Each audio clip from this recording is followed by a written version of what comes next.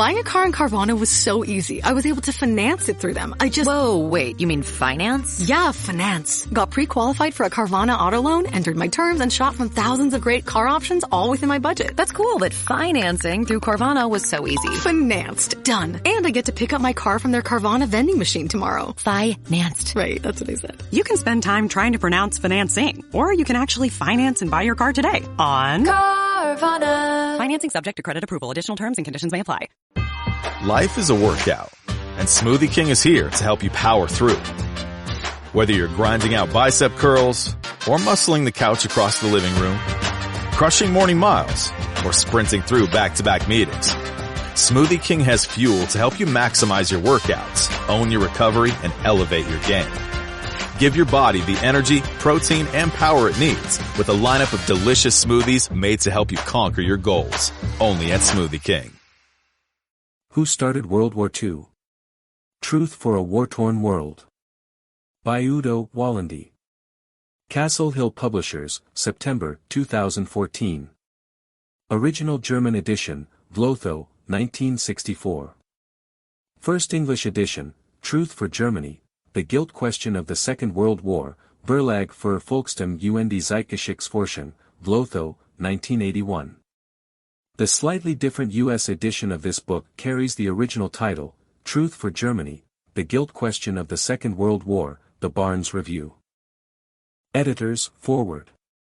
How can anyone in his right mind ask who caused the Second World War? Everybody knows who did it.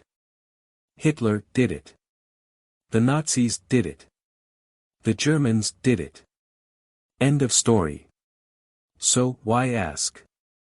But since you've started reading this book, chances are that you know already that truth is rarely that simple, or are at least willing to hear arguments to that effect. After the end of the First World War, the victorious powers insisted that Germany take the full blame for the outbreak of that conflict. It is true that it was Germany who declared war on France and Russia, and not the other way around. But it is also true, as most historians acknowledge today, that Germany was the only great power of those days who seriously tried to avert this war, and who tried to stop it with numerous genuine, reasonable peace offers once it had been unleashed. These propositions simply fell on deaf ears and further, were concealed or even denied by their recipients. Hence, it is not always the nation firing the first shots who is primarily responsible for the ultimate course of an armed conflict. In late 1918, after the U.S. had proposed a reasonable basis for peace negotiations, U.S. President Wilson's 14 points, and after all powers involved had agreed upon it, Germany surrendered. But after the Germans had laid down their weapons, the other powers did not follow suit, as the armistice had provided. Quite to the contrary, the ceasefire agreement was repudiated and replaced with the plunder and rape of Germany in what is called the Treaty of Versailles. Ever since Germany had been forced at gunpoint to sign this treaty, voices of reason could be heard all over the world stating that the conditions of this treaty must be revised, or else yet another major European conflagration would be inevitable. The greedy, hate-filled victorious powers, however, did not allow such a revision. Hence, when peaceful revisions failed, new tensions and finally a new war arose. The Second World War is therefore nothing else but the continuation of the First World War. It is impossible to understand the Second War without knowing the causes of the First War and how that war was ended. Both wars have to be seen as one unit, as a 30 Years' War. It was not the first 30 Years' War on European soil, it was the second. The first happened between 1618 and 1648, when most of the great powers of Europe of that time, first and foremost the Church, struggled for control over the heart of Europe, that is, Germany. The consequences for Germany were devastating. It lost roughly 1/3 of its population, mostly due to war-induced famines and epidemics, and became politically emasculated, unable to decide its own fate for 200 years. Even though the peace treaty which ended this first German catastrophe placed a national German paralysis for centuries, at least it didn't blame anyone for the war and instead ordered a general amnesty for all the atrocities committed by all sides during the conflict, allowing everyone a fresh start. As we all know, that was not the case after the Second 30 Years' War. First of all, there was no peace treaty with Germany, and there still isn't. In addition, Germany has been made to carry the imposed burden of exclusive guilt, and while all the victors' atrocities have been amnestied, denied, and even forgotten, the vanquished nations are haunted to this very day by collective accusations, and their now geriatric citizens who were involved in that war are still today in constant danger of being hunted down, dragged into show trials and thrown into prisons for crimes allegedly committed some 70+ years ago. This Second 30 Years' War had at its core a similar motivation. After Germany had overcome the political castration of the First 30 Years' War by uniting all northern and central German principalities under Prussian rule in 1871, it rapidly gained economic strength and was swiftly outcompeting all other great European powers. These powers in turn felt that they either had to control, weaken, or even destroy this new, much smaller Germany in order to stop this apparently interminable German success story. The most radical proponent of that attitude was Great Britain. The UK saw its world dominance increasingly threatened by Germany, whose economic prowess had surpassed Britain's just prior to the First World War. Although Germany had repeatedly offered Britain her assistance in maintaining the empire, Britain was not willing to share her rule of the waves with her cousin Germany.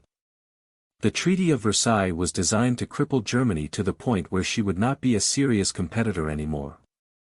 But Hitler derailed that plan. He reunited Germany, liberated her from the shackles of Versailles, and enabled Germany to economically rise from the ashes of Versailles with breathtaking speed. While the rest of the world continued to suffer from the Great Depression, Germany flourished and again outcompete everyone within only a few years of Hitler's rule. Hitler had to be stopped. Germany had to be stopped. The job left undone after the First World War had to be finished.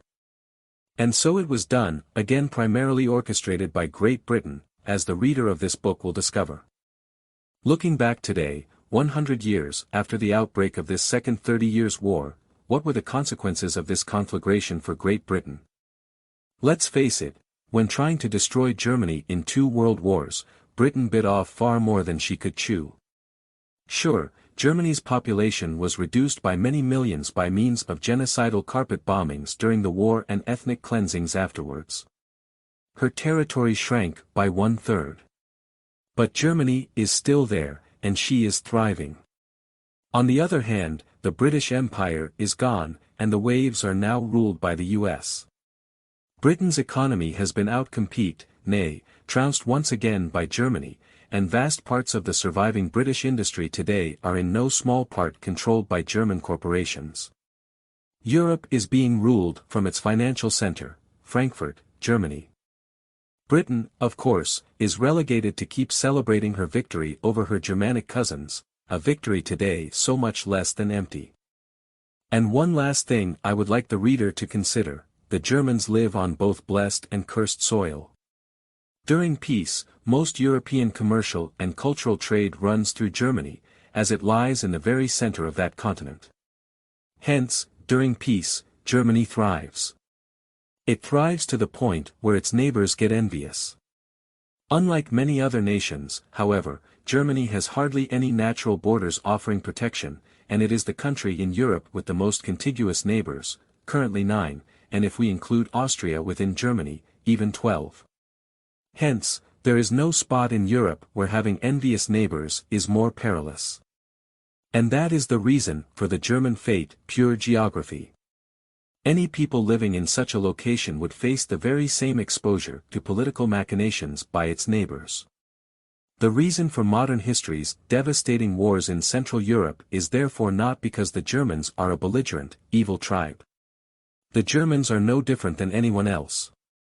It is simply a matter of political geography, or geopolitik, as the Germans say. Jamar Rudolph, August 18, 2014. Chapter 1. Only the truth will set you free. Building political structures that ensure lasting peace will necessarily call for open and unbiased dialogue, which itself depends on historical objectivity. Those who falsify other nations' history and at once refuse to consider their own past objectively and honestly deserve no trust. They have nothing to contribute to the quest for peace and justice in the world. It is the historian's duty for the sake of the past and the future to search for, to find, to defend, and to gain acceptance for those historical truths which will stand the test of time, irrespective of considerations of political expediency which can be elevated to the status of universal dogma with the support of the mass media and the help of governmental means of control. The blind adherence to politically motivated conclusions and the concealment of essential historical documents can never help attain that objectivity which is indispensable to the quest for peace and the continued existence of humanity. The world today cannot afford to tolerate historical lies. Both the present and the future demand an uncompromising examination of the question of war guilt. The proverb, "Might is right," offers no solution. Moreover, the warring parties to any future conflict will hardly acknowledge it as a precept of international law. A judgment can be constructive only if accepted by both sides as being based on fundamental and inalienable truths, and on a concordant interpretation of the law. Whoever does not also grant the principles of justice to Germany is clearly not amongst those who have truly perceived and understood what really happened in Europe and indeed in the world during the 20th century, and who are now determined on making understanding, veracity, justice, honor and consequently peace itself politically effective.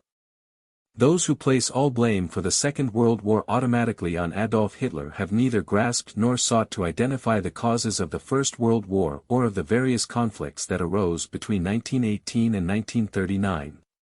Thus, no answer is given either to the guilt question of previous wars, or to those that have been waged since 1945. Likewise, the tensions between the two superpowers during the Cold War cannot be explained either when placing guilt solely on Hitler and on the German people.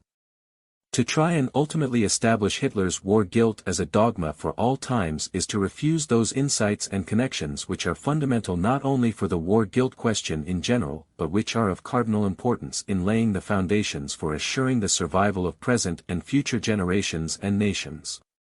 It is vital to discard political dogmas, prejudices, catchwords and slogans in order to achieve a fuller vision of history, of peoples, and of individual destinies, and to make unbiased judgment possible.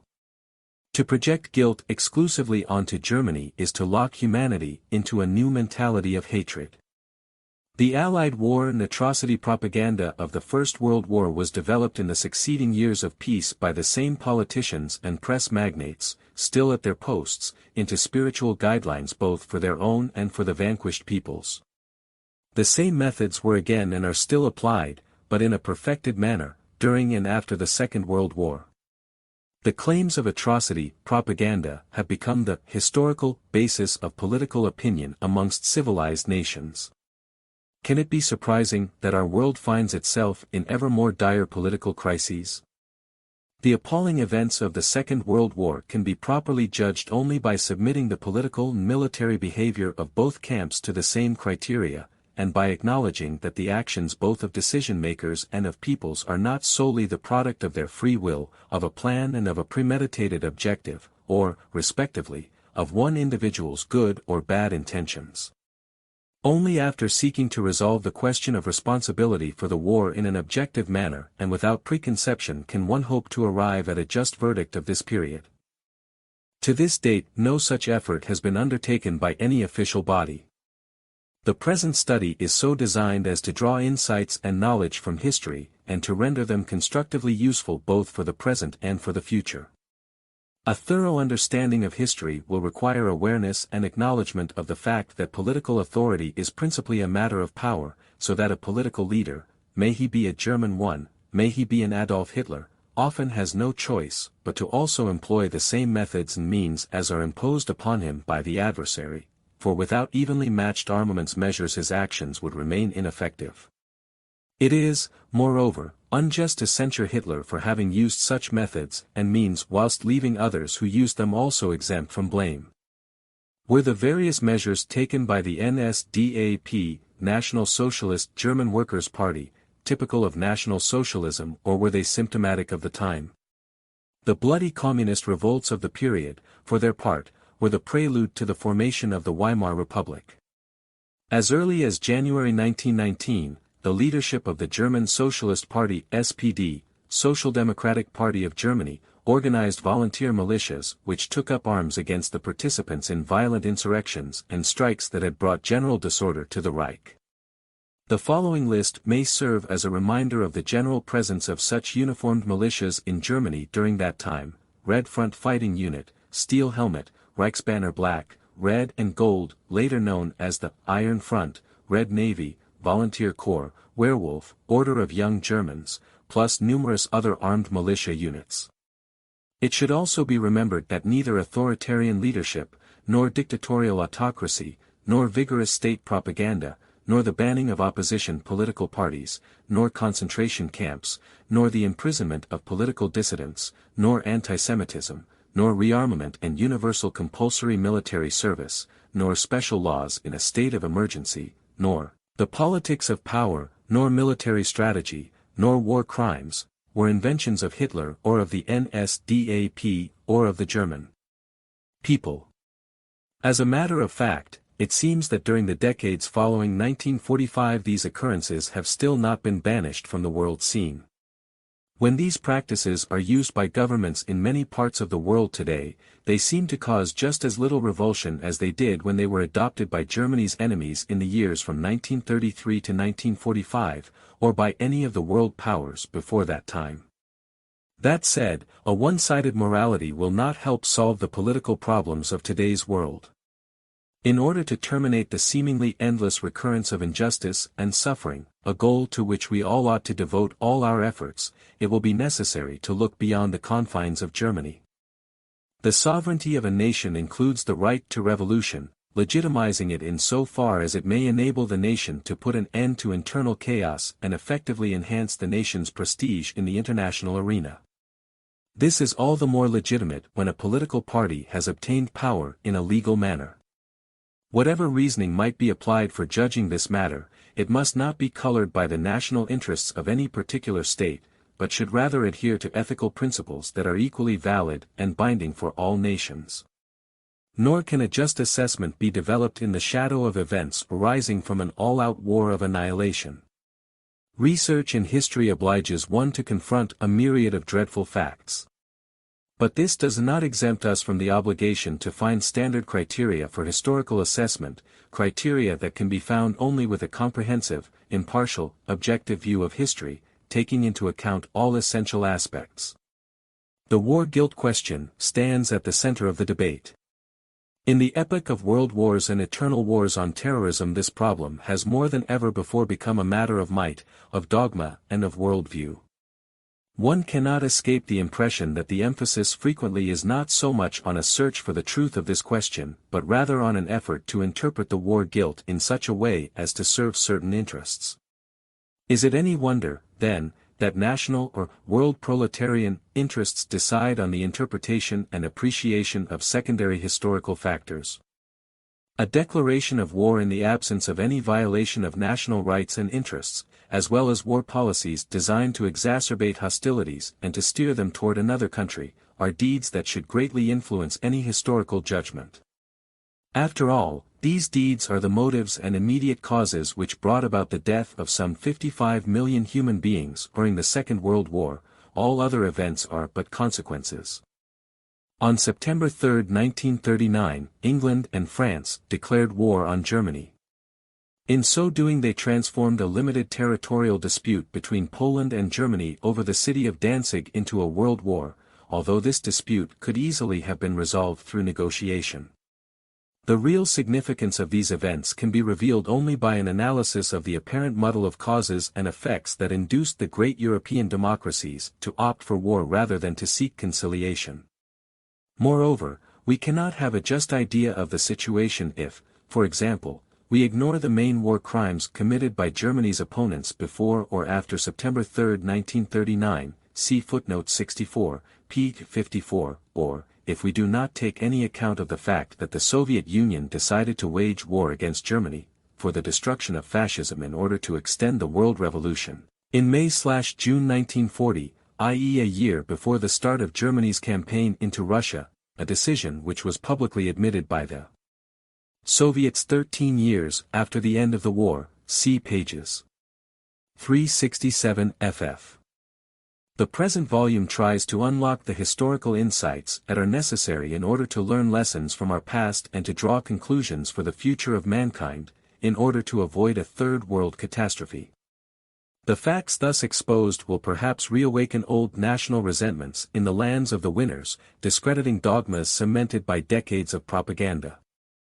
In any case, the free and open discussion of questions of destiny, questions that are crucial for humanity, for the European nations, and for the German people, cannot rightly be denied by way of a peremptory invocation of the National Socialist policies toward the Jews during the last war. A German national must be allowed to defend his nation and thus himself against the accusation of guilt cleaving to Germany's name. He must, therefore, be allowed to strive fully committed to world peace, equipped only with his intellectual resources. Chapter 2. Clarification of the war guilt question. A prerequisite for future peace. During the 20th century, 2 world wars have swept over the European continent like hurricanes. Death and misery have left the survivors horror-stricken. Countless cities were crushed into piles of rubble and ashes. Imbued with idealism and belief in a just cause, armies were bleeding to death on all fronts. Women, children and old people found their graves buried under the bombs and phosphorus of enemy squadrons. Millions upon millions suffered their undeserved lot with dogged and silent determination. Countless destinies have been transformed by these senseless tragedies. Who was responsible for all this horror? One man. A gang of criminals. Several gangs. One nation. A world conspiracy of capitalists, Jews, fascists, communists. Or, and this question needs to be asked too, is it the whole human race marked by original sin? The will of God? Did nature with its still largely hidden laws arrange for those tiny particles, we human beings, to battle eternally on this planet Earth, this immense planet that fades into obscurity in the vastness of the cosmos? In that case, is there no guilt at all? Is it fate or the will of God, or the random selection of human free will that shape our historical development? Are victory and defeat merely the expression of a judgment handed down by history in regard to individuals and nations? In this world, do we only find triumphant the honorable, the noble, the just, the loving, the compassionate and progress? Only reason can enlighten us with respect to these elementary questions. Faith is not able to supply the answer. When faced with the misery and gravity of the situation, the millions of killed and wounded, the war-stricken nations, then each one of us is reminded to unravel the problems of the past, to do it with honesty and objectivity and with courage and vigor. It goes without saying that the scientific method should be used here. Scientific analysis demands a mind without prejudice and immune to the pressures of political power. Humanity no longer has any use for theories, hypotheses and contradicting schools of thought. We have come to realize that it is neither faith, nor scientific or political teaching, nor any philosophy that has ever given us a reliable assessment or a clear, unambiguously correct answers when probing the world and its displays. It is therefore essential to critically evaluate all those beliefs and tenets which, especially in the political field, are deeply entrenched and defended with such intolerance. Insanity, stupidity, megalomania, profiteering, barbarism, miscalculations, and the losing of one's nerves can no longer be accepted by any nation as a possible explanation for the causes of the 2 world wars. The consequences are far too gruesome, the inconsistencies of the testimonies too obvious. Not enough of the ravages of the past, not enough of the experience of the 2 world wars, not enough of the misery in one's own country, and in other countries. Only a few years had gone by since the most dreadful of all wars, and the threat of a third world war was looming for decades during the Cold War. And hardly was that virtual war over, next came the eternal war on terror, with its current catastrophes and calamities. Despairing when faced with this pitiless reality, we search for rescue, for a convincing answer to our agonizing questions. Why must nations always be at odds with one another?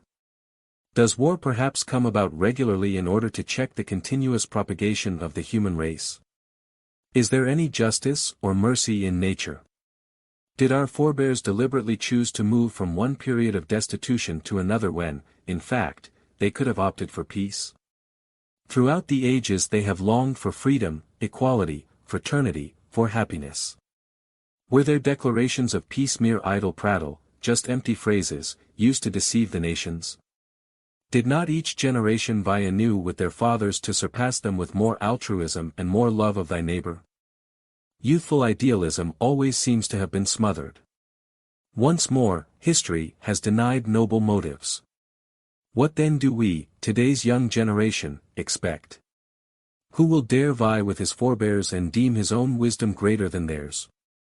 If we really had wanted to improve on our ancestors' efforts for peace, we should have succeeded long ago in banishing the threat of war for all times, especially since, on the one hand, we now have at our disposal all possible means for bringing about a reciprocal understanding between nations, while, on the other hand, never before have so many people realized the utter futility of war.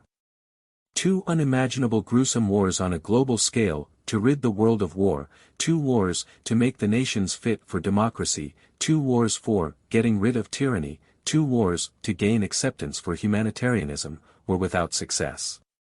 Each time the results were such as to bring about an increase in injustices, more disagreements and more disputes amongst the nations.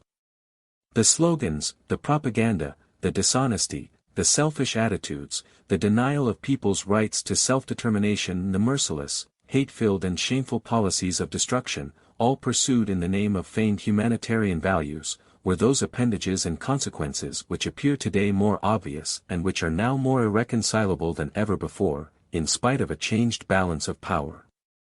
The path of history has never been a path of common sense or fairness, nor has it ever been a path of fraternity, of magnanimity, or of true advancement. Fabricated war guilt notions, enforced by intolerant power politics, served as a starting point and a justification for the system of rules created by the military victors after both world wars. In spite of the fact that historical research has refuted these views, despite the obvious flagrant violations of the right to self-determination, despite the installing of democratic, even most democratic, social structures, the post-war political structures aborted freedom of opinion, of teaching, and especially of action on the crucial war guilt dogma, notwithstanding its vital importance for the destiny of nations, for the political climate and for the international order. A look back into history gives rise to the question, has the world changed over the centuries? Were the previous forms of government very different from today's? Although many historical situations repeat themselves, with different nuances and under changed names, with different banners and changed value systems, today's conditions are essentially different in the following respects. The intellectual level and social attitude of the educated citizen. The public spirit of modern society. The catastrophic dimensions of a modern warfare. New problems posed by the magnitude of such a war, destruction of all established values, danger of mass suicide. The expectancy and the experience of various forms of government. The structures of international coexistence of nations. What else might be done besides creating international arbitration bodies such as the League of Nations and the United Nations Organization, with their various subsidiary organizations, to settle international disputes peacefully? These institutions were not created to lull to sleep the nations of the world, but were meant as a wake-up call for an international conscience. Even though their ideas, undertakings, modus operandi, and constitutions more often than not, indeed in part quite fundamentally, deviated from the demands of international politics and from international law, the existence of these institutions should be fully acknowledged. Every politician must take into account the sovereign will of statesmen of other countries.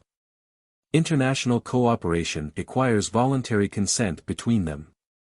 Needed is a power transcending national limits, a law transcending national limits, a system of values transcending national limits.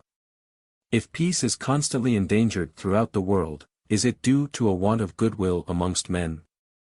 Possibly a world government might be able to open new paths by which to maintain peace. However, it would have to be based on the trust of all nations. The establishment of such trust would, for its part, begin with an objective assessment of common historical experience, notably with regard to those statesmen and political systems that the law of fate has allowed to be destroyed, and end with an understanding of the dynamics of causality to which mankind is subject. To these conditions must be added the duty to hold fast to universally binding values.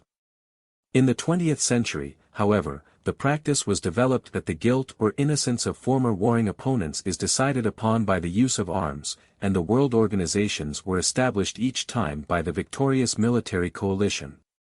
The organizations thus formed have at all times striven to maintain as official their own partial account of history and to impose the political order thus derived on an international level, labeling it as international and, in accordance with international law. Thus we find that up to now the world organizations have always refused to adopt an objective attitude of nonpartisanship and to commission historical research in order to uncover the truth. They have also strongly opposed any modification of the status quo that would demand justice and historical truth and with it the conditions for peace. It is not by chance that these institutions have not enjoyed the trust of all nations, nor make their codes binding for all. After military defeat, the victor would routinely dispute the legal system of his formerly equal enemy to the point of declaring him a criminal. Such methods are contrary to international law and inhumane, if not to say, criminal itself, and will hardly solve any problems in the future. The world powers, who alone can be expected to launch new major wars, must engage in dialogue on an equal footing. Both the politician, in looking to the future, and the historian, in confronting the past, must work in such a spirit. War as a reality is not merely an entity of the past, but requires a constant state of alert in all countries today and tomorrow. The fundamental problems that it poses are timeless. Any attempt at clarification must be made without attachment to time, place, power, or ideology. A world war is a tragedy for the whole human race, not just one nation or one political party. The causes of war cannot be clarified by preventing yesterday's opponent from speaking and reminding him of his defeat. All of mankind wants to be heard. It has a right to be heard. For the sake of the past and the future it even becomes a duty of politicians and of historians to listen to its voice. The mammoth proportions of the world wars pushed the question of war guilt and of expiation of this guilt to the center of attention in public opinion worldwide. Napoleon's banishment to Elba and St. Helena allowed the question of guilt to be set aside, but in the 20th century too many violent passions had been aroused, insisting on an investigation into the causes, clamoring for a verdict and for future protection. The millions of those killed in the war, the wounded, the homeless, the oppressed, the refugees from the East, are entitled to the condemnation of those guilty of the war. They are entitled to the respect to be shown for their own personal rights and the rights of their nations. The absence of any international court proceedings and, especially, of any objective international investigative committee charged to discover the causes of the First World War have facilitated the subsequent outbreak of a Second World War. Although it would have been wishful thinking to hope to deter future politicians from waging war on pain of death, the knowledge of those causes and their guilty agents, as well as the improved standards of international law, could have prevented a new catastrophe. The year to repair that neglect was 1945. The blame for this neglect after the First World War, however, lies not with the German nation or any German government, for when the German side repeatedly demanded a neutral, i.e. an international, commission of historians for an investigation of the war guilt question and offered, at the same time, to grant access to all archives and documents, this was spurned by the Versailles victor states. Nor did the victorious powers exhibit a burning desire to guarantee justice and equality amongst the nations for the sake of a future peace. Professor Sven Hedin, the renowned Swedish scholar and East Asia explorer, once wrote appropriately. In studying modern history, one can rarely state with certainty that a war between two countries or two blocks of nations actually began at the moment when war was declared or when the first shot was fired. Take the two world wars swamping the present generation, where the events which finally made war inevitable go far back in time. The shots at Sarajevo were not fired by mere chance, but their sound ruptured the dark clouds which had been brewing over Europe for some time. Even less did the Second World War begin on the September 1, 1939, at that precise moment when German troops were crossing the Polish border. It was born of the First World War, at that hour at the latest, and the representatives of 32 nations gathered in the Hall of Mirrors at Versailles to endorse a document that was touted as a peace treaty without being one. And a German historian has stated, "The popular idea according to which a war starts with a declaration of war is only partly accurate. There are intermediary stages, between war and peace, to which neither of the two concepts applies. It is for that reason that such provisional expressions as undeclared war and Cold War have been invented. On the basis of previous experience, the historian can therefore recognize the dark clouds which presently threaten mankind. He need not even wait for the first shot of a new war before being able to assess and evaluate the given matters of conflict and the legal positions amongst the nations involved. Historians and scientists have a duty to note in time the causes of wars of the past, of the present, and of the future, and thus averting future wars." Chapter 3. Versailles 1919 and the question of war guilt. The question of war guilt for the First World War has neither been perceived as having inevitable consequences or has it been treated as such to this day. It has served instead as a means to promote the victor's power interests, resulting in permanent discrimination, deprivation of rights, the carving up of territory and the pilfering of resources of the vanquished. Under the pretext of war guilt, moral decency, trust and the rights of peoples are eclipsed, leaving fertile ground for future conflict. World public opinion, thus far, has not grasped this. In contradiction of the 14-point program drafted in the course of the negotiations leading to the armistice in 1918, France and Great Britain imposed conditions upon the German people that violated the fundamental principles of international law. In the terms of the Versailles Victor's dictate, Germany bore full and exclusive responsibility for the war. She was subsequently held liable for reparation of all damage done. The Versailles dictate became the foundation of law, the law of nations providing the rule of order amongst the European nations. Lies, economic exploitation for an indefinite period, annexation, forced assimilation and the oppression of ethnic minorities, the expropriation of other nations' colonies, compulsory demilitarization, submission to foreign governments, military occupation and numerous other instances of wrongful and arbitrary treatment were thus legalized by the victors. In consequence, the very ideas of law, democracy, agreement, truth, self-determination, freedom, etc. were subverted. Anyone who called into question these acts of the civilized nations was accused of violation of law, revisionism, revanchism, and considered a warmonger. The authority of this ruling is derived from the war guilt paragraph, section 231, of the Versailles Treaty and moreover from the Allies' explanatory letter of June 16, 1919 to the German representatives, reply of the Allied and associated powers to the observations of the German delegations on the conditions of peace, published as a preface to the treaty. It reads, in part, "In the view of the Allied and associate powers, the war which began on August 1, 1914, was the greatest crime against humanity and the freedom of peoples that any nation, calling itself civilized, has ever consciously committed. For many years the rulers of Germany, true to the Prussian tradition, strove for a position of dominance in Europe.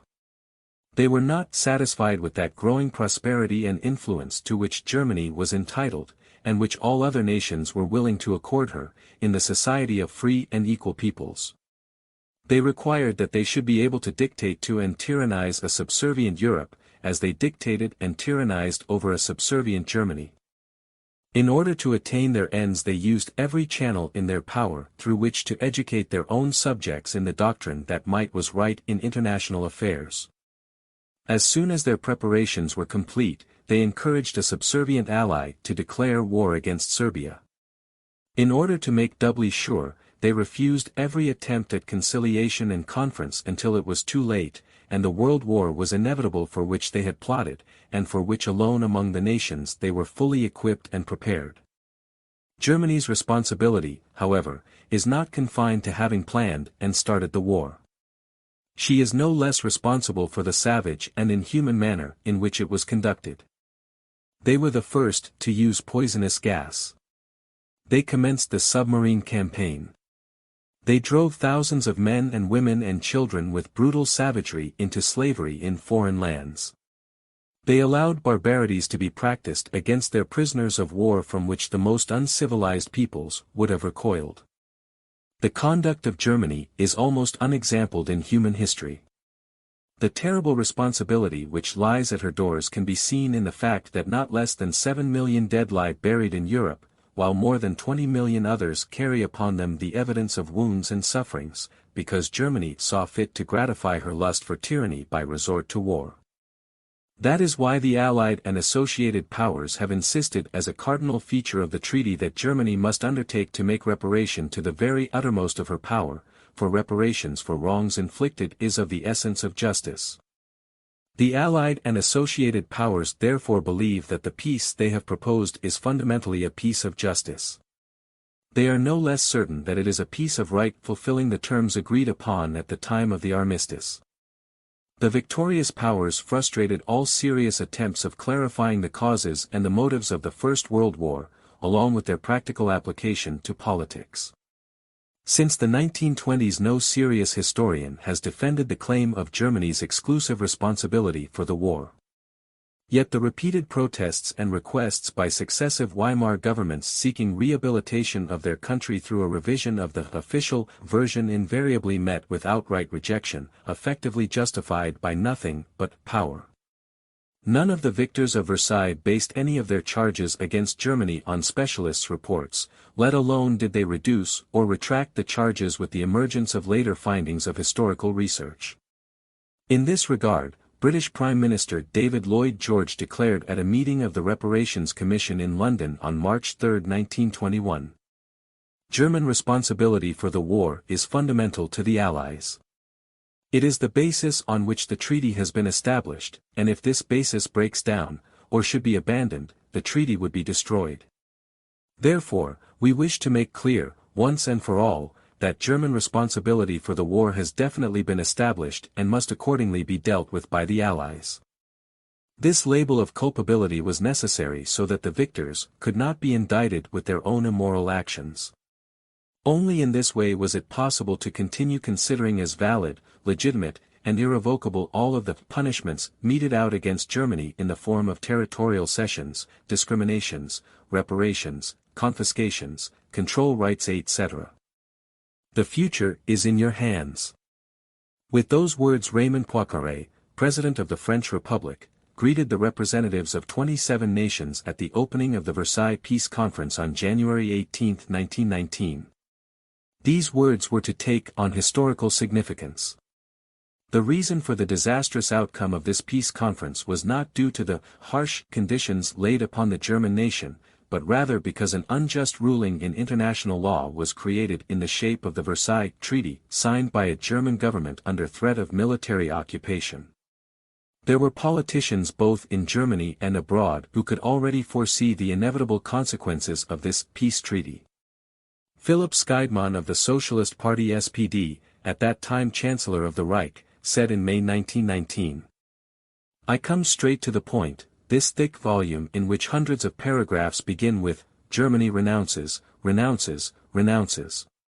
This terrible, deadly weapon is being used to extort from a great nation an admission of its own unworthiness, an agreement to a pitiless dismemberment, the acceptance of enslavement. This text must not be allowed to become a statute book for the future. What hand should not wither, binding us with these chains, yet still they want us to work like slaves for international finance, to do sockage, labor for the feudal lord, for the whole world. The government of the Reich considers this treaty unacceptable.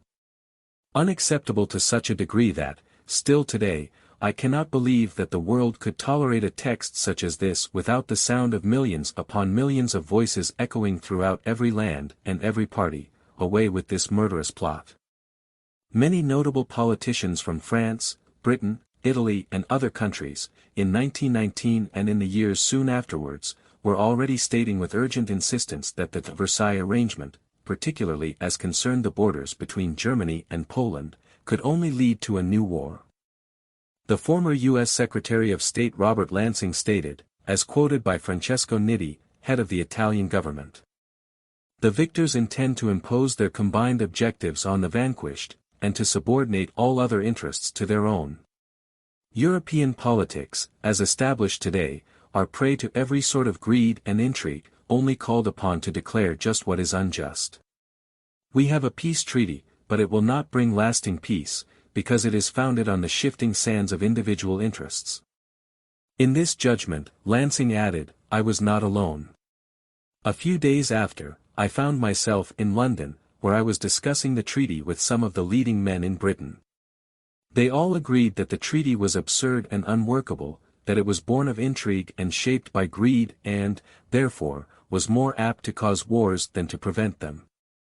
Nitti himself said around the same time, a serious and durable peace has never been built on the plunder, the torture and the ruin of a defeated nation, let alone a defeated great nation. And it is precisely this which the Treaty of Versailles represents. The British Labour Member of Parliament J. W. Neeshaw commented at his party's conference of 1920 in Scarborough.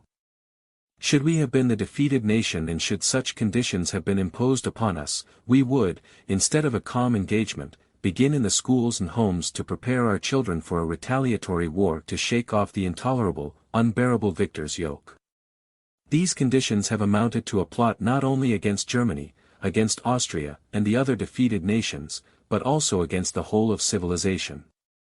The Dutch ambassador to London, René van Swinderen, stated to the British diplomat E. Howard.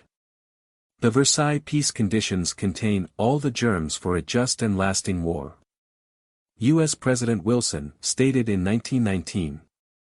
How can, for instance, a power like the United States of America, since I cannot speak for any other, 3,000 miles across the ocean, sign this treaty, withdraw from Europe and tell the people in America that a peace treaty has been created for the world, while its content cannot be viewed as lasting? I have felt it incumbent upon me to withhold my signature.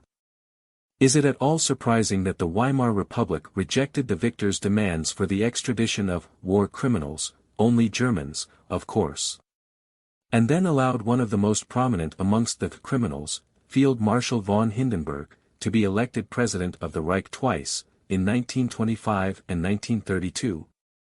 All governments during the Weimar Republic, irrespective of political orientation, denied the legitimacy of the Versailles Dictates' grave accusations and of its consequences for their country, calling time and time again for a fair judgment to be made by an impartial court of justice. Always in vain. The great powers simply did not respond. The trust amongst the nations involved thus remained impaired. Versailles was the irresponsible provocation that summoned a nation to gather all of its defensive forces available and mold them into a united front, the better to fight this injustice not only with words but also with deeds. An Englishman, Lord Buckmaster, admitted that to induce any nation, however evil and abominable they might be, to lay down their arms on one set of terms and then, when they were defenseless, to impose another set, is an act of dishonor which can never be effaced. But, this was not the only thing that took place. On October 7, 1928, Lloyd George conceded in a speech at the Guildhall in London. The entire documentation which certain people among our allies have placed before us was made up of lies and is a swindle. We have ruled, in Versailles, on the basis of forgeries. At the session of May 8, 1919 at the Peace Conference at Trianon Palace, the Allied delegates confessed that they had not the slightest notion of the problems of Central Europe. Yet none of these shocking facts led to any change in the situation. The governments of those countries had given their word to the world and to Germany, and they broke it time and time again. Germany had laid down her arms in November 1918, trusting that the conditions of the 14 points made by U.S. President Wilson would be honored, since Lloyd George for Britain and Clemenceau for France, as well as the United States of America, had committed themselves to them in a pre-armistice agreement. The Allies completely ignored their obligation. The armistice agreement was violated at the very outset with the continuation of the blockade against Germany. The Allies repeatedly breached their peace treaty thereafter, in the absence of any provocation by the German government, and at a time when Adolf Hitler was just entering the political arena. The violations against this pre-armistice agreement by the Versailles Treaty were failure to respect the Reich's sovereignty and the denial of the right to self-determination for its population in contested border regions, Malmedy, Alsace, parts of East Prussia and all of West Prussia. Annexation of parts of Upper Silesia by Poland in spite of a plebiscite in favor of remaining a part of Germany. Poland's violations of the borders drawn up at Versailles. Annexation of the Memel territory by Lithuania without plebiscite. Misappropriation of Germany's colonies contrary to Article 5 of Wilson's 14 points as the one confirming impartial regulations. Non-observance of the minority rights of the separated ethnic Germans, despite contractual assurances. Military occupation of the Ruhrort, of Duisburg, Düsseldorf, Mulheim, Oberhausen and other West German cities in March 1921, and the relocation of the customs border, military occupation of the Ruhr area in January 1923 by France.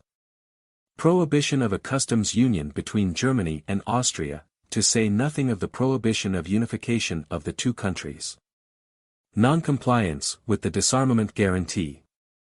Additional resolutions of the Council of the League of Nations to further restrict the freedom of Danzig. Expulsion of ethnic Germans who were compulsorily separated from the territories detached from the German Reich. By 1922 their numbers had already reached 1 million, not counting those interned by the Allies. 200,000 expatriates and Germans in her former colonies. 120,000 Germans of Alsace-Lorraine. 500,000 Germans, refugees and exiles from West Prussia, Posen and eastern Upper Silesia. 100,000 Germans from Russia and the Baltics. The countries in question never took stock of the grave consequences of these facts. Brave voices raised here and there were stifled by the wave of blinding hatred of anything German. In those lands the showing of hatred for Germany seemed to have become a way to demonstrate character and good citizenship, in keeping with the international or rather European political standard. Not troubled in the least by the various critics, the victorious powers continued to regard their treaty as a means by which to conduct their general anti-German policy. Germany remained weak, dismembered, strife-torn, isolated from foreign affairs, economically ruined and under constant military threat from her neighbors. Danzig, Posen, West Prussia, Upper Silesia and Eastern Silesia, Memel, the Saarland, Sudetenland, Holstein, Malmedy, North Schleswig, South Tyrol and Alsace-Lorraine. The treaty had stripped Germany of all these territories, turning them into detonators of conflict along her borders that made a reconciliation between the German nation and her neighbors still more difficult, if not impossible.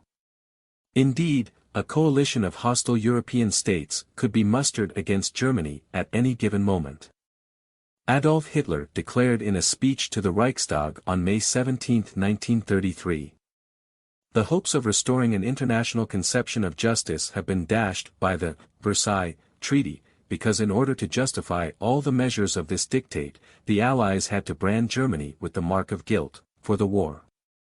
This procedure is both simplistic and impracticable.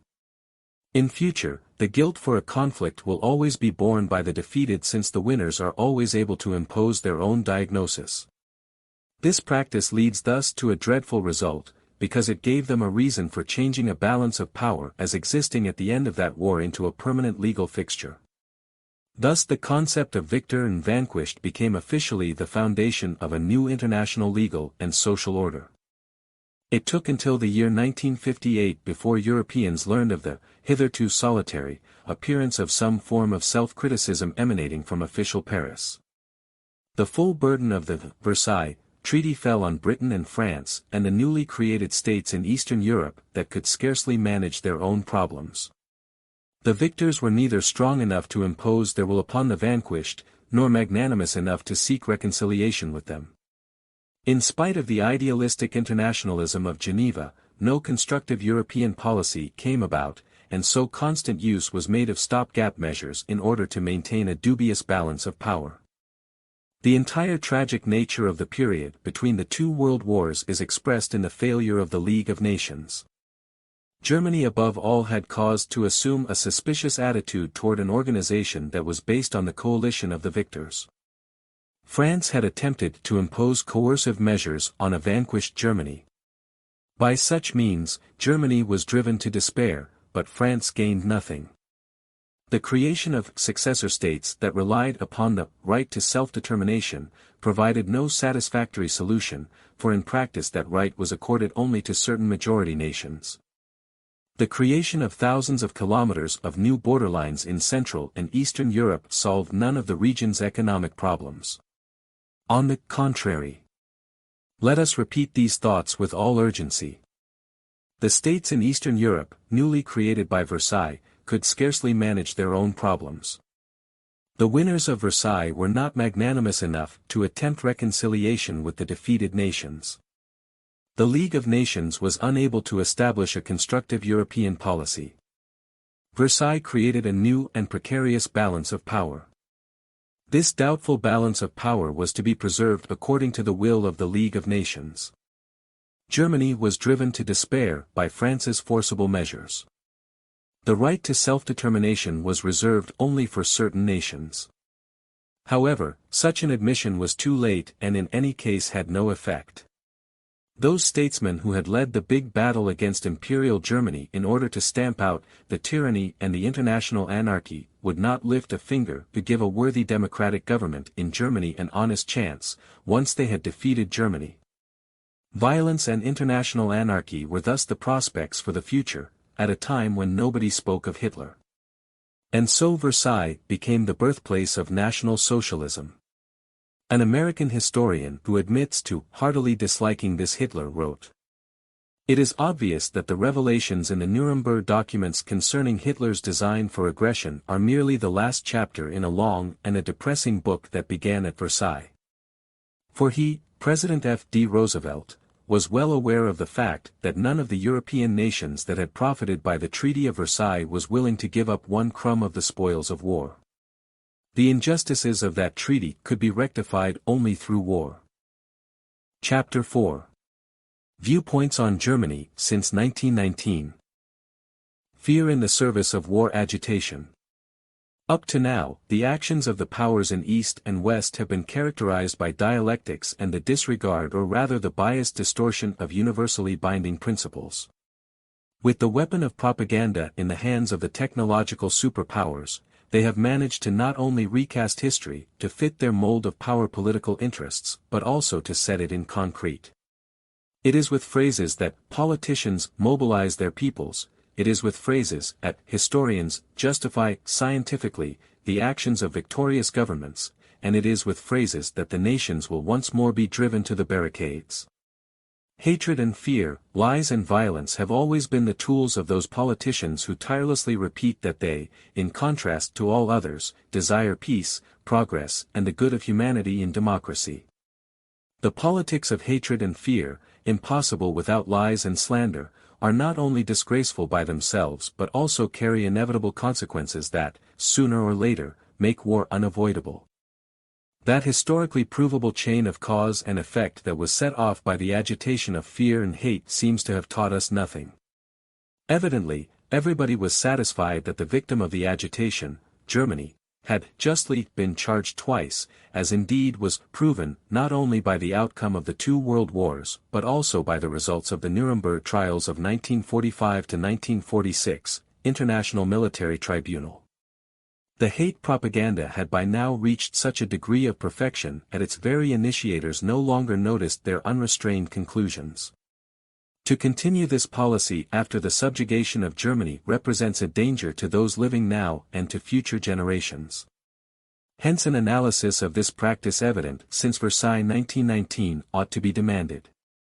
Ever since 1919 the victorious Allies and their associates have continued their war propaganda against Germany which, as we know, was not exactly concerned with a truthful reporting of events. While the Imperial German government and Germany's military high command, the Prussian traditions and the German people had been the object of a rigorous campaign of slander designed to help win the First World War, that campaign was diligently continued even after victory, so that the war aim, the crushing and weakening of Germany, would be maintained even in future times of peace. The systematic and deliberate practice of insulting, mocking, and deriding other nations, governments and heads of state, with the help of modern means of communication and with reference to freedom of speech in peacetime, with accusations of lusting after revenge, emerged at a time when Germany was weak and defenseless and would have been willing to accept a policy of compliance.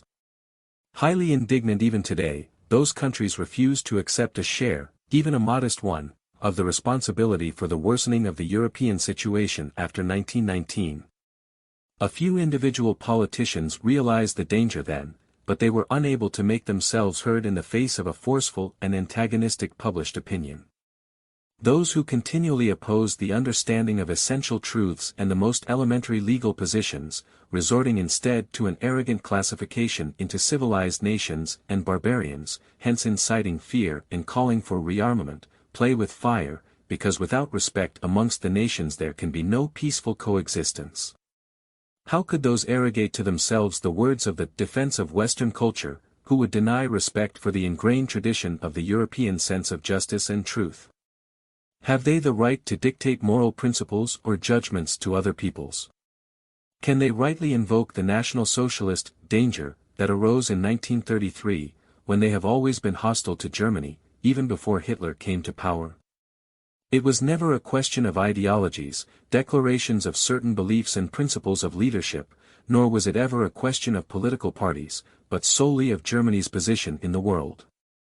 Already Kaiser Wilhelm II declared once, "How can I ever convince a people against their will, when day in and day out the press is prompting the people to an attitude of distrust and suspicion, and when every act of friendship and peace is misjudged?"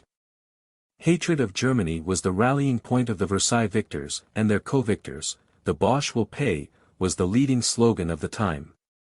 It seemed that in electoral campaigns only those candidates who sought to outdo their opponents with displays of rabble-rousing patriotism were able to garner enough votes. These politics of fear were not based on any facts that might have been open to different interpretations. It started out from arbitrary evaluations, insinuated motives, intentions, schemes, procedures and suppositions, most of which were pure inventions. Already a Weimar government had withdrawn from the Geneva Disarmament Conference in September 1932, stating that it could no longer endure the constant discrimination against Germany, and that it considered the arguments presented by the French delegation in support of new security measures outrageous and dishonorable. Lloyd George, British War Premier from 1916 to 1922, stated in September 1932 when referring to the disarmament subject, "I see no difficulty in making the German understanding my own in realizing that the victorious nations have brazenly breached the trust in the armament question." The same man, 2 years later on November 29, 1934, stated in the British House of Commons, "The victorious powers solemnly promised the Germans in the treaty that they would disarm, if Germany led the way in disarming. Germany waited 14 years for the fulfillment of this promise. During that time a queue of distinctive, peaceable ministers were active in Germany, ministers who did not stop to seriously entreat the big powers to redeem the given promise at long last. They, the victorious powers, made fun, bantered these German ministers into a number of agreements, among them one, a distinctive anti-war agreement.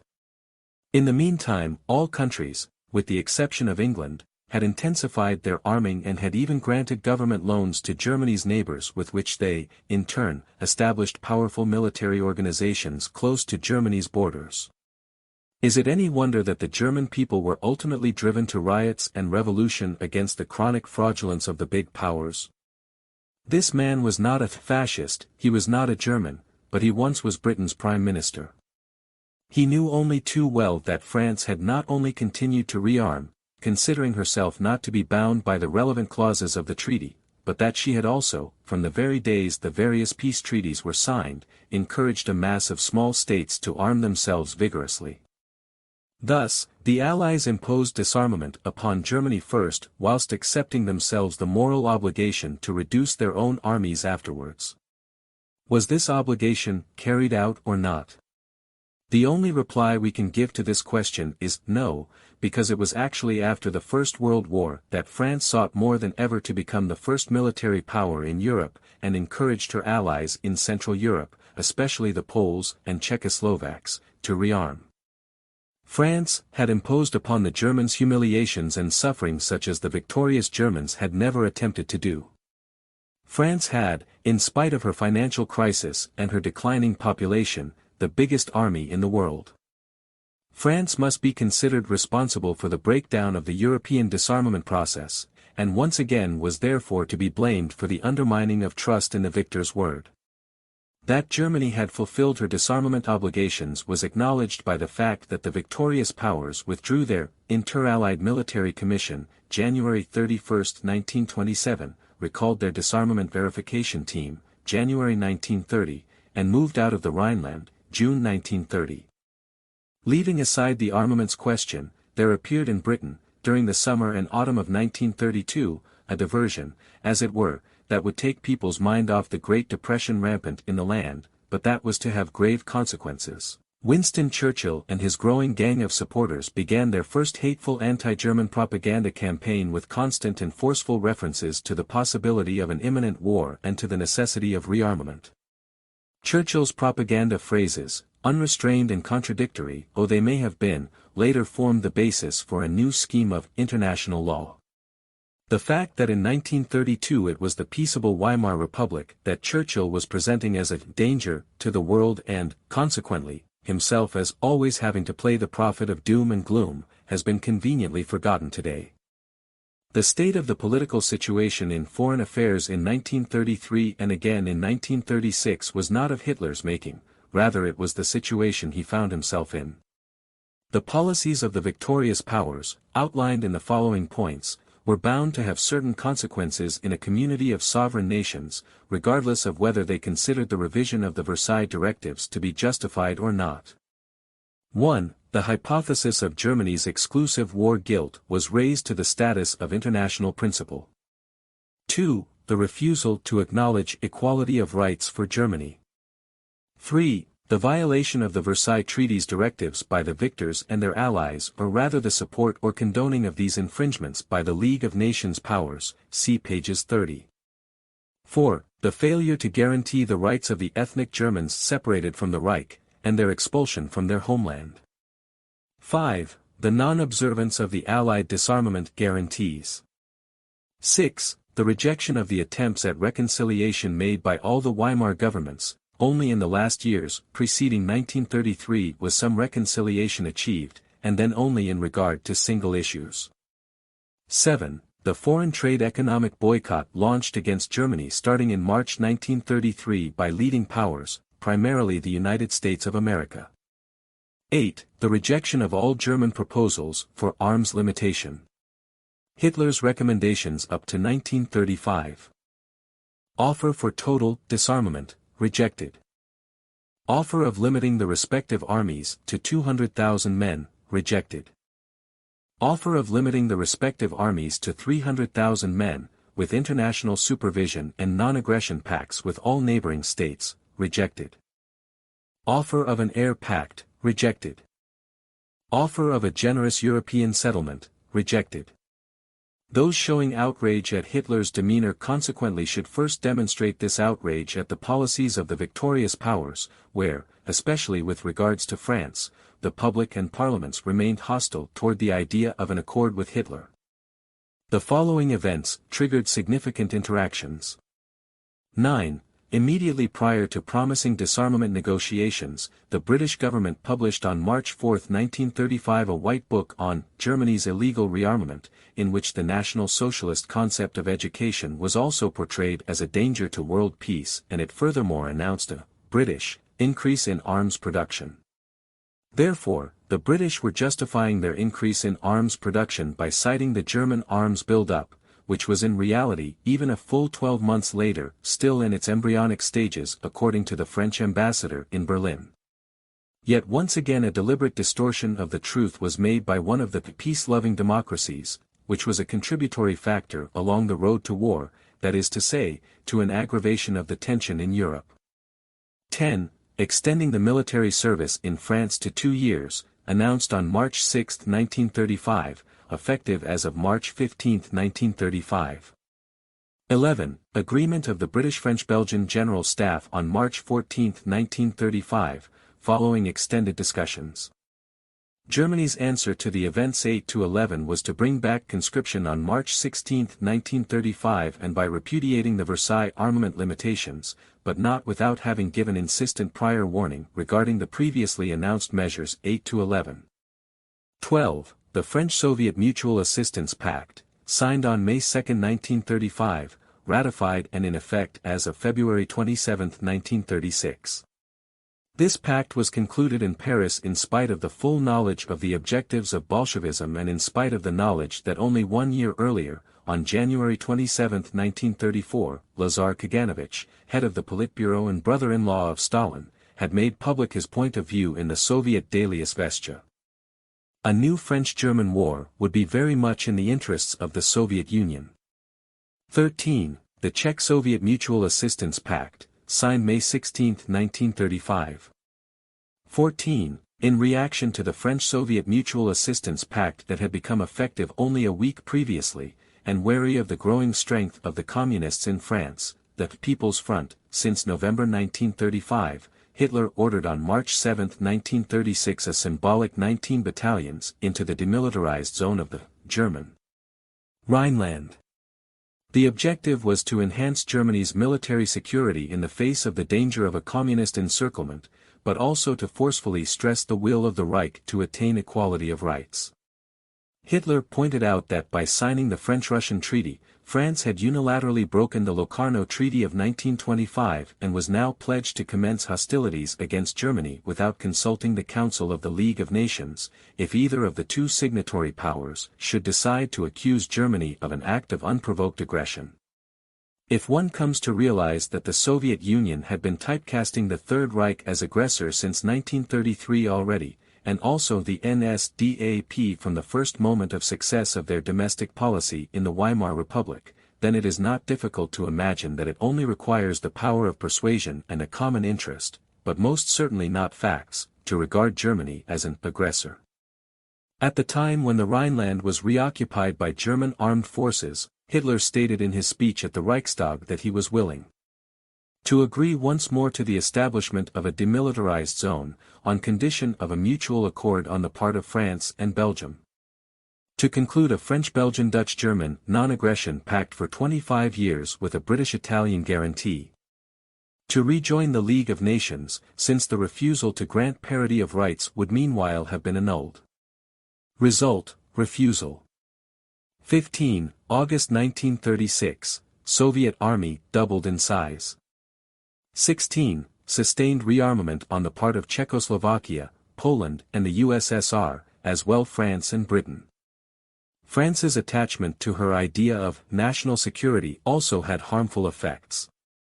A sovereign nation and a major power in the heart of Europe can hardly be expected to orientate its policies in keeping with certain fixed ideas of its neighbors. One may transfer such a scheme of things to the communists' accusations which are peppered throughout with their slogans of militarism, revanchism, imperialism etc. until they have established their own form of communist system of government. Some years before Hitler came to power, the German foreign minister, Julius Curtius, had quite well described France's view on the European security problem, a view that was to remain unchanged. The French security system cannot be the basis for a European agreement. The political uncertainty of European conditions is to be attributed, primarily, to the Versailles Treaty. France's security was effectively guaranteed before and after Hitler's coming to power by France herself, that is, the mother country with colonies of nearly 100 million human beings. A defense budget which, from the beginning, was double that of Germany relative to the gross domestic product, to say nothing of the fact that she had been alone in adopting a policy of rearmament in 1918. The numerical superiority of military forces, in 1935, when Hitler could mobilize 36 divisions, France had 41 divisions. A lead in experiences in weapons technology. At the time the largest and most modern fortifications on her eastern border, the Maginot Line. The adjacent demilitarized zone of the Rhineland. The very fact of being a victorious nation of World War I, i.e. having been a decision-maker in Europe after the First World War. The Versailles Treaty and, on top of that, the guarantee in arbitration accords of the Treaty of Locarno, 1925, which was extremely generous and unilaterally interpreted, almost as if given full power of attorney. The Covenant of the League of Nations. The benevolent attitude of all leading League of Nations member states, as well as that of the United States of America and the British Dominions. The military alliances with Great Britain, with Belgium, with Poland, and with Czechoslovakia. Moreover, the security of France was not in the least threatened, since at no time had Germany ever given the slightest cause that could have been taken as an unfriendly or at all threatening stance toward France. What countermeasures were open to Germany in the face of encirclement and the highly armed states of readiness of her adjoining neighbors, France being only one of their numbers, by way of security guarantees? Germany did not have one single military ally after 1918 and, at least until 1936, did not in any way come near to the armament and military potential of even one of her powerful neighbors. Germany seemed, in contrast to France, to have no claim whatsoever to even the minimum of self-protection. Furthermore, it would have been contrary to the British law of the European balance of power, if Britain had assumed an objective and just attitude that would have produced a pacifying influence on the European nations. A Germany after 1918, estranged from her neighbors by the unlawful looting of the Versailles victors and associates, was faced with the alternative, irrespective of whoever was to pick up the reins of government, to either renounce her justified claims to national independence and equal rights or else to incur the anger of a power coalition which was most eager to rip Germany of her remaining power. Germany was deprived of those rights, and the particular conditions of her location in Central Europe, having long and unsecured borders with as many nations as no other country in the world, were ignored. Inevitably, German politics of whatever persuasion had to take this into account. The German danger was fabricated at a time and there were absolutely no grounds for this. Drawing attention to the German danger, France concluded her mutual assistance pact with the Soviet Union in 1936, without considering that a French-Russian alliance had already proven to be a contributing step toward the First World War. Public opinion in France, according to a statement of the French ambassador in Berlin, was against an accord with Germany. This was confirmed when the German Foreign Minister, Konstantin von Neurath, informed the American ambassador in Paris, William C. Bullitt, on May 18, 1936. That, the deepest desire of Hitler was to come to a real understanding with France, but every attempt he or Hitler had made to draw closer to the French had resulted in either no reply from France or a rebuff. With Hitler's taking of office, the policy of fear was carried on. Everybody felt even less inclined to admit to their own mistakes and to consider a change in attitude, since we are dealing here with the black sheep of international society, Adolf Hitler.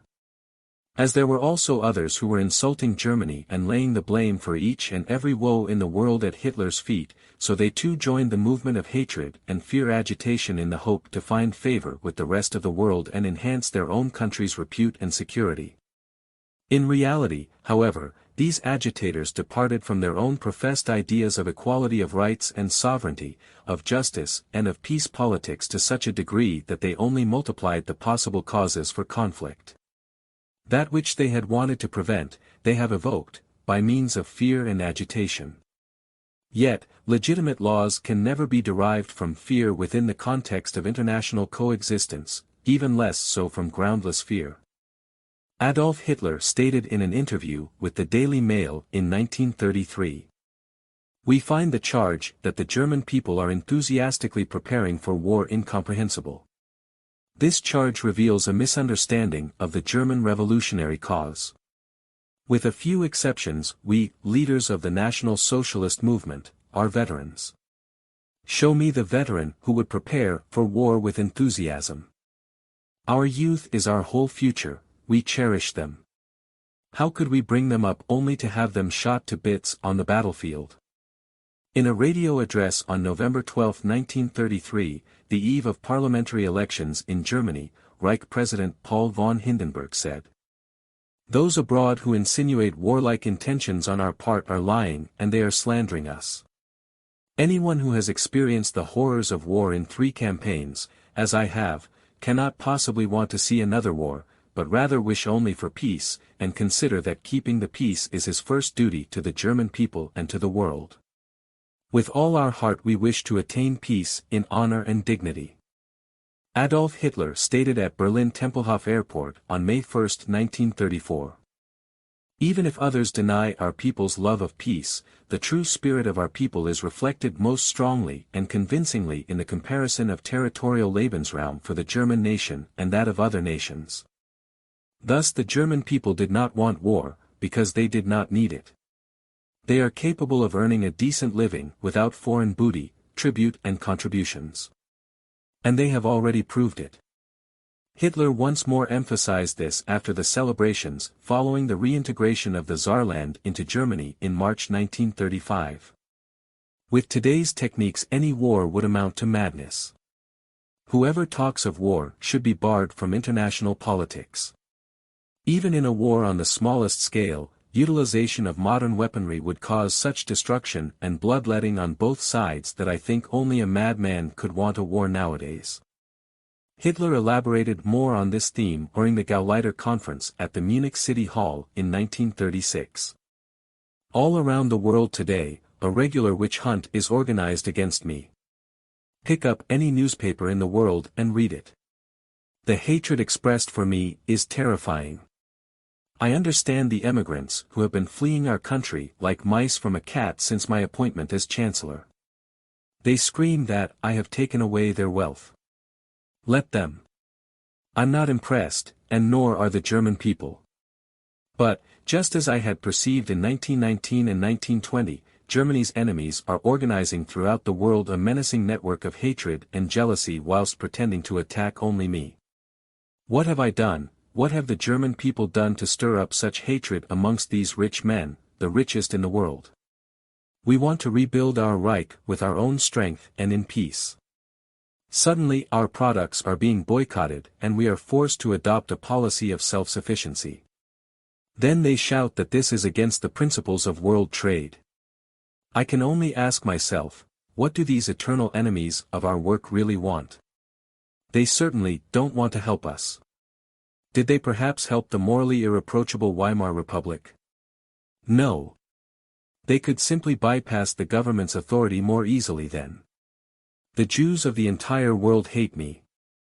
That is understandable, and I accept it. But using their power, the Jews are mounting forces the world over against our principles of life. Why does England hate me? Why the USA? Why France?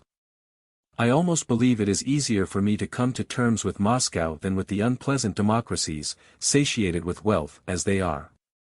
But I have troubled, sleepless nights. The thought of the world powers united against us keeps me awake. Hermann Göring, at a gathering of veterans in Berlin in February 1937, said the following. There can be no better defenders of peace than yesterday's frontline soldiers. I am convinced that they, more than anyone else, have the right to demand and to build peace. It is to those men, who for 4 hard years have gone, with their weapon in hand, through the hell of war, the hell of the World War, that it belongs to organize the life of the nation, and one know that the veterans will defend and maintain the blessings of peace for their people. Those who do not know the horrors of war may talk of joyous battles to come. But we know the dreadful cost of the final battle between the nations. Already during the Weimar era, Hitler had to institute proceedings for libelous action as the plaintiff time after time. He won every case. Not even once during that period was Hitler taken to court for defamation. In the domestic or party political struggle for power, this kind of agitation had been cultivated in the name of freedom of speech. However, when there is no control to curb such excesses on the international level, when the stakes have now been raised from solely election success or defeat of political parties to the plateau of peace or war between countries, then such intellectual bickering assumes totally new dimensions. But it was considered legitimate and patriotic to continue these agitations on the international field with disregard to the rising threat to the European nations caused by this. The foreign press seemed to know no constraint, and it came to stirring up hatred amongst nations and racial prejudice. Hitler's remarks from his Reichstag speech of April 28, 1939 went unheeded. As far as Germany is concerned, I am not aware that threats of that kind are being made against other nations, but I do read every day in the democratic newspapers lies about these threats. I read every day of German mobilization, of landings, of extortions, and that against countries with whom we are living not only in perfect tranquility, but with whom we have, in many cases, a deep friendship. Then it is criminal negligence, not to use a stronger expression, when heads of nations, who have at their disposal the power, are incapable of tightening the reins on their warmongering press and so keep the world safe from the threatening disaster of a military conflict. It ought to be the duty of journalism to promote understanding amongst nations at all cost.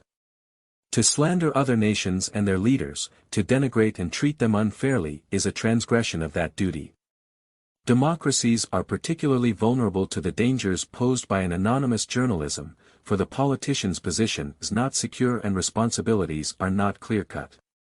The power forces of a society, with which a press dominated by mammon is in perfect alignment, can promote politicians at any moment whom they find acceptable and ruin politicians who stand in the way of their financial interests, including those who are truly committed to peace, e.g. Neville Chamberlain. The Reich government was charged with warlike intentions for the purpose of world domination. Was there any truth in this accusation? The National Socialist German Workers' Parties, NSDAP, coming to power allegedly, meant war. This claim could be heard everywhere at a time when every other country in Europe was prepared or preparing for war, judging by their armament and defense potential, that is, all except Germany. That Hitler should have been planning war already in 1933 could not even be established at the International Military Tribunal proceedings in Nuremberg in 1945-46. A government, such as the National Socialist government, having experienced internal and external political difficulties since coming to power, is hardly in a position from a technical point of view to plan for immediate or long-term campaigns of conquest. Was the astonishingly rapid surmounting of Germany's political, economic, cultural and social chaos a sign of war preparations? Does one build motorways in the middle of one's country and passenger ships because one is planning for war? Does one perfect weapon techniques in order to commit crimes? All these intentions were imputed to the German leadership, never to other governments. Yet, a government that neglects effective and prudent management of the people's economic welfare, their security and their future is unworthy and irresponsible, irrespective of how other powers might judge these measures. Already in 1933 the rebounding of Germany's economy was shamelessly described as industrial mobilization. Germany has always worked in a climate of a mobilization regime. Workers were laboring 9 to 10 hours a day. Factories were being converted to war industry centers. Civilian consumption was reduced to an extremely low level. This resulted in conditions similar to those which existed at the time of the World War. Mr. Beness had stated as certain that by spring 1935, Germany would have an air force of 4,000 planes, and that was just the beginning. What about the other powers? There was not the least sign of mobilization amongst them. There was only the purest, most liberal, peace-loving regime. Words like these were not written by some dubious hacks, but by men claiming to be serious historians who fabricate these fantastic accounts. They have no qualms in interpreting the boosting of agricultural production as well as the ancestral system of farmstead inheritance, Erbhofordnung, as plans for deflecting agriculture to a program of war preparation.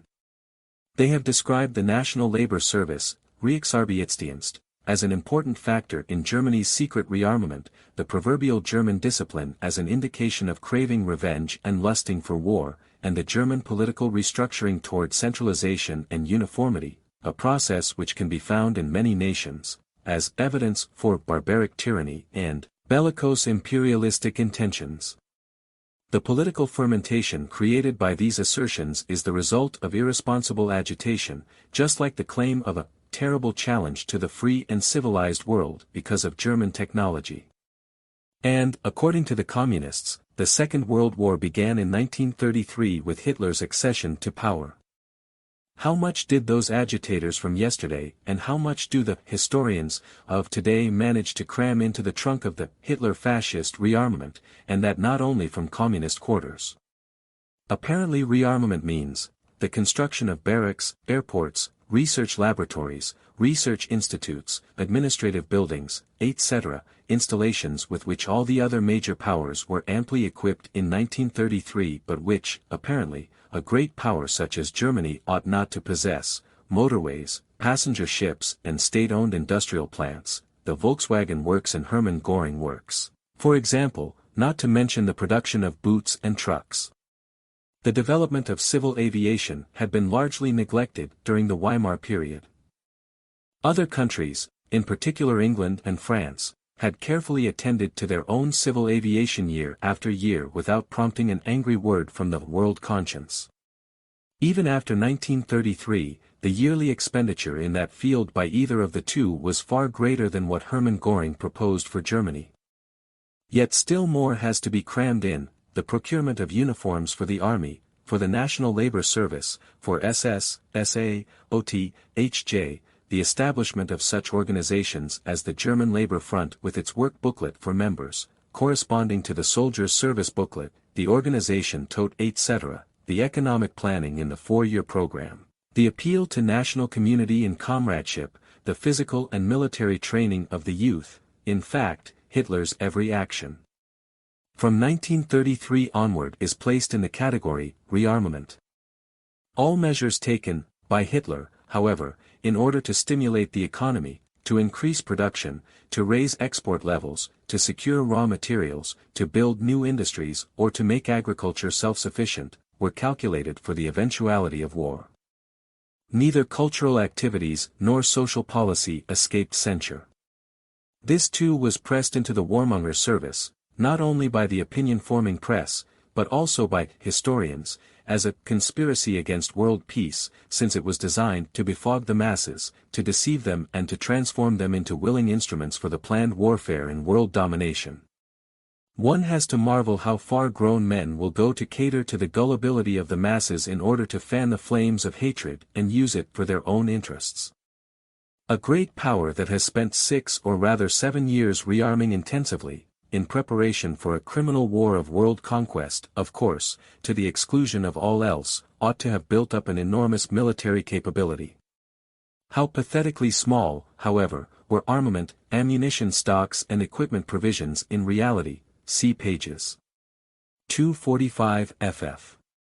It was not superiority in a tangible, material sense, but rather an exemplary military spirit, a bold strategy, a lead in technology, and by concentrating an effective and well-aimed weaponry at the center of the battle that made possible the victorious campaigns of the Wehrmacht in 1939 to 1940.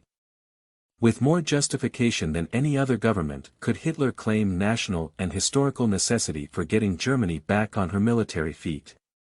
Even a pacifist nation cannot allow its defensive capacity to drop below a certain level. When a state is no longer able to defend itself against an attack by its weakest neighbor, that low point is reached. This low point was for the German Reich, with her 100,000-men army without tanks and without heavy artillery, and without reserves of trained yearly intakes, and without an air force, so drastically undercut in the Versailles Treaty that compared to this even little Czechoslovakia would appear armed to the teeth, let alone Poland, Belgium or France. A military alliance of these nations could bring Germany down with one blow. To say nothing of the Colossus that is the Red Army. Any illegal weapon stocks of the Weimar Republic period were really of no consequence. Therefore, when in 1935 Hitler announced his program, providing for the creation of 36 divisions, he could have had no other objective than to transform the totally abnormal and completely defenseless condition of the Reich into a position that would at least ensure some capability for defense. Hitler was not increasing the arms buildup in order to push the country into the chaos of war at a time, and it was working toward economic recovery and re-establishing national unity. In those circumstances, no political leader would set himself such a mad and unachievable goal as a war of conquest.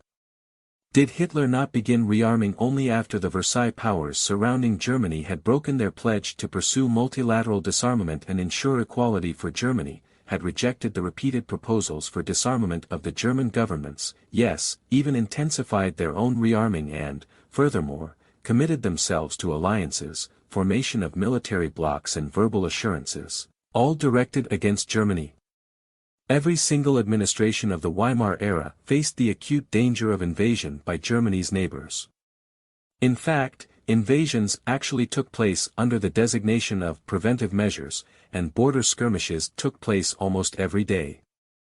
Only reluctantly did France renounce her claim to the left bank of the Rhine.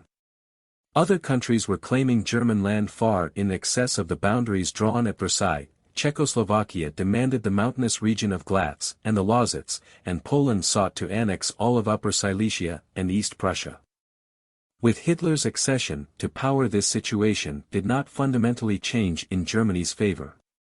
Those factors mentioned were and they remained the starting point for Hitler's course of action. Also, there is no sign of German militarism as forerunner and preparation for German plans of aggression. Even if a world press has distorted the facts for 70 years or more with unchanging monotony, and has accused Hitler of initiating rearmament, this may have served the egotistical interests of certain powers, but has not served the cause of historical truth. The British historian A.J.P. Taylor, along with many other experts, has clearly established that the French had fired the starting pistol for the arms race, and not the Germans. Not once did Hitler recklessly exploit an aggravated situation, as caused by any victorious power, in order to excuse an excessive rearming. At every stage of development he patiently made offers and proposals of all possible variations on a basis of equality. The words of his Reichstag speech of May 21, 1935 should go down in history in full appreciation of their merit. It, the Reich government, is willing at any time to keep within the confines of arms limitation to the same extent that this is undertaken by the other nations as well. Of its own accord, the German Reich government has already announced certain proposed limitations.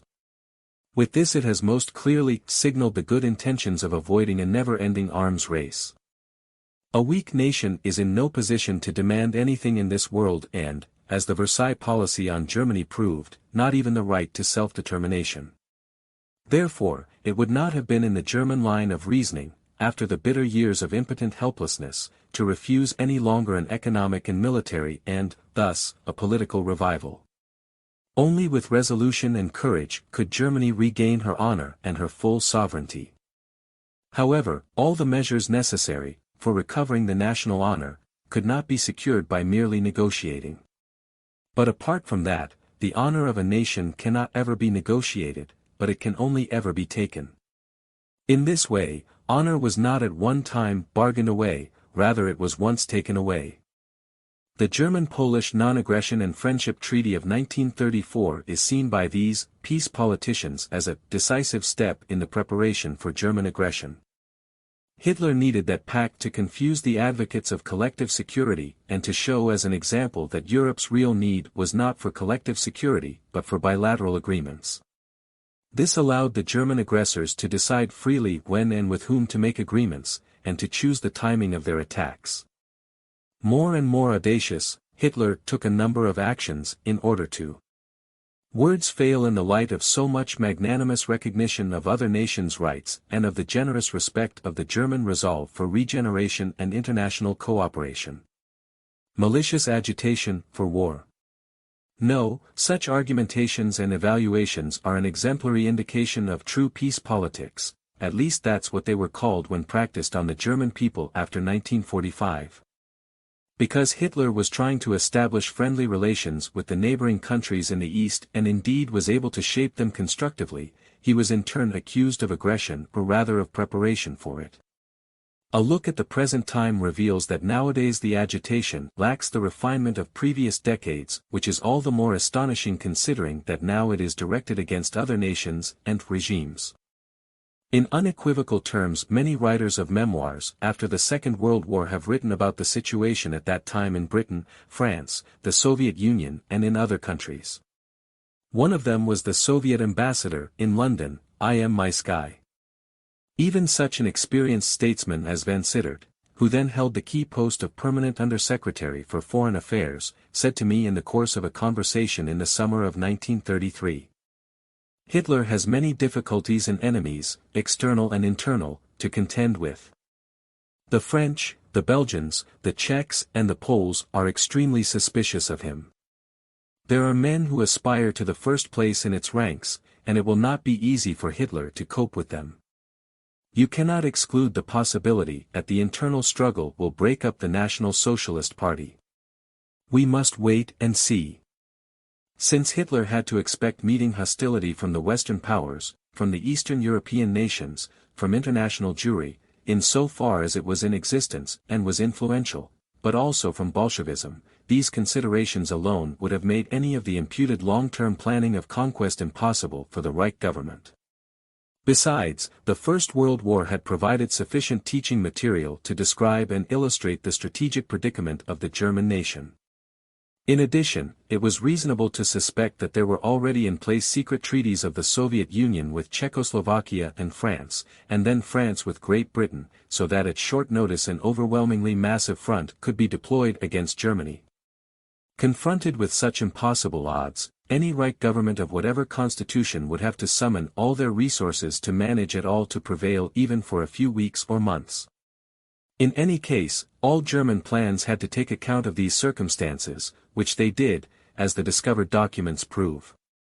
It was slanderous to say that Hitler was going to attack England or France, or to assert that the honor of those two nations had been offended by the Munich Agreement, of September 1938. It is rather ridiculous and dangerous to draw such conclusions from an accord reached freely by four sovereign statesmen, who then afterward strengthened it with additional declarations of peace and friendship. It was equally irresponsible to insinuate and spread throughout the world the monotonous propaganda charges that Hitler, in pursuit of his alleged programs, wanted to exterminate the Czechs, the Poles, the Danes, the Norwegians, the Romanians, the Hungarians, 30 million slaves, or the Jews, and that he wanted to conquer the Ukraine or even the whole world. He neither had a program for conquest, nor did he have a program for extermination or anything similar. Hitler's willingness for friendship with a strong Poland is historically provable right up to the last days of peace.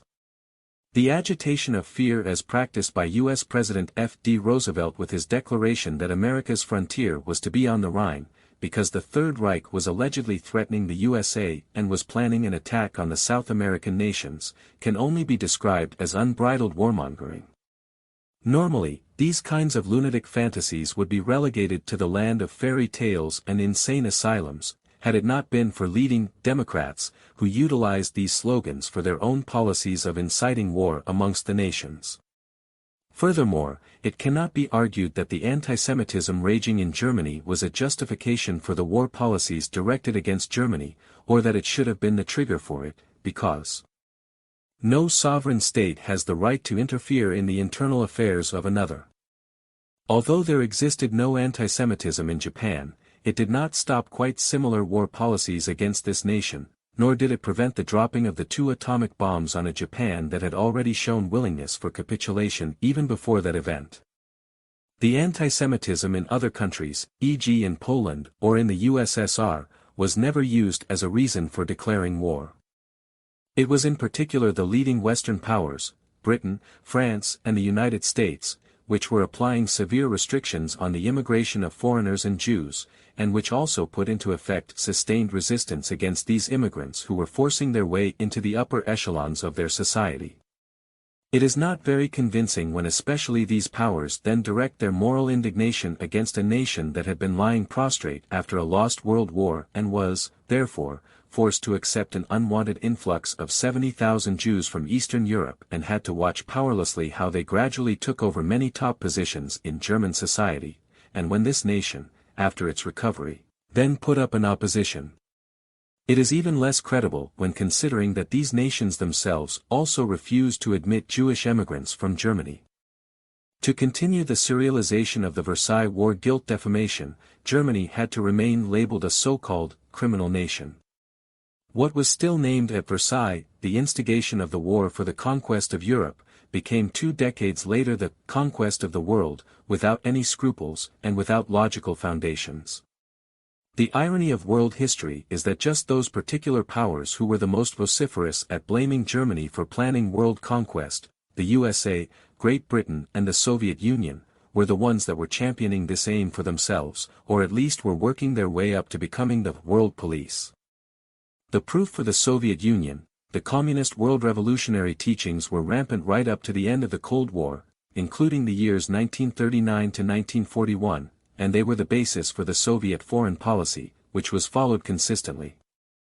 For Great Britain, first of all, it is self-evident that Britain had already conquered a fifth of the planet by the time Hitler came to power. To top this off, Winston Churchill wrote the following to F.D. Roosevelt a few months before his appointment as Prime Minister in 1939. "Were I to become Prime Minister of Britain, we could control the world." For the United States, F.D. Roosevelt stated in a speech on October 21, 1944. "We must play a leading role in the community of nations." This attitude of Roosevelt could already be noted well before the outbreak of war in 1939. See the chapter on U.S. foreign policy. The German people or their government were no more belligerent than other people or governments, and their methods of dealing with internal and foreign politics were the same or similar to other nations and governments. When judging, one must pass sentence equally on all. It would not be right to gloss over the reprehensible ways of one party, while denouncing the methods of the other party. On the way to reaching a verdict, one cannot avoid the question, which important European nation, before the outbreak of war in 1939, had relinquished some of her own provinces and sections of her population just to keep peace intact? It has to be acknowledged that Germany did exactly this, as it had waived all rights to its former provinces, Posen West Prussia, East Upper Silesia, Southern Tyrol, Alsace-Lorraine, Eupen-Malmedy, Northern Schleswig and all German colonies. The causes of war need to be traced right back to the governments and the press who, having lost all objectivity, were agitating and fanning fear, dread and instability into the flames of hatred, and thus inducing military defense measures and safety precautions. These are then followed by psychological and political chain reactions, ultimately ending in a war. The Versailles victors and their allies, but also the Communist Party of the Soviet Union, CPSU, cannot be acquitted from the charge of having prepared the fertile ground for such chain reactions to flourish. They had resorted to using these dangerous weapons before Hitler, during his reign, but also after 1945, so that every nation is compelled to remain in a constant state of alert. Not even in the face of a Third World War threatening during the Cold War did they seem to have understood and recognized the root causes of war. However, the nations of the world can no longer afford to have a mean and shabby propaganda that would shape the intellectual basis of their relations, of international law and of the international moral code. They have the right to demand total objectivity and justice. But not only for the present and the future, but also for the past, because it is there that the foundation stone for political action is laid.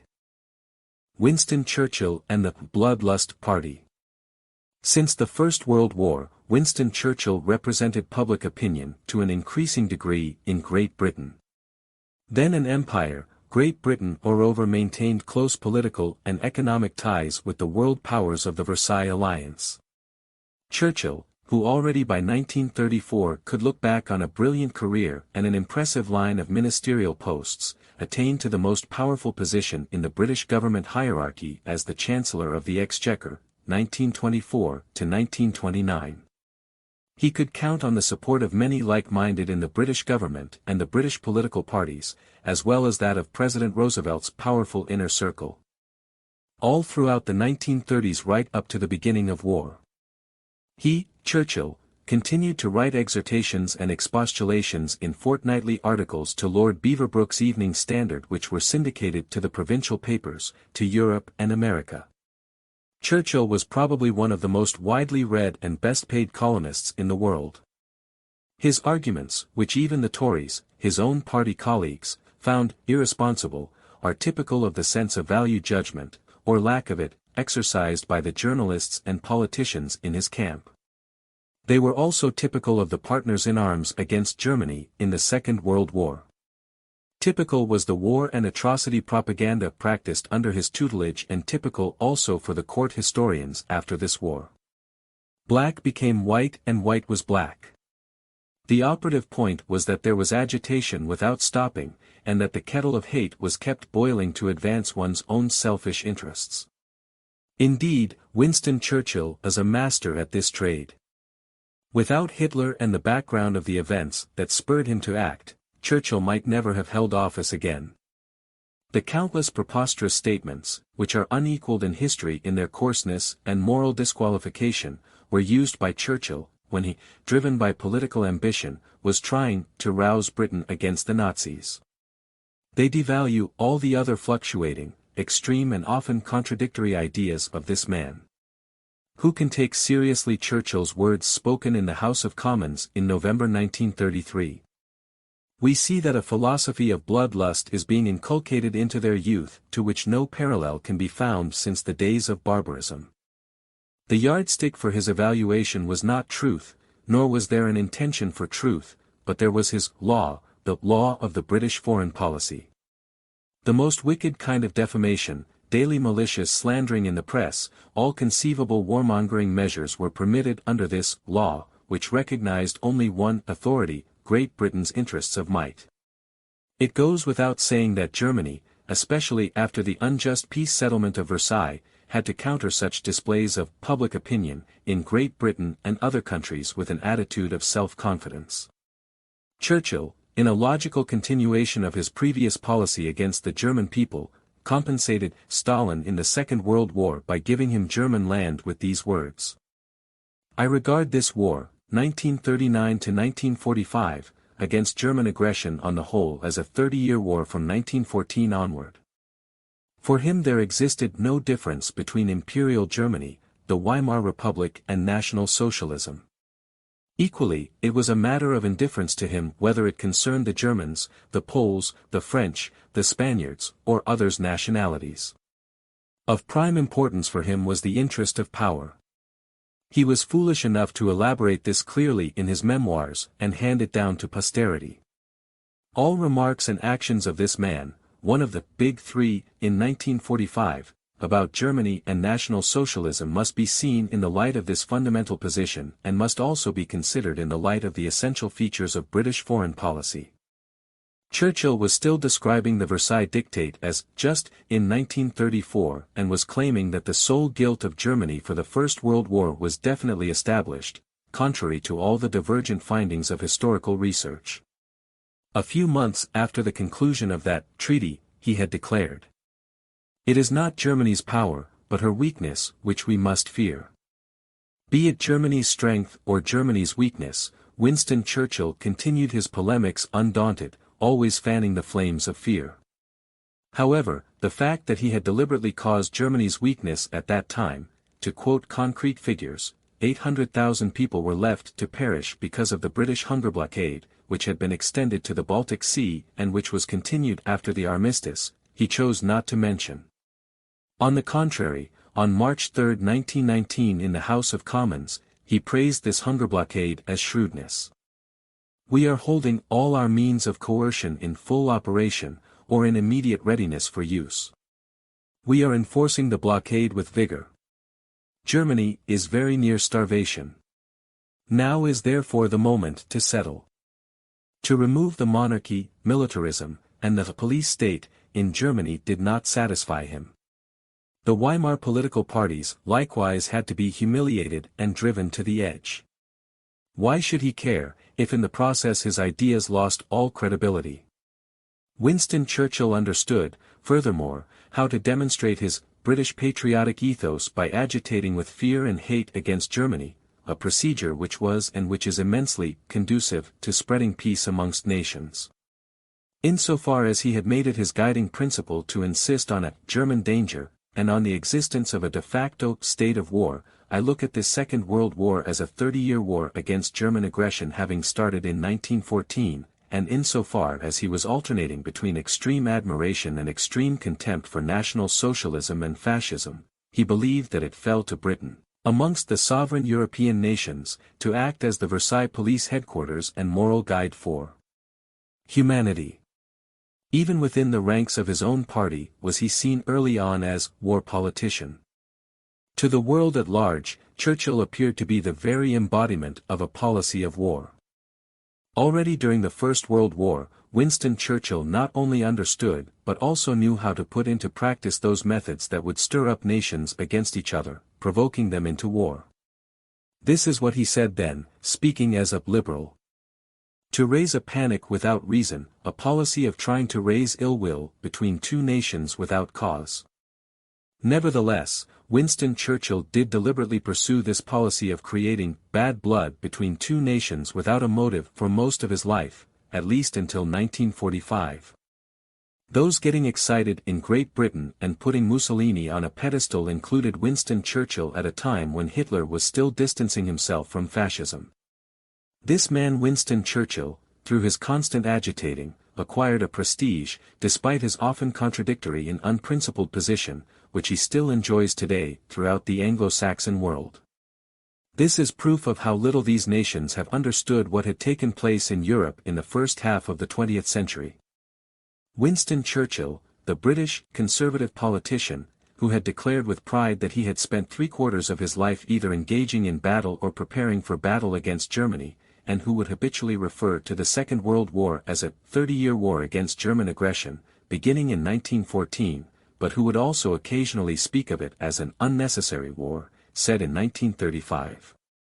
In 15 years that have followed this resolve, of the house painter, who had set out to regain all, he has succeeded in restoring Germany to the most powerful position in Europe, and not only has he restored the position of his country, but he has even, to a very great extent, reversed the results of the Great War. The vanquished are in the process of becoming the victors and the victors the vanquished. Whatever else may be thought about these exploits, they are certainly among the most remarkable in the whole history of the world.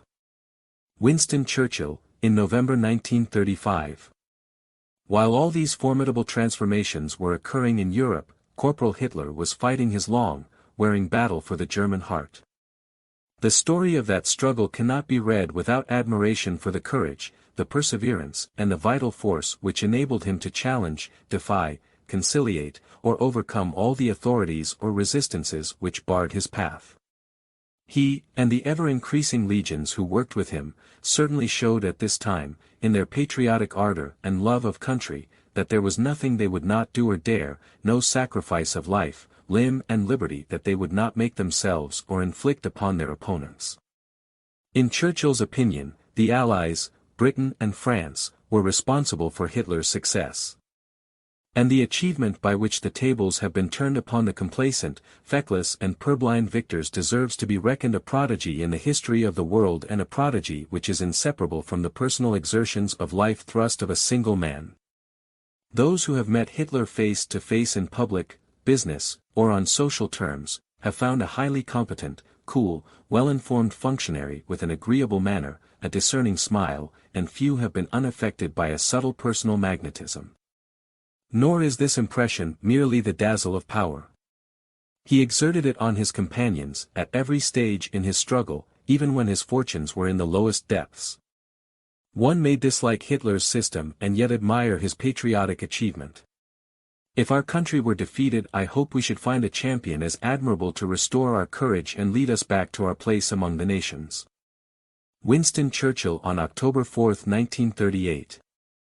There must not be lacking in our leadership something of that spirit of the Austrian corporal who, when all had fallen into ruins about him, and when Germany seemed to have fallen forever into chaos, did not hesitate to march forth against the vast array of victorious nations, and has already turned the tables so decisively upon them. It was this same man who, having bestowed on the German leader the highest praise for his achievements, unlike any other foreign statesman has ever received from an Englishman. Nevertheless painted at the same time a radically different picture of Hitler, against his better knowledge, a portrait with poisonous colors. In a private conversation with the Polish ambassador to London, Raczynski, on the eve of the Munich conference, he declared that the only hope lay in resolution and, if necessary, in war, and threatened that if Chamberlain once again decided on an inglorious retreat he, Churchill, would show him. His commentary on that conference in the House of Commons of October 5, 1938 ran thus. We have sustained a total and unmitigated defeat. We are in the presence of a disaster of the first magnitude which has befallen Great Britain and France. The system of alliances in Central Europe upon which France has relied for her safety has been swept away, and I can see no means by which it can be reconstituted.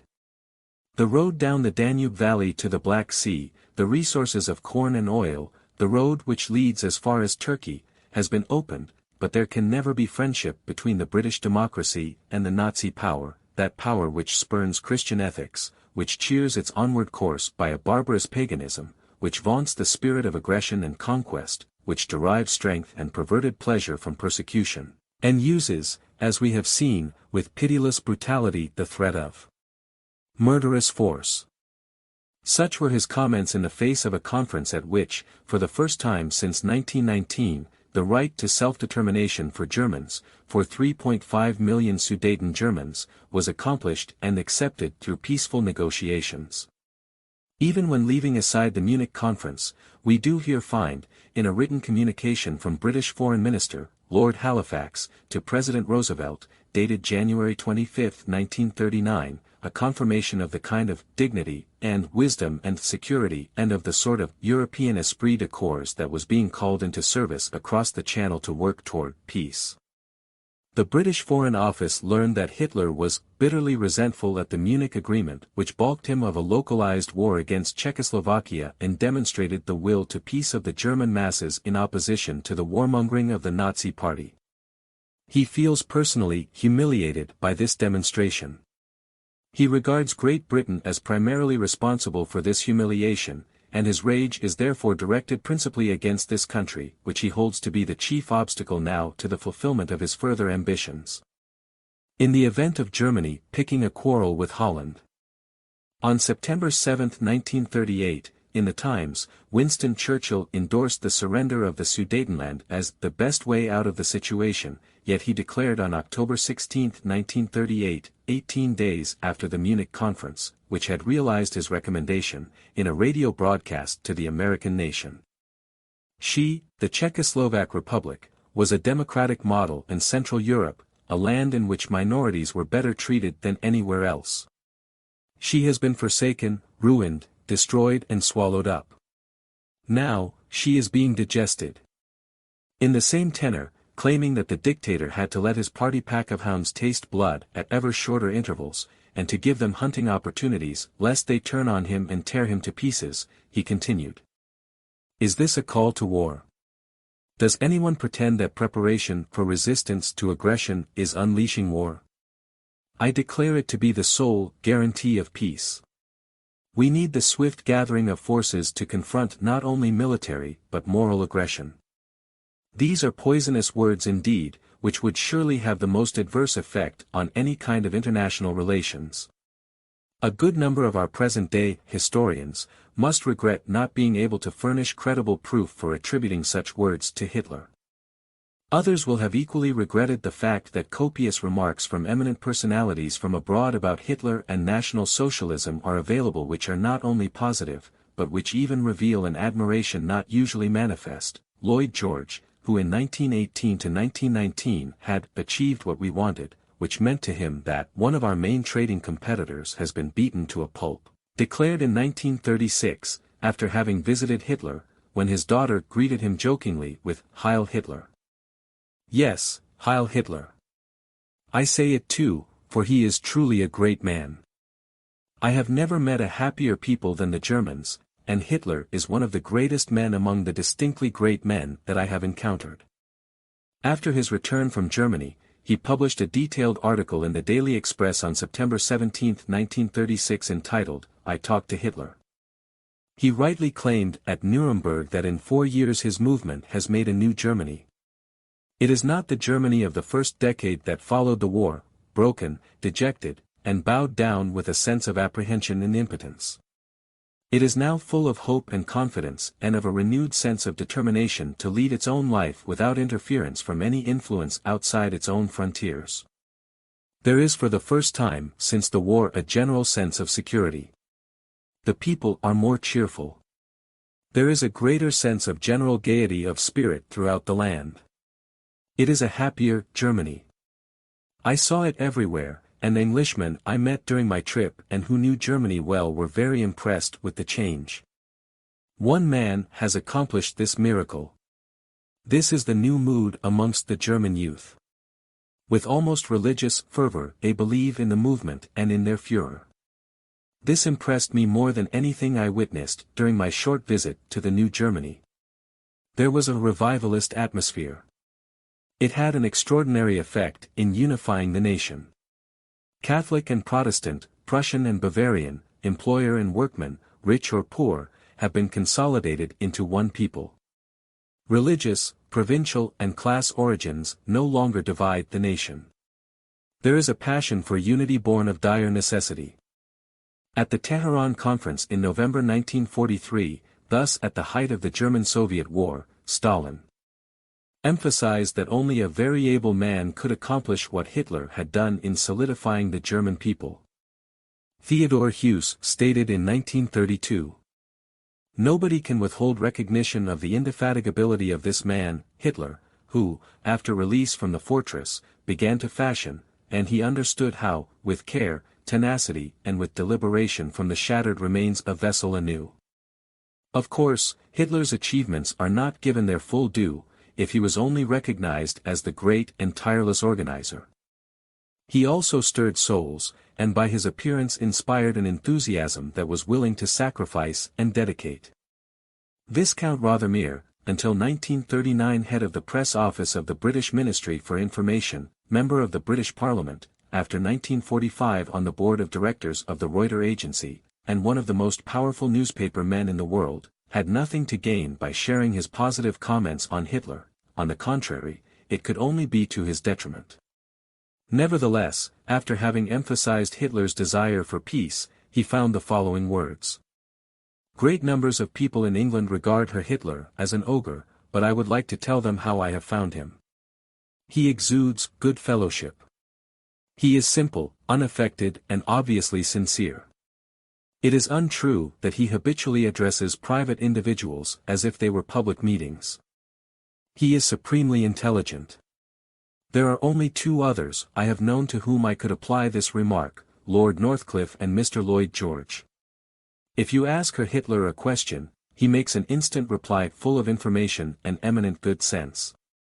There is no man living whose promise given in regard to something of real moment I would sooner take. He believes that Germany has a divine mission and that the German people are destined to save Europe from the designs of revolutionary communism.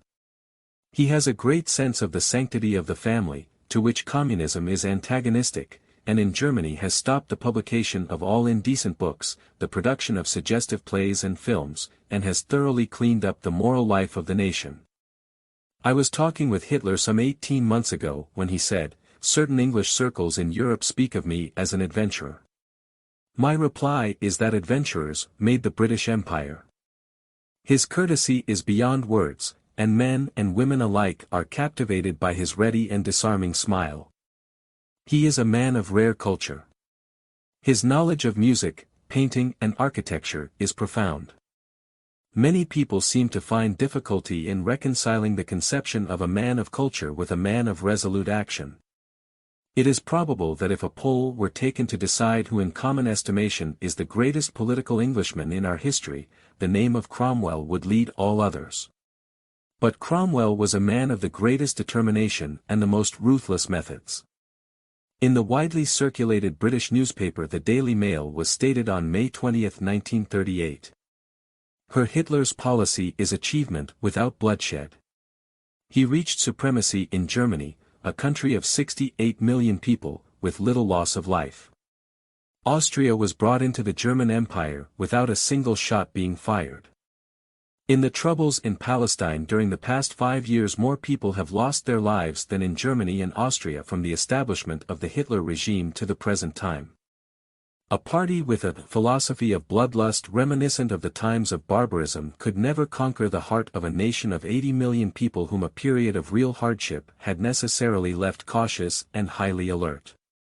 Such a party could never win any battle, whether fighting with intellectual or material tools, against a modern and powerful state machinery, nor against the numerous and disciplined organizations of the workforce, of the bourgeoisie, of industry and commerce, nor against the press. It could not expect to get the better of the experienced leadership of the party or of experts in various fields, nor overcome the predominant ideology and the manifold foreign influences. Such a party could never gain victory, despite 10 years of oppression, slandering, economic discrimination and financial plight, alone, without allies, without friends or without benefactors. It would be missing the point totally, while sending one's imagination in that direction, the financing of the party by industry, to want to disregard the fact that the great potency of the NSDAP is based on the self-financing through its membership and in its ability to finance public meetings with a contribution from those attending. This, self-financing, is not simply a great organizational feat, but at its root is found the idealism of the thousandfold willingness to make sacrifices. Whoever embraced the NSDAP before 1933 had to expect to make unbelievable sacrifices, and not only of a material nature. A member often put his job in danger, dedicated his free time, and even spent his nest egg, more than likely from his unemployment benefit. He volunteered his health and even the life and destiny of his family for the benefit of the movement. He accepted these hardships because his faith in a united and worthy Germany, in a public-spirited Germany without class struggle and without promiscuity, was stronger than all the persecutions that he had to endure. The ethos of the National Socialist movement, and this is perhaps its greatest psychological achievement, lies embedded in that the separation of class and of status and the professional and educational differences could be surmounted by its great momentum, stronger than most of the other parties. Now, certain individuals in other countries or indeed their managers of the published opinion cannot fathom how hundreds of thousands, even millions, of Germans could shoulder laboring in effort without pay and who, fired with idealism, took it upon themselves to pay for their uniforms, for travel expenses, for additional costs over and above their party dues, at a time of a threatening economic crisis and unemployment, year after year. While at the same time risking their livelihood and their lives, yet nonetheless, that's the way it was. No party, whether in Germany or anywhere else in the world, has ever known or has even come close to ever having known such selfless spirit of sacrifice among its large following, not at a time of political persecution and not at a time of political power. This all for a philosophy of bloodlust? As German political scientist Hans Grimm put it 1932. Admiringly I perceive that he, Hitler, is almost the first one in the world who has moved multitudes without any coercion and also without any tangible benefits to follow of their own free will. Hitler's rise to power was achieved without bloodshed and in a disciplined manner without equal in the history of revolutionary movements. Furthermore, at the earliest possible date, March 5, 1933, the people were given the opportunity to vote in the Reichstag elections, the Landtag, state parliament, and the local elections to express freely their stance regarding the recent events. The words of the highly respected Democrat Friedrich Naumann, 1860–1919, would deserve to be considered in any objective evaluation. It is useless to try to judge revolutionary thinking according to moral criteria, for the political systems in which we live today have not arisen from the precepts of the Penny Catechism. All our present is founded on yesterday's acts of violence. There is not one political power that has not spilled blood while coming into existence. Some 30 years later, a U.S. president reached conclusions similar to those that the man from Berlin had realized already after the First World War. U.S. President John F. Kennedy said on April 24, 1961. The complacent, the self-indulgent, the soft societies are about to be swept away on the driftwood of history. Only somebody strong, industrious, determined, courageous and far-seeing, somebody who recognizes the nature of our conflict, is the one who can possibly survive anyhow.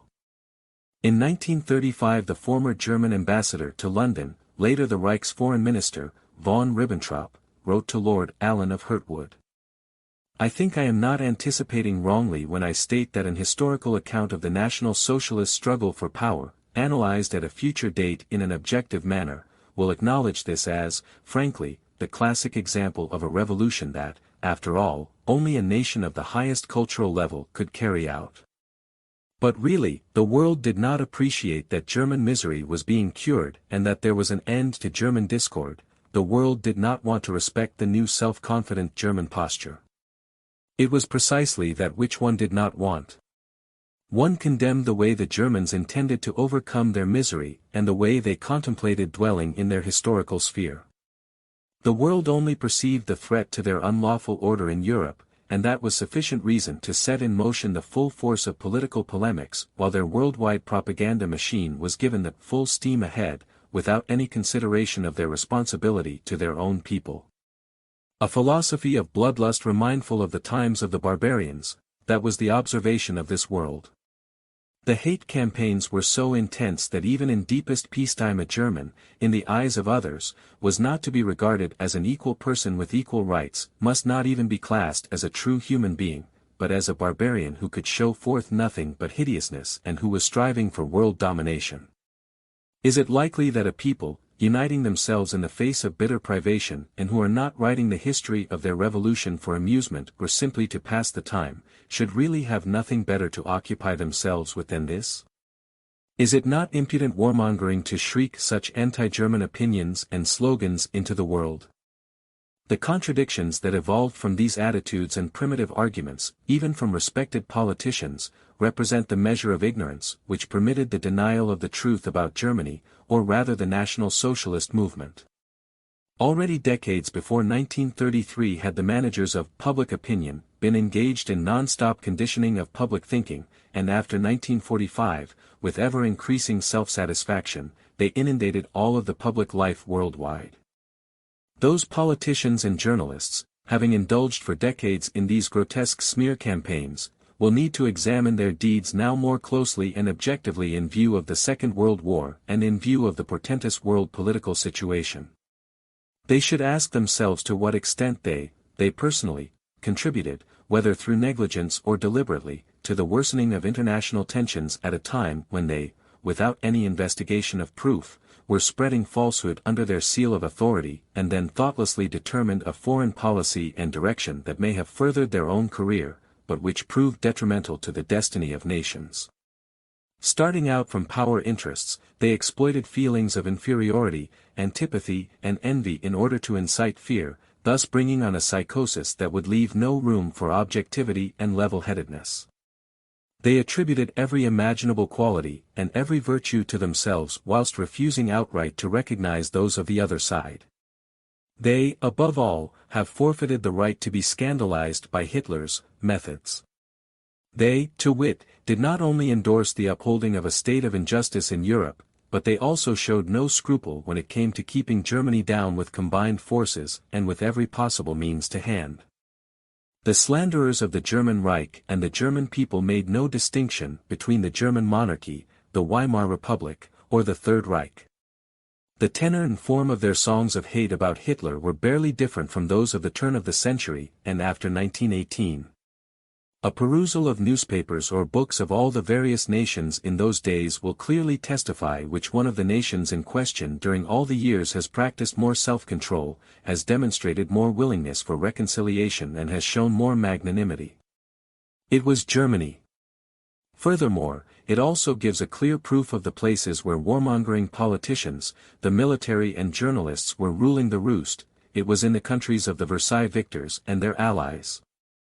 Germany has always recognized and valued Great Britain as a brother nation, has courted France as a culturally highly advanced neighbor, has admired the United States for their economic and technological achievements, has recognized and emphasized the need for a peaceable coexistence with Poland, before 1933 as well as during the time of Hitler. These countries, however, did not shy away, although Germany had given the world a great many outstanding scientists and artists, and thus a rich culture, from putting her as a nation of barbarians in the stocks of public world opinion, already before Hitler, before the First World War, but especially since the return to barbarism, in 1933.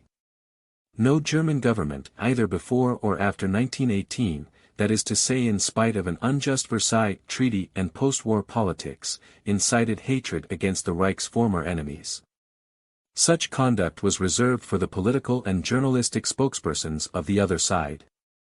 They were hurling their hatred, their lies and defamations, year in, year out, in frightening dedication at the whole German nation, while thinking themselves to be paragons of virtue.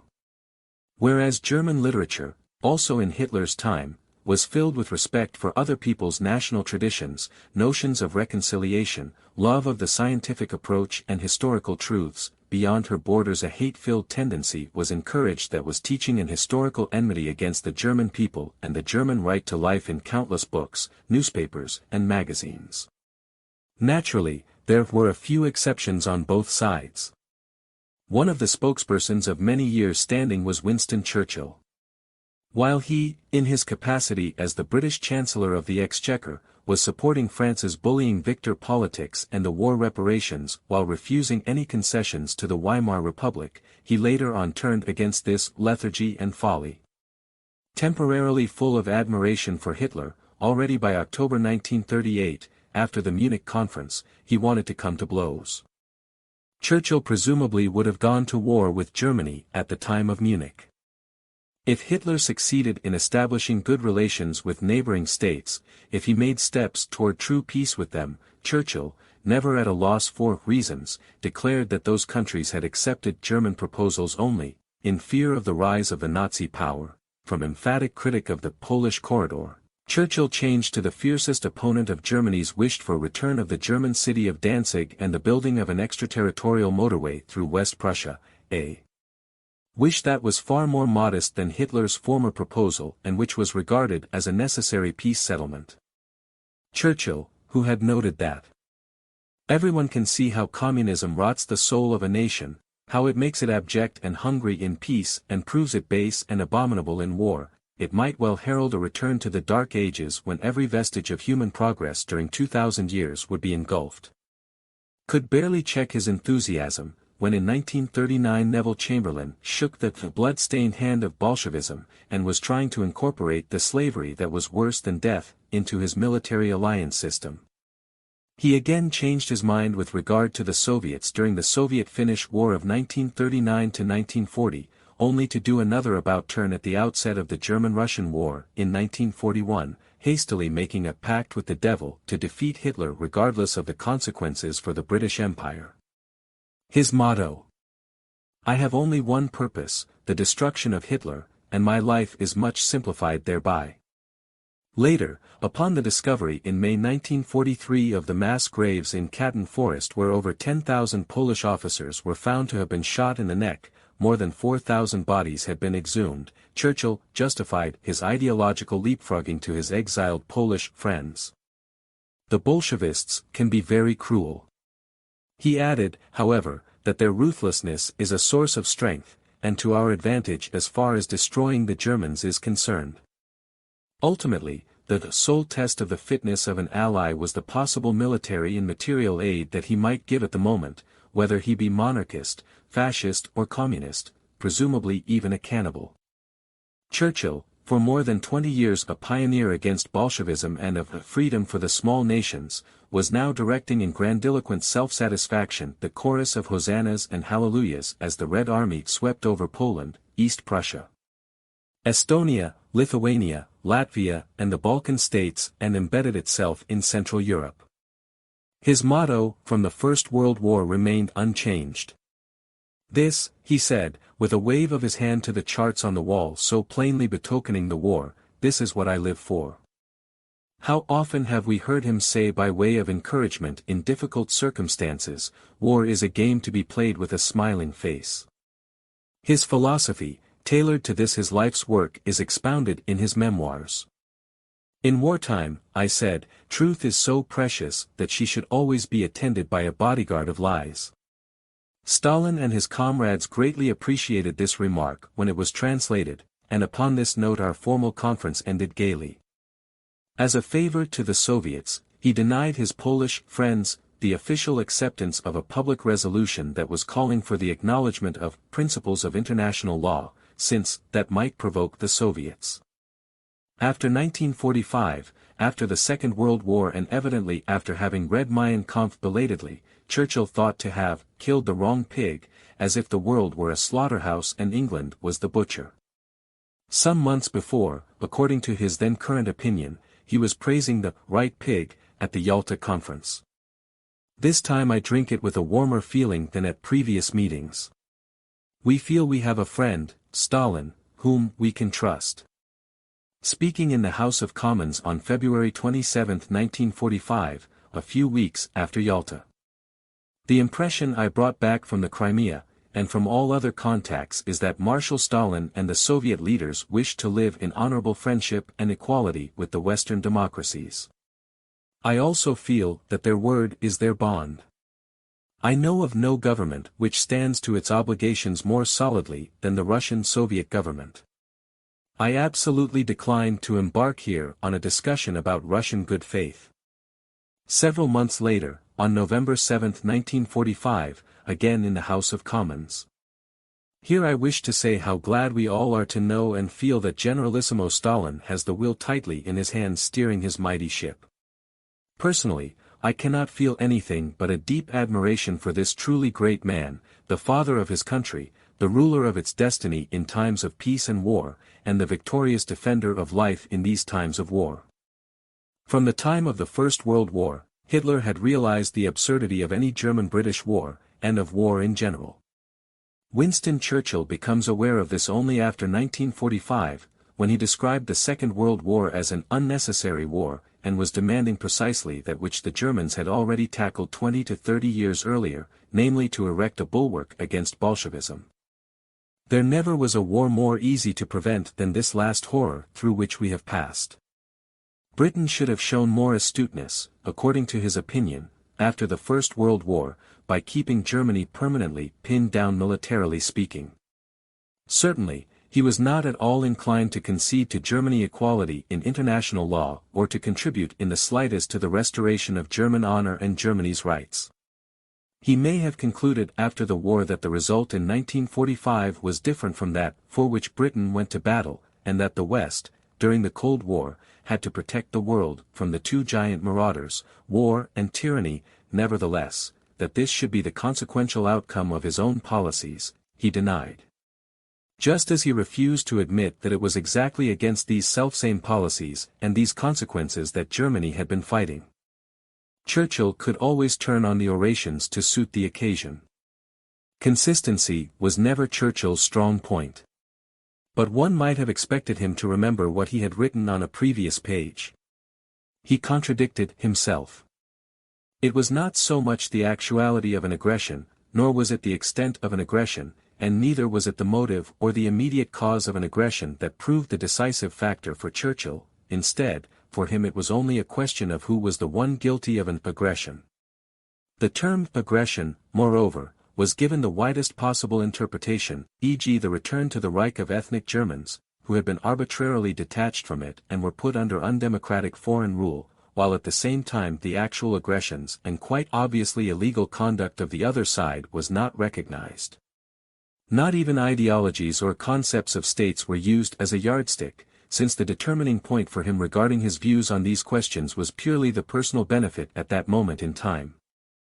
Love for the small nations was never a deciding factor either, as he sacrificed these nations without a moment's hesitation to his personal interests. This, coupled with Churchill's lack of any war ideals or post-war plan, shows the complete fraud in his pretensions to leading a great crusade for a free world. Under the pretext of a humanitarian act of concern, Churchill signed the Atlantic Charter, although a short time later he wished it to be interpreted as valid only for the British Empire.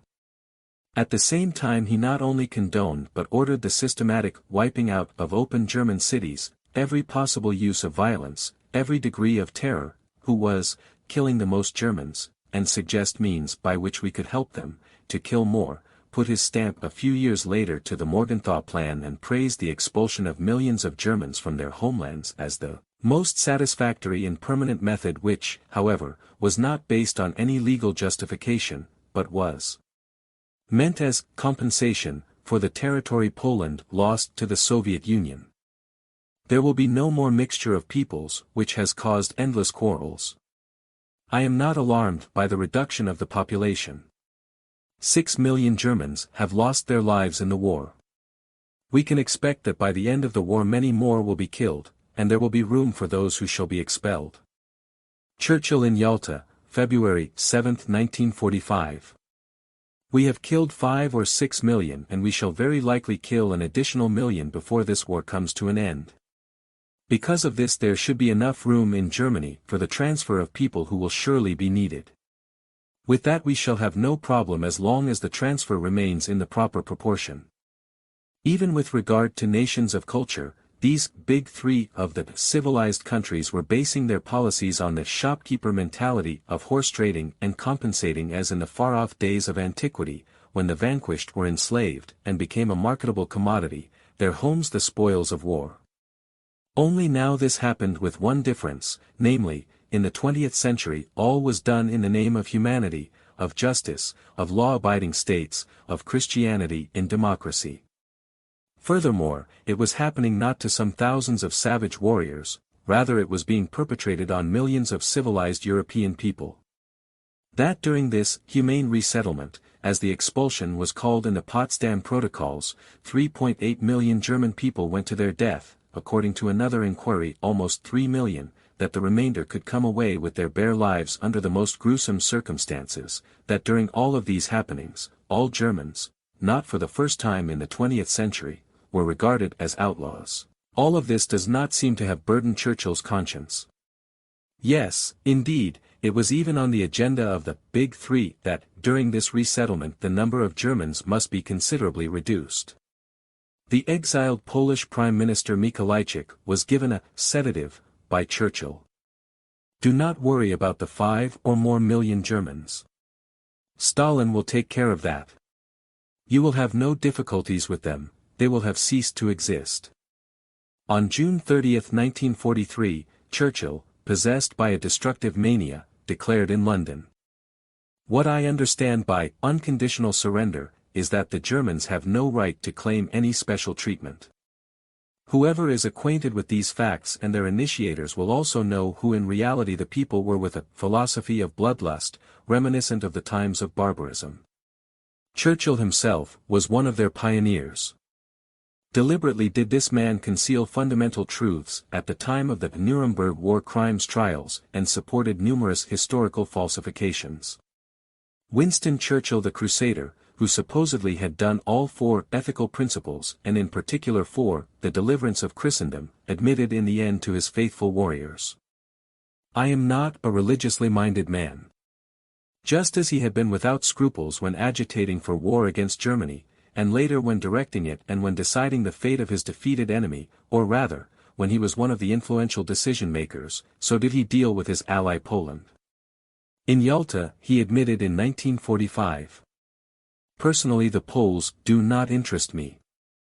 Nonetheless, it seems that in 1939 the Poles did interest him, because with their help he could whip the British public and the British government into a war psychosis in order to control the world together with the US president, as he stated in a telegram to Roosevelt even before he had become prime minister.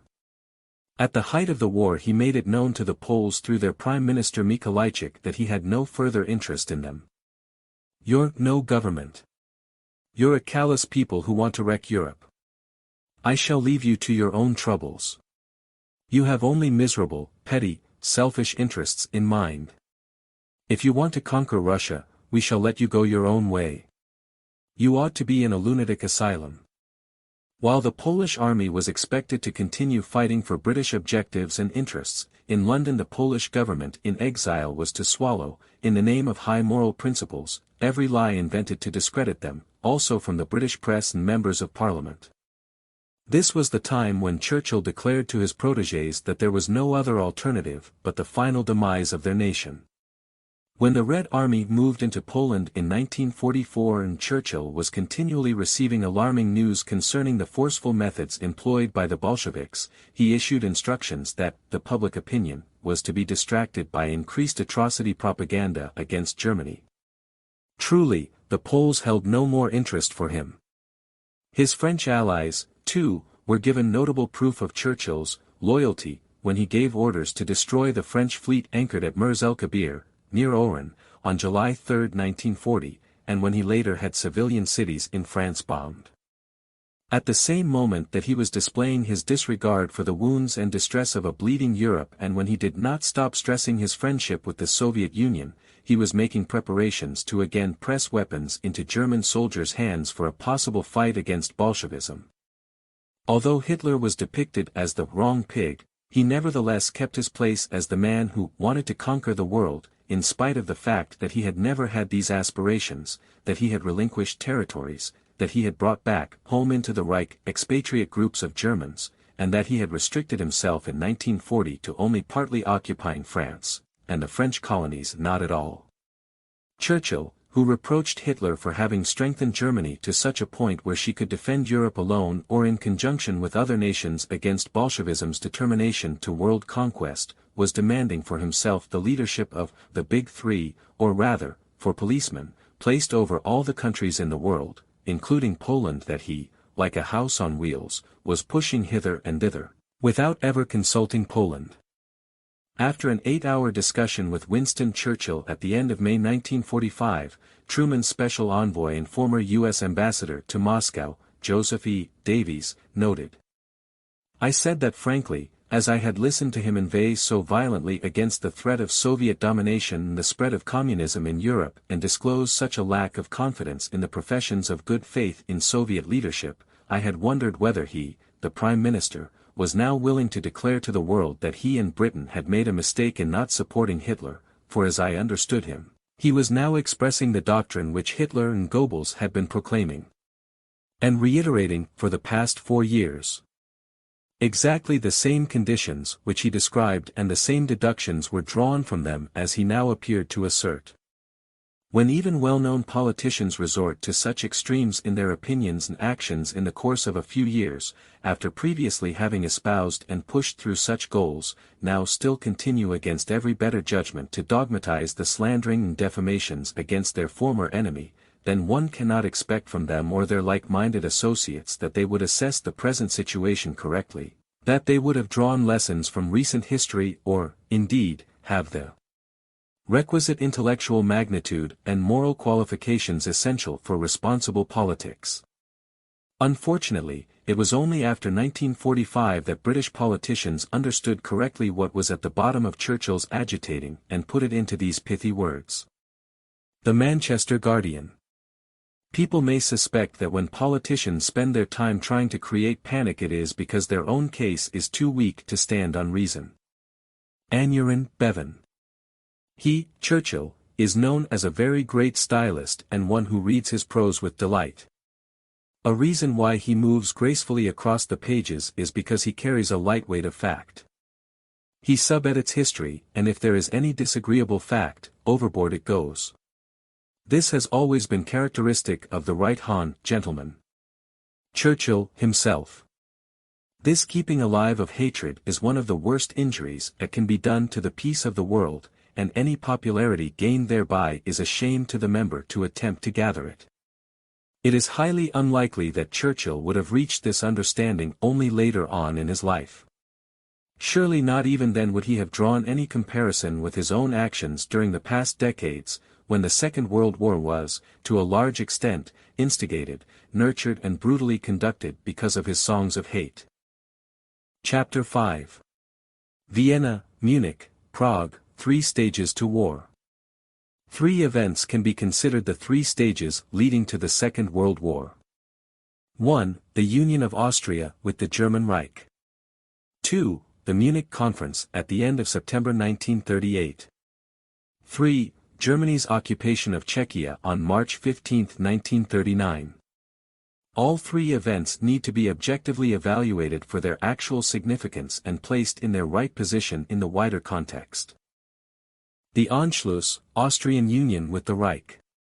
Until the end of the Second World War, the Austrian population was German, thought, felt and spoke German. Vienna had been the German Reich's capital for half a millennium, nearly 10 times as long as Berlin. Only from 1806 to 1815 and from 1866 to 1938 had Austria during the course of her history not been in either a national or a federal union with the rest of Germany. On November 12, 1918 the Austrian National Assembly decided unanimously on union with the German Reich. The new state was called by the National Assembly in 1918 German Austria, Deutsch Österreich.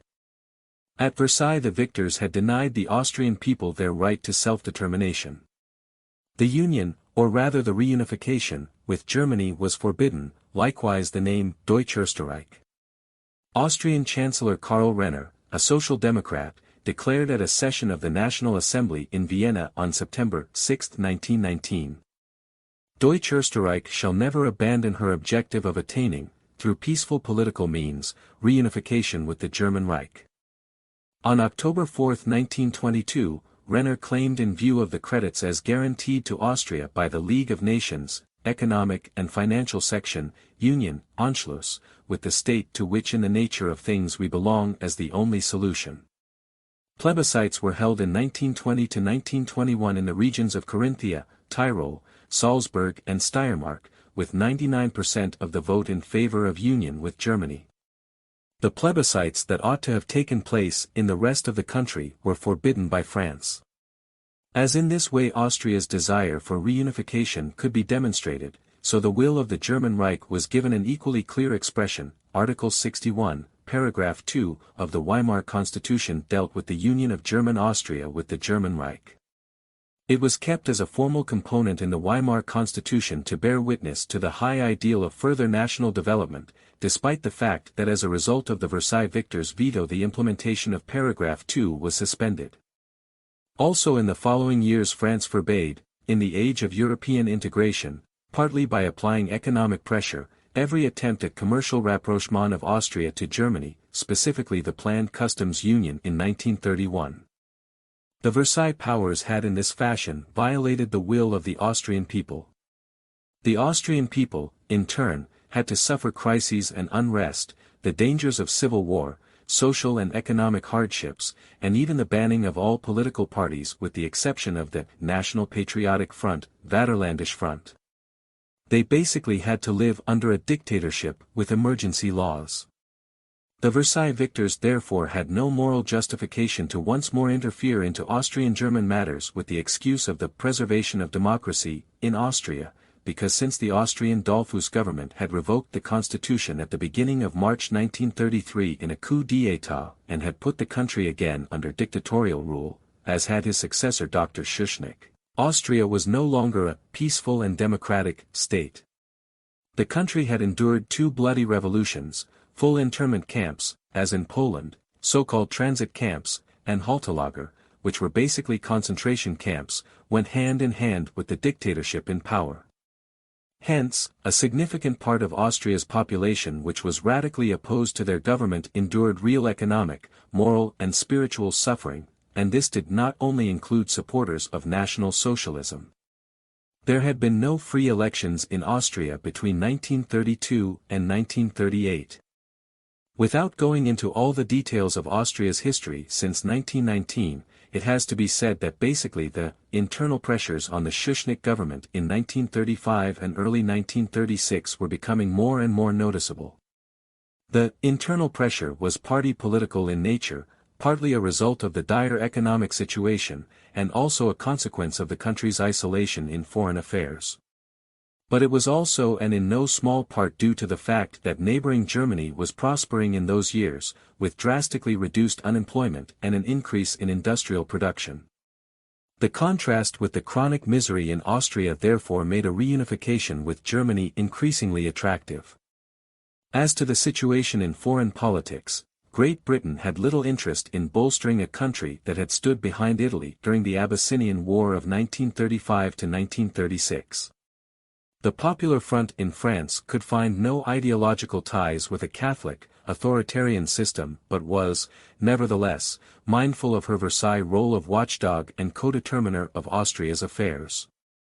Conversely, the Austrian people were aware that France had done everything to obstruct their reunification with the Reich and to prolong their economic misery. The Czechs, Slovaks, Romanians, Slovenes, Serbs, and Croats, on the other hand, had only recently shed the monarchical grip of Austria-Hungary, hence were not too eager to enter into a friendly alliance with Vienna.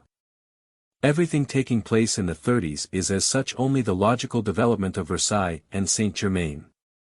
The breaking up of the Danube monarchy has turned Europe east of the Rhine into a bedlam of contradictory interests, and in the end it was the weakest that was most negatively affected by the repercussions, Austria.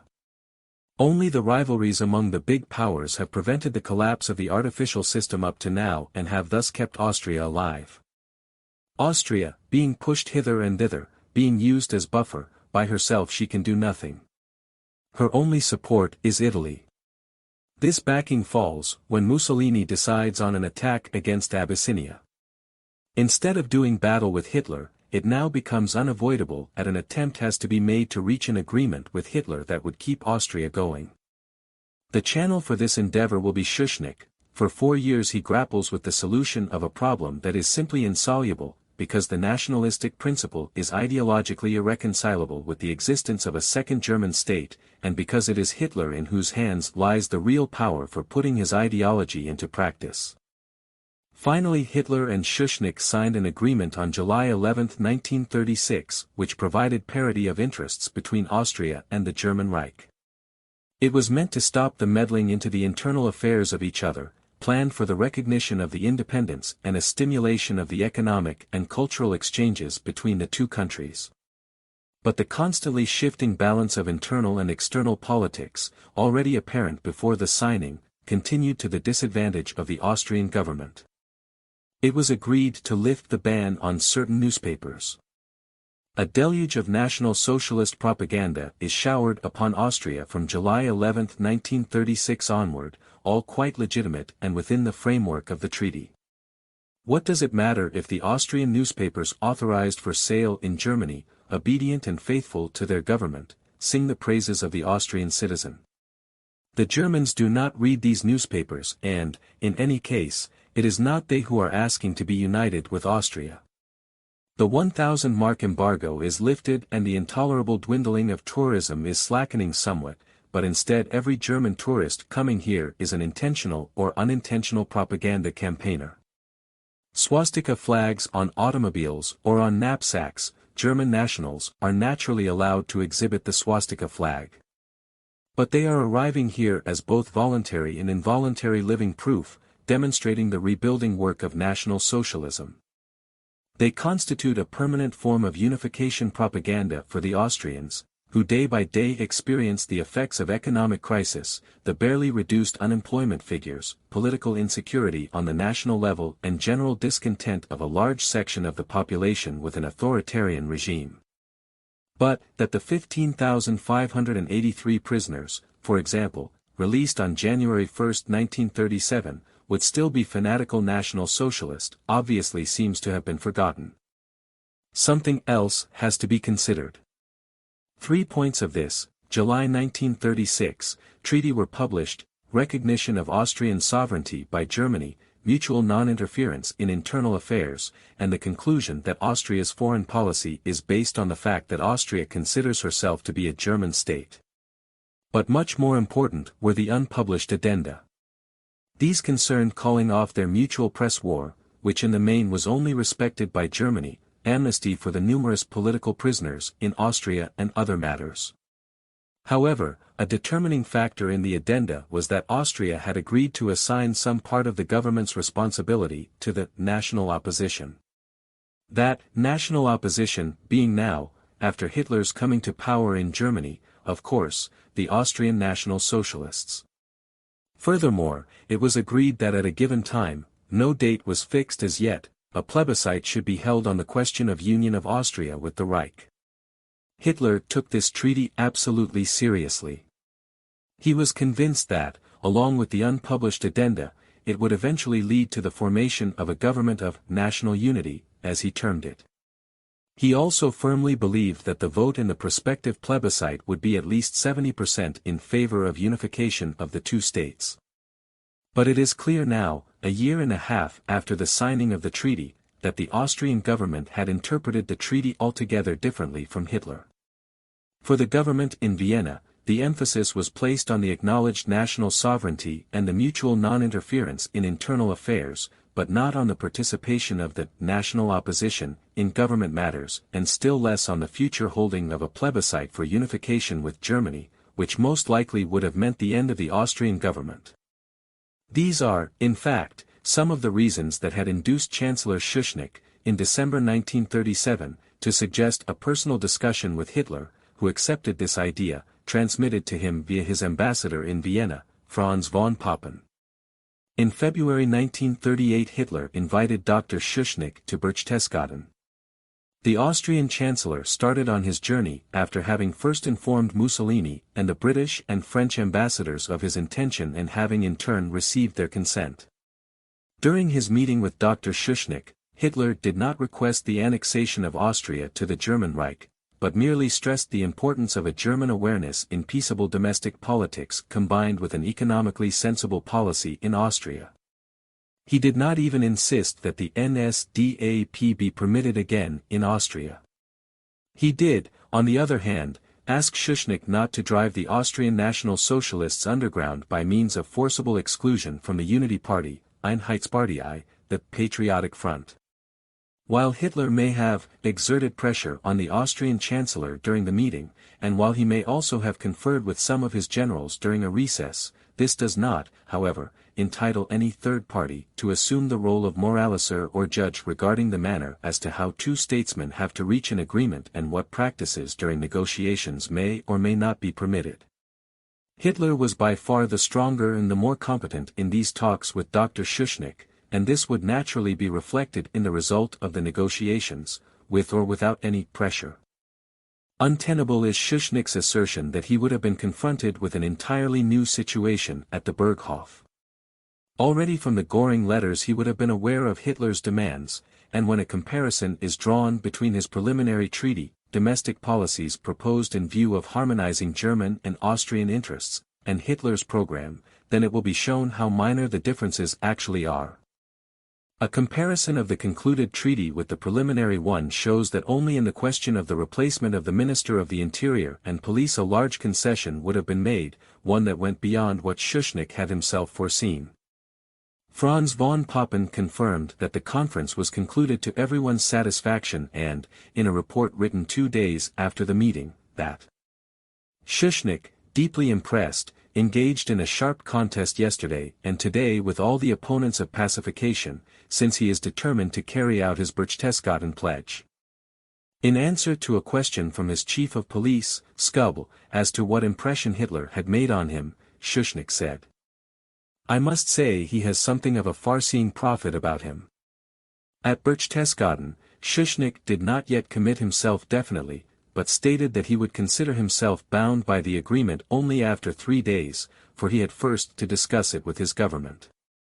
On February 15, 1938, the Austrian government notified Hitler that the terms of Berchtesgaden had been accepted, and on February 18 that the political clauses had already been enforced.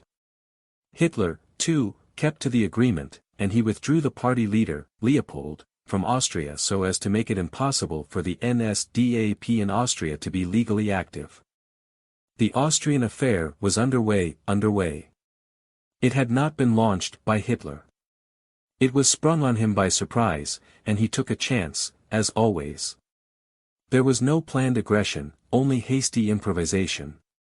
The following day Hitler kept his part of the bargain. Leopold, the leader of the Nazi underground in Austria, was summoned before Hitler, told that his activities had been insane, and ordered to leave Austria along with his principal associates.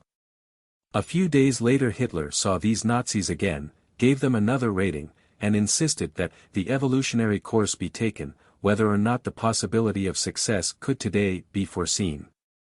The protocol signed by Schuschnigg was so far-reaching that, if completely carried out, the Austrian problem would be automatically solved. Hitler was satisfied. He made no preparations for action, but waited impassively for the automatic solution to mature. The Austrian Chancellor conducted a resolute campaign to play down the February crisis, informing his envoys abroad that the Berchtesgaden conference had been concluded satisfactorily and telling them to rebuff any foreign criticism of alleged appeasement. The initial propaganda line of the Fatherland Front had actually gone so far as to portray Berchtesgaden as an unqualified personal success for Schuschnigg. Even Eden, the antagonistic opponent of an appeasement policy, who had resigned his post as foreign minister on February 20, 1938 in protest against the too lenient course taken by the British government with regard to the Italian and Austrian question, was still stating on 17 and February 18 in the House of Commons that no approach for advice or support had come to London from Vienna either before the Berchtesgaden meeting, or after it. According to information in my possession, Austria has succeeded at Berchtesgaden in clarifying her relations with the German Reich in what we may hope is a favorable and durable fashion, through direct and detailed talks between the two heads of government without the slightest disturbance. On February 14, the London Times commented that there is no need to quarrel with an agreement with which the Führer, the Duce and Herr von Schuschnigg are all apparently content. And added a few days later in a follow-up editorial. Fundamentally, a close understanding between the two German states is the most natural thing possible. One of the least rational, most brittle and most provocative artificialities of the peace settlement was the ban on the incorporation of Austria in the Reich. These crows are coming home to roost. Austria can never be anti-Germanic. Ultimately this is the real strength of the Reich claims upon it and the real difficulty of an Austrian chancellor when he has to defend and define Austrian independence. Hitler had announced his intention to address the Reichstag on February 20, 1938, and had assured Schuschnigg, at his departure from the Berghof, that in this speech he would mention the meeting with some favorable comment. For the first time, a speech by Hitler was broadcast on Austrian radio. Apart from other matters Hitler declared, in conjunction with this, relaxation of the strain in our relations with one another, there should be a practical contribution toward peace by granting a general amnesty, and by creating a better understanding between the two states through a still closer friendly cooperation in as many different fields as possible, political, personal, and economic, all complementary to and within the framework of the agreement of July 11, 1936. I express in this connection before the German people my sincere thanks to the Austrian Chancellor for his great understanding and the warm-hearted willingness with which he accepted my invitation and worked with me, so that we might discover a way of serving the best interests of the two countries, for, after all, it is the interest of the whole German people, whose sons we all are, wherever we may have been born. On February 24, that is only a few days later, Chancellor Schuschnigg replied, also in a radio broadcast, with a speech to the parliament that no one had elected. Austria did reach with the concessions at Berchtesgaden, so he said, those limits where we have to order a stop and must say, this far and no further. As if consciously trying to provoke Hitler, he declared that Austria was never going to relinquish her independence. His speech ended with these words, red white red to the death. Once again the Austrian question was moved center stage in the European discussions. In the meantime, Schuschnigg had been put under heavy pressure by London to cancel his agreement with the German Reich. In particular, he was pressured by a personal friend, French Ambassador Gabriel Puos, but other diplomats also harassed him. The only one that kept quiet and was nowhere to be seen was the German ambassador, Herr von Papen, to admit that he had been blackmailed by Hitler. Whence did this knowledge come? It was said that the intelligence service on the spot was extremely well informed. The attempts at toning down, undertaken by Dr. Guido Schmidt, by now foreign minister, and myself to prevent any melodramatic reporting, were not readily believed. The economic barometer was to react very quickly, fearful runs on the banks and building societies, cancellations of credits by foreign firms. Postal work increased to thousands of telegrams and letters. Alarm signals, especially from Styria. The negative forecasts outnumbered the optimistic ones. Day after day the banks and building societies reported the withdrawal of millions of shillings. There were notifications of cancellations, especially from overseas. Foreigners were leaving the country. Inevitably, this resulted in a situation that became politically untenable, both at home and abroad. Foreign relations were affected, above all on the economic level, because of a looming threat that presented all the disadvantages of the Anschluss, in particular foreign boycott from abroad, without the advantages of an extensive, unified economic area. But the foreign pressures on the Austrian government had still graver consequences. The British, French and American newspapers that could be bought in Vienna announced to the Austrian people the first act of their tragedy. The result was a mood of panic and disillusionment that no Fatherland Front propaganda could dispel. The new government immediately came under fire from no less a quarter than the papal nuncio in Vienna, and talk of the chancellor's resignation cropped up within 48 hours of his return to office. The French envoy in Vienna, Poix, officially informed Schuschnigg that France regarded the independence of Austria as indispensable to the peace and stability of Europe. In fact, something much more substantial was being debated at the time in Paris. It was nothing less than the attempt by France to organize joint action with London on Austria's behalf.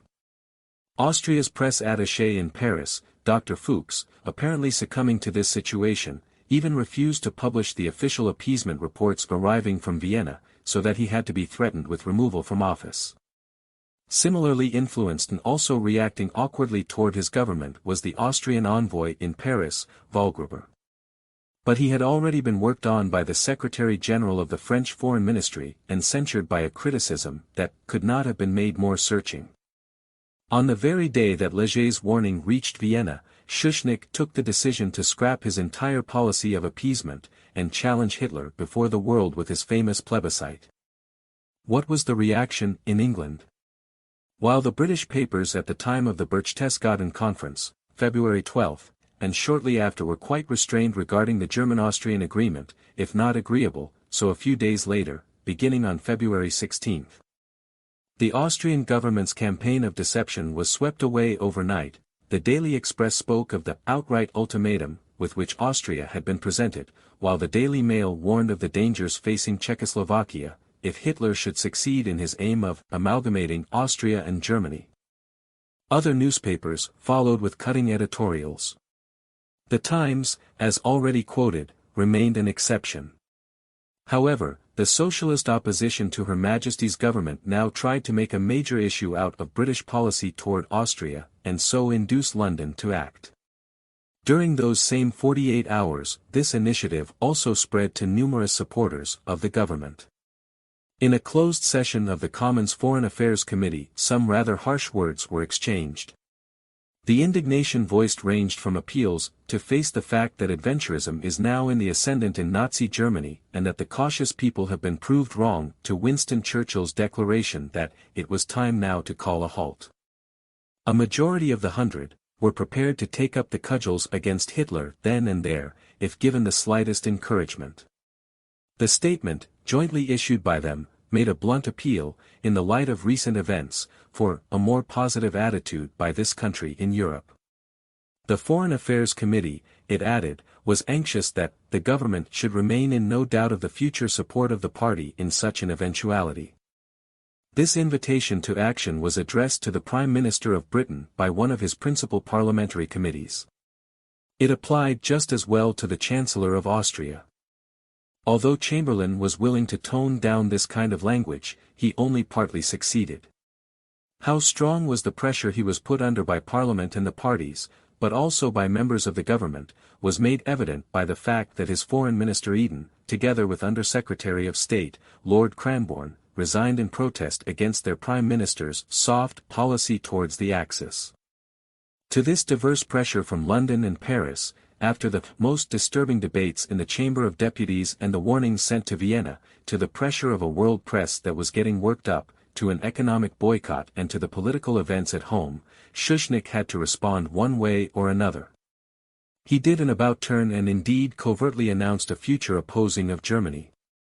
It has to be stressed that to this day none of the propagandists has regarded this diverse pressure, these methods of violating small nations as illegitimate political means, nor indeed has even drawn effective attention to this game of intrigue. Even if later on in his memoirs Schuschnigg would mention only in passing these foreign demonstrations while emphasizing, on the other hand, the internal political complications, it is historically indisputable, however, that the Austrian Chancellor had originally not intended a course change and only altered course under the influence from abroad. In the end, this reversal was done in the belief that the Western powers would militarily safeguard the independence of his regime. In his memoirs, Schuschnigg wrote, "For this reason I decided on a plebiscite. It was the last straw and it was evident that it was more and more difficult to parry the unrest among the workers. If the swastika as an ethos symbol is allowed, why not then the 3 arrows of the socialists and dozens of other emblems? There was the fear that a hopeless mess could develop that would not have been prevented without bloody clashes. This was to be avoided at all costs. I have consistently turned down everything that could call the slightest attention to the National Front. I wanted no political parties, this was the only way at the time to prevent the NSDAP. The Berchtesgaden Agreement is carried out to the letter. General situation. A. Police and the executive, in Austria, forces of law and order, powerless. Since February 12, the day of Berchtesgaden, no political sentencing had taken place, all political prisoners, also violent criminals, murderers and perjurers of the executive are pardoned. This would have to produce a corresponding effect. B. Parts of the civil service, the government administration and the finance and school administration, were openly refusing obedience and were appealing to Minister Seyss and the political department of the National Front that I had established at the time. C. Minister Seyss promised order without enforcing it.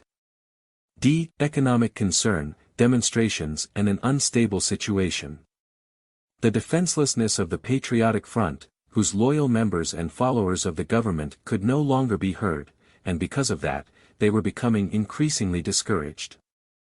Dr. Schuschnigg had announced at a moment's notice on March 9, 1938 his referendum to take place only 4 days later, on March 13, 1938. The announcement was deliberately vague, with a nod to separatism.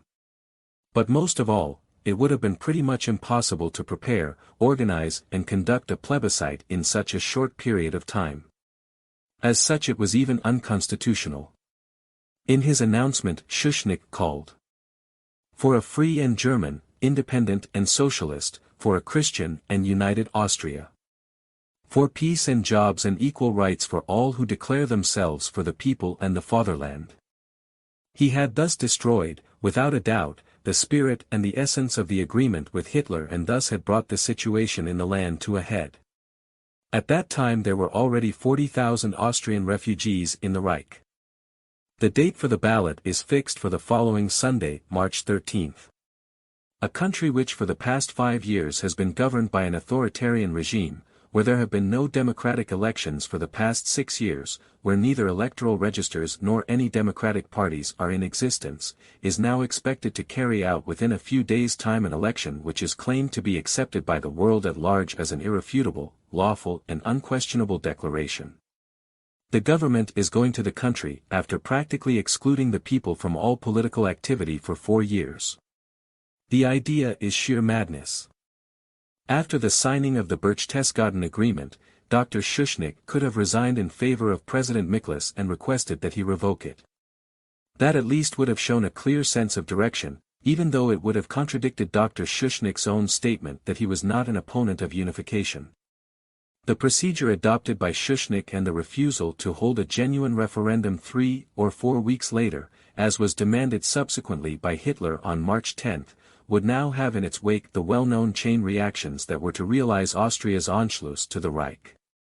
After the conduct of Dr. Schuschnigg, he, Hitler, must either act or be humiliated. The crisis of March 1938 was provoked by Schuschnigg, not by Hitler. There had been no German preparations, military or diplomatic. Everything was improvised in a couple of days. It was still believed in Berlin throughout the day of the 10th of March that, by changing the date and the text of the referendum, a solution had been found that made it still possible to continue the Berchtesgaden policy with Schuschnigg. Alone the consideration for Mussolini made Hitler keep to his previous program with the tenacity of which he was capable in such situations. From the diary of the future General Jodl we know that only on March 11, 1938, midday at 1:00 p.m., did Hitler sign the military document known by the codename Operation Otto, which ordered a deployment of troops in the event of an intervention in Austria. General von Manstein had to unexpectedly draw up on the 10th of March a plan of operation of the type not requiring a mobilization and not requiring any preparations. Schuschnigg's refusal to acknowledge the impending revolt in Austria against a referendum which could not be carried out lawfully, he had not even informed his cabinet of his solitary decision, let alone asked them for advice. His rejection of a postponement, justifiably gave Hitler license, at the latest from the 10th of March onward, to accuse Schuschnigg of having violated the Berchtesgaden Treaty and thus having provoked Hitler. On March 11, Schuschnigg ordered the cancellation of the referendum, accompanying the decision with extraordinary security measures and a curfew after 8:00 p.m. The annulment of the referendum was to give the impression, and was obviously designed to produce this effect. To demonstrate principally to France, Britain and the US that Austria's yielding was due to an act of violence on the part of the Reich government. Being familiar with the diplomatic correspondence of the preceding days and weeks, Schuschnigg was fully aware, after all, that the Western powers, France especially, would only come to Austria's defense, but in that event with all military might. If it were a clear case of violation, that is, if the Austrian government considers that her rights have been violated. The bomb, as Mussolini described the rushed plebiscite, really did explode, in the hands of Schuschnigg. The civil war, which had been contemplated by Dr. Schuschnigg shortly before his resignation did not take place. When on March 11, 1938 Hitler gave his troops the order to march into Austria, he did not have, as yet, a clear picture with respect to the future constitutional development of his homeland. He could neither have predicted with any certainty, apart from the occupation of the Rhineland 1936, War of Flowers which now happened for the first time in human history, nor could he have anticipated the reaction abroad. The opinion of the British ambassador in Berlin, Henderson, was already known to him, since he, perhaps by order or with the approval of his government, made no secret of his desire to see Germany and Austria united in one state. In the end it was the foreign press that was putting Austria's Anschluss on Hitler's lips. At the same time, the yielding of Britain and France together with the demonstration of friendship from Italy was made evident. These three factors combined finally persuaded him to carry through the reunification of Austria with Germany. The rejoicing crowds greeting Hitler on his entry into Vienna are not mentioned in Austria's teaching curriculum. The Anschluss, which at the time had the approval of almost all the powers of the completely run-down state, from the socialist Renner to Cardinal Innitzer, is today regarded simply as military occupation.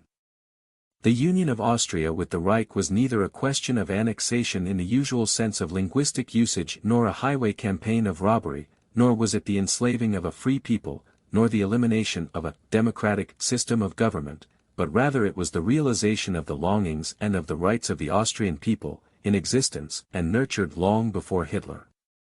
Furthermore, when examined in the context of international law, it was a lawful action according to the principle of the national right of self-determination. Let us suppose that Hitler had bound himself, by his first promise, to maintain Austrian independence. What would have resulted? The internal feuds would assuredly have gone on and burst into such increasing conflagration that much misery and bloodshed would have followed, with only one end to it all. The Nazi element would have won the day and brought about the Anschluss themselves. Hitler's action saved all that distress. He saw what was the only cure and the inevitable destiny of Austria, and acted accordingly. The other powers, looking on, might inveigh against his infringement of another state's sovereignty in his virtual annexation of her territory, but they would hardly pretend, in face of facts, that he had quelled an unwilling Austria by force of arms, or had done anything but bring unity and order to the ancient heart of Europe. The reunification with Germany had long been a matter dear to the heart of the Austrians. Austria would already have been part of the German Reich if the victorious nations had not simply prohibited it after the First World War. And this in spite of the fact that the National Assembly in November 1918 already had unanimously accepted the resolution, made in accordance with the will of the people, stating, "German Austria is a part of the German Republic." Until Hitler took power in 1933, the Social Democrats were the most eager supporters of union. But union with the Germany of Hitler, that was something else. Munich, the reunification with the Sudetenland.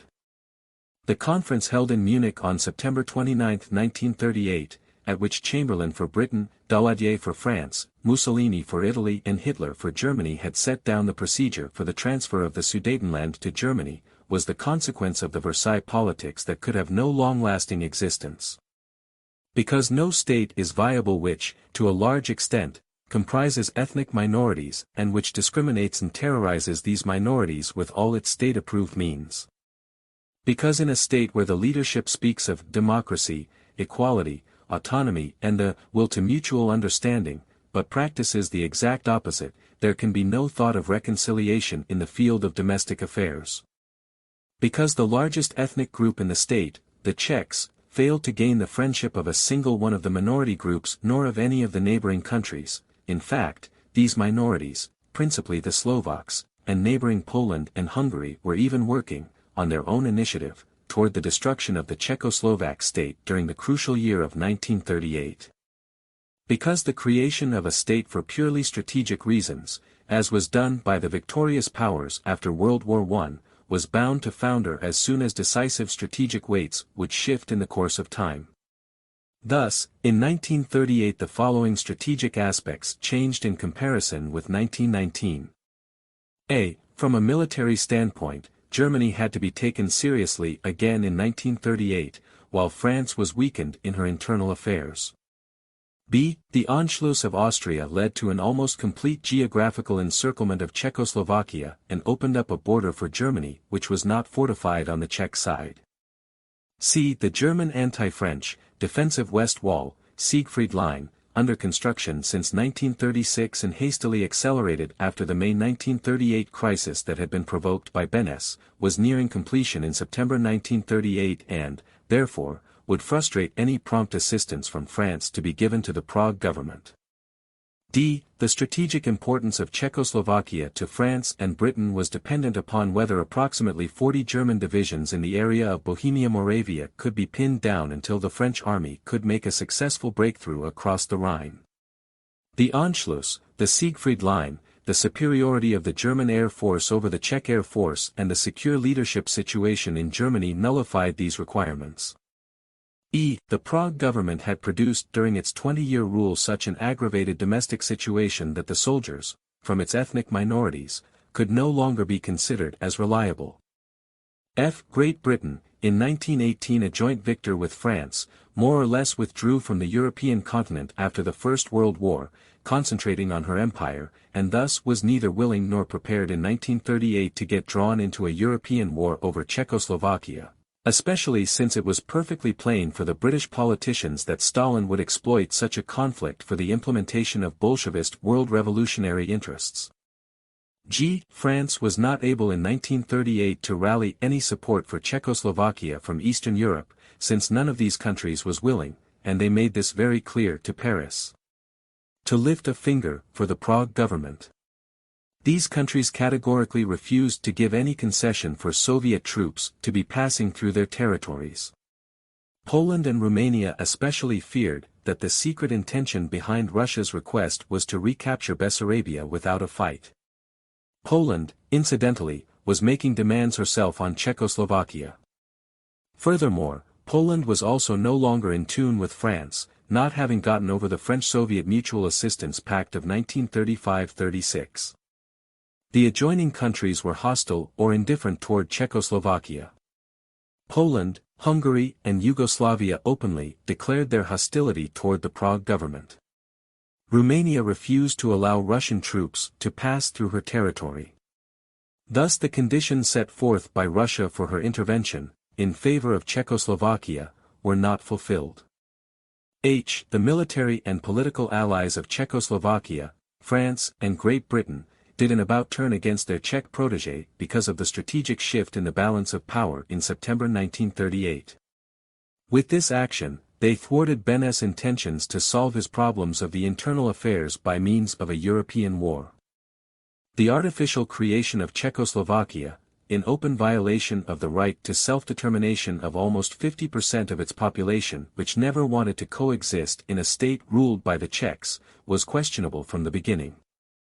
The Sudeten area, which had been predominantly inhabited by ethnic Germans for many centuries, had been a part of the First German Reich, until 1806, then of Austria-Hungary until 1918.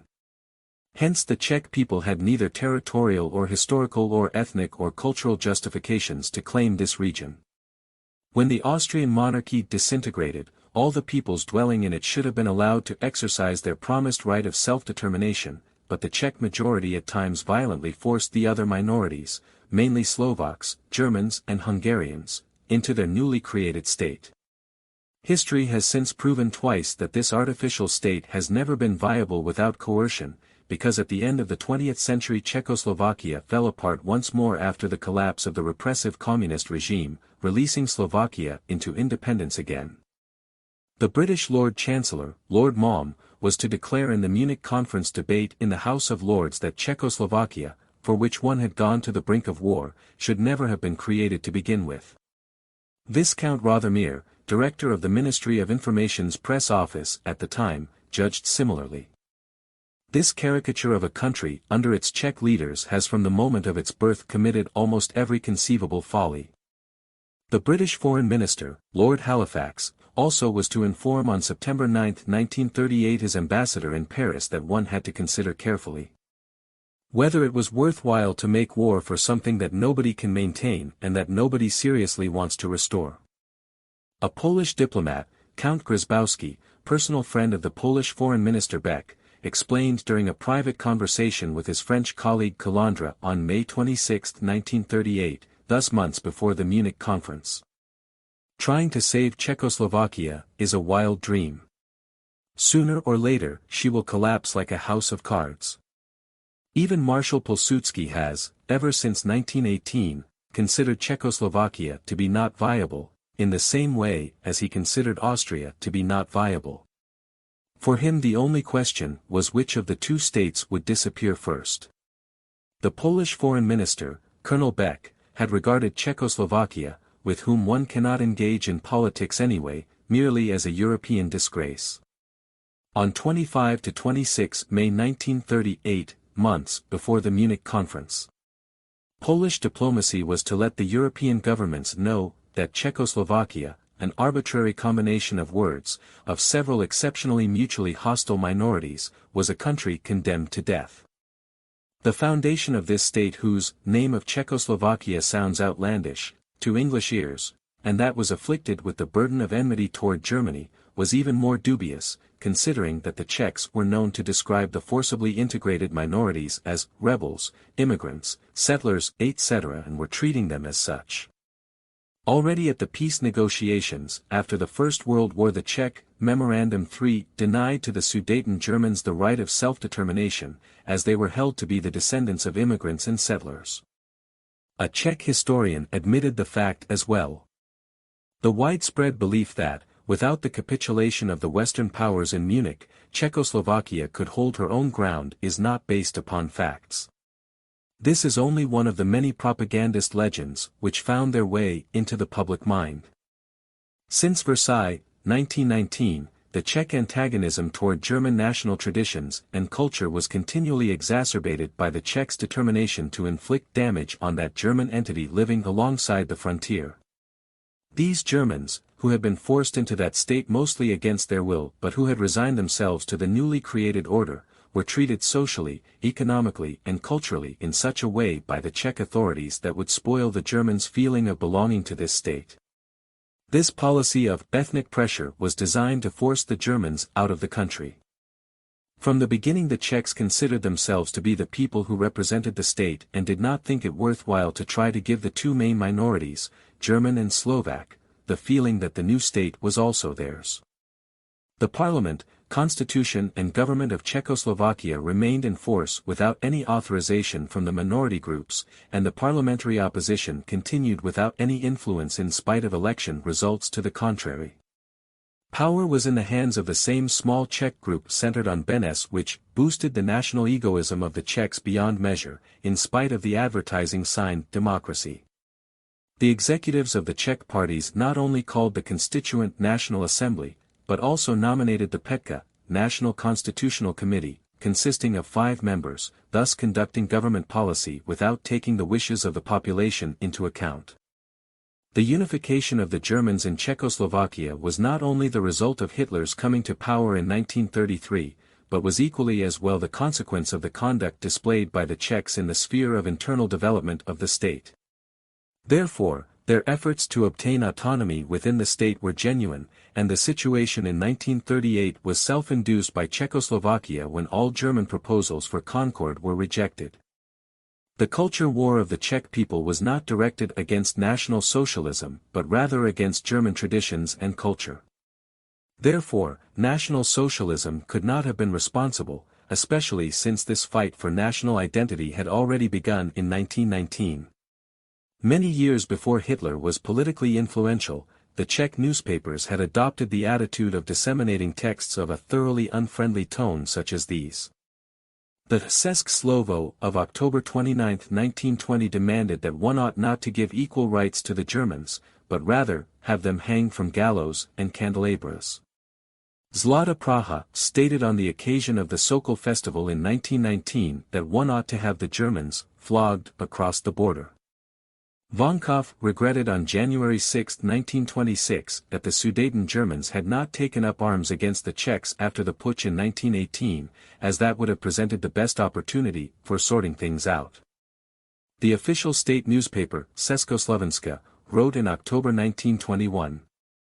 The German minority in Brunn will melt away like a piece of ice in the sun and nothing can save them. To be contributing to the acceleration of this development is a self-evident duty of the Czech majority. At a military celebration in 1923 in Potsdam a Czech speaker stated, "We Czechs must strive to seize all industry. For as long as the last chimney stack of German factories has not disappeared, and as long as German assets are not all in our hands, until then we must fight." Up to 1936 there was no change for the better. For example, the Czech newspaper Obrana Národa wrote on April 15, 1936. The borderland problem is not only a social question, the borderland problem is the reclaiming of over a third of our fatherland back into the hands of our nation. The borderland problem is the populating of a third of our country with people from our nation, it is the augmentation of the current language frontier as far as the actual national borders, it is the construction of a superbly powerful, impregnable and dependable border area, a human stronghold comprising people of our race and blood. Strasnroda of March 13, 1936. The gradual buying up of property in our border areas is the best means of securing Czech positions. The smallest piece of land that passes into Czech hands denotes a strengthening of the Czech element. This attitude, which had as a consequence that the Sudetenland under Czech rule had the highest infant mortality and the highest suicide rate in the world, was surely not an appropriate reaction to the favorable attention that had been given to the Czech people during the rule of the Austro-Hungarian monarchy.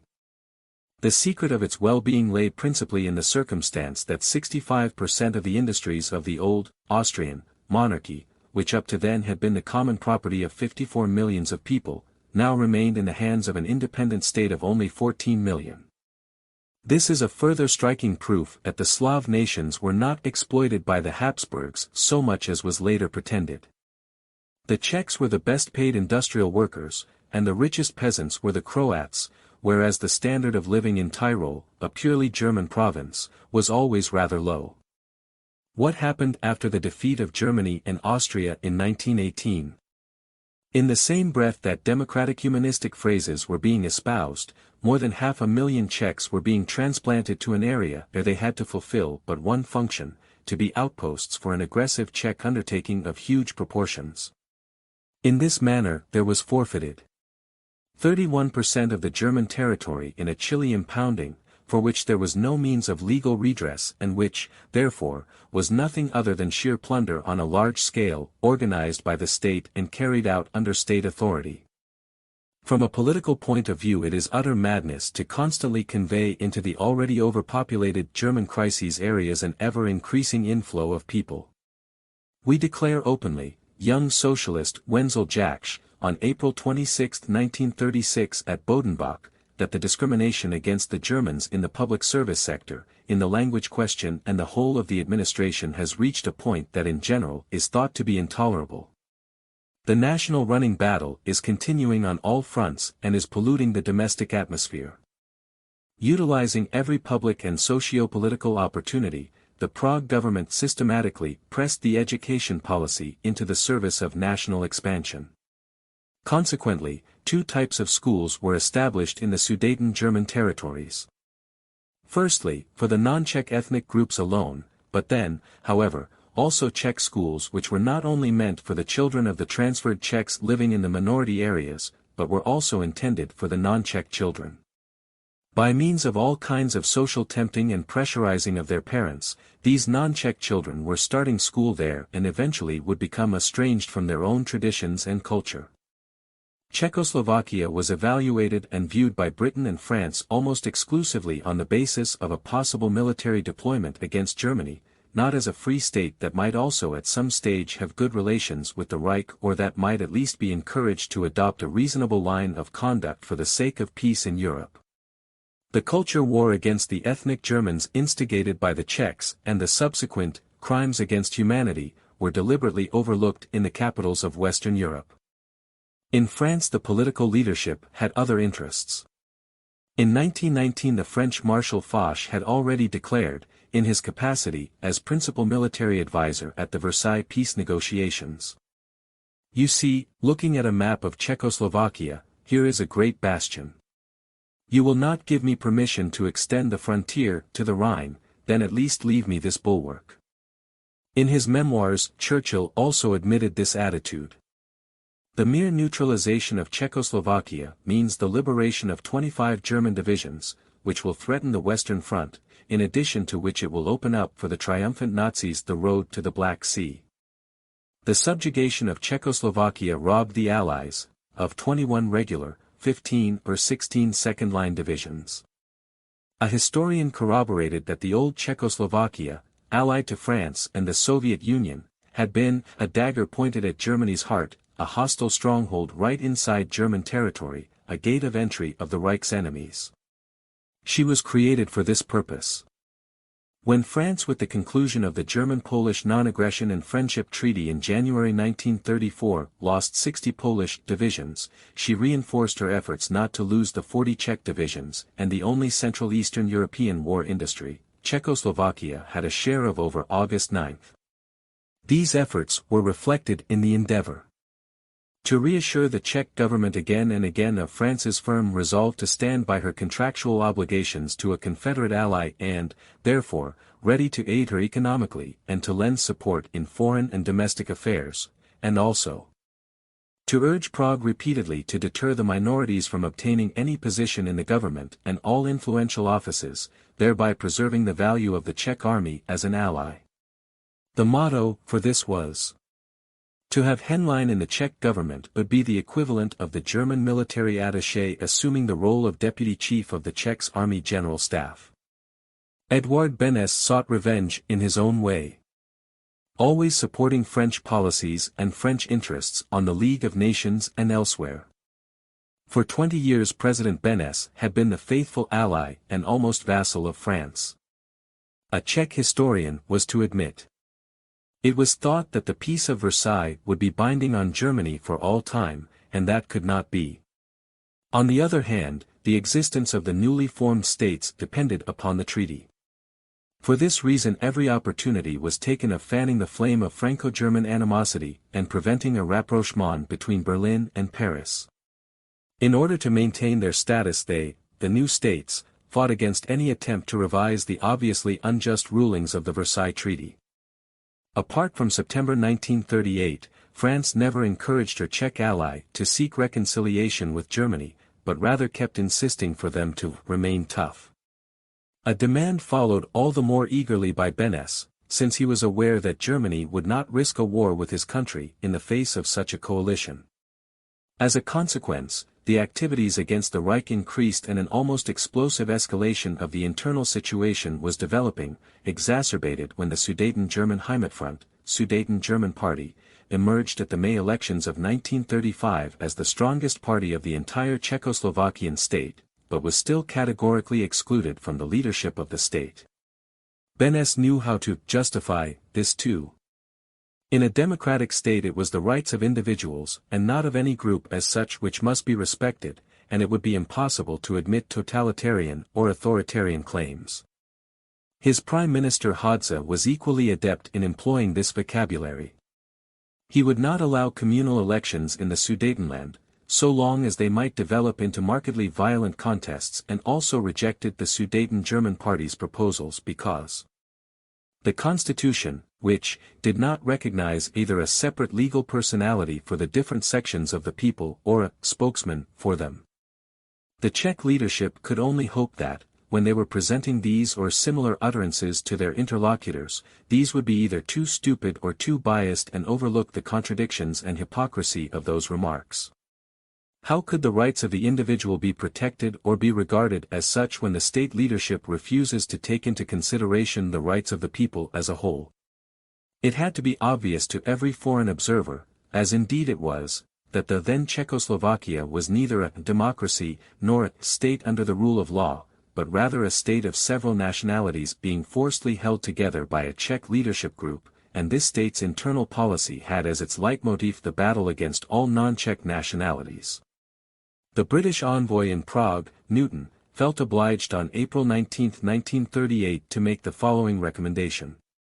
The first essential would seem to be substitute on each occasion for the expression minorities, the expression nationalities, for if there was one thing which roused the ire of the Sudeten Germans today, it was the application to them of the term minority.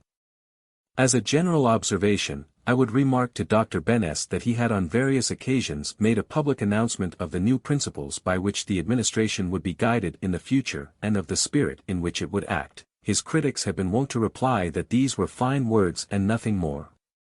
A few days after his meeting with Beneš, Newton added, "In using the expression United States of Bohemia and Slovakia, I explained I did not wish to raise any question of federation but only to bring out the ideals of union and partnership."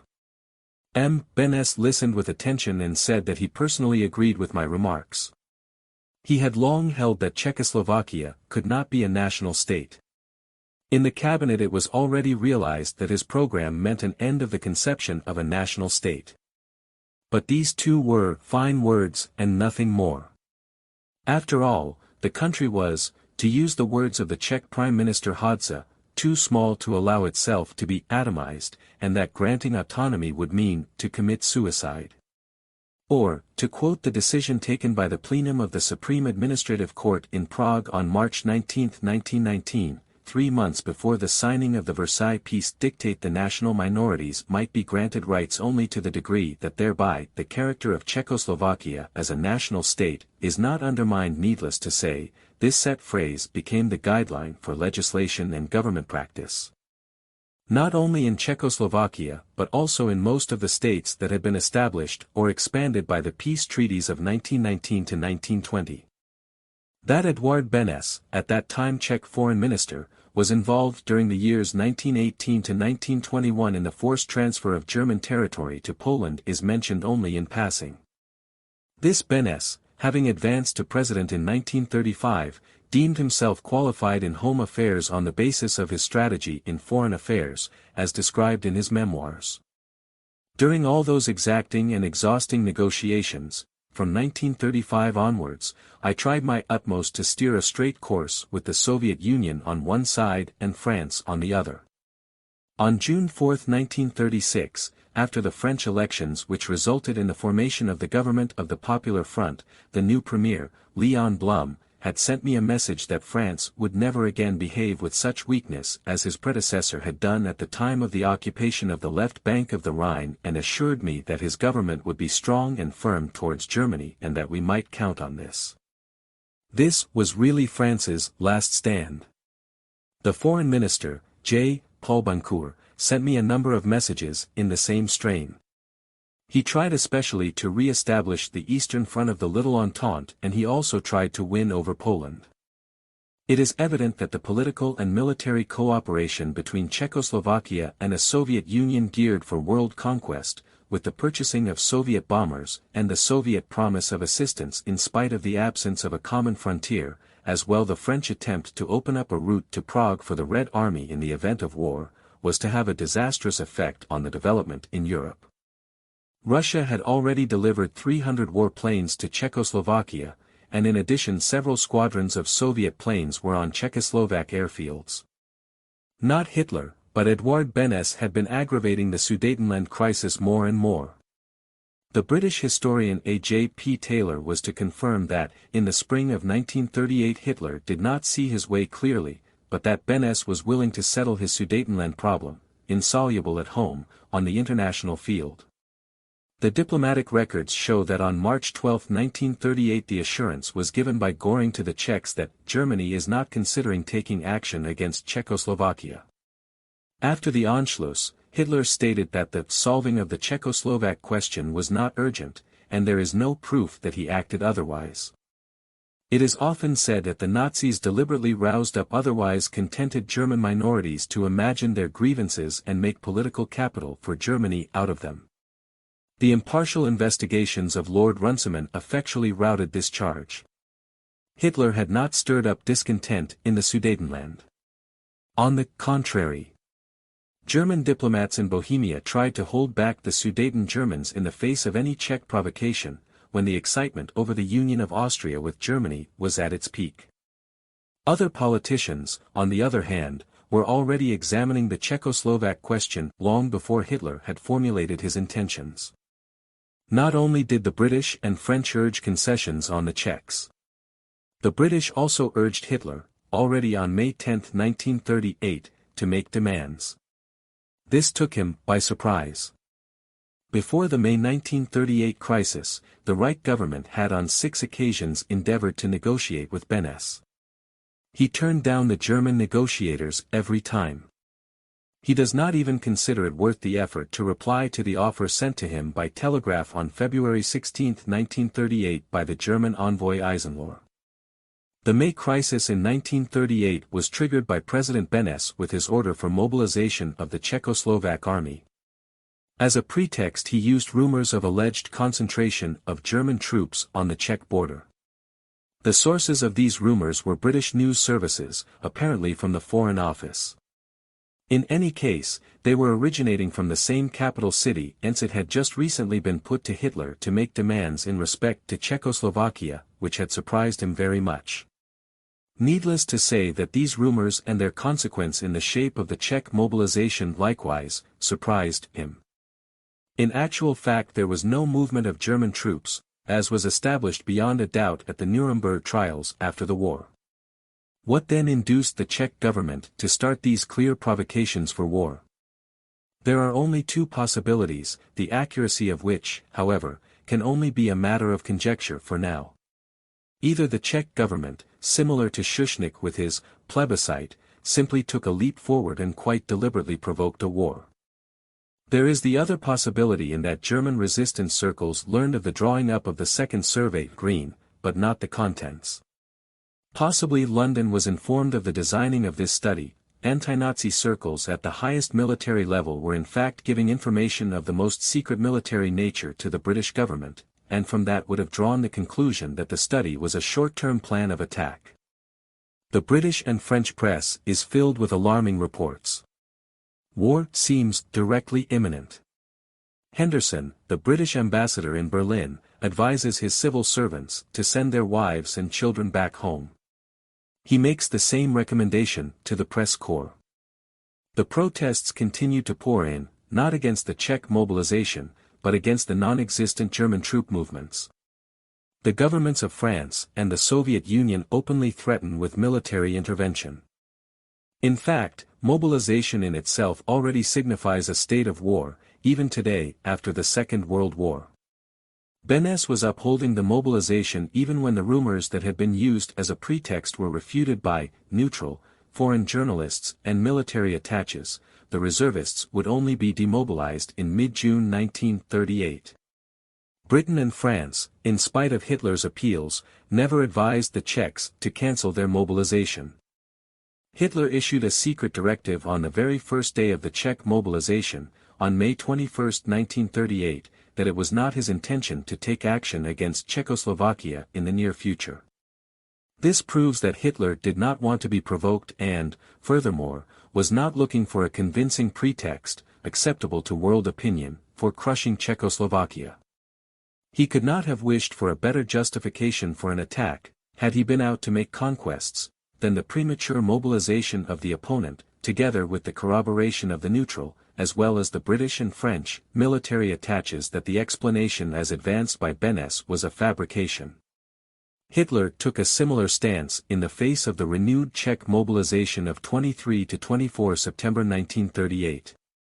The chain of evidence continues and stretches as far as the 1945 falsification of the, still to be separately investigated, Hossbach Memorandum, predated to November 5, 1937, in which, amongst other things, this sentence was passed off as authentic. Hitler had decided to tackle the solution to the German question of territory, and to advance by force against Czechoslovakia and Austria at the next available opportunity. In reality, however, he did not take the next available opportunity. Hence no such plan or decision could have existed. The Czechs, however, were not content with mobilization only. They were at the same time intensifying their military action against the inhabitants of the border zones and were also escalating their hostile press campaign with the mocking argument that Hitler's restraint and inactivity was to be taken as a sign of weakness. Therefore, as Hitler had apparently already retreated from tiny Czechoslovakia, how easy it should be, then, for the great powers to finish off the Reich. This and more could be thrust at Germany without running any risk whatsoever. The press of the West collaborated and was praising the Czech military machine again and again for the unexpected efficiency and quickness with which it was working. We regained our confidence, seeing that we were not alone.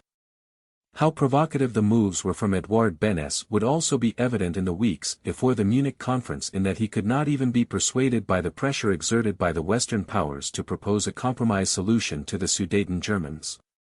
The reason for this was that, besides the Western powers, he could bring yet another friend into the game, Stalin.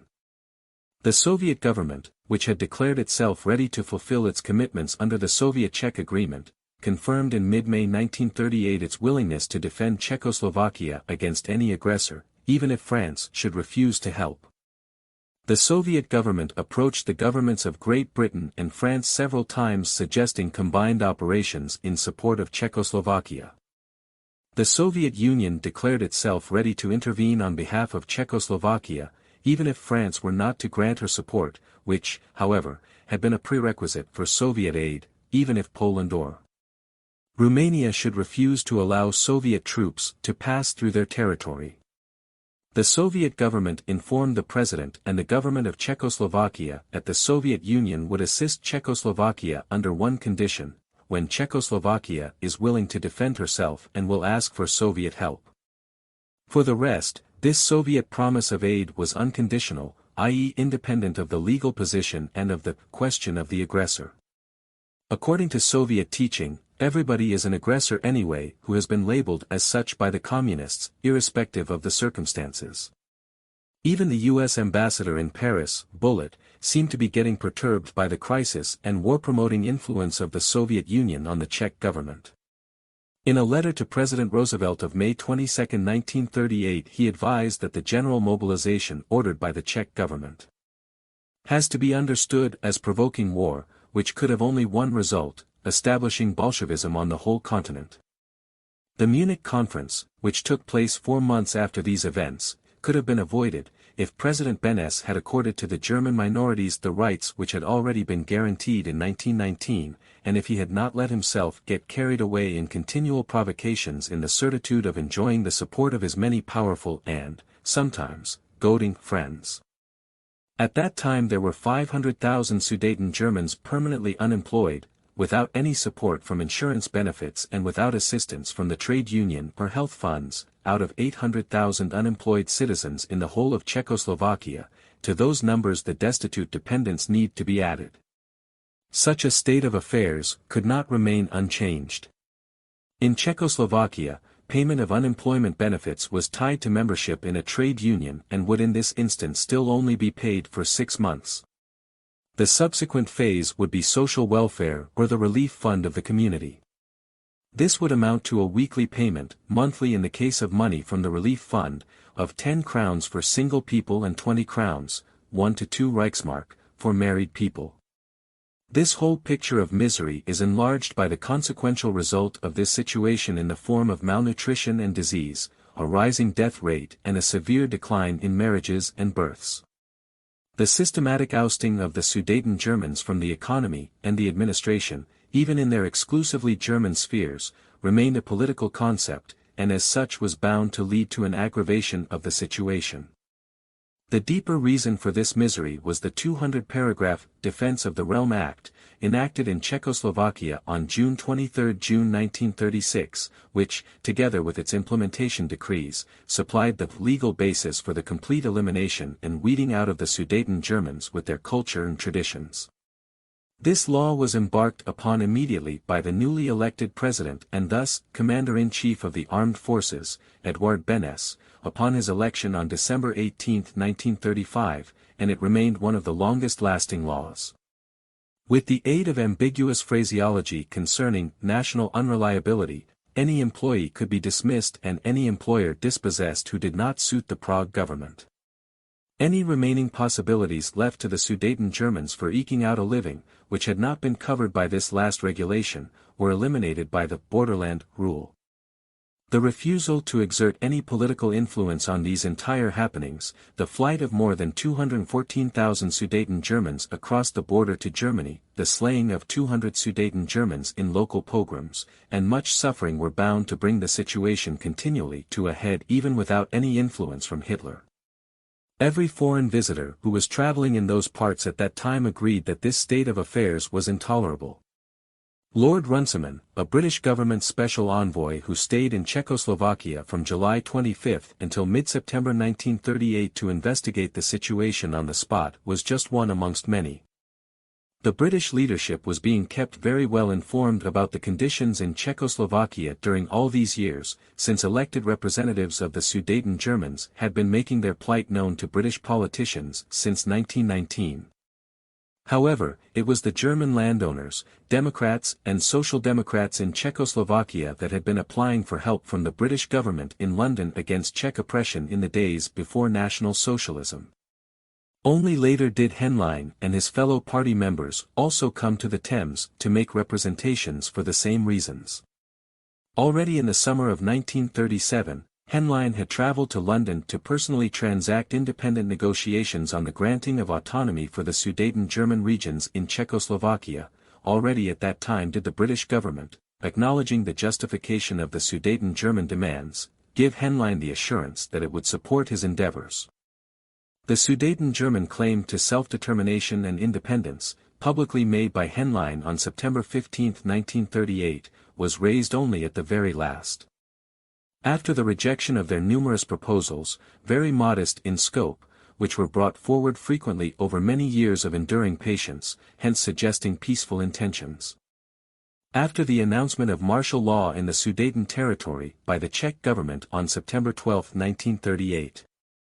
After the British press and Lord Runciman, even Mr. Chamberlain as the Prime Minister and also Winston Churchill, were recommending accession to Germany.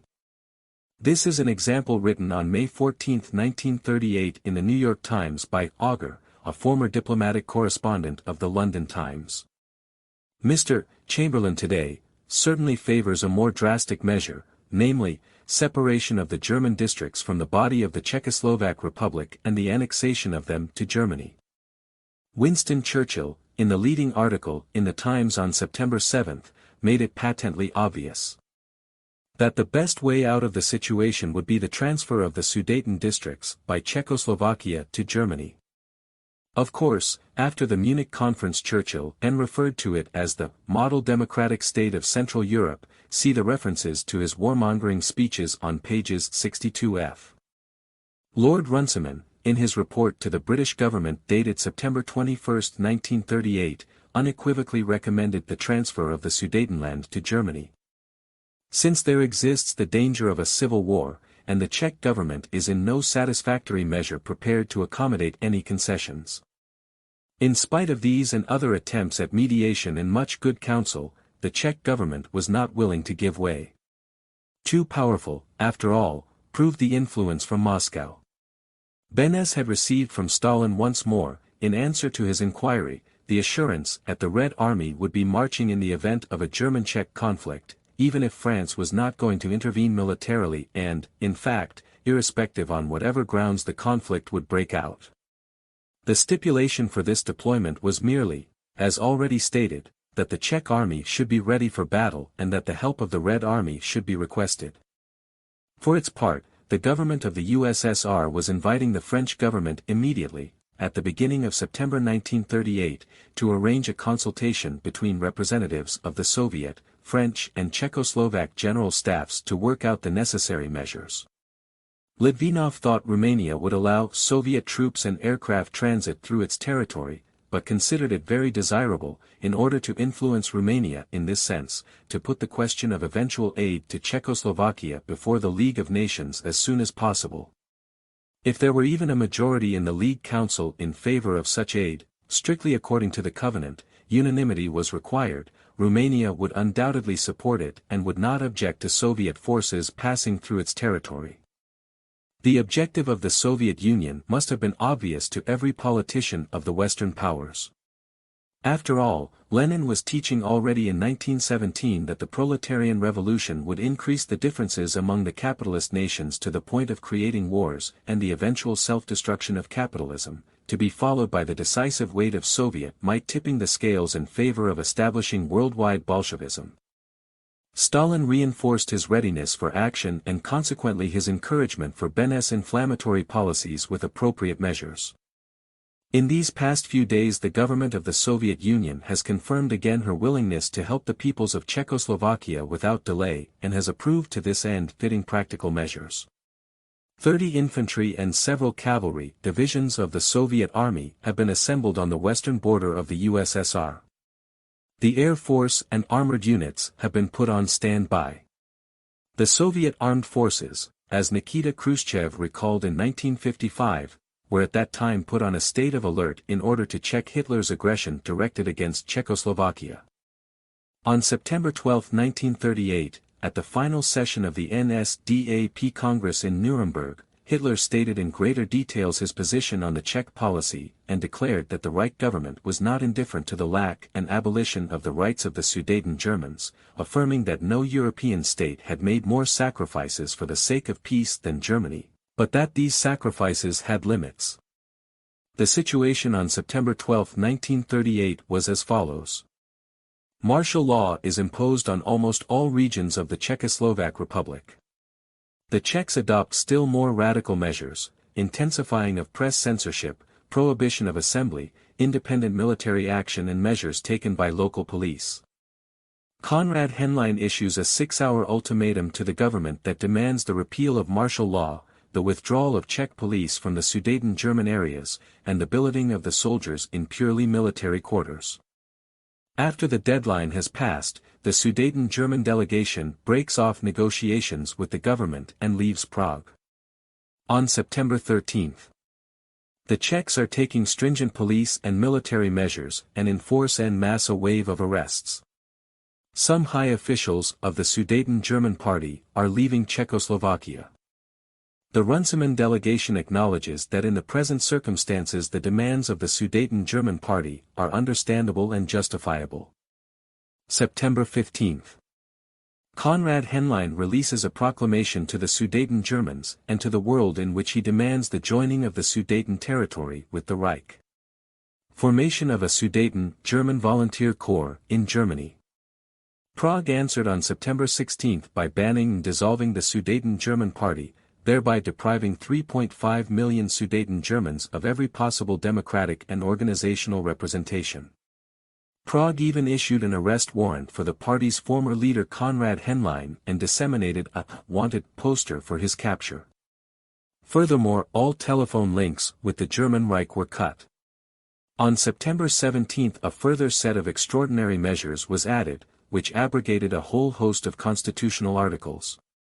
On September 19 London and Paris demanded of Beneš in the so-called Anglo-French Plan, the ceding of the Sudetenland, territories with more than 50% German population, and they withdrew their promise of military assistance in case of conflict. On the basis of Lord Runciman's final report, the two Western powers increased their pressure on Beneš on September 21, 1938, informing him that he could no longer count on military assistance in the event of Germany invading Czechoslovak territory. After that and on the same day, Beneš accepted the British-French demands. On the same day Hungary and Poland notified the Czechoslovak government of their respective territorial claims, for the cession of the territories populated by Hungarians and Poles. September 22. The Czech government of Milan Hadza resigns. Enormous Czech demonstrations called for the most stringent measures against Sudeten Germans. Arrests of Germans, on a huge scale follow, prompting a mass exodus from the German border areas to the Reich. The Czech Army General Sirový is asked by Beneš to form a government. On the same day, Mr. Chamberlain meets Hitler in Bad Godesberg, after firstly having obtained the approval of the British Parliament for the handing over of the Sudetenland to Germany, which had been the subject of discussions during his visit to Berchtesgaden on September 15. As a result of the changing circumstances happening within a few short days, Hitler found himself compelled having to insist on a short-term solution, which would be interpreted abroad by the fixers of public opinion, quite uncalled for, as new demands from Hitler to provocatively aggravate the situation. At the time of this Godesberg conference, still other forces were exacerbating the situation in Europe. It was mainly Lord Halifax in London who was providing the new inflammatory material. Already on September 22 he pushed the British delegation by telegraph to giving their approval for advising the Czech government to mobilize. Henderson succeeded in the postponement of this advice. But in spite of this and despite the fact that Halifax was far away from the scene, the British Foreign Minister was urging once more on September 23, "It is our suggestion to permit the Czech mobilization as of 3:00 p.m. "You should wait a bit longer," was Henderson's reply. In the meantime, the French Prime Minister Daladier stated also that the Czech mobilization must no longer be postponed. At 4:00 p.m. the British delegation in Bad Godesberg yielded to these pressures, although Hitler at this moment was telling Mr. Chamberlain that the Czechs had just then shot 12 German hostages, and he gave him the assurance that he would not be issuing any marching orders to the army during the time of the negotiations. Straight after the go-ahead from the Foreign Office in London, the Czech government announced a general mobilization, thereby calling to arms 1.5 million soldiers, and the railway traffic to the German Reich was cut for the whole network. Once again the situation changed, that is to say, had become worse, but not because of Hitler. The conference at Bad Godesberg was wrecked by the Czech mobilization. Again the world press put the responsibility for the foundering of a peaceful solution on Hitler. No mention was made of Halifax busying himself in the background. Other protagonists are to be mentioned also, namely the Soviets. The Czechoslovak government rejected Hitler's Godesberg program, 22–23 September 1938. In making up their minds, the Czechoslovaks were influenced a good deal by the assurance received from the Soviet Union a few days before that it was ready to afford Czechoslovakia assistance in any conditions, even should France betray her. On September 24, alarmed by the turn of events, the British delegation at Bad Godesberg, led by Chamberlain without his Foreign Secretary Halifax, sent a memorandum to Newton, the British ambassador in Prague. Reports which are increasing in number from hour to hour regarding incidents in the Sudetenland show that the situation has become completely intolerable for the Sudeten German people and, in consequence, a danger to the peace of Europe. It is therefore essential that the separation of the Sudetenland agreed to by Czechoslovakia should be effected without any further delay. On September 26 Hitler made a speech at the Berlin Sportpalast in which he said, faced by the declaration of England and of France that they would no longer support Czechoslovakia, at last the fate of these, Sudeten German, people was not changed and the areas liberated. Mr. Beneš found a way of escape. He conceded that these districts must be surrendered. That was what he stated, but what did he do? He did not surrender the area, but the Germans he now drives out. And that is now the point at which the game comes to an end. No sooner had Mr. Beneš spoken when he began his military subjugation afresh, only with still greater violence. We see the appalling figures: on one day 10,000 fugitives, on the next 20,000, a day later already 37,000, again 2 days later 41,000, then 62,000, then 78,000, now 90,000, 107,000, 137,000 and today 214,000. On September 27, President Beneš had all radios in the Sudeten areas confiscated and had 20,000 Sudeten Germans arbitrarily arrested and taken hostage, whose execution he had planned in case of conflict. Then the Czechs destroyed 247 bridges in the region. Beneš tried to procure binding promises from Britain and France with the help of the intensifying crisis created by his politics and to widen the internal problems of Czechoslovakia into a European crisis. He was even willing to unleash a war to obtain his objective. His memoirs, apparently a section of the memoirs considered as lost, contain the following appeals, or rather statements. Eduard Beneš speech made on the radio on September 22, 1938. To escape from a war with Germany is impossible. It will either take place now or later. I would wish for it to happen now. The duty of our government is to preserve the state up to the moment and a further crisis involving Germany will happen. This crisis is inevitable. From it a general war will start up that will give us back all that we would be losing now. On September 23, 1938. I convoked the government with representatives of the political parties and the army to the Hradčin and demanded the approval for mobilization, while not hiding from them the fact that in a few days a general war, in which France, Russia and Great Britain were on our side, would break out in Europe. I was convinced that a general war against Germany had to come. To his generals he said, "Prepare for an imminent war, we shall yet have a role in it." On October 2, 1938 Beneš confided to one of his general staff officers that he had not expected the weakness and treason of the West. In spite of the mobilization of our whole army, the Munich Agreement was forced upon us. He who proclaims continuously the inevitability of a great, general, war, as indeed Eduard Beneš had admitted to, is using a conspicuously obvious language. As a prominent politician, he is doing all he can to promote such a development and to worsen the situation. The danger was all the greater, especially since, unfortunately, the Soviet Union with her world revolutionary designs was also in on it. This language was also heard and understood in Britain and France months before Munich. It was also known in those countries that Germany had refrained from exerting direct pressure on the Czech government for as long as possible, in spite of the provocative actions of the Czech politicians. It was also known in those countries that Beneš considered his army to be the best in Europe and his fortifications equal to the Maginot Line, perhaps even superior to it, and that he, since his election to the presidency on December 18, 1935, had based his policies on the feeling that Europe was heading toward a vast conflict. Beneš admitted, "I therefore decided in the first place to redouble our efforts to bring our army to a high pitch of perfection. To this task I dedicated myself with greater energy and devotion than to anything else before. I was always proud of the fact that in these 3 years, 1936 to 1938, the Czechoslovak Republic did more in this direction than any other democratic state in Europe and that, when we mobilized in September 1938, the Republic was properly prepared for war, with two exceptions. One of these was in the sphere of civil air raid defense.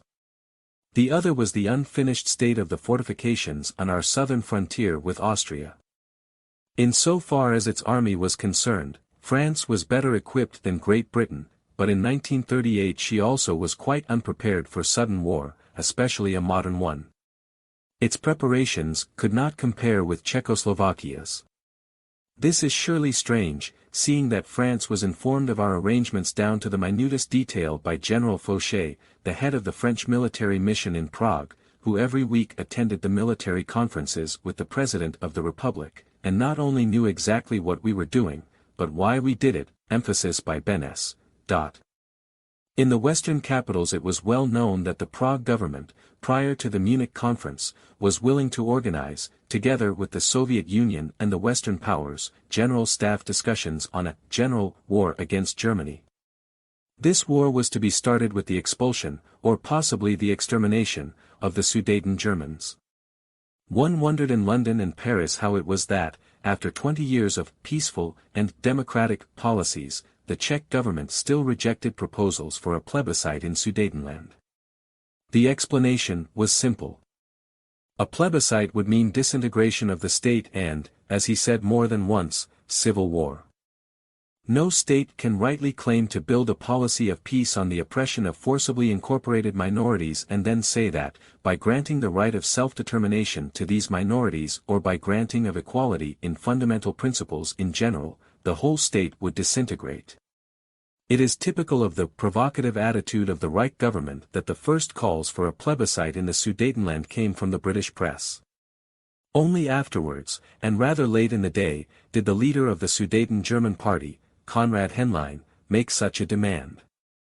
Britain as well as France, but also Mr. Beness, realized full well what the outcome of a plebiscite would be. Therefore they prevented it with the explanation that Hitler must not be given a weapon for the destruction of the Central East European balance. Hitler had not demanded the Munich conference in the context of an ultimatum. It had been likewise proposed by other powers and justified on the grounds of a common European interest. In this connection, the role of U.S. President Roosevelt is, more often than not, misjudged. Yet it was he who, on September 26, 1938, was urging Chamberlain, Daladier, Hitler, and Beness in pertinent communications to call an international conference in order to solve the Sudeten question. Since Roosevelt took many of his decisions in secret, without consultation or counseling from anyone in his cabinet, and since the U.S. State Department documents on the Munich conference are, to a large extent, still unavailable, one can only guess at Roosevelt's motives.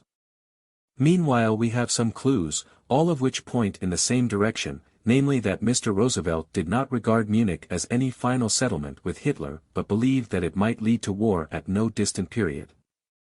Hence, he continued his plans for a vast armament program, with emphasis on airplanes, which would help to provide Britain and France with the sinews of war and make the United States ready for possible involvement in the impending struggle. Roosevelt knew, or should have known, what was about to be negotiated at the Munich conference. But in spite of this knowledge he did not encourage Britain and France to support the status quo in Czechoslovakia. He favored the French-British decision for a transfer of the Sudetenland to the German Reich, messages from Roosevelt of September 26. Shortly after the ratification of this decision, September 29, however, his maneuvers were such that Chamberlain was made generally responsible for the whole disgrace. At the same time he encouraged London, Paris, but also Warsaw, to take a stand relative to Germany that was likely, if not sure, to bring war.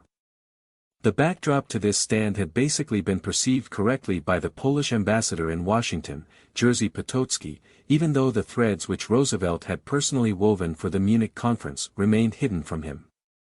On January 12, 1939, Potocki wrote to the foreign minister. I can only add that, as an astute politician and expert on American mentality, he, President Roosevelt, has succeeded in quickly and adroitly diverting public opinion from the true domestic situation, in the U.S., and interesting that opinion in foreign policy. The modus operandi was perfectly simple. All Roosevelt had to do was to stage correctly, on the one hand, the menace of World War brought about by Chancellor Hitler, while on the other hand, a bogey had to be found that would gabble about an attack on the USA by the totalitarian countries. The Munich Pact was indeed a godsend to President Roosevelt. He lost no opportunity in translating it as France's and England's capitulation to bellicose German militarism. As people say in this country, Hitler drew a gun on Chamberlain. In other words, France and England had no choice and had to conclude a most shameful peace. Roosevelt's meddling in these European affairs was not done on the basis of being an expert in this particular field of problems, or because he had an understanding of how best to defuse the crisis, or because he was aiming to ease the tension in Europe. His involvement was rather on the grounds of self-aggrandizement since, far away from the White House, he was hoping to encounter, as indeed he did, situations and people that could assist him to play a role in world politics. Edouard Beneš, the Czech president of like-minded views, met Roosevelt on this footing. But France and Britain refused to be drawn into a conflict over Czechoslovakia by Beneš or Roosevelt. Chamberlain, who liked to call Czechoslovakia a faraway country and the Czechs people of whom we know nothing, believed also that the country would not have followed us if we had tried to lead it into war to prevent a minority from obtaining autonomy, or even from choosing to pass under some other government. The actions of the British government before Munich were not dictated by fear of war, but rather because of a belief that Germany had a moral right to the Sudeten German territories. Chamberlain himself had already stated in May 1938 that not even a victorious peace would restore their Czech present frontiers. The Western powers induced the Czechs on September 19, 1938 to cede the Sudeten German territories to the Reich. Hitler had neither been consulted about this decision or about talks with the Prague government. Czechoslovakia had already capitulated in the face of the Anglo-French intervention 8 days prior to the Munich Accords and was not, as it is still commonly depicted to this day, destroyed by Munich. In historical context, it is quite understandable that Beneš and Hadza were unwilling to fight to preserve Czechoslovakia. Hadza, the former Greater Austrian Federalist and collaborator of Franz Ferdinand von Habsburg, had never really been convinced of the viability of the Czechoslovak Republic. Beneš became a victim of his own bad conscience. He knew that the territories at stake had been obtained through force and subterfuge. A statesman with an unclouded title to defend would have enjoyed a source of moral courage, and would have stood firm against the Anglo-French urgings. It was nothing more than that. So it was that Chamberlain and Daladier flew to Munich with precise instructions from their cabinets and with an agreement already accepted by the Czechs. At Munich it was merely a question of sorting out the agreement. Word for word, this is what the agreement states. Germany, the United Kingdom, France and Italy, taking into consideration the agreement which has been already reached in principle for the cession to Germany of the Sudeten German territory, have agreed on the following terms and conditions governing the said cession and the measures consequent thereon. Neville Chamberlain explained in the ensuing, quite extended debates in the House of Commons at the beginning of October 1938. We did not go to Munich to decide whether the predominantly German areas in the Sudetenland should be passed over to the German Reich. That had been decided already. The conservative member Rakes stated to the House. Do not forget that the Czechs annexed the German areas before the Treaty of Versailles accepted it.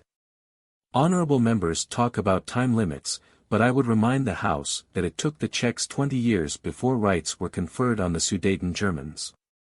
Sir H. Croft remarked on the same occasion. The Labour Party and the Liberal Party at the time of the Versailles Treaty were most emphatic against the whole of this patchwork quilt of Czechoslovakia. The fact that Chamberlain flew to Munich and not Hitler to London cannot be interpreted as a dictate by Hitler.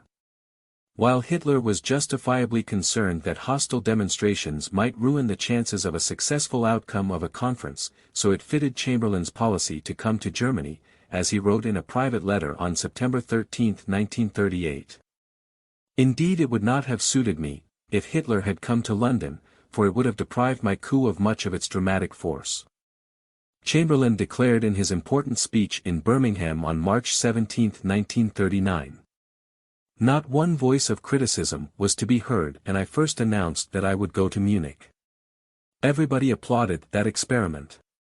During that same speech, he added, the ceding of the Sudetenland to Germany, was something in existence ever since the Treaty of Versailles, a problem that could have been solved long ago if the statesmen of the previous 20 years had only had a more generous, more extensive and more enlightened attitude toward their duties.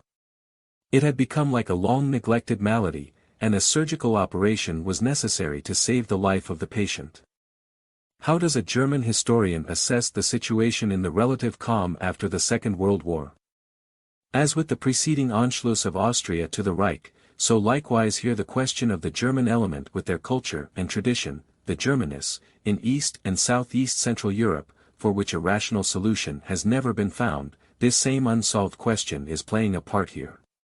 It lends to the events in Munich a peculiar double character.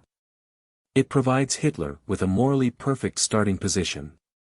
The sins and shortcomings of the enforced treaties concluded at Versailles, Saint-Germain and the Trianon Palace, which after the First World War put an end to the state of war but failed to bring about a proper peace, take their revenge in 1938. When the Habsburg monarchy fell in 1918, the provincial governments of North Bohemia and Moravia Silesia wanted to unite with the new Austrian Republic, whose government, in its turn, desired unification of the German Reich and German Austria. None of that happened. What came into being was an economically non-viable German, Rump Austria, and on the multi-layered ground of the various nationalities in Bohemia and Moravia an ambitious Czech pseudo-national state was brought into existence. In March 1938 events caught up with Austria, while in September 1938 expiation for old sins befell Czechoslovakia. It seems incredible that from October 1938 onward there appears a persistent fondness for describing the Munich Conference as a prime example of the cynical power politics of dictators in relation to peace-loving and fair-acting democracies. When considering the facts, it is absurd to maintain that Hitler had taken by surprise, or humiliated his opposites during the talks, a claim that in fact was never made by the two Western heads of government themselves. After the signing of the Munich Agreement, the two Western statesmen were not only wildly acclaimed in Paris and London by the population, as indeed also in Munich, but also the respective parliaments expressed their approval by an overwhelming majority. Therefore, one cannot assert afterwards, as Chamberlain did on March 17, 1939 at Birmingham, that Hitler had sprung upon the world with the Sudeten question, an unpleasant surprise, which shocked and affronted public opinion throughout the world. The offending surprise is to be charged exclusively to the Versailles peace politicians, as indeed was confirmed by Chamberlain and Daladier with their signatures in Munich. After all, anything associated with the name Versailles after the First World War was far worse than an offending surprise. There would not have been a Munich Conference, had it not been for the victors' practice of transgressing against all equality and justice for the past 20 years. The peaceable methods of diplomacy had been tried and tested for the resolution of the hair-raising state of affairs in Eastern Europe by the various German politicians for 20 years, all without success. So it is hardly surprising when, after 20 years of German patience, amicably asking and complaining, this attitude was gradually changing in order to finally and successfully deal with these urgent matters of concern. Without a doubt, the yielding at this late stage was only attained through the notion of an impending war which, however, should not be placed solely on Hitler's shoulders, because the one who was calling for war and who caused the tension to intensify into the threat of war was Eduard Beneš. To this should be added certain circles in the Western democracies as well as the Soviet leadership. Britain and France announced their mobilization on the following day, September 28, 1938. War seems imminent. In London air raid protection measures are being taken. Anti-aircraft squads make their appearance. Tens of thousands of children are immediately evacuated from London. Hospitals are cleared in haste. In Paris air raid trenches are being dug, sandbags are piled up in front of shop windows. The trains leaving the city are stormed and are soon overcrowded. The rush of fleeing motor cars congests the arterial roads. The people are expecting German bombing raids, which had been painted by the newspapers in the most terrible colors over the past few years, at a time when Germany did not even have any bombers. The people are seized with panic. It is moreover pointless in this case to argue whether the ways and means Germany employed are acceptable or not, when years of patience, yielding and pleading have proved ineffective to protect the rights to existence of millions of people. Does a just claim cease to be just because a man backs it by his resolve and by his sword if need be? Mr. Churchill was never a pacifist, he has always honored the sword. By what philosophy then does he contend that justice is no longer justice if supported by arms? What about Britain and the Boer War? Churchill had taken part in that war, often praising it. Many would rather argue, and with very much force of argument, that a just claim which the claimant is not ready to back by all his might cannot be so very just after all, or the claimant is a bit of a coward. If he was prepared to achieve that justice by armed forces, he was prepared to act in the very way which has not only been accepted, but been applauded by the vast majority of mankind in all ages, and by none more than by our own British race. The truth is that Munich made peace by granting Hitler what justice and especially democratic justice demanded. It was a perfectly worthy peace, the sort of peace which, if concluded oftener at similar conferences, would have saved the world infinite pain and sorrow. It really is high time, if not already too late, that America stops denying the Munich Pact and that she starts rebuking the pacts of Yalta and Potsdam, in which not only entire ethnic communities but at least 7 entire states were sold out and in which half of 2 continents were cynically betrayed. The Munich Agreement had come about according to the rules of international customs and practices. F.D. Roosevelt and his well-known teams in Britain and France and in the United States of America were losing no time in playing to the galleries with the slogan, as coined by Roosevelt, of the overpowering of the peaceful democracies. Also, already by October 3, 1938, Chamberlain was demanding a British rearmament program in conjunction with a change of policy toward Germany. These were the real, insulting surprises with those grave consequences. Had Chamberlain not just given Hitler a written assurance that there would be mutual consultation regarding all major political questions?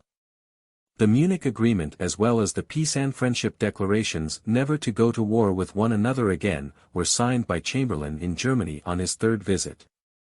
If one contrasts this agreement and the 3 negotiation reports with Chamberlain's statement after his first visit to the Obersalzberg, it is difficult to believe in the candor and the peacemaking intentions of the British Premier. Chamberlain declared after his arrival in London on September 17, 1938. Hitler was abnormal, unpredictable, surrounded by evil advisers. It was inconceivable to him that a man could remain for long in this state of hysteria. When he was returning to Bad Godesberg, said the British Premier, he was setting out to fight with a wild beast. According to his biographer, Keith Failing, Neville Chamberlain regarded war with Germany as inevitable already at the time of the Munich Accord, and so his policies were geared toward this conflict. An incorrect and war-promoting attitude. Keith Failing, supported by a whole series of historical evidence, verifies that Neville Chamberlain signed the Munich Agreement and the Peace and Friendship Declarations only in order to gain time for rearmament. Göring's research department had managed to listen in on and record a long-distance telephone conversation between Chamberlain and Daladier that revealed the same attitude. Therefore, Hitler was informed about this early. What was not known to him, however, was how widespread this view had already become. Georges Bonnet, the former French foreign minister, confirmed in 1961 in a letter to the New York Times that France and England in 1938 had concluded the Munich Agreement with the German government only to gain time in order to arm themselves against the Reich and to negotiate anti-German pacts with other nations. Undoubtedly, to repeat Chamberlain's words, an insulting surprise for the German signatory to the treaty. The French ambassador in Berlin of many years' standing, François Poncet, declared to the Czech envoy in Berlin, V. Masny, straight after the signing of the Munich Agreement. Believe me, all this is not final. It is but one moment in a story which has just begun and which will soon bring up the issue again. On the following day, the Czechoslovak ambassador in London remarked, "Churchill advises and implores, after deliberations with these people, not to let go of the vital fortifications for at least 48 hours. He is convinced that a huge reaction to the treason perpetrated on us will begin here and then spread." Irrespective of the attitude of those diplomats, the French National Assembly on October 4, 1938 applauded the Munich Accords, avoiding any provocative discussions. In Britain, Lord Halifax declared in the debate on the Munich Conference in the House of Lords on October 3, 1938. Great Britain should never fight for a foreign state unless she was in a position to restore its old frontiers after a victorious war. Winston Churchill, however, understood his statement like this. Hitler should not be allowed to get away with it. Hitler had extracted British concessions at pistol point. To Winston Churchill, Lord Halifax, Duff Cooper, Vansittart, Eden and the others who now were directing British foreign policy often from behind the scenes, the Munich Agreement signified that the whole equilibrium of Europe has been deranged. This impaired balance called for, according to the law of British foreign policy, an appropriate gear change for the destruction of the most aggressive tyrant on the European continent. And in their eyes, this was not Stalin, but Hitler. Hence, these gears had already been changed before the so-called Night of Broken Glass of November 9, 1938. The Polish ambassador in London, Count Raczynski, portrayed Britain's policy after Munich in these words. The situation after Munich is described here as a situation which is neither war nor peace. And he remarked on the phraseology that is regularly fed to the British public opinion. This conduct displayed by Great Britain was, keeping to Chamberlain's words, an insulting surprise for Germany. The Conservative Party of Great Britain in fact did uphold the legal validity and expediency of the Munich Agreement right up to the middle of the war. Be that as it may, one cannot rightfully attempt to settle historical facts for good and all, if one's actions are compelled by motives of purely political interest. Neither the Munich Treaty nor Hitler's subsequent policies were pushing any one of the neighboring countries or any other European power toward a military confrontation to the point of becoming unavoidable. Adolf Hitler commented factually, when addressing the German Reichstag on April 28, 1939, on the policies of the Allies after the Munich Conference. If the cry of "never another Munich" is raised in the world today, this simply confirms the fact that a peaceful solution of the problem appeared to be the most fatal thing that ever happened in the eyes of those warmongers. Ben S., having returned to Prague after the war and looking down upon the city from his presidential palace, confirmed. Is it not beautiful? The only Central European city not destroyed. And all my doing. Prague, the reintegration of Bohemia and Moravia. Before tackling this topic, it is worthwhile to remind those little familiar with European history that the region of Bohemia and Moravia had been an integral part of Germany and/or Austria for more than 1,000 years before the end of World War I. To underscore this fact, a timeline of this rule is given first before we turn to the issue at hand. 13 years of German rule in Bohemia Moravia/Czechia. Years. Events. 805. Protectorate of Charles the Great, Bohemia Moravia tributary. 817. Bohemia and Moravia also belonged to Louis the German, King of Bavaria. 846. Louis the German appoints Duke Rastislav in Moravia, against whom he has to make war later. 884. Moravian Prince Swatopluk pays homage to Emperor Charles III. After his death the great Moravian Empire falls victim to the onslaught from the Magyars. 895. Princes of the Bohemian lines affirm their recent submission to the empire at the East Franconian court at Regensburg. 925. King Henry I forces Duke Wenzel, of the Przemysl line, to pay homage. 950. King Otto I, emperor from 962, subjugates Boleslav I, succeeding Wenzel. Boleslav acknowledges the overlordship of the empire, which remains undisputed, bar a short break in the 15th/16th century. 1041. King Henry III, Emperor from 1046. Byetislaw I, Duke of Bohemia, receives his dukedom as a German fief. Succeeding Bohemian dukes are loyal to the empire. 1254–1255. Ottokar II, King of Bohemia, 1253–1278, great-grandson of Frederick Barbarossa, pretender to the German throne. Königsberg is named in his honor, as twice he takes part as a confederate of the Teutonic Order in the fight against the Prussians. 1310–1437.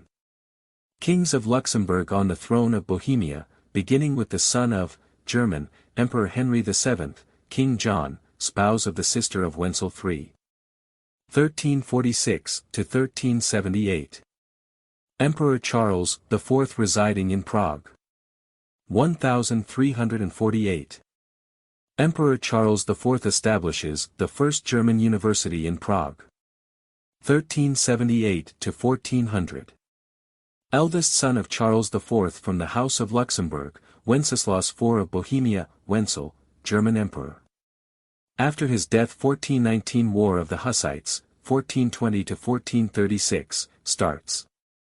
Through marriage his inheritance falls to the Habsburg Albert II of Austria, 1438–1439, whose line supersedes the line of the Luxembourg emperors on the German throne. After his death, Hungary and Bohemia are lost to the Habsburg Allodium and are, under the sovereign rule of Jagiellon kings, in conflict with Habsburg from 1471 to 1526. 1526. Death of the Hungarian, Jagiellon king Louis II. His sister marries the Habsburg Ferdinand, from 1556 also German emperor, and brings him the crowns of Bohemia and Hungary. Thereby is the union of these two empires with the Habsburg monarchy established, lasting until 1918. 1576–1611. Emperor Rudolf II makes Prague the imperial residence. 1618–1648. The 30 Years' War. In 1618 Frederick V of the Palatinate is elected as the Winter King, by the estates, nobles, clergy, common people. The throwing from the window, defenestration, of the imperial councillors. 1620. Habsburg gains victory at the battle on the White Hill near Prague. 1634. Assassination of Wallenstein at Eger, due to which the German imperial influence gained the upper hand once more. 1648–1918. Reluctant cooperation within the Habsburg monarchy, which holds the German imperial crown up to the year 1806.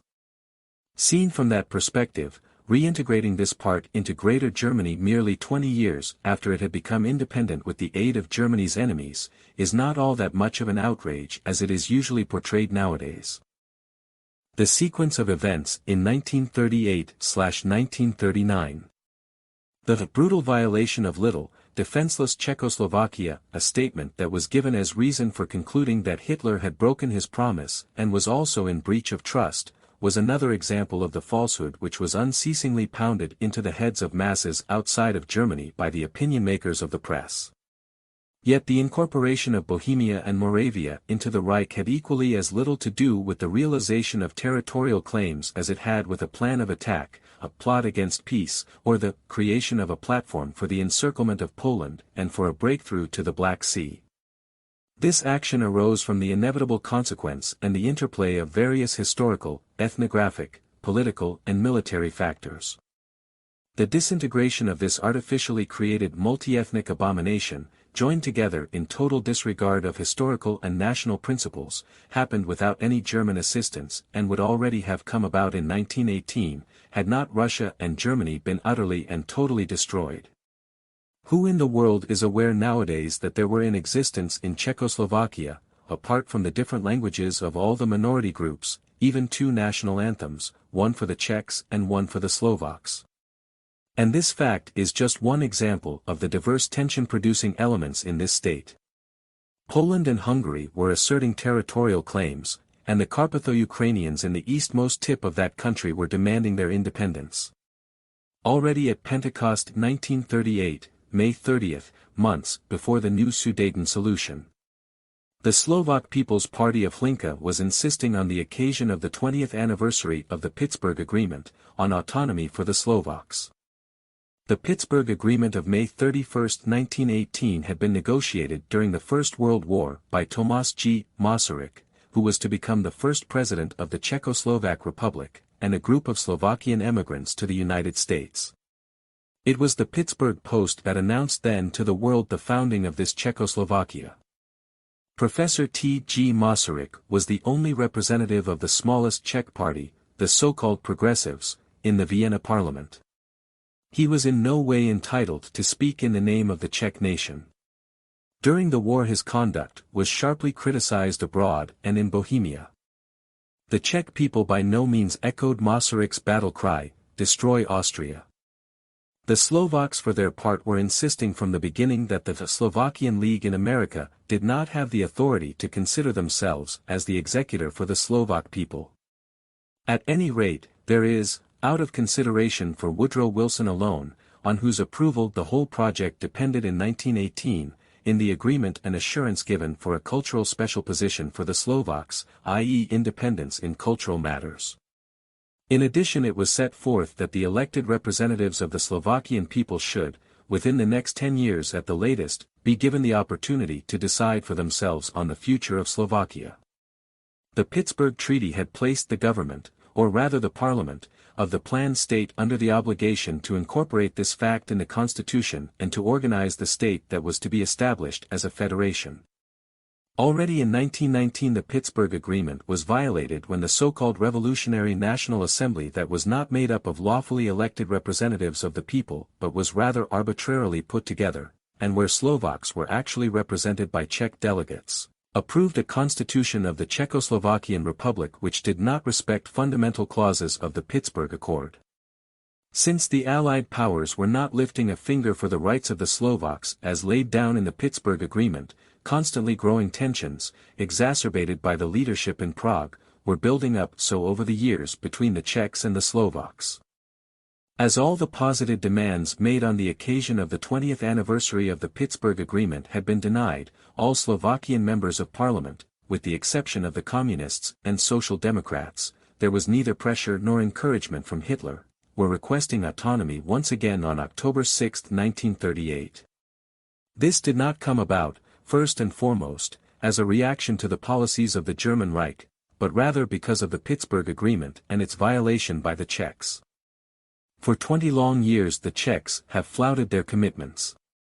On the basis of the parliamentary decision of October 6, 1938, the Slovakian politician Dr. Tiso had formed an autonomous Slovakian government in Bratislava on October 7, 1938, which was recognized by the Prague cabinet, with the Munich Accord still fresh in their minds. Immediately afterwards, on October 9, 1938, the Ruthenian ethnic group living in the Carpatho-Ukraine likewise organized in Uzhhorod an autonomous government under Andras Brody, which was also accepted by Prague.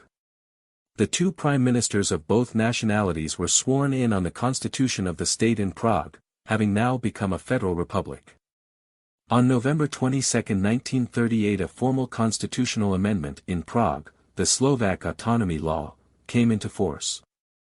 Although its provisions did not satisfy the hopes of the Slovakian people, it was nevertheless a further milestone along the route of an internal political development where sections of the population were agitating for independence. With the help of this autonomy law, a provincial Slovak government was envisaged. It would have administrative and executive powers, i.e. a Slovak Diet, parliament, with wide legislative authority, while certain subjects of common interest would be reserved for the central government in Prague. Hitler had initially even encouraged Czech opposition to the impatience of the Slovakian people and also to the Hungarian territorial claims after the Munich Conference. For example, he had endeavored still in February 1939 to impede the Slovakian struggle for independence. There were still 113,000 Germans in Slovakia. Yet Hitler could not resolve the fundamental differences in these two peoples. In the spring of 1939, by invoking the Slovak Autonomy Law, the Slovaks were demanding the right to have a say in the allocation of taxes, the right to self-administration, and to be given a voice deciding the leadership of the Czechoslovakian armed forces. The Czechs turned down these demands, and the Slovaks remained second-class citizens in their own country, although they were now able, in contrast to previous times, to intensify their actions for independence. While the British ambassador in Prague, Newton, had already reported on March 6, 1939 that relations between Czechs and Slovaks are heading for a crisis, the Foreign Office memorandum on the position of His Majesty's government in connection with possible developments of the Slovak crisis of March 13 referred to the position in Slovakia as thoroughly unsatisfactory since Munich. It conveyed the expectation that in view of the German press reports on Czech acts of terrorism Hitler may be marching upon Prague, and it stated in these actual words. Until very recently there were no signs of German intervention on the lines of B equals deliberate disintegration of the Czechoslovak state by Germany. Both the official Czech broadcast and Czechoslovakia's foreign minister, Dr. Chvalkovsky, maintained that there was no evidence that such propaganda had been inspired from the Reich or by the German minority in Czechoslovakia. The most likely development of the present situation would therefore seem to be a Slovakia either nominally independent or bound by even looser federal ties than at present to Prague and dominated in either event by German influence. The Prague crisis intensified to such an extent that the British ambassador in Berlin, Henderson, recommended, on his own authority, to the Czech envoy, Mastny, to have their foreign minister Chvalkovsky come to Berlin. He, Hitler, acted only when events had already destroyed the settlement of Munich. There had been no encouragement from Hitler to induce Poland to incorporate the Czech Alsa territory that included the town of Teschin, where large part of the population was German. Furthermore, he had not ordered or advocated provincial parliamentary elections in Slovakia and Carpatho-Ukraine, and he certainly did not predetermine their result. The local population there had voted 98% and 92.4%, respectively, in favor of setting up an autonomous government and against centralism from Prague. Furthermore, it was not Hitler's fault that, after Austria's reunion with Germany and the breaking away of Slovakia, Czechia's remaining borderline to the outside world was reduced to a mere 50 kilometers, 31 miles, which in this case was afar from friendly Poland. Hitler also had not summoned the Slovak leader, Professor Tuka, to Berlin. In fact, Tuka came on his own initiative on February 12, 1939 because, in his words, continued coexistence with the Czechs had become impossible for the Slovaks. He was laying the destiny of his people into your hands, my Führer. He addressed Hitler as, my Führer, my people await their complete liberation by you. In spite of the request for German protection, Hitler was still refusing, in this month before the crisis, to advocate an independent Slovak state. Hitler answers evasively. On no account does he want to tie himself down, and he fears that an official German intervention in favor of the Slovakians could do harm to the newly reached German-French agreement. Hitler merely assures that he will, if Slovakia should become independent, guarantee the independence that the people want. Then Prague tried to quell the various separatist movements. On March 6 the Ruthenian provincial government was dissolved improperly, and between 9 and March 13 Slovakian Prime Minister Tiso and 2 of his staff members were removed from office in an equally unconstitutional manner, followed by the arrest of several Slovakian politicians and the appointment of the Prague puppet government under Sitter. All this happened without any help from Hitler. The Czech actions have taken everyone in Germany totally by surprise. Hitler is in Vienna attending the celebration of the anniversary of the Anschluss. Göring is on holiday in San Remo. Hitler's anger at the repeated provocation, for this is how he perceives the Czech conduct, knows no bounds. He immediately orders to prepare for an invasion of Czechoslovakia. If Dr. Tiso, after these events in Slovakia, asked for a consultation with Hitler and if, subsequently, he had the Slovak parliament declare unanimously the independence of Slovakia, then the Reich Chancellor cannot be held responsible for this development. Similarly, there is no ground for assuming that Hitler had caused or requested the declaration of independence of the Ruthenian government in the Carpatho-Ukraine on March 14, 1939 or their appeal for protection by the Reich. Nor had Hitler advised, much less ordered, the Hungarians to move troops to the Hungaro-Slovakian border as a trigger, so to speak, for further radical changes in that area. When Carpatho-Ukraine declared its independence right after Slovakia, Hungary insisted that Czechia removed its troops from there. Yet instead of answering this request, Czech troops attacked Hungary on March 14, leading to a Hungarian invasion and annexation of the Carpatho-Ukraine. Poland in turn wanted to annex the Czech border region of Ostrava and had already early on concentrated military reinforcement at the border. This all happened before Germany made any move. Winston Churchill was to admit that the Hungarian troops advancing into the eastern province of Czechoslovakia, Carpatho-Ukraine, were secretly being supported by Poland, not Germany. And that the Polish foreign minister had stated publicly in Warsaw on March 14, 1939. That his government had full sympathy with the aspirations of the Slovaks. The Polish government was the first to say openly that the dissolution of Czechoslovakia was inevitable. In stark contrast to Hitler, Colonel Beck, Poland's foreign minister, who liked to call Czechoslovakia a temporary arrangement and a caricature of a state, set to work after the Munich conference toward achieving the further disintegration of this state, a common Polish-Hungarian frontier and the acquisition of Slovakian areas of territory and of Czech industrial areas by resorting to extremely strong pressure, if necessary, by force. Even more so, Poland was of the opinion that Czechoslovakia had to disappear in the near future, and she was preparing herself to take a part of the legacy. I for my part spoke with the Polish ambassador in Paris, Lukasiewicz, on this very subject on May 25, 1938 and requested that he urge his government to put itself willingly on the side of the great powers that defended Czechoslovakia. Lukasiewicz answered that Czechoslovakia was a state arbitrarily composed of numerous minorities decidedly hostile toward one another, a country condemned to death. To try, in spite of all, to preserve it would be a grave error on the part of France and Great Britain. Already on September 21, 1938, Czech President Edouard Beneš had stressed in his response to a British-French suggestion to reorganize Czechoslovakia, not being aware of the constitutional amendments toward federal reorganization of Czechoslovakia that were to follow later.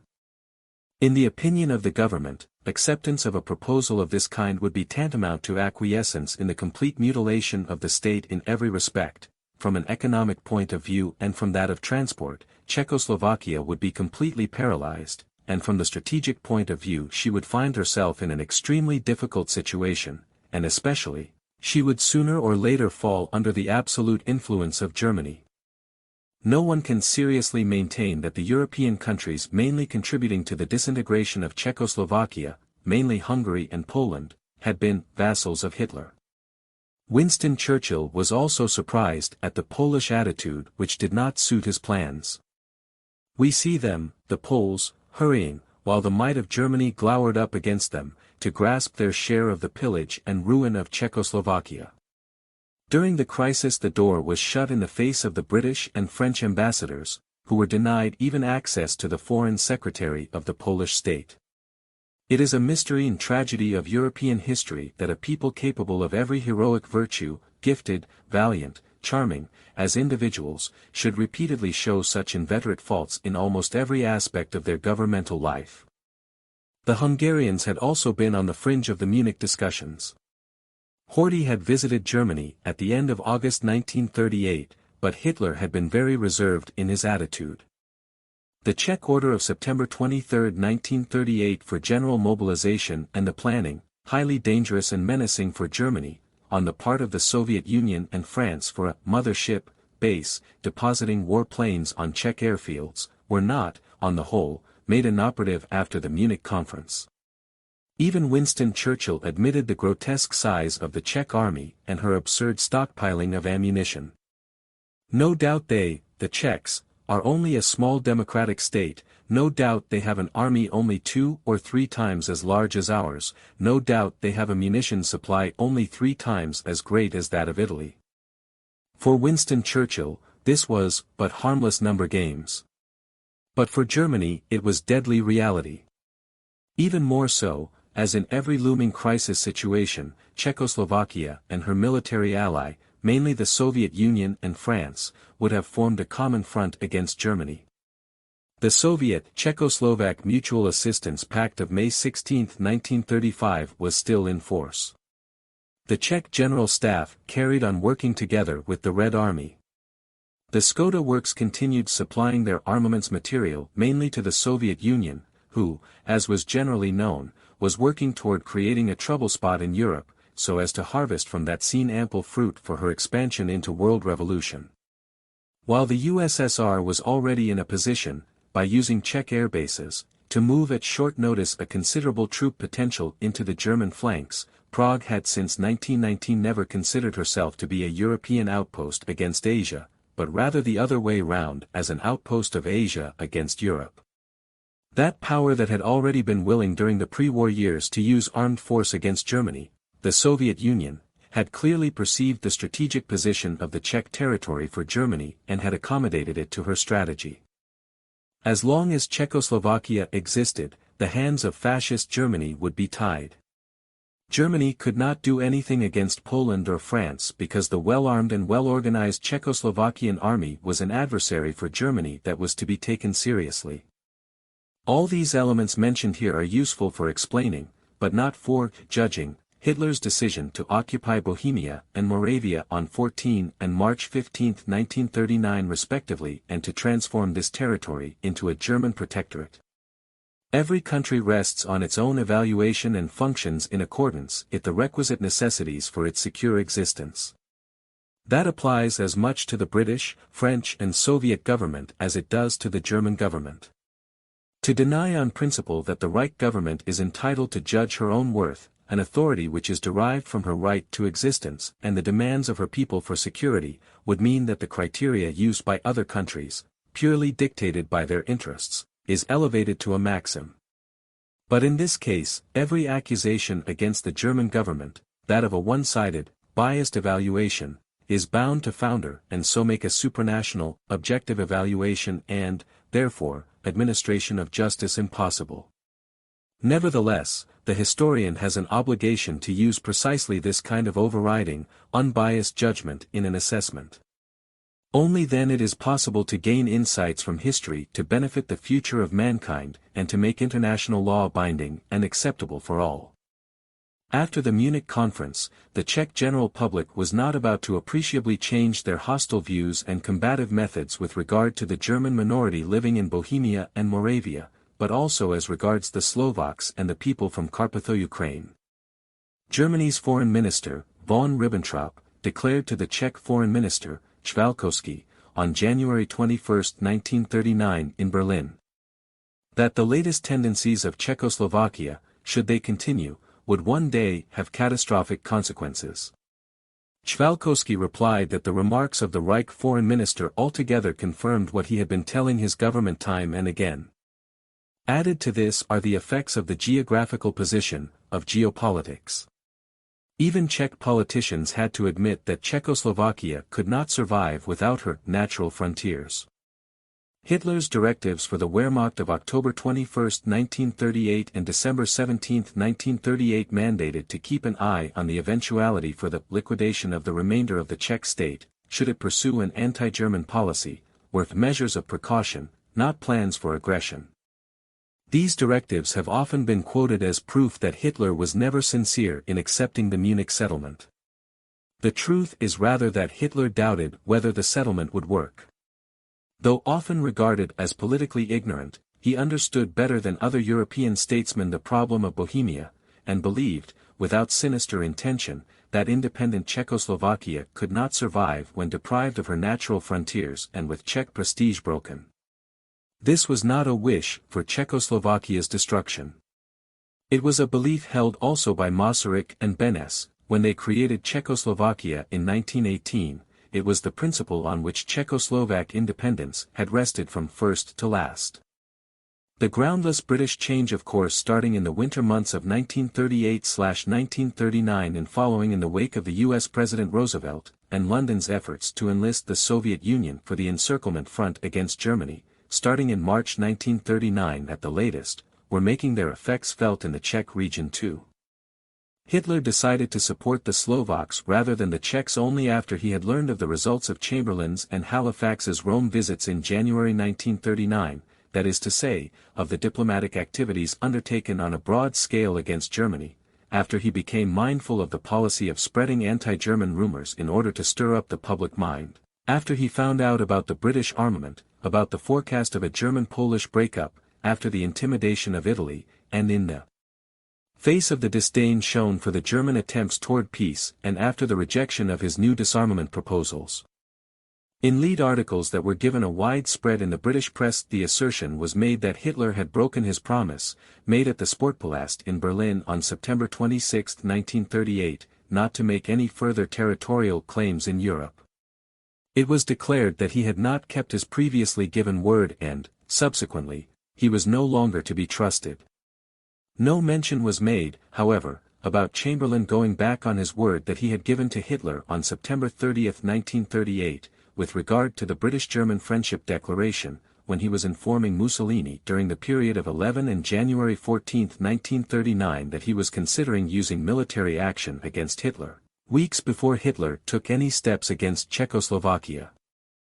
In spite of this British activity immediately after Munich, matters might still have developed differently, had not the Czechs continued oppressing their minorities in the accustomed manner as practiced since 1919, and had the Poles not caused a change in conditions by delivering one ultimatum after another to Prague.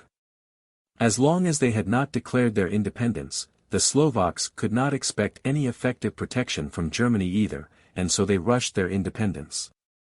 Tiso, the Prime Minister of the autonomous Slovakian government, opined that Slovak independence could only be guaranteed if the unwarranted territorial and political demands of the Poles, Hungarians, and Czechs could be opposed effectively. The no of the Polish government in reply to the German negotiation proposals regarding Danzig and the corridor through West Prussia also accelerated events in Czechoslovakia, if indeed it did not trigger them. From January, February and March of 1939 onward the Polish no to any German offer was becoming ever more determined, and it was accompanied by the combined actions of Polish mobilization against Germany and of an increased oppression of the German minority, in the Alsa region already since October 1938, as well as ever more unrestrained journalistic endeavors. The British Prime Minister, Neville Chamberlain, declared on the morning of March 16, 1939 in the House of Commons. With that, the breaking up of Czechoslovakia from the inside, a situation has ceased to exist which His Majesty's government has always regarded as temporary. With that statement, Chamberlain confirmed that since the Munich conference the British leadership had also rated as very low the chances of longevity for the remainder of the Czechoslovak state. There is no evidence that Hitler had prepared this march on Prague with long-term and precise planning, which might possibly have warranted the British steps taken since October 1938. The Czechoslovak Foreign Minister Chvalkovsky stated in a document of January 21, 1939 that was accepted by the military tribunal in Nuremberg in 1945–1946. That he had strictly fulfilled the promise made to him, Hitler, on October 14, although this had cost him a very great deal of trouble. After all, it goes without saying that in 1939 this hotbed of unrest called Czechoslovakia could easily have sparked off a war, had Hitler not intervened. In any case, by rearranging affairs as they then unfolded, the shedding of blood in the heartland of Europe, which might not have remained limited to local areas only, was averted. There is plentiful evidence showing that the Czechoslovak state, especially while continuing its oppressive, confrontational policy, was unable to exist in the long run after the separation of the Sudetenland. President Beneš told the French and the British ambassador on September 19, 1938. The Anglo-French Plan of September 19, 1938, cession of territories with more than 50% German population, signifies the crippling of the state, economic paralysis, strategically the handing over to Germany in complete subjugation to Germany in the near future. British and French documents, also recognized as genuine by the International Military Tribunal, also make it clear. In Slovakia, the long-anticipated crisis came on March 10, 1939. Only after the unconstitutional dismissal of the Slovakian ministers, that is, after a crisis triggered by Prague, do references appear in the documents to a German action. Reaction, in this case, would be more appropriate, but not before that. This irrespective of the fact, though, that the Slovak independence leader, Professor Tuka, had turned to Hitler already in February 1939 with the appeal for the liberation of his country from Czech rule. Winston Churchill stated after the reintegration of the Sudetenland into Germany, "I venture to think that in future the Czechoslovak state cannot be maintained as an independent entity.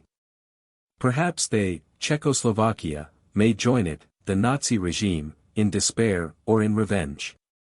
The territorial demands of Poland and Hungary and the efforts by the Slovaks and Carpatho-Ukrainians to attain independence marked the start of the realization of the Churchill forecast. The state dissolved in such a way that Neville Chamberlain, on March 14, 1939, one day before the German march on Prague, could state in the House of Commons that no unprovoked aggression on Czechoslovakia had taken place by Germany.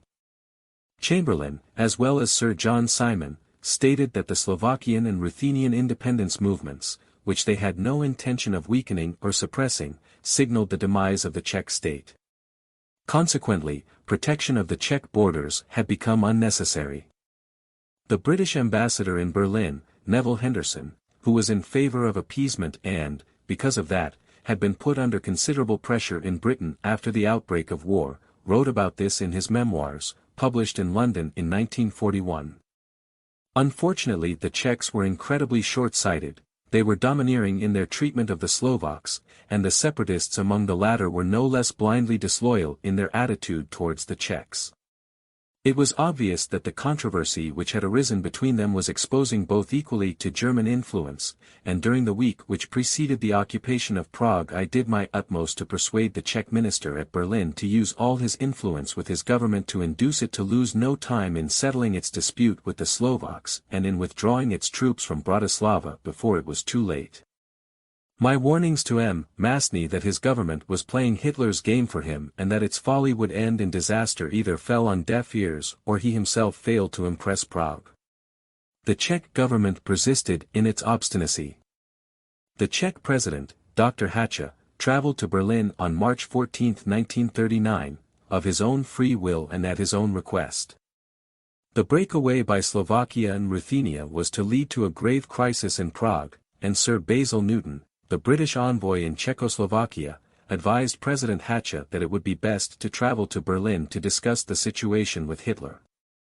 In any case, it was not Hitler who brought things to a head. With prior approval from his cabinet, Dr. Hacha set out for his journey to Berlin in order to avert chaos from breaking out in Bohemia and Moravia, which was threatening to erupt unless the Reich government intervened, following the declaration of independence by the Slovakian parliament on March 14, 1939.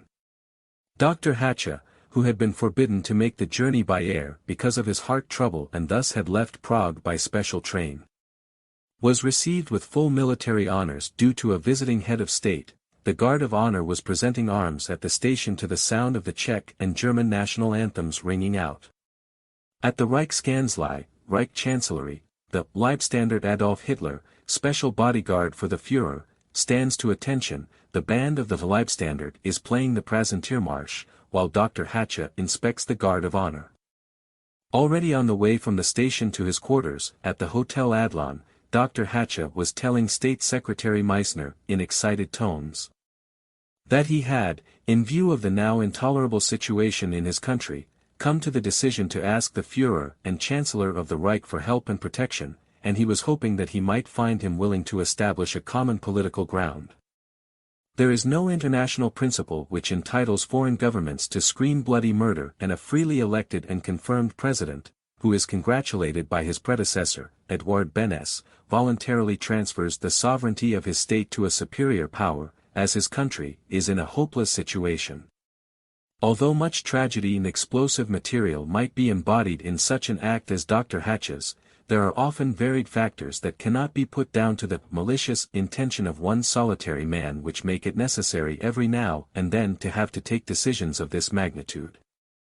Deserted by the minorities, even without the Sudeten Germans there still remained 3.5 million non-Czech people in a state of 7 million Czechs, as well as by her big friends Britain, France and the USSR, threatened by Hungary and Poland, economically without protection and militarily helpless. Prague was no longer in control of the situation. Dr. Hácha, until recently president of the Administrative Law Court in Czechoslovakia, the highest in the land, was elected president of the state not by Hitler or his odd job men, but by the representatives of the Czech people.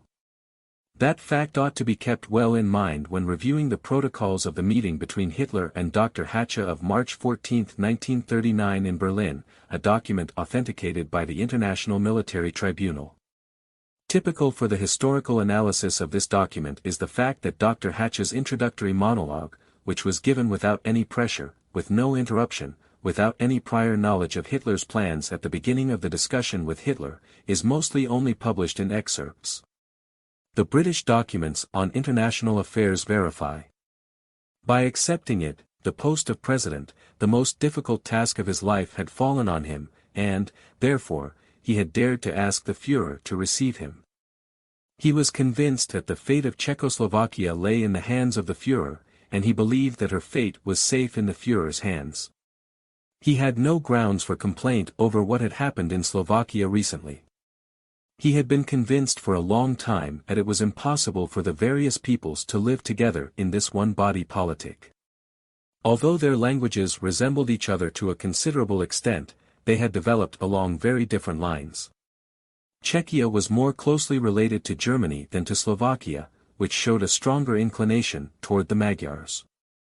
The Czechs had maintained relations only with the Protestant Slovaks, while the Catholic Slovaks had been rejected by the Czechs. He was not alone with this view, but was sure that 80% of the population shared it with him. For instance, the editors of the documents on international affairs forgot to print the following passage of the speech. For a long time he had wanted to make the acquaintance of the man whose wonderful ideas he had often read about and followed with interest. They did, however, manage to leave in. Moreover, the whole regime, Masaryk Benes, was alien to him, so alien that immediately after the change of regime he had asked himself whether it was fortunate for Czechoslovakia to be an independent state at all.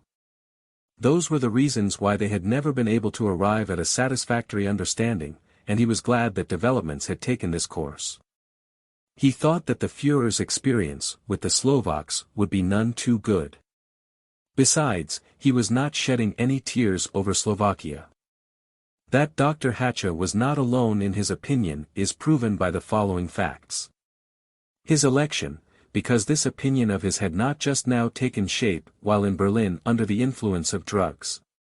It is remarkable that Krulis Randa, also a candidate in the presidential election, was to be of the same opinion as Dr. Hácha. His request for talks in Berlin with an already preconceived objective in mind, by his radio speech on the previous day, March 14, in which he had been announcing further internal reforms with clarifying comments and by his unimpeded departure from Prague with his foreign minister. The telephone discussion with the cabinet members in Prague immediately before signing the agreement with Hitler and the transmitted consent from Prague. The complete absence of Czech resistance to the entry of German forces, in spite of the Czech army having been mobilized and their considerable stocks of weaponry.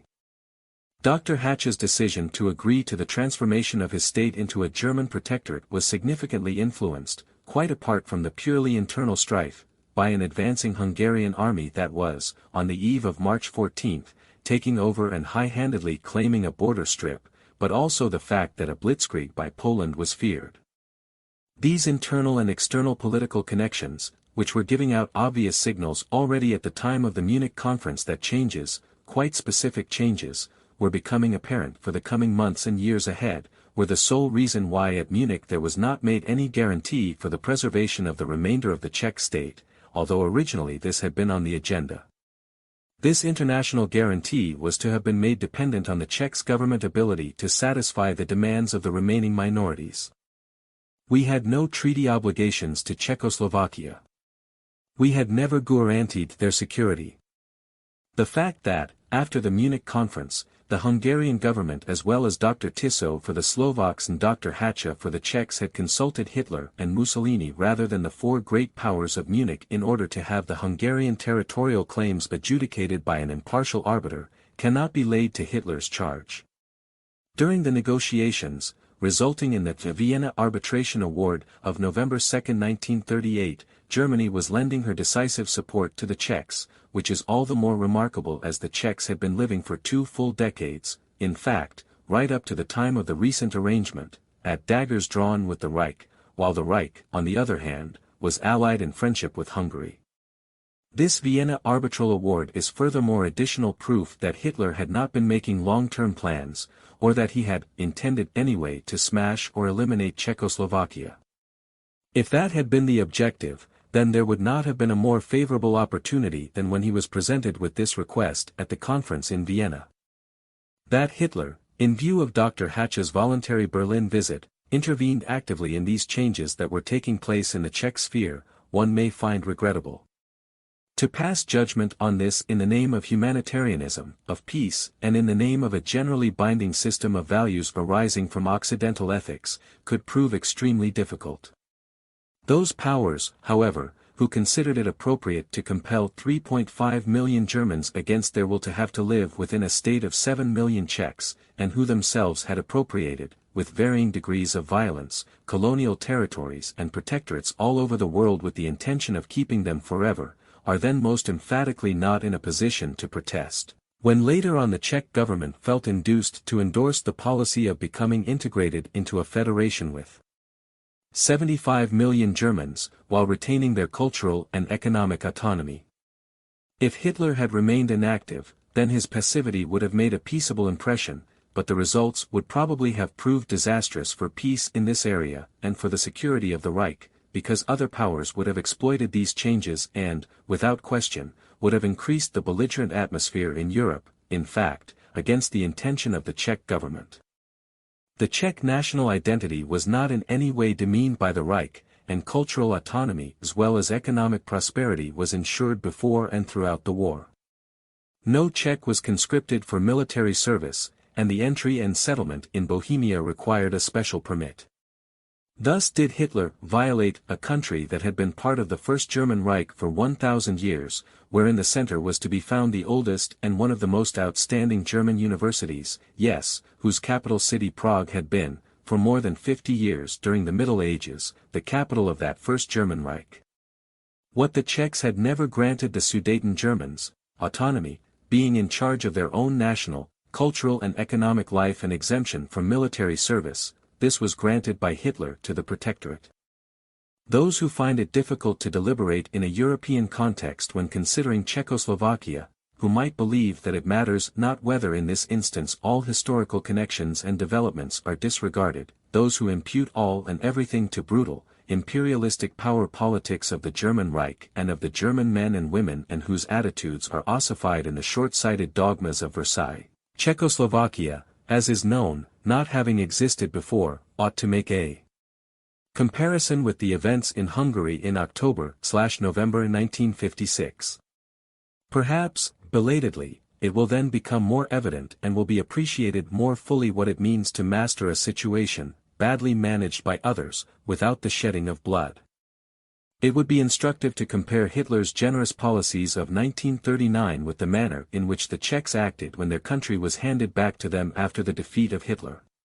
Their barbaric actions against the Germans were worse than those of the Russian conquerors. When driving the Germans from the country, the Lidice tragedy was repeated 100 times over. In many cases the terrified Germans threw themselves at the mercy of the Russians, hoping for protection from murderous Czech mobs. The Czechs even murdered their own statesmen of the year 1939, who had done their best to serve the country bravely and loyally. Chvalkovsky was shot without any further ado, and Hacha died in prison as the result of terrible torture and other maltreatment. It has to be emphasized that Hitler did not annex Bohemia and Moravia. He only established a protectorate, where a large degree of autonomy was retained by the people living in that area, especially in all internal local affairs. No one who values honest history can pretend that Hitler was an aggressor who, by brute force, seized that republic. The two parts of the distracted and feud-riven state both begged Hitler for protection, one against the other. You cannot have protection without a protector. The Czechs were not so keen, perhaps, as the Slovaks for Hitler's protection, but their president's decision was final, and there never has emerged any proof that it was in any way a forced one, as Hitler's enemies aver. Moreover, not one hand was raised, not one gun fired against the so-called aggressor and invader. Does that not seem strange in a people who were attacked and subjected? Not one appeal was made to any other greater power for help against the German enemy. Does that suggest an enemy at all? While evoking the right of self-determination, Britain never did venture to attempt to put Danzig on a par with Prague, i.e. to propose to Hitler that he would get Danzig because it is German, and in return for that he has to release Bohemia and Moravia back to full independence because it is Czech. Such a conjoined operation would undoubtedly have required that Great Britain would have had to enforce a new government for the Czechs, since the former legitimate Czech government had given their consent to the revised version of March 15, 1939. But if we disregard this inevitable and superficial intervention into the Czech right of self-determination, an attempt such as this would have considerably enhanced Britain's moral reputation. London would thus have demonstrated that its claimed fidelity to a high moral principle is followed by a constructively peaceable foreign policy based on that principle. In April 1939 the Romanian foreign minister, Gafencu, continuing on to London after first visiting Berlin, hinted to Lord Halifax that such a proposal from Britain might not necessarily have to meet with resistance in Berlin. But Halifax did not react to that. Obviously, Britain was either hardly interested in the Czech question, as she was after the Munich conference from October 1938 onward, or she was interested only insofar as Hitler's march to Prague could be utilized for war propaganda. Since Great Britain, in her propaganda, in her later decisions for war and its extension was referring to the Prague case with emphatic regularity, it seems likely that the second alternative would express the British attitude more accurately. The British government preferred to spotlight the catchphrase of the violated Czechs in order to increase their coalition contingent against Hitler, rather than to make the constructive endeavor to re-establish Czech independence. The British ambassador in Berlin, Henderson, tried once more, on August 16, 1939 in a letter to Mr. Strang, the head of the Foreign Office's Central Department, to generate an action in connection with this question. Hitler's remark that the Protectorate is a necessity for the moment, Henderson's emphasis, may be worth remembering. I have some reason to believe that he is not satisfied with the solution of March 15 and realizes that he made a mistake. Bohemia might in the end be a question of a formula, as the head of the SA said to me. It could be anything, so long as it is not reconverted into a bastion against Germany and a bridgehead for an attack on Germany. But the British government did not react to this. Chapter 6. Poland wants war. German territories in Polish hands. After the First World War, the right of self-determination of nations, as a new principle of international law, was meant to inaugurate an era of peace. Accordingly, U.S. President W. Wilson tried to draw the borders in Eastern Europe along ethnographic lines, respecting the principle of majority. Although wanting to secure access to the Baltic Sea for Poland, his understanding of the term, however, was to declare the Vistula, Weichsel, International and Danzig as a free port. But Poland, which had only been re-established in 1916 as a state with German assistance, was not going to wait for the outcome of the Versailles Peace Conference that was stretching over many months and instead used the armistice to militarily occupy the Posen region and parts of western Prussia. Wilson, who evidently had no understanding of the political and historical situation of Eastern Europe, would be hoodwinked, in the end, not only by the three leading Polish agitators Sosnowski, Mowski and Paderewski, but also by the French, who were using falsified maps and fake statistics as well as drawing attention to the Polish electoral votes in the USA. The Versailles Peace Conference accepted the Polish fait accompli with the stipulation, however, that the transfer of territory was made dependent on the Polish obligation of having to guarantee to the German and Jewish minorities far-reaching independence and the preservation of their national culture and traditional way of life. Irrespective of the Versailles border ruling, the Poles still occupied the eastern bank of the Vistula as well as other districts of West Prussia, thus denying all Germans access to this river. France, that which was to occupy a dominant position in European politics after the First World War and was to favor an eastern buffer against Germany for security reasons, was lending her support to the Polish rebels' campaigns of terror against the population in eastern Upper Silesia, as well as to the manipulations of constituencies taking place. Ultimately, this rich industrial area was handed over to Poland despite the Germans winning the plebiscite in 1921. In this way Poland acquired wrongfully a German territory of 46,150 square kilometers that was populated in the majority by Germans. That Versailles Peace Treaty, which was another way of continuing the war, a potential declaration of war that could become an even greater evil for the whole world than the war itself, gave more to Poland than was deserved and much more than she should have claimed. Not only historians from abroad but statesmen of that period, yes, even Polish politicians did not grow tired of pointing to the injustice hereby created and to the seedling of a new war hereby planted. Marshal Pilsudski's famous remark. So you are lusting after Upper Silesia? But really Upper Silesia is an age-old Prussian colony. Indeed, they were desirous of Upper Silesia. Many years of groundwork had been put in by Polish agitators in Britain, and in the USA with more success. Thus Sosnowski, in a letter to President Wilson dated April 7, 1917, was demanding Upper Silesia on the grounds that it was especially the coal mining and steel industry of that area, with all the related byproducts, which had created the power base of Prussian militarism, and that this threat needed to be eliminated.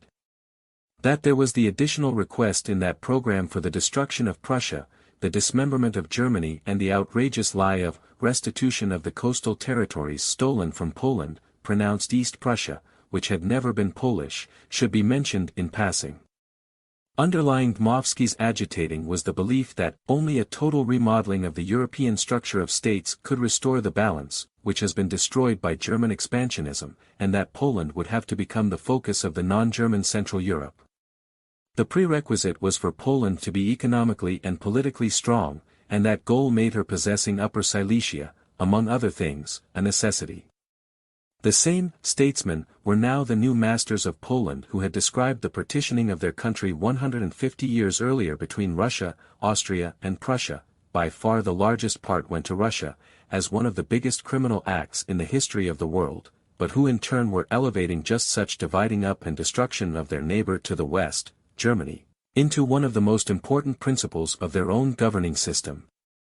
It goes without saying that they knew that the western borders of Poland were a gift of the coalition, as Pilsudski had publicly stated on February 5, 1919. But this knowledge was never to be reflected in their policies. Lloyd George, the British Prime Minister, stated during the Paris negotiations, "I tell you once more, we would never have thought of giving to Poland a province that had not been Polish for the last 900 years. The proposal of the Polish Commission that we should place 2,100,000 Germans under the control of a people which is of a different religion and which has never proved its capacity for stable self-government throughout its history, must, in my judgment, lead sooner or later to a new war in the east of Europe. France is not so much concerned with what is important to Poland, rather the French position is determined solely by the aim of weakening Germany. To surround Germany with small states, many of which are composed of peoples that have never governed themselves and that comprise large numbers of Germans who are demanding reunion with their homeland, such plans would be, it seems to me, a breeding ground for the most terrible reason for a future war." I was as sincere an advocate of Polish independence as any member of the Commission, but I was convinced that to add to Poland populations which would be an alien and hostile element inside its boundaries would be a source of permanent weakness and danger and not of strength to this resurrected state. I knew that a time would come when Germany would respond to the cry of its exiled people and restore them to the fatherland by force of arms. For that reason I renewed my pressure in the conference to reject the recommendations it incorporated in Poland towns and territories which were overwhelmingly German by language, race and inclination. Woodrow Wilson's words of April 7, 1919 also went unheeded. France's only real interest in Poland was to weaken Germany by giving the Poles areas to which they had no claim. U.S. Secretary of State, Robert Lansing, remarked on May 8, 1919. Do examine the treaty and you will find that whole populations, against their will, were delivered into the power of those who hated them, while their economic resources were snatched away and handed over to others. The result of such directives has to be hatred and bitterness, if not despair. It may take years until these oppressed nations are able to shake off the yoke, but as sure as night follows day, the time will come when they will try to break free. We have a peace treaty, but it will not bring lasting peace, as it was founded on the quicksand of selfishness. The former British ambassador in Berlin, D'Abernon, said on January 23, 1926. The Polish corridor remains the great powder keg of Europe. Even the Soviet press supported at that time the German demands for a revision. The French professor of Slavonic studies, René Martel, opined in 1929. Amongst the thorny questions that have troubled us since the war, none is as regrettable and terrible as that of the eastern borders of Germany. There is not one person nowadays that does not know this truth.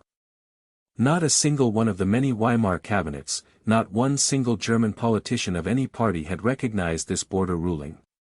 On the contrary, all parties and governments of the Weimar Republic demanded a revision of the eastern border and were unanimous in rejecting an Eastern Locarno. Reich Foreign Minister Gustav Stresemann might be speaking for all of them.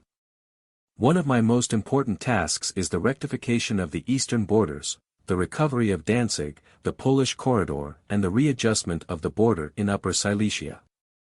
That we do not recognize the eastern borders is a fact I had once expressed in a public speech to the Foreign Affairs Committee, much to the chagrin of the Polish government, when I stated that no German government, from the German nationalists to the communists, would ever accept these borders laid down by the Versailles Treaty. In a memorandum of 1925. The creation of a state whose political borders encompass all German elements who are living inside the enclosed German settlement areas in Central Europe and who want union with the Reich, is the distant object of German hopes. The step-by-step revision of the politically and economically untenable border settings imposed by the Peace Diktat, Polish corridor and eastern Upper Silesia, is the next clear objective of German foreign politics. From the German reply, dated July 11, 1930, to the French proposal for the establishment of a European federal and security ruling. No other country experiences the shortcomings of the European structure more keenly than Germany, which, being situated in the middle of the continent, is particularly badly affected by these deficiencies and repercussions. Therefore, the German government is willing to participate in the League of Nations so as to work for the removal of these flaws. But the ultimate aim of these endeavors would necessarily mean, in a spirit of understanding, to focus on boldly reforming the acknowledgedly untenable circumstances, and so to effect a true appeasement of Europe, one which can be founded only on the principles of justness and equality. Prime Minister Otto Braun, SPD, in Königsberg, November 1930. I do not contest Poland's need of access to the sea, but just as such access has been secured for the new Czech state using the Elbe and Hamburg, it could have been opened for Poland using the Vistula and Danzig without separating East Prussia from the mother country, as well as placing hundreds of thousands of our fellow Germans, without asking their opinion, under foreign sovereignty, where they now live in a climate of terror, or are even forced out of their land. This injustice never could be or would be accepted by Germany as being justified. The Labour Speaker's Handbook, 1922/1923, remarks under the heading Poland. Nearly all West Prussia has been annexed to Poland, although 2/3 of the people are German and all the civilization of the country has been due to Germany. A plebiscite was not allowed. If it had been, it would have gone overwhelmingly in favor of Germany. The whole of the province of Posen has been annexed to Poland, although in the western part there is a German majority. The policy of Labour is to rectify these unjust territorial arrangements. A Catholic German encyclopedia wrote in the year 1931. The creation of the corridor took place despite the fact that in the past the land had never been historically linked to Poland and was not inhabited by an indisputably Polish population, as Wilson's formula would have required. From a strictly political point of view of power politics, it is a punitive measure aimed at weakening Germany and, at the same time, from a military standpoint, it creates a flank position for East Prussia, whose acquisition has been openly demanded by leading Polish politicians, Mowski, Grabski, Sroczkowski, since 1918 as the last goal to be achieved. By comparison, the necessity of a free and secure outlet to the sea was only a pretext, since that economic need could have been satisfied by neutralizing the lower reaches of the Vistula, creating a free port at Danzig and granting Poland privileged use of the railway lines leading to the sea. Switzerland, Luxembourg, Hungary and Czechoslovakia all stand to prove that neither the existence nor the sovereignty of a state depends on the possession of territorial access to the sea. Indeed, the Polish corridor is creating a state of unrest and insecurity in political and economic terms simply by being there and is preventing the fruitful cooperation, in the interest of both nations, of Germany with Poland. The speedy elimination of the corridor is an essential factor for the appeasement of the whole of Europe. Winston Churchill was no less astute in identifying the legal position in Posen West Prussia and, in the interests of peace, was demanding a rearrangement. In the House of Commons on November 24, 1932. If the British government is really interested in promoting peace, then the government should assume the lead and reopen the question of Danzig and the corridor, while the victorious states are still superior. If these questions are not solved, then there is no hope of a lasting peace. Chamberlain's biographer, Keith Failing. To adjust this defiance of history and reason, the Danzig corridor problem, said Churchill in 1933, must be one of the greatest practical objectives of European peace-seeking diplomacy. Karl J. Burkhardt, High Commissioner of the League of Nations in Danzig, informed the German government representatives on May 21, 1938 that a few days earlier Lord Halifax had termed Danzig and the corridor an absurdity, and probably the most foolish provision of the Versailles settlement. A few days later, on May 26, 1938, the French ambassador in Berlin, Robert Calandra, in a talk with his Polish colleague in Moscow, Count Grabowski, stressed the following. Do you not believe that the Polish corridor has created an anomalous if not artificial situation in Eastern Europe? If you have any doubts, then listen to what foreigners who have been through the corridor have to say about it. How much the drawing up of the border at Versailles had destroyed the international moral code was made clear by the British historian Russell Grenfell. First of all, was there anything essentially wicked in Hitler's desire to retake the Polish corridor? This reclaiming was not even on the agenda before the war. The author, if there was, the wickedness was no greater than France's relentless ambition from 1870 to 1918 to recover Alsace and Lorraine. Alsace and Lorraine were much more German than French, although before 1870 they had been part of France for 220 and 100 years respectively. But in the same way the Polish corridor had been German territory for the best part of a century and a half, it contained many Germans as well as Poles, and its reversion to the recreated Poland in 1919 separated East Prussia from the rest of Germany and involved the isolation and semi-ruin of the important and holy German city of Danzig. Germany obviously had as good a claim to the corridor as France had to Alsace and Lorraine. And since the victors at Versailles, who included both the British and the French, had recognized this right of prior possession in France's favor in regard to the two provinces, their charge of criminal aggression against Germany, and certain German individuals, for applying the same type of claim to the Polish corridor was plainly hypocritical. In the case of Alsace-Lorraine it is a question, furthermore, of a peripheral zone with a border not even half the length of the East German one. The frontiers in eastern Germany were not only arbitrarily and forcibly shifted in a westward direction, but their length thereby became grotesquely stretched, so that a part of Germany, East Prussia, was detached from the rest of the Reich. With these losses, Germany lost 10% of her total territory. A tightly knit-together settlement area, bonded through economic and cultural ties, was torn apart. The former High Commissioner of the League in Danzig is to write about this in 1960. Rightly so did the French ambassador in Berlin, Calandre, record in his memoirs that the German people had come to terms with the return of Alsace to France, but that they were unable to accept the mutilation of their eastern territories. On this point and also at the same time in the military clauses that dictate must be felt all the more painful, since it would be seen more as the result of a betrayal than of a defeat. In the whole course of events it seems to have been forgotten that there was in existence a Danzig population, comprising 96% Germans and only 4% Poles, who, against all principles, were at the disposal of all. The men, Polish politician Roman Dmowski amongst them, who had carried through their forcible annexations after a lengthy period of hysterical agitation, chose as their basis for the Polish statehood the highly imaginative, constructive and peace-promoting dogmatic enmity toward Germany, of all things. In this they were in total unison with the Polish military and the Polish public, who were not able to detach themselves from this stance until 1939, or more accurately put, not until this day. All reasonable men of Western Europe have recognized and acknowledged the injustices in connection with the corridor, although this had no influence on the politics of these powers and of the League of Nations.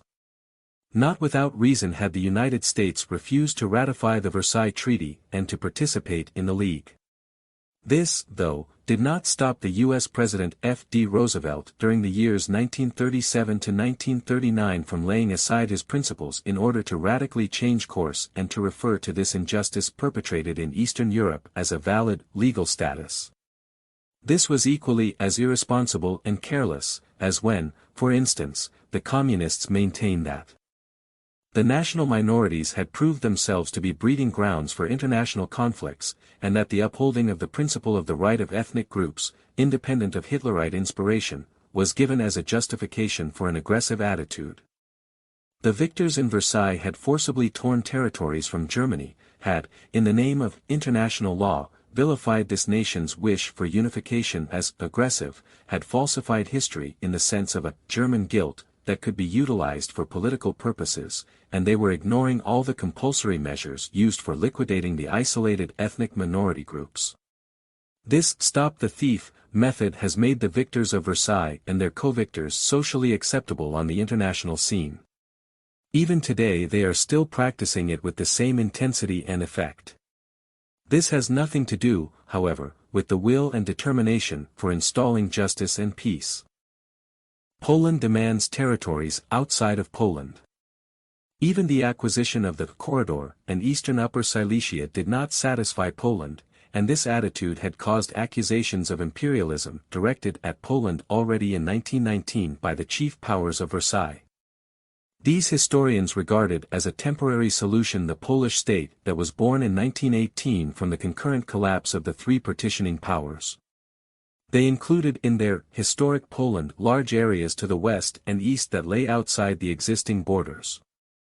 The Polish concept of a state would consider territorial expansion to the west as vital, because it would increase the availability of raw materials and thus secure for Poland the status of a leading European power. The Polish claims after 1918 knew no bounds.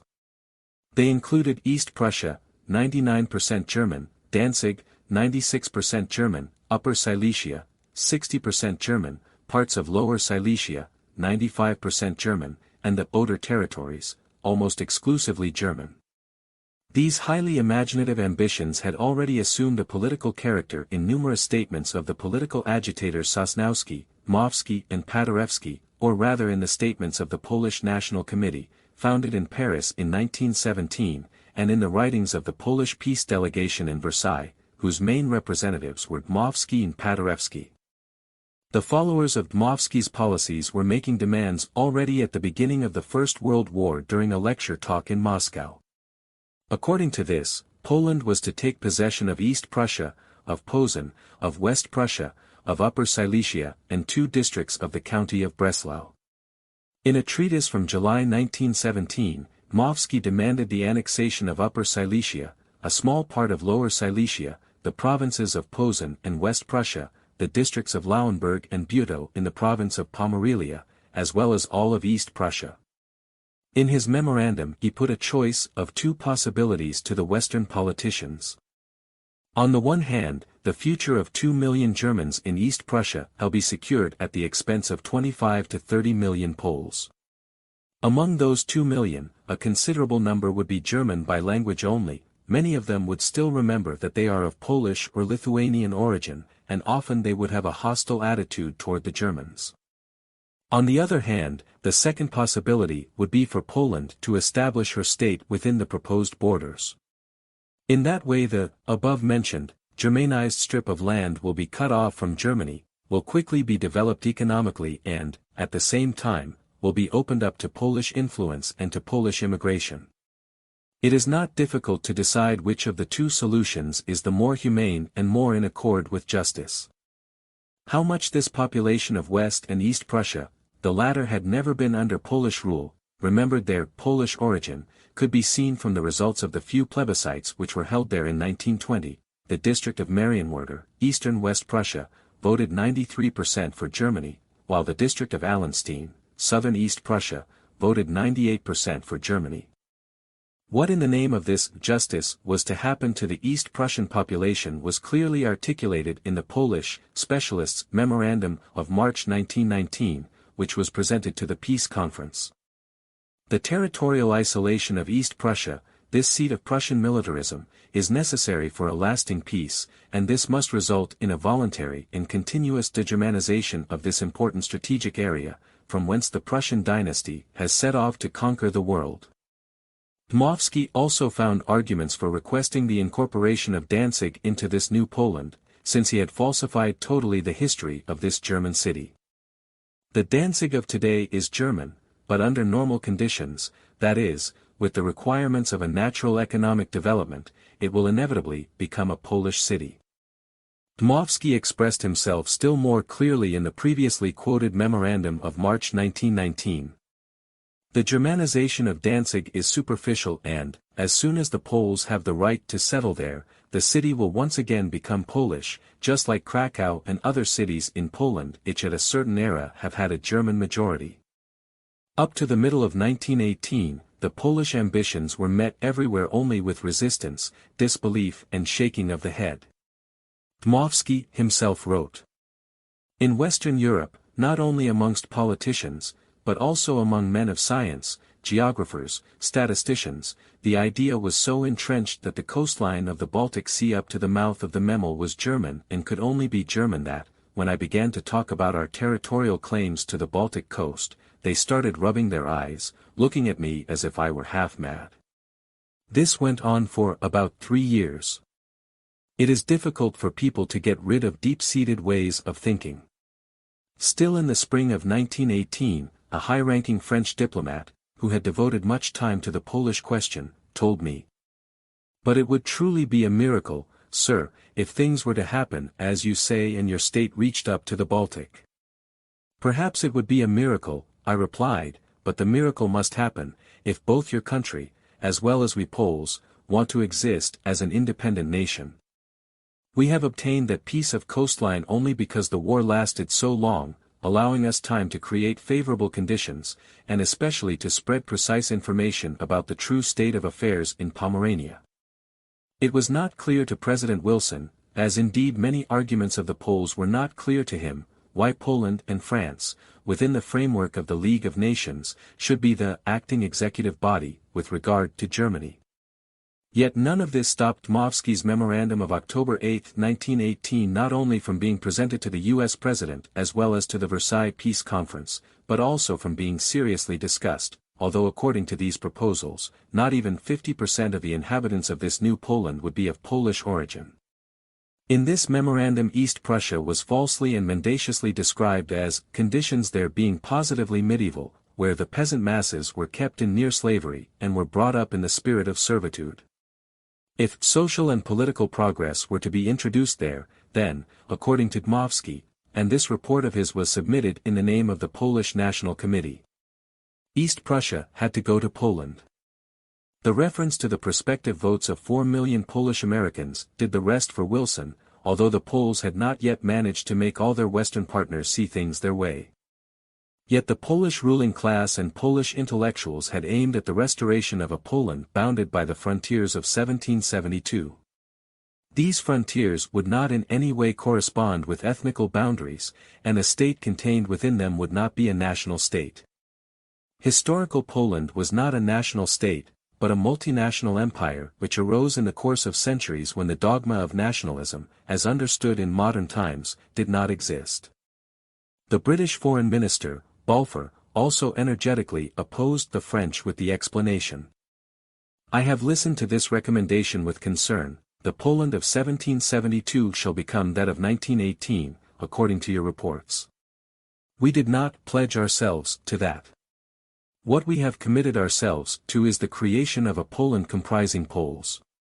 The state of 1772 does not meet this objective. Precisely what these facts expound most clearly is that, there is nowhere in the publications on international law, including the Polish literature, the assertion to be found that the Poland of today, after 1918, is the re-establishment of the Polish kingdom of old. Otherwise, the long-winded debate on Polish independence during the years 1917 to 1923 would surely have been redundant, yes, even nonsensical, if one had merely wanted to re-establish the former Polish state. It is clear that the real Poles are in the grip of a fever of conquest, in that they, while unable to revise borders which have turned out to be impossible to maintain, are only thinking of new conquests. Again and again the demand for revising the Versailles Treaty resounded throughout Poland after 1919. This, however, was understood by the Polish politicians to mean merely the fulfillment of further claims, first and foremost the claim for the entire province East Prussia and of the city of Danzig. Roman Dmowski, the leading Polish agitator at Versailles, explained in 1923. I never fought for the return of Poland, since that was taken for granted. What I was fighting for was the creation of a greater Poland. The present-day Poland is not small, but we must all keep in mind that it is only the first installment for a truly greater Poland. As yet Poland is not a totally complete empire, but she must expand until she has become one, if her continued existence is ever to be permanent. Roman Dmowski was not alone in this. President Wojciechowski was emphasizing the request for additional territories for the purpose of creating a greater Poland. In the same year of 1923, the Polish Minister of Education and the Arts, Stanislaw Grabski, in his work Observation on the Present Historical Moment of Poland, had elevated the Polish expansion northwards into the supreme principle for Poland's foreign policy. The objective of this policy was to be reinforcing the elements of victory in the struggle with Germany that was not yet at an end. The Baltic coast will, sooner or later, be the object of a clash between Poland and Germany. The Polish people cannot accept the result of the plebiscite in the Mazuran region, 98% pro-German, as the final verdict in this affair. The existence of the Republic can only ever be of a permanent nature once we are victorious in the unavoidable fight against Germany. The right-wing parties in Poland, particularly the National Democrats, were rejecting a border revision along ethnographic principles already for the reason that the Treaty of Versailles had not satisfied all of their territorial demands. But also the political center and the left were not prepared to go along with it. The National Democratic Party of Poland was keeping alive their pan-Slavic expansionism, which had already been agreed upon as a Russian-Polish war aim in mid-August 1914 between the Russian Foreign Minister Sassanov and Dmowski and was condoned during the First World War by the Western powers during the period 1919 to 1939. Dmowski's party colleague Giertych wrote on the subject of the Treaty of Versailles. Under the treaty, Poland obtained far more of the territories stripped from Germany than all the other states in Europe put together, including France. If any country can look upon the Versailles Treaty as a great political triumph, that country is Poland.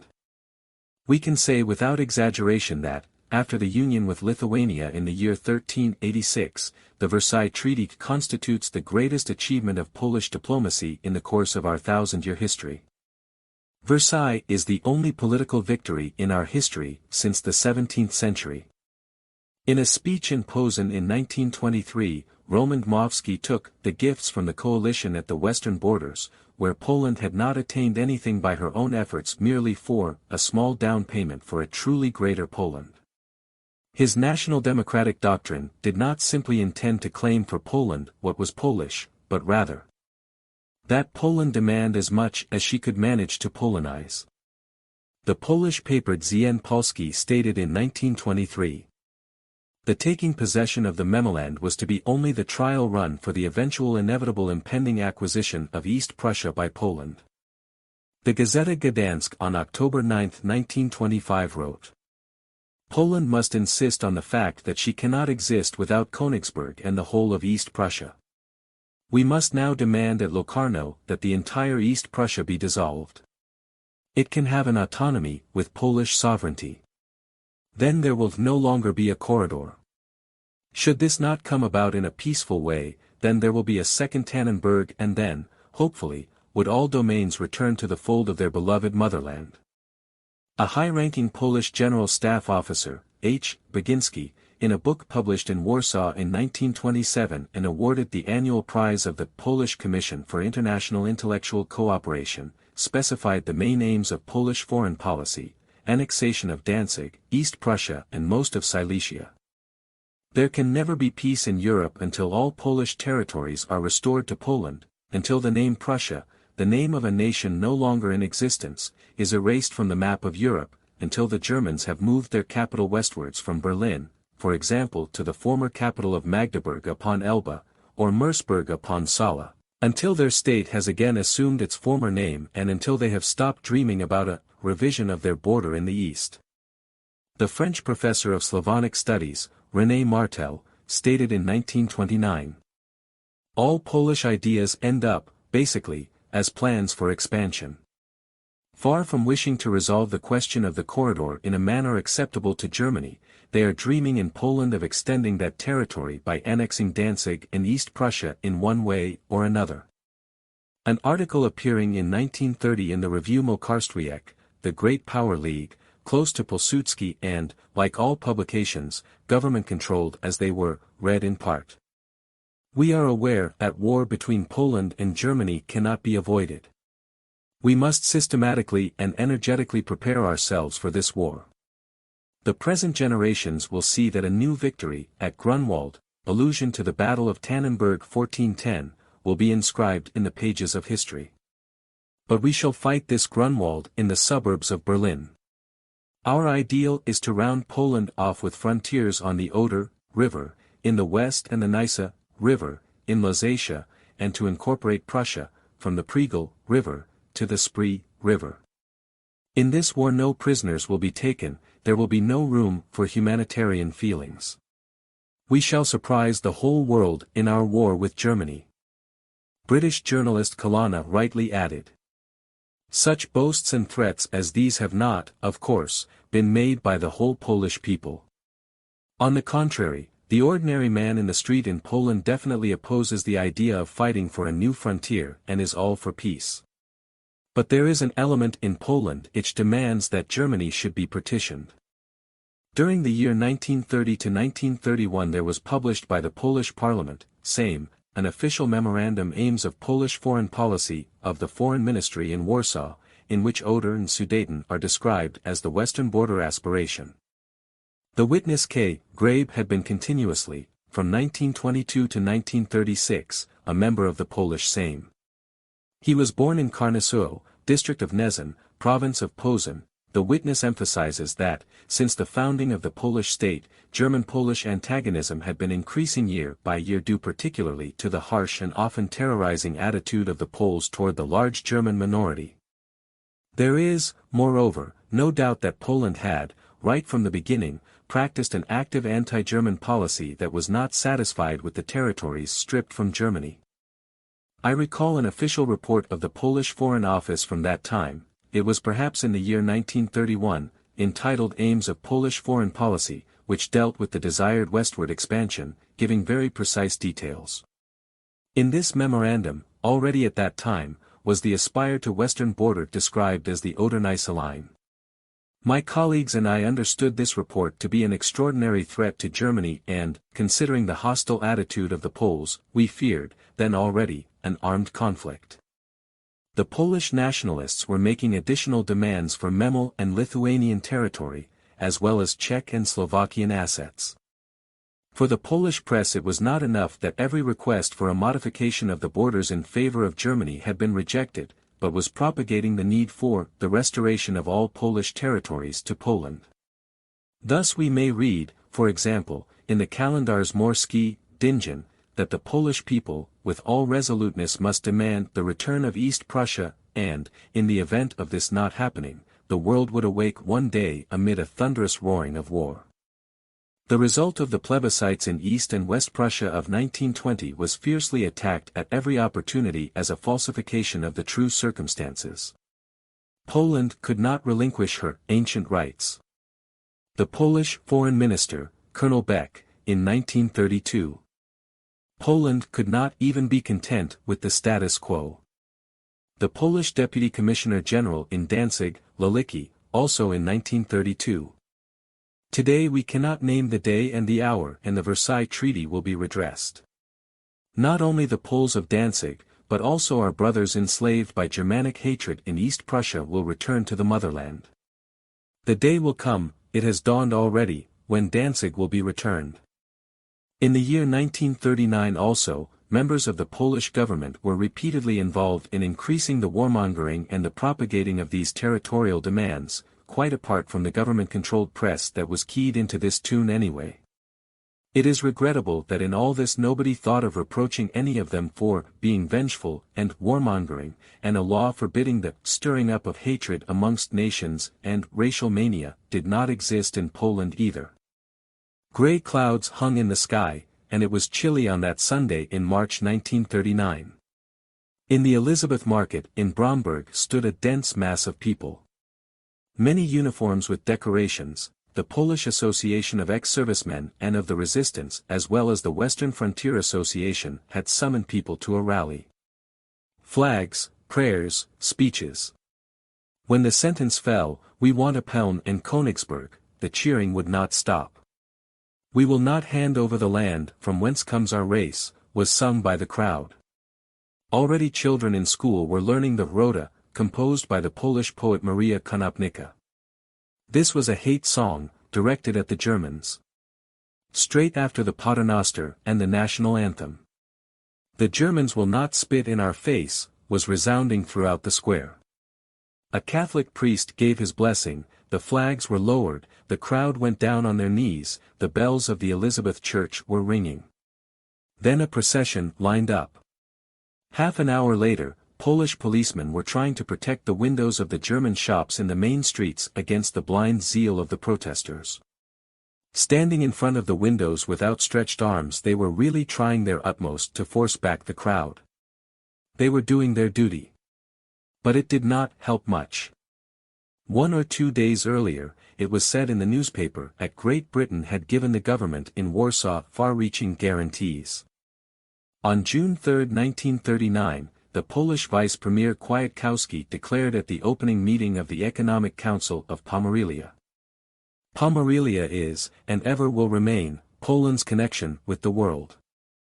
Equally, the Social Welfare Minister Kościelkowski stated on June 4, 1939, on the occasion of the unveiling of the Pilsudski Memorial Tablet at the Polish town of Ciechocinek.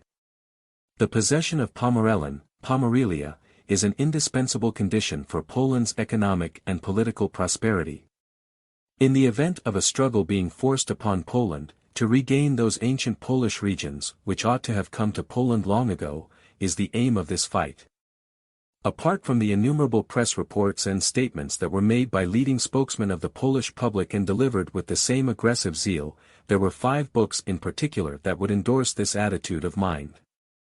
These books, wanted to call to mind Poland's historic right to these territories, Danzig, East Prussia, Silesia and Pomerelia, and, with their skillful presentation, achieved that purpose at least in part.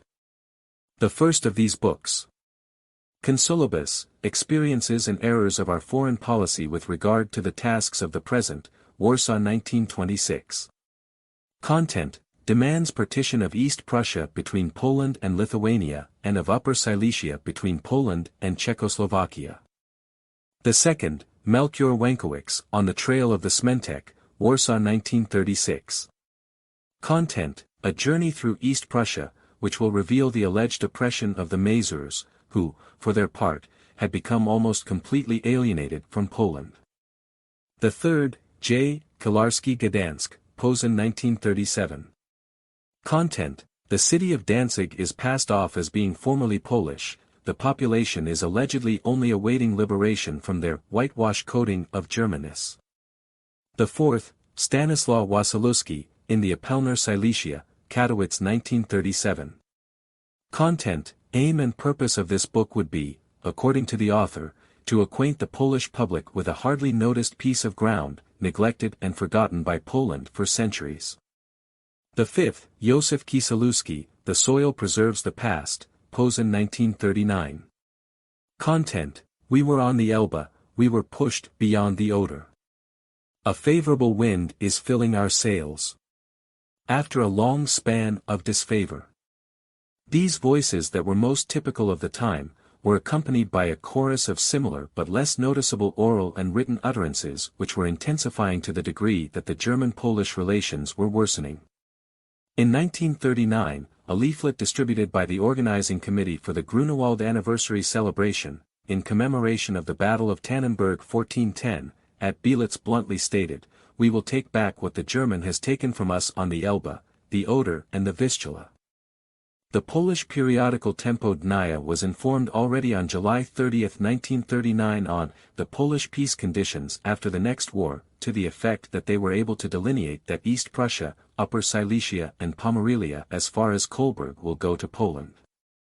Polish annexationist maps were posted in Polish cities as placards showing red-white Polish flags on German cities as far as Stettin. On June 29, 1939 the Ilustrowany Kurger criticized the 1919 borders. Since these were allegedly unfair to Poland, it was suggested that future opportunities would permit the improvement of the Polish western frontier. It was known in London that Poland was even hoping to take over the former German colonies. Frequently maps were also depicted which, for example, would supposedly represent the Polish west frontiers at the time of King Boleslaw the Brave, Krobry, or under Boleslaw Crooked Mouth. Frequently, not entirely faithful to historical assessments, they would extend as far as the Elbe or Sala. Even at the Military Geographical Institute in Warsaw a gigantic mural was uncovered a few years before the outbreak of the Second World War, depicting how Boleslaw the Brave, Krobry, according to the legend, had boundary posts knocked into the ground on the Sala. However, the Polish demands for German land were not isolated occurrences. The official program of the Polish Western Frontier Association, as defined in April 1926, demanded the drawing up of a Polish frontier from the Oder in the west, to include Stettin, up to the Middle and Lower Duna in the east, including Riga. At the same time, 1926, there was being propagated, in a paper by an author calling himself Consolibus, the partition of East Prussia between Poland and Lithuania and of Upper Silesia between Poland and Czechoslovakia. But even outside of the protective anonymity of manifestos and reports, influential politicians were admitting to the selfsame ideas.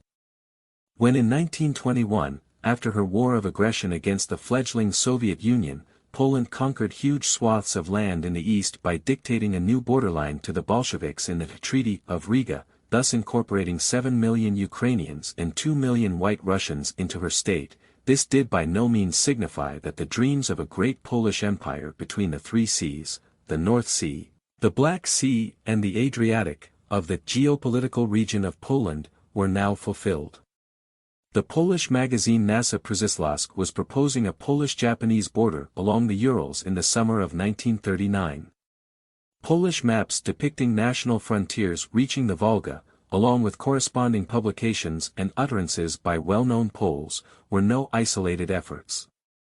The greater Polish notions of incorporating the Ukraine up to and including Kiev and an overland connection to the Black Sea were as alive in 1939 in Polish government circles as they had been in 1919 to 1920. Mr. Beck, made no secret of the fact that Poland had aspirations directed towards the Soviet Ukraine, when Ribbentrop visited Warsaw on February 1, 1939. Up to this year, Poland alone had a blueprint for the reduction of Russian power in the East. For years the Polish governments have been tolerating these trends, have encouraged them, supported them and justified them. Not one of these demands have come about from any so-called need for having to offer resistance to the National Socialist form of rule in Germany or indeed to the foreign politics of the Third Reich. The Piastian idea of westward expansion was an equally purely Polish body of thought as was that of expansion northward and eastward. There is proof that the aim of the Polish general public before 1933 and after 1933 was exactly the same, to drive out and to displace the East German population. The Poles tried systematically to drive out the Germans. As early as 1933 there were moments, as an experienced American observer wrote, when the tension seemed too great to be borne any longer. From the time of her renewed establishing in the year 1916, or rather 1918, up to 1939, Poland has been at war with every one of her neighbors, except Romania, or was preparing to go to war.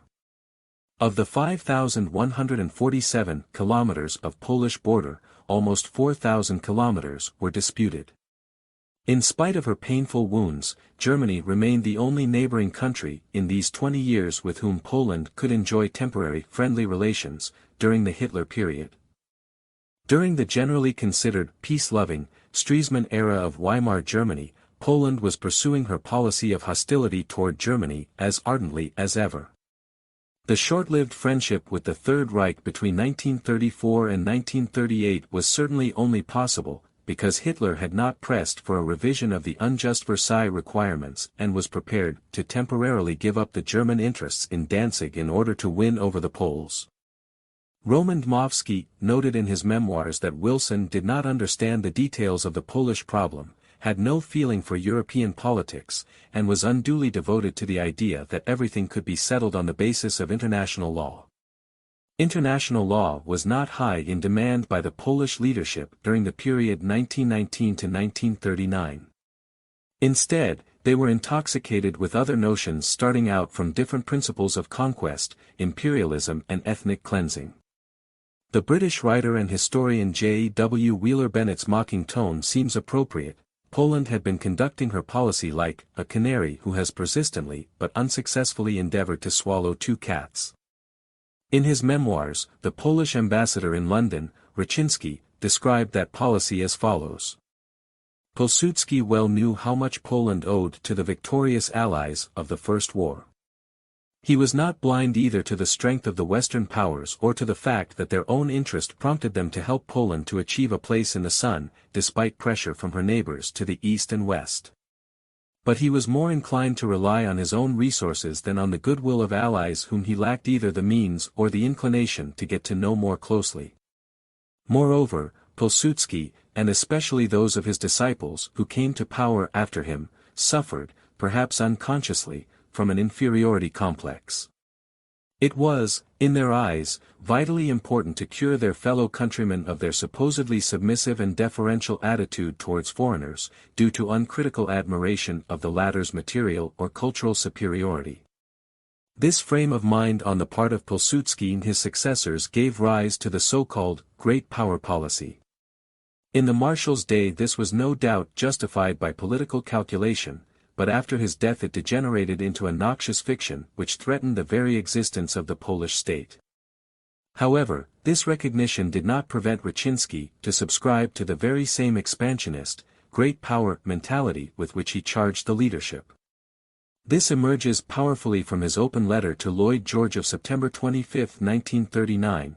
In this letter he accused Lloyd George to be essentially responsible for the Polish defeat, because in 1919 he had awarded to Poland a strategically indefensible frontier and because he had prevented the demilitarization of East Prussia, and the restoration of the historic union of Danzig with Poland.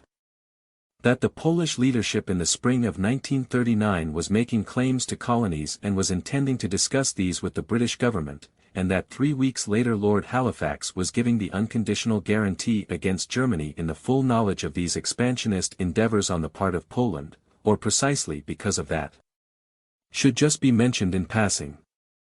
The fact that the true political aim of the Polish ruling class was not nationalist at all but imperialist, that it involved the domination of Poles over large numbers of people of origin other than Polish, has never been sufficiently understood in Western Europe. Poland's policy on her minorities. Fundamental position.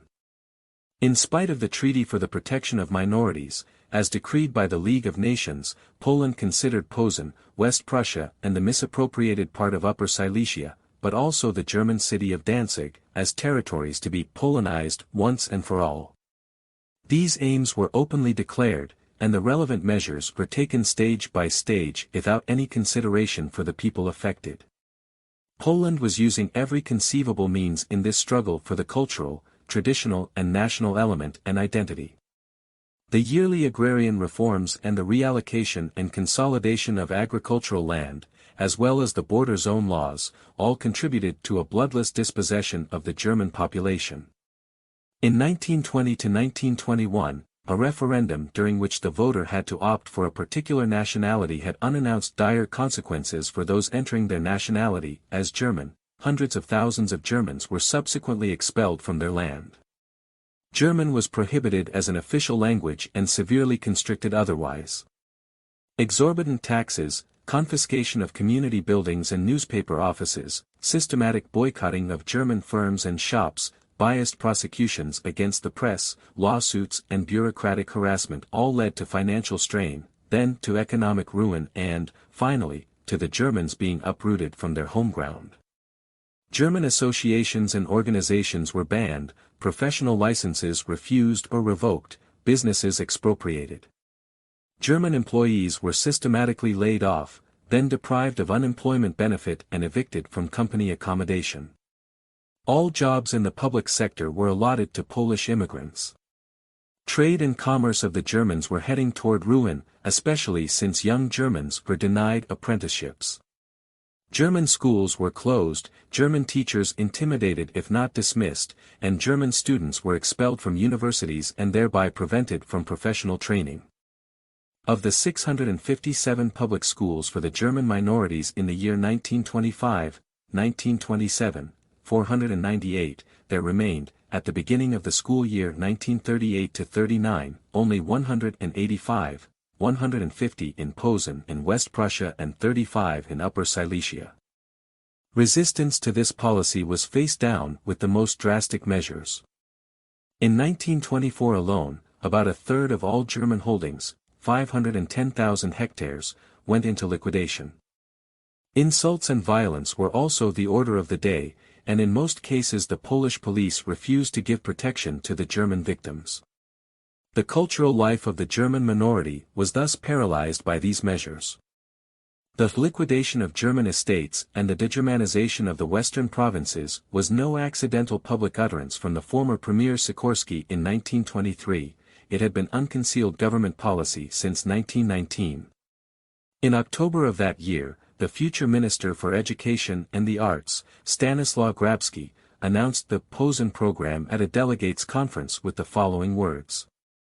"We want to base our relations on love, but there is a love for fellow countrymen and another love for foreigners.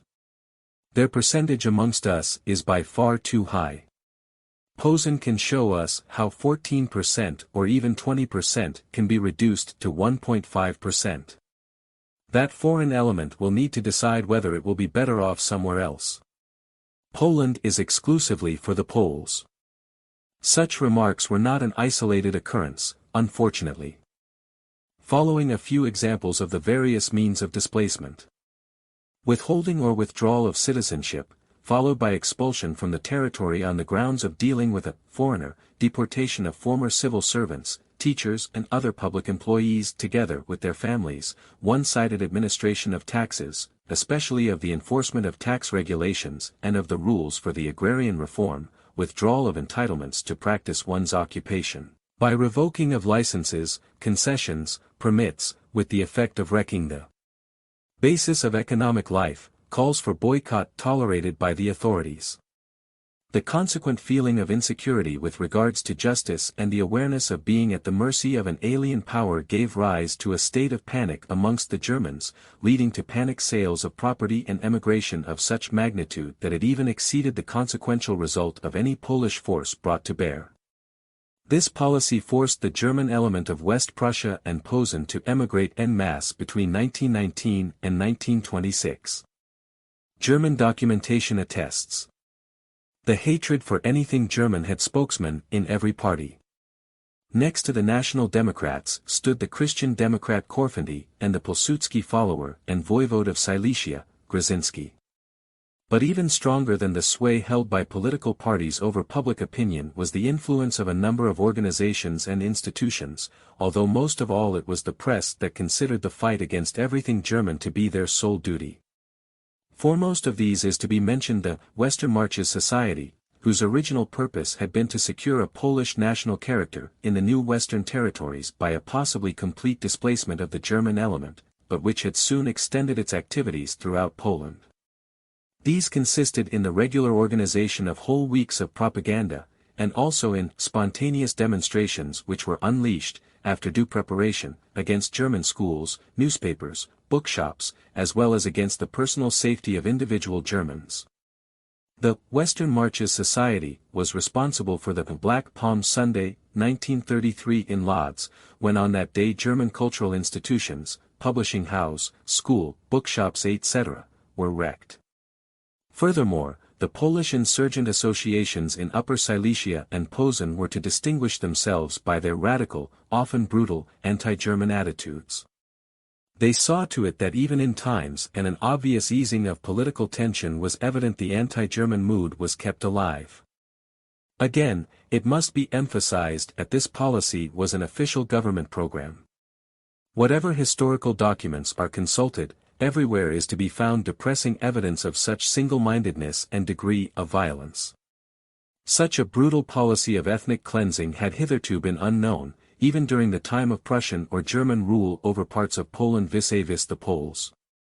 Whatever Poland might say of the Prussian Kulturkampf of the 1870s, the settlement law of 1886 or the expropriation law of 1908, the fact remains that after a century of German rule, 1815 to 1918, there were in the province of Posen 41.3% and in West Prussia 24.1% of the rural land holdings in the possession of Polish landowners. The generosity of Prussia even went so far as to make it possible, at the turn of the century, for Polish seasonal workers to acquire private land on a scale of 29,000 hectares in the purely German region of East Prussia, where there had never been a Polish settlement before. These seasonal workers were directed by the Western Frontier Association, the Land Bank, founded in Posen in 1886, and a close network of Polish cooperative banks and institutes engaged in parcelling out of land. In the notorious memorandum of October 8, 1918, which Roman Dmowski had presented to the American President Wilson, demanding considerable territorial expansion for Poland, this Polish agitator admitted, and thereby the following Polish agitation to this day is reduced to absurdity. All the endeavors of the German people and the German government could not break the national resistance of the Poles. The Polish population and the Polish ownership of property were growing steadily, and the Polish businessmen, as well as Polish industry, was rapidly gaining a foothold in the competition with German commerce and German industry. This is proof of the strength and the ability to survive of the Polish population in the entire territory, and is, at the same time, also the most striking example of a government acting against the will and the interest of the people, a government that will retain its destructive character as long as the Polish provinces are part of Germany. Let history record the following: while under German rule, Polish ownership of property was growing steadily, and Polish commerce, as well as Polish industry, was rapidly gaining a foothold amongst their competitors. The Poland of the 20th century, however, looked upon coexistence with the German people in a completely different light. Weighty also were the economic and social measures put upon members of the German minority: expropriation of forest and farmland, dismissal of public and private employees, refusal to take on apprentices and other applicants for employment or to accept applicants for civil service posts, refusal to promote public servants on the grounds of nationality, Cancellation of the entitlement to pensions and state benefit income, refusal to consider German-owned businesses for municipal public orders. This in particular affected the Germans in both Poland and Czechoslovakia. The persons affected by these and similar restrictions of rights should have had recourse to the protection of the League of Nations. In retrospect, it has to be acknowledged with deep regret that the way this duty was discharged by the League was quite inadequate. Already the procedural prerequisites, which had been designed for the complaints of minorities, were detrimental to a speedy and benevolent settlement of such cases, so it was that not even a 20th part of the petitions, which had been sent to the League of Nations between 1920 and 1930, were given a decisive ruling. The other 95.5% were either rejected or remained unfinished. In 1936, Marshal Rydz Smigly's paper, The Warsaw Kurger Poreni, commented on this subject. One cannot actually state that the Germans will succeed in stopping the continuing process of degermanization of the western regions, but there is no doubt that they intend to put obstacles in the way of this process. Thus the Poles could be sure of getting ever closer to their goal of ejecting or absorbing the German element. The only thing they need fear from the activity of the Germans was a certain slowing of the pace. By means of expropriation and land reform, Poland had acquired 750,000 hectares of privately owned German estates by 1939. But neither Britain nor the League of Nations opposed this policy, neither before 1933 nor after 1933. On the contrary, by their attitude they were encouraging it even at the time, and Poland's additional territorial claims must have plainly alerted Britain of the dangers to peace in Europe. Of course, French and British politicians protested now and then in Warsaw, but without any vigor and without any effect. The Manchester Guardian reported from Poland on December 14, 1931. The minorities in Poland are to disappear. Polish policy makes sure that they do not disappear on paper only. This policy is recklessly pushed forward, without the least regard for world public opinion, international treaties, or the League of Nations. Under Polish rule, a Ukraine has become hell. The same can be said of White Russia with even more justification. The aim of the Polish policy is the disappearance of the national minorities, on paper and in reality. The same British newspaper had stated a year earlier, on October 17, 1930. The Polish terror in the Ukraine is today worse than anything else in Europe. The Ukraine has become a land of despair and destruction. The situation is all the more of a provocation, considering that, while the rights of the Ukrainians have been guaranteed under international law, the League of Nations remains deaf to all their appeals and requests, and the rest of the world knows nothing of the facts or else does not care. The Treaty for the Protection of Minorities, which represented the fundamental condition for the transfer of German land, was cancelled unilaterally by Poland in pursuance of her rigorous peace mission in 1934, and she denied the League of Nations the right, agreed under the treaty, to check on internal Polish affairs. Leaving that aside, Poland was practicing already before that time, with a continual flouting of agreed guarantees and extreme policy of oppression, a policy of destruction of the German minorities' very foundations of life. A senior Polish government official in Upper Silesia stated, "We are Polonicing again, in 10 years' time the job will be finished." An indication of just how charged the German-Polish relations were before 1933 is the fact that up to 1923 over 500,000 Germans had to leave their homeland Posen, West Prussia, and, according to Polish quarters, that number had risen to 1 million by 1931. That figure represented, even before Hitler came to power, almost half of the local German residents. By August 1939, about 1.5 million out of a total of 2.2 million Germans from the territory of the Corridor in East Upper Silesia were forced to flee to the Reich. In the summer of 1939 alone, the number of refugees sheltered in German camps amounted to 70,000 by August 21, 1939, not counting those refugees who had found private shelter or those who were shot or captured during their flight. A leading figure of the German cooperative system in West Prussia wrote, "The Polish school lessons with their reading matter, the newspapers and the Polish broadcasting had been sowing hatred throughout the past 20 years. The basic principle, according to which the German minority in Poland was to lead their lives, as stated in the Versailles Treaty, was thus removed. Decision of the Polish government to destroy the organizations of the German minority. That this amicable participation of the German cooperatives in the building of the Polish state was answered with suspicion and increasing pressure is only a detail in the German minority's situation in these 20 years between the First and the Second World War. The intensified attitude of the state was most evident in the implementation of the political administration, especially concerning police supervision including passport matters.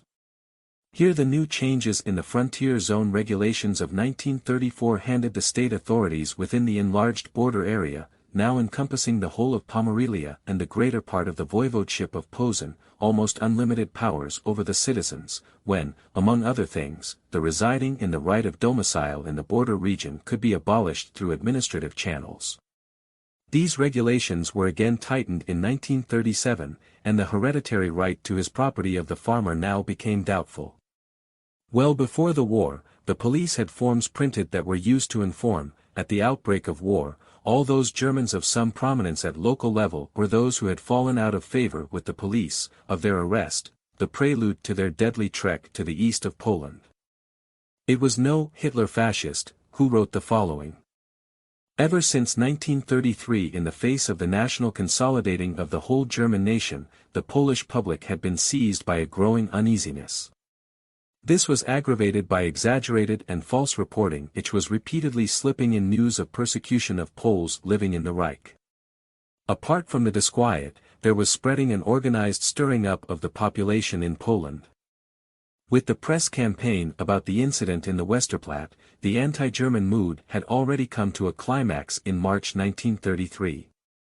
The tension was not discharged, however, in the form of a conflict with Germany, prepared to fit the prevailing atmosphere, but rather it was vented in attacks on the Germans in Poland.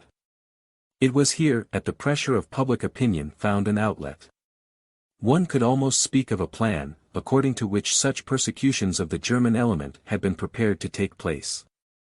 They were not spontaneous expressions of a seething populace, but were rather brought about by a carefully primed anti-German press and similar organizations. The policy of restriction by the Polish authorities was continued as if there had never been a pact of agreement. In the sphere of the politics of culture, tradition and nationality, the natural differences appeared so strong as to almost make it impossible to have any positive relations between the two states.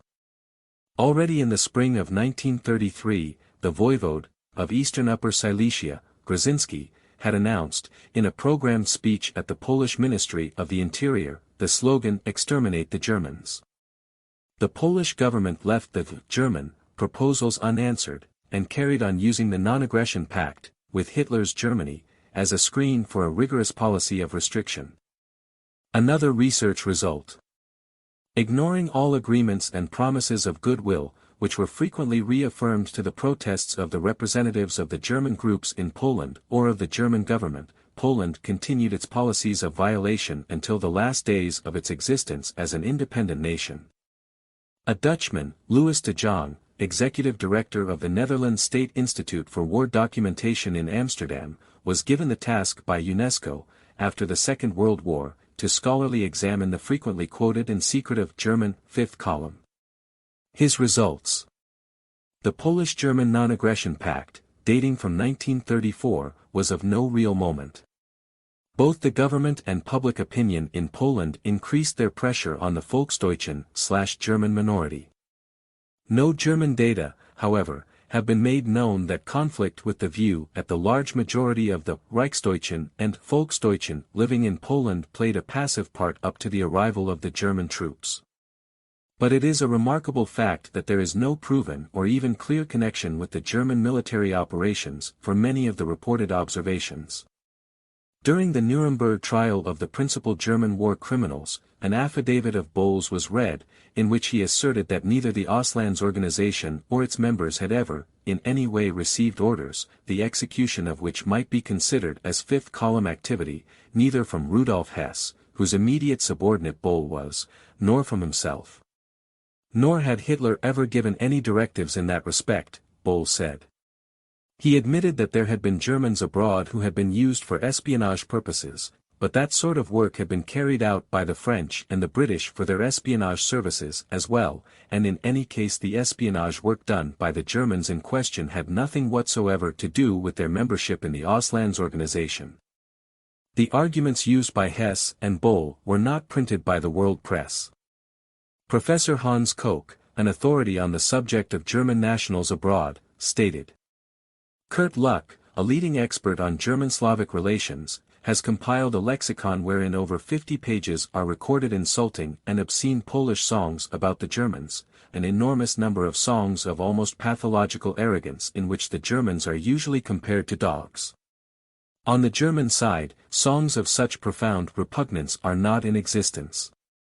On the other hand, it is well known that we have rather a whole array of songs expressing sympathy for the Poles. Just as there is no well-known novel or poem about the March on Moscow, there is also not a single German book which speaks about the March on Warsaw.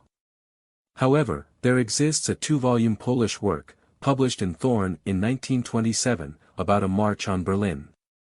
If we set next to this fundamental attitude of the Polish public, which is verifiably documented as having existed for decades, the facts that in Poland, especially during the pre-war years, mass meetings were taking place under the official slogan, "Let's go to Danzig, let's go to Berlin," and that there were certain circles of the Western Frontier Association at the same time demanding to emasculate all German men, so that the German mob in Poland can no longer multiply, then, for every fair-minded person ought to see which of the two side was peaceable and which warmongering.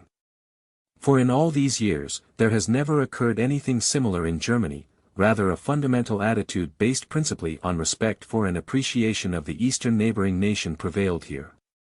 The 1937 bilateral minority agreements between Germany and Poland were massively violated by Poland, as Foreign Minister Beck openly admitted.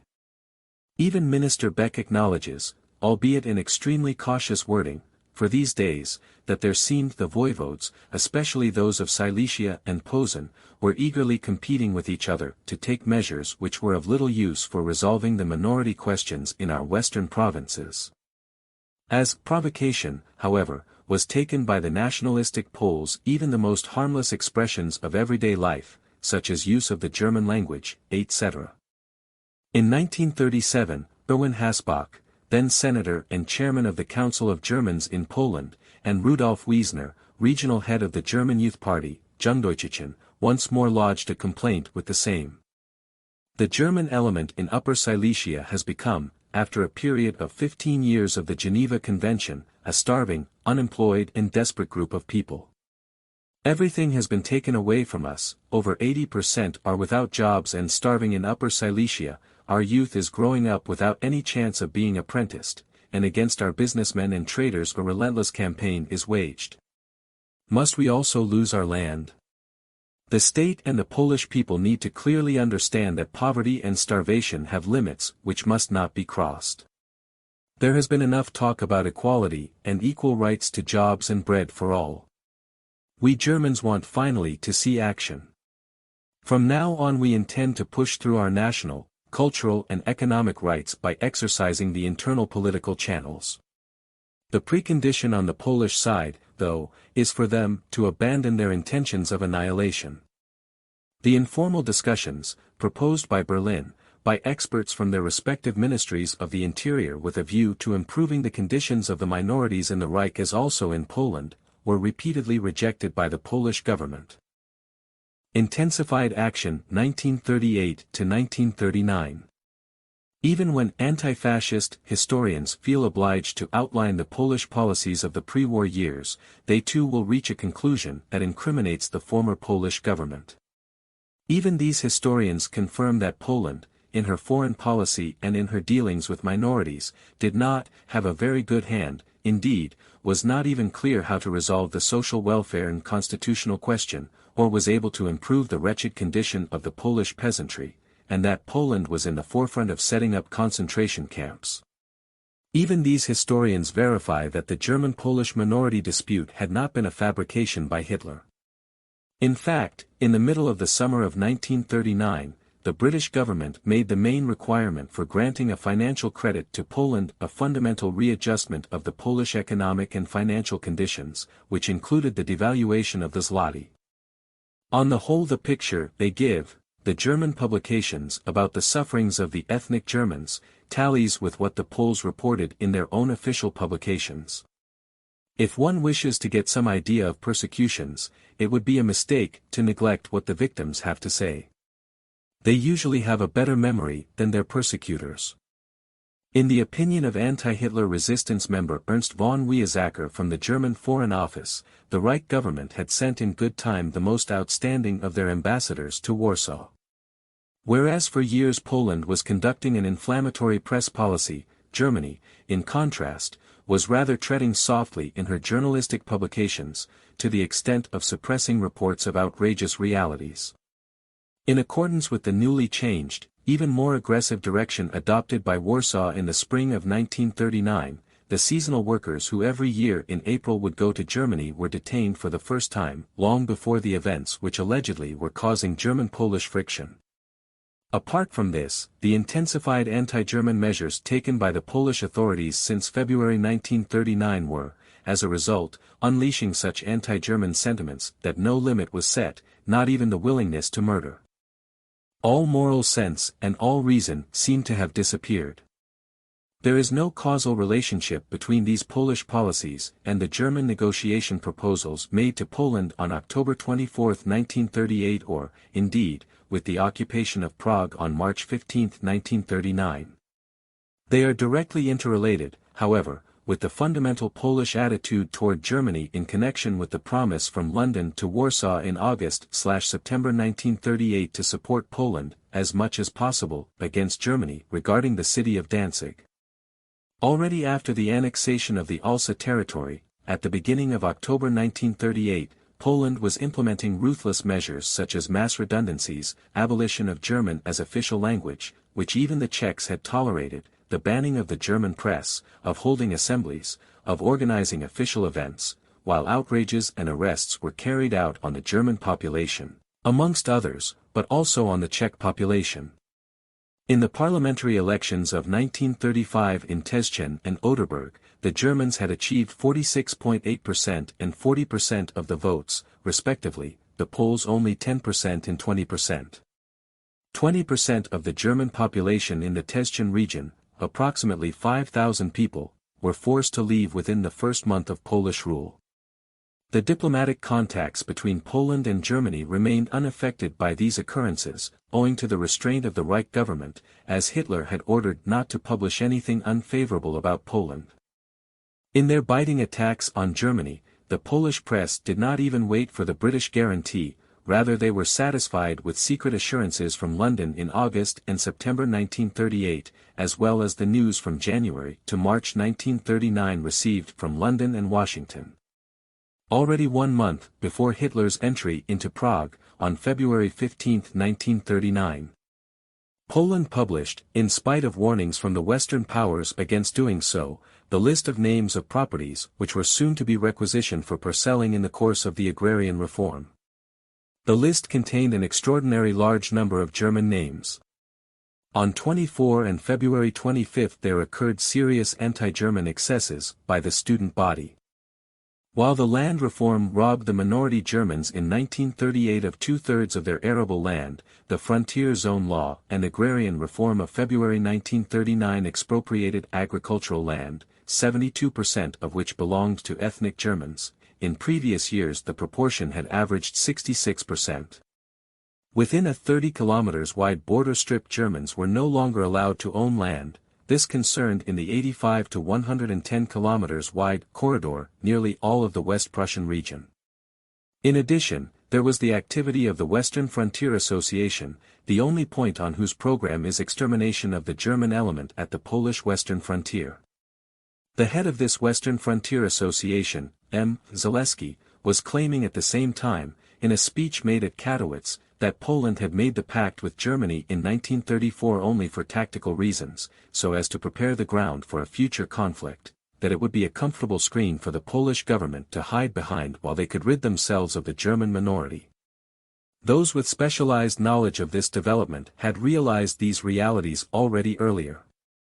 Additionally to the agrarian reform, countless German enterprises, community buildings and associations were closed, confiscated or demolished. German children were tormented in school by their Polish schoolmates, who were taught to hate them. German farmhouses were set on fire, demonstrations against the Germans were organized, there were mass arrests, expulsions initiated, fighting tolerated and fomented. Workers were systematically dismissed, the defining of the state of emergency in the border zone was extended to over one-third of the Polish sovereign territory, and wide-ranging lists of arrest warrants were prepared.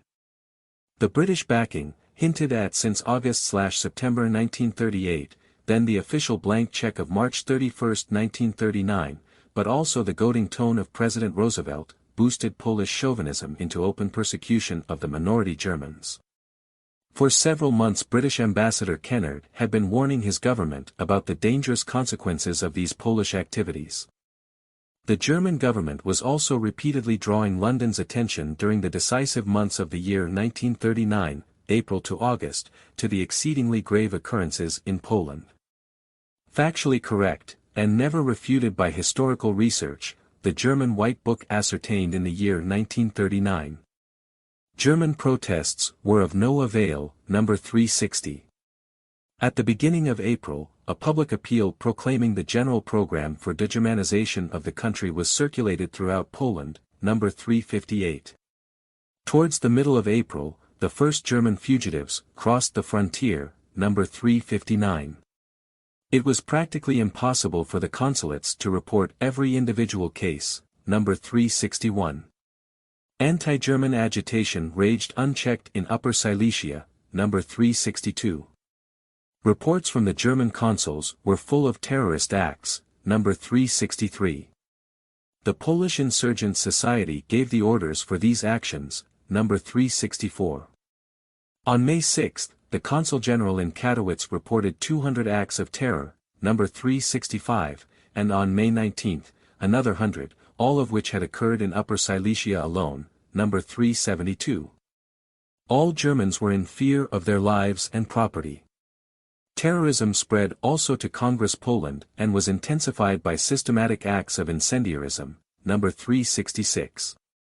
The last strongholds of German culture were destroyed, number 369, 373, 374, 377, 379, 383, 385, 390, 391, 399, etc. In despair, the German minority appealed to the Polish president, number 369. The British government, although kept informed by the German embassy in London of the nature of these developments which inevitably endangered peace, number 368, remained inactive. Towards the middle of May, anti-German demonstrations developed into pogroms, in the course of which thousands of Germans were hunted like unprotected game. NOS 370, 371. The number of fugitives increased, number 374, as did Polish saber-rattling, the declaration of annexationist war aims, NOS 367, 378, and public insults and affronts to the Führer which led to renewed protests, number 382. In the commercial world, German cooperative societies, dairies and pharmacies were systematically liquidated, NOS 380, 395.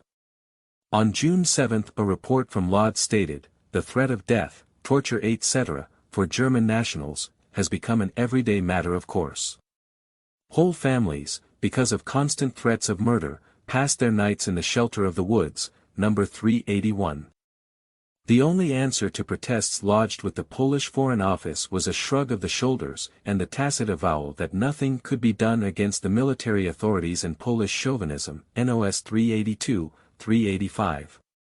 Polish bishops were requested by a colonel on the general staff to pray that the time of tribulation for our Polish brethren beyond the frontier might be shortened and that another Grunwald might release them from bondage, number 392. Time and time again the authorities themselves proved to be responsible for this process of liquidation, number 396. Germans in Galicia were faced with annihilation, the outlook was hopeless, and they were threatened with arson and murder, number 407. What was left undone by open terrorism was made up for by an insupportable burden of taxes and chicanery on the part of the authorities, number 408. Independent historians were also confirming these facts after the war. What happened to Poland in 1939 was by no means surprising. The outcome had, as a matter of fact, been predicted quite early in the 20s by thoughtful analysts and a handful of statesmen. Yet these early predictions were easily forgotten. The superficial stabilization of conditions in Poland, propaganda, wishful thinking, emotional judgment, and an erroneous evaluation of the real strength behind the saber-rattling of the Pilsudskiite regime, combined to create, in the 30s, the false picture of a Poland which had seemingly come to stay, even if under somewhat difficult conditions. The annihilation of the Polish state must have come as a shock to many who had been exposed to the optimistic picture, including the bulk of the Polish population, misled into interpreting its government's bluster as strength. To the well-informed it was hardly a surprise, however, the pretense of being shocked by what was perfectly predictable is a standard form of behavior in international relations. Months before the outbreak of hostilities, the Polish government had given orders for drawing up lists of suspect Reichsdeutsch and Volksdeutsch. This was probably done in April and May 1939, at about the time that Hitler denounced the German-Polish Non-Aggression Pact. Some groups of ethnic Germans, as we saw, were taken into custody before the outbreak of war and were conveyed to internment camps. In many places Polish patriotic societies had drawn up their own lists of those whom they deemed untrustworthy. These lists too were worked through and, from September 1, 1939, often in a very rough way. German agricultural cooperatives were dissolved and many of their schools, already few in any case, were closed down, while Volksdeutsch who were active in the cultural sphere were taken into custody. Around the middle of May, in one small town where 3,000 Volksdeutsch lived among nearly 40,000 Poles, in many houses and shops household effects were smashed to bits. In the middle of June the remaining German club buildings were closed down. By mid-August the Poles proceeded to arrest hundreds of Volksdeutsch by way of preventive measure. Again they chose those who filled leading functions in the community life of the Volksdeutschen.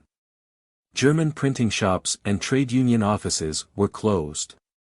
On August 24, 8 Volksdeutsch who had been arrested in Upper Silesia were shot down during transport. In view of the British-Polish guarantee in 1939, the tide of oppression of the German minority in Poland was rising higher and was drowning the original problem, Danzig and passage through the corridor. A French historian, Professor Libre, wrote, "The Polish nationalists, who were decidedly opposed to any rapprochement with Germany and who had support in the army, but mainly in the Ministry of the Interior, exploited the situation, the annexation of the Alsa territory, so as to submit the Germans, who were living in the newly occupied area, to chicaneries." This state of mind, divorced from reality, was expressed in clumsy provocations, and Count Schembeck, Undersecretary in the Polish Foreign Ministry, found himself constrained on May 16, 1939, to direct the attention of the Prime Minister, Składkowski, to the excesses of our propaganda within Poland directed against Germany, e.g., distributing a map on which our borders stretch from Berlin to Moscow, with Lithuania included in the national territory. The minstrels are making all kinds of inappropriate jokes about Germany and the person of Hitler. The overwrought state of the Polish public opinion might explain, amongst other things, the headstrong attitude of Colonel Beck at the most critical hours, mainly of the last 2 days of August. Does it not make one wonder to find that, when in documentary standard works as, for instance, Weltgeschichte Gegenwart in Dokumenten, Contemporary World History in Documents, by Professor Michael Freund, which are put at the service for establishing Hitler's sole war guilt, there could be neither documentary evidence produced nor could even the claim be made that German acts of provocation in the region of the corridor in 1939 were responsible for disturbing German-Polish relations. Neither in Professor Freund's work nor in any other serious publication is it claimed that the documents on the events preceding the outbreak of the war in the German White Books, dealing with the treatment and the ousting of the German element in Poland, are in any way exaggerated, are not objective or factual or indeed falsified. On the contrary, we find the statement about the actual harsh and even cruel treatment of the German minority in Poland, and the fact that the Polish nation was in the grip of an unceasing wave of Germanophobia. Nobody is claiming that the German minorities in Poland were treated with generosity. About the systematic dispossession of property since 1918/1919, about the public appeal throughout Poland at the beginning of April 1939 for the degermanization of the country starting with the total economic boycott of the German minority, about revenue office directives to reduce the property of the German minority in Poland by all available means, about the arbitrary arrests, about the chicanery of the judiciary and the destruction of the livelihood of people by the Polish authorities. About all of these, there is silence today. The German element in Poland has always behaved loyally, and thousands of ethnic Germans were complying when drafted to the Polish army. The Polish authorities, while in office, never once attempted to prove disloyalty on the part of the Germans in Poland since, apart from some isolated cases, it would have been impossible to do so. None of the German minorities' organizations, be they political or economic, was ever put at the disposal of the German military operations, whereas the same cannot be said of the Polish minority groups in Germany. Now as in the past, the statement of the Polish Foreign Minister, Colonel Beck, made in the afternoon on August 31, 1939, is still undisputed, that no further serious incidents, from the German side, had taken place. Only once did Beck complain to the British ambassador about acts of sabotage. That was on August 31, 1939 at 19:41 p.m., when he added, however, that it was not known whether the originators were Germans or Ukrainians. This correct German attitude was confronted by Polish provocations, which a German historian describes from his own experience in West Prussia.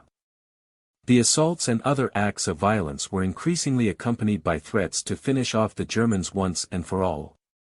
Many Poles were intimating that black lists were kept or were going to be drawn up. The vast majority of the Polish nation let itself be engulfed by a feeling of hatred toward the Germans, and was, in fact, in a political psychosis, from which individuals, let alone the masses, were abandoning themselves to commit against the German people every act imaginable, even the most unbridled and the most savage. The threats were getting ever more vindictive, the attacks ever more bloodied. The authorities, however, were beginning to make preparations on a large scale for the arrest and mass deportation of Germans. Another historian. Since the spring of 1939 Poland had been making extensive preparations for war. Throughout the whole summer a Polish army was deployed along the line from Posen in the south to Bromberg in the north. This was the external situation in which the Polish government was determined to dissolve all organizations of the German minority through administrative channels.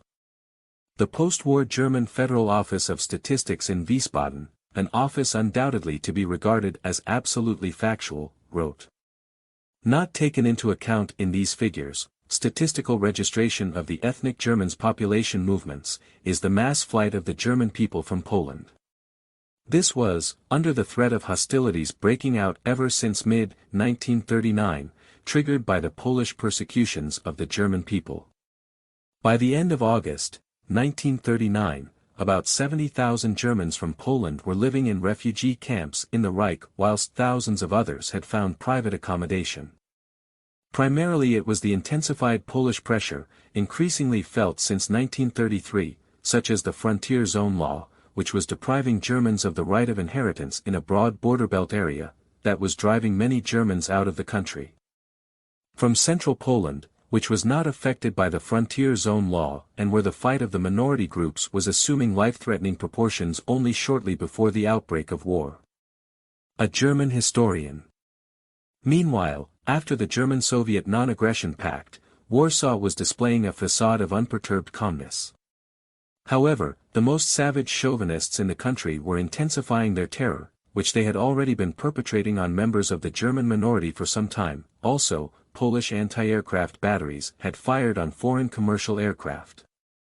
While the Quai d'Orsay, France, almost fearfully, was urging the cabinet in Warsaw to take the German rapprochement proposals into consideration, Downing Street, UK, also wished now that the Poles would express their readiness for negotiations in concrete terms. Warsaw had hitherto not taken any effective measures to contain the bloody excesses of the semi-official patriotic associations, to which already 3,000 to 4,000 members of the German minority had fallen victim. Even now Warsaw did not put a stop to these machinations, rather they tolerated an unrestrained hate campaign in the press. So in the end it was what Pilsudski had so appropriately characterized as the 1,000-year-old hostility toward Germany of the Polish nation which, in conjunction with American influences, contributed so decisively to the rejection of Hitler's proposals. A British publicist, who had still been traveling in Poland during the summer of 1939, noted, "One must ask whether it is in keeping with the rights of small nations or nationalities that they should thus be included in states where they are exposed to such treatment. Poland has tried to make the minorities relinquish their language and customs, she has failed, despite more than 20 years of activities such as I have described in this chapter. But the attempts are still going on.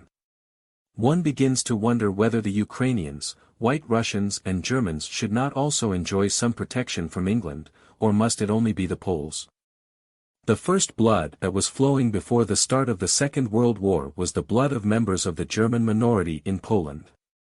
In spite of the German-Soviet non-aggression pact and the tension in Polish-Soviet relations, the Poles did not shy away from intensifying the persecution of the Germans and the anti-German campaign in the press. By mid-August, 76,535 Germans had fled to the Reich, but certainly not because Hitler had forced them.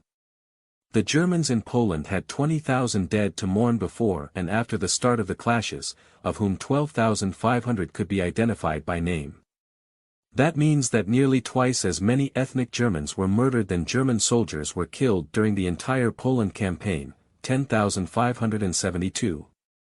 These excesses could not be excused under the pretext that it was the case of the Polish government losing their grip on a mass movement getting out of hand. The Polish leadership had been working systematically for months, yes, even years, toward this very end. The operation against the Germans had been methodically prepared, it had been ordered.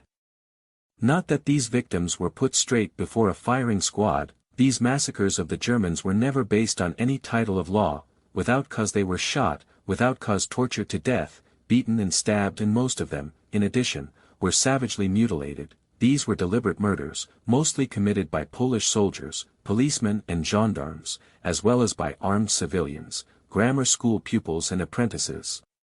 What was, and still is today, the official Polish attitude after the war? The Poles were not sorry for what had been done. Poland's foreign policy on Germany. Strategy. The conception of the state of Poland was shaped from 1919 to 1939 by the same military junta that also created Poland's foreign policy during this period. Therefore the Polish foreign policy was closely connected with the plans and objectives of Poland's military leaders. He, Pilsudski, was sometimes prime minister, always war minister and always in control of the army, of which he remained inspector general until his death. His nominees were placed in all the strategic positions of the Polish state, in the army, industry, the banks, and the press. Critics of the regime said with some justification that Poland had been turned into a colony to provide lucrative jobs for former members of the Pilsudski legions. The structure of the state, merely hinted at with these words, makes it plain that in all of Poland's governmental affairs from 1919 to 1939 the military were in charge. Their policy of territorial expansion was directed toward the West, vital, because it would enlarge the basis for raw materials and would secure for Poland the status of a great power. The North, because access to the Baltic Sea, including the Oder territories, the corridor, Danzig, East Prussia and large parts of Lithuania would be regarded as the equivalent to the lungs of the Polish state organism. The East, because East Poland that included the Ukraine would be in accordance with the historical rights of Poland. The South, because that would make possible the legitimate border with Hungary. This objective was to be reflected both in Poland's foreign policy as well as in her strategy. Power displays were to demonstrate the great power status to each neighboring state. The most important Polish author writing on the country's foreign policy from 1935 to 1939, Adolf Bachenski, advocated a policy of blood, and he decried any attempts to arrive at understandings with Germany and Russia. The various plans for attack on Germany produced by Pilsudski, but also by the foreign minister, Beck, in the years 1919 to 1939, 3 in the year 1933 alone, are historically indisputable. Even Van Sittert, the long-standing highest official at the British Foreign Office, confirmed their authenticity. In fact, one would routinely play down these plans of aggression by such diffused propaganda terms as preventative war plans, but these preventative war plans presuppose a prior knowledge of an aggressive intention of the enemy, which Germany during the years 1919 to 1939 did not harbor. Poland was fully aware that Germany, neither at the time of the Weimar Republic nor in the Third Reich, was contemplating military action against Poland. Indeed, for the most time, between 1919 and at least 1937, would not even have been in a position to contemplate such. After all, the German nation was at first still fettered in the chains of Versailles, and Germany seemed to appear, in Warsaw's opinion, totally unprepared for a general war even in 1939. Hence Warsaw's strategy envisaged, from the first day of war onward, to march on Berlin without ever taking into consideration any German defensive measures whatsoever. Former Chancellor of the Reich and, after the Second World War, pro-communist politician Dr. Joseph Wirth stated at one of the Nuremberg war crimes trials. Every German government between 1918 and 1933 and the German High Command were filled with worry for the continued existence of the Reich, which they saw threatened within the sphere of both domestic and foreign policies. Already in the first years straight after the First World War, Poland had repeatedly been trying to forcibly partition off territories from the Reich. The fear of further attacks was not altogether unfounded. Polish nationalist circles were demanding further cessions of lands. Yet our German army was only pitifully armed. Chancellor of the Reich, Dr. Heinrich Brüning, and the Reichsminister of Defense, Groener, therefore decided to evacuate Silesia in the event of an attack by Poland. Those who, in view of these facts, still insist that we would have had the intention to take the offensive are to be pitied. In the face of all the provocations by Poland, we remained calm and composed. In view of the miserable situation on the German eastern frontiers, it is obvious that an improvement in the military-political situation would have been sought. Nothing was further from our thoughts as South German Catholic Democrats than hatred of Poland. Yet we were the ones, my friends and I, who had the bitterest experiences with the Poles. The former Chancellor of the Reich, Professor Heinrich Brüning, in a letter to Dr. Rudolf Pechel from the year 1947, published in the review Deutsche Rundschau. The failure of the League of Nations, neglecting to take action against the Japanese occupation of Manchuria in the autumn of 1931, in connection with a new, Polish, political plan for mobilization, on which we were informed in the same year by a foreign power, increased General von Schleicher's uneasiness more and more. The Polish plan of mobilization was designed in such a way that there was no doubt whatsoever about the firm intention to take the whole of Silesia in a surprise coup. From 6 to March 15, 1933, Poland yet again, and not for the last time, massed troops in Posen, West Prussia, so that they could at any moment be used for an advance against Danzig, East Prussia and Silesia, just as Marshal Pilsudski, already in peacetime, would leave half of his army behind at the German-Polish border. The 3 German infantry divisions, in Königsberg, Stettin and Berlin, and the 2 cavalry divisions, in Frankfurt/Oder and Breslau, that were assigned to be the first to go into action at the German-Polish border, were facing 5 Polish corps composed of 15 infantry divisions, as well as several army troops. The Polish deployment and operational plans, which had been worked out already in the year 1923 in collaboration with the French General Staff, were available. Since 1931, periodic, trial mobilizations were based on these plans that envisaged offensive action with preventive characteristics. Only the eventual refusal of the French government and Poland's fear of Soviet intervention averted the many times planned preventive war against Germany. At the time of the Rhineland occupation in 1936, Poland was again on the verge of dealing to Germany a death blow from the east, in spite of the fact that the German-Polish Friendship and Non-Aggression Pact had been in effect for the past 2 years. The Operational Study Germany, which was, as mentioned previously, founded on offensive action with preventive characteristics, had been extended since 1938 by more general staff endeavors with France. While the upstart political highwayman, Hitler, was allegedly busy conspiring against world peace, those responsible for the peace-loving Polish policy were penetrated by an illusory optimism which had them believe they would be in Berlin just a few weeks after the outbreak of war.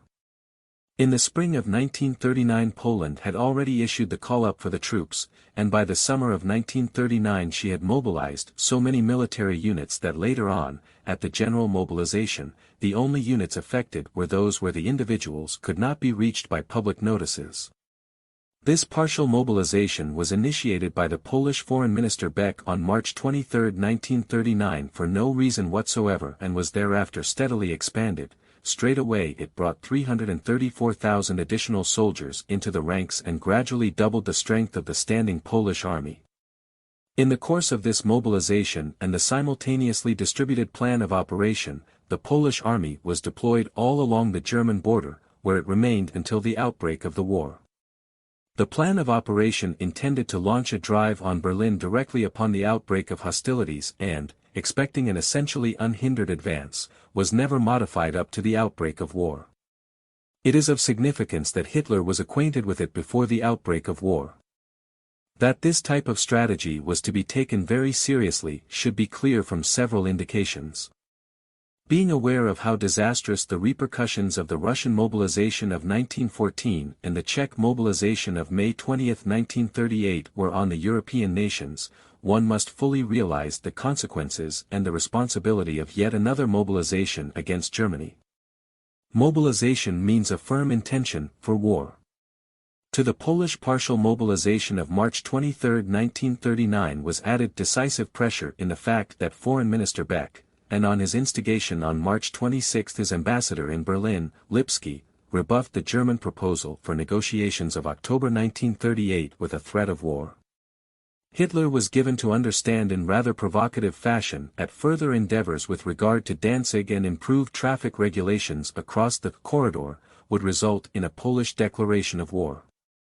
Beck repeated to the German ambassador, von Moltke, on the evening of March 28, 1939 this threat of war and added that one would, in future hold Germany responsible for every action attempted by the Danzig Senate.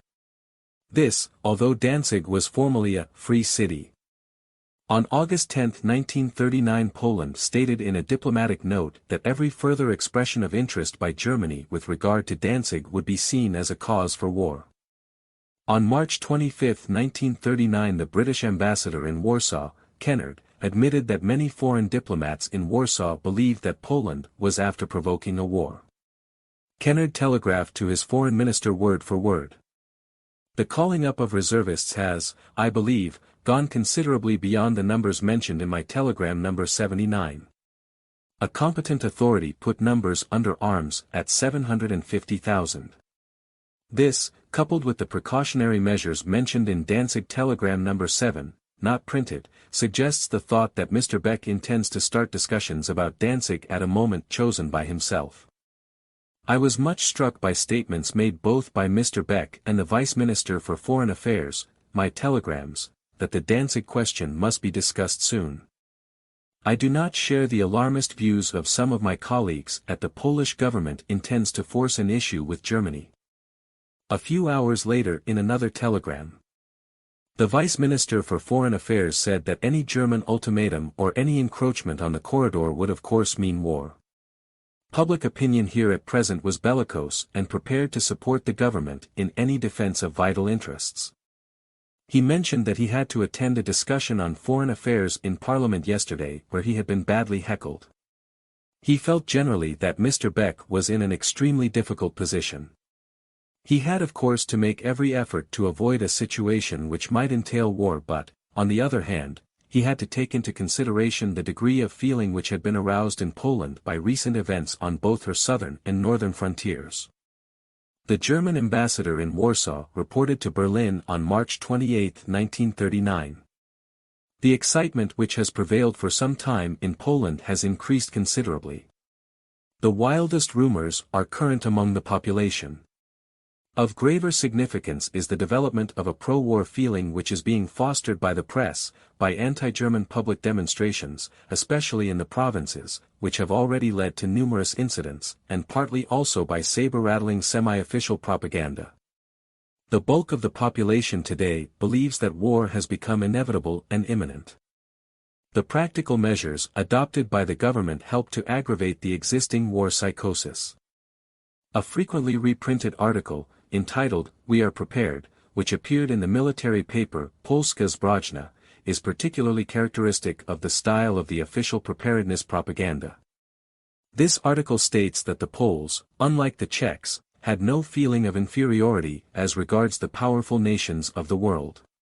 The number of foreign divisions did not frighten the Poles, for their own army, its fine equipment, and the heroic spirit of the Polish nation would be sufficient to assure victory to Poland. Numerous other articles, which have since been appearing in the daily press, are written in the same spirit. Given the Polish national character, this self-assurance and overestimation of their military strength expressed in the press constitute a danger. That this is not merely press propaganda is proved by an authenticated remark made by M. Gluchowski, Vice Minister for War, in the course of a serious conversation. He stated that Germany's armed forces were one big bluff, for she lacked trained reserves with which to bring her units up to full strength. When asked whether he seriously believed Poland to be superior to Germany from a military point of view, M. Gluchowski answered, "Why, certainly." Colonel Beck was aware that his military policy as well as the acceptance and reciprocal extension of the British blank check represented a provocation which might lead to an armed conflict with Germany. This intention is shown in the British and American documents on Beck's talks in London in early April 1939, as well as in the extensive diplomatic correspondence, and not least as revealed in the 1939 guidelines as followed by Polish policy. Polish diplomacy in 1938 to 1939 was a design for disaster. Beck had now pushed Poland far down the road to war and national destruction. Such a policy pointed directly to disaster. On May 18, 1939 in Paris, Polish Minister of War General Kaspersky replied to the French General Staff's question as to whether his fortifications at the German-Polish border would be able to withstand an attack as follows. "We do not have any, as we intend to wage mobile warfare and to invade Germany right from the outset of the fighting." With regard to this probability, France gave her ally the assurance during these General Staff discussions at a military convention that they would overrun Germany's western frontier in a strategic push, at the latest 15 days after the outbreak of war. But that was not all. Poland received the disputed Danzig ratification in this wording. In the event of a German attack on Poland or in the event of Poland's vital interests in Danzig being threatened so as to provoke armed action by Poland, the French army will automatically go into action with her various units. That the French pledge was also contemplated with the ulterior motive of now firmly committing Poland to the concept of the Western powers cannot be denied. But this, promise by France within the framework of the military convention, was just words, designed to discourage any talks between Poland and Germany. If a disinterested person could judge like this in retrospect, so doubtless could the French foreign minister at that time, with the view, or rather the advice of his ambassador Noël still ringing in his ears, which had been transmitted from Warsaw on May 31, 1938. To dissolve the French-Polish alliance would amount, without any advantage and equivalent whatsoever, to surely driving this country, for a very long time to come, into the arms of Germany. It would mean relinquishing that which could, in spite of everything else, be in certain instances a decisive trump card in our game. At the same time, Romania would be removed from our alliance system completely as a counter-reaction. The geographical position of Poland, the liking that most of the Poles have for France, their military traditions, are just so many reasons that should spur us on to save what can still be saved of the alliance. That would make it more difficult for Poland to get closer to the Reich so as to submit completely.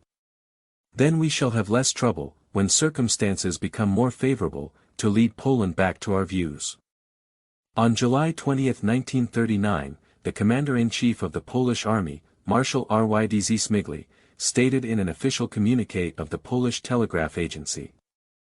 Danzig is essential to Poland. Whoever controls Danzig controls our economic life. An occupation of Danzig by Germany would remind us of the partitions of Poland.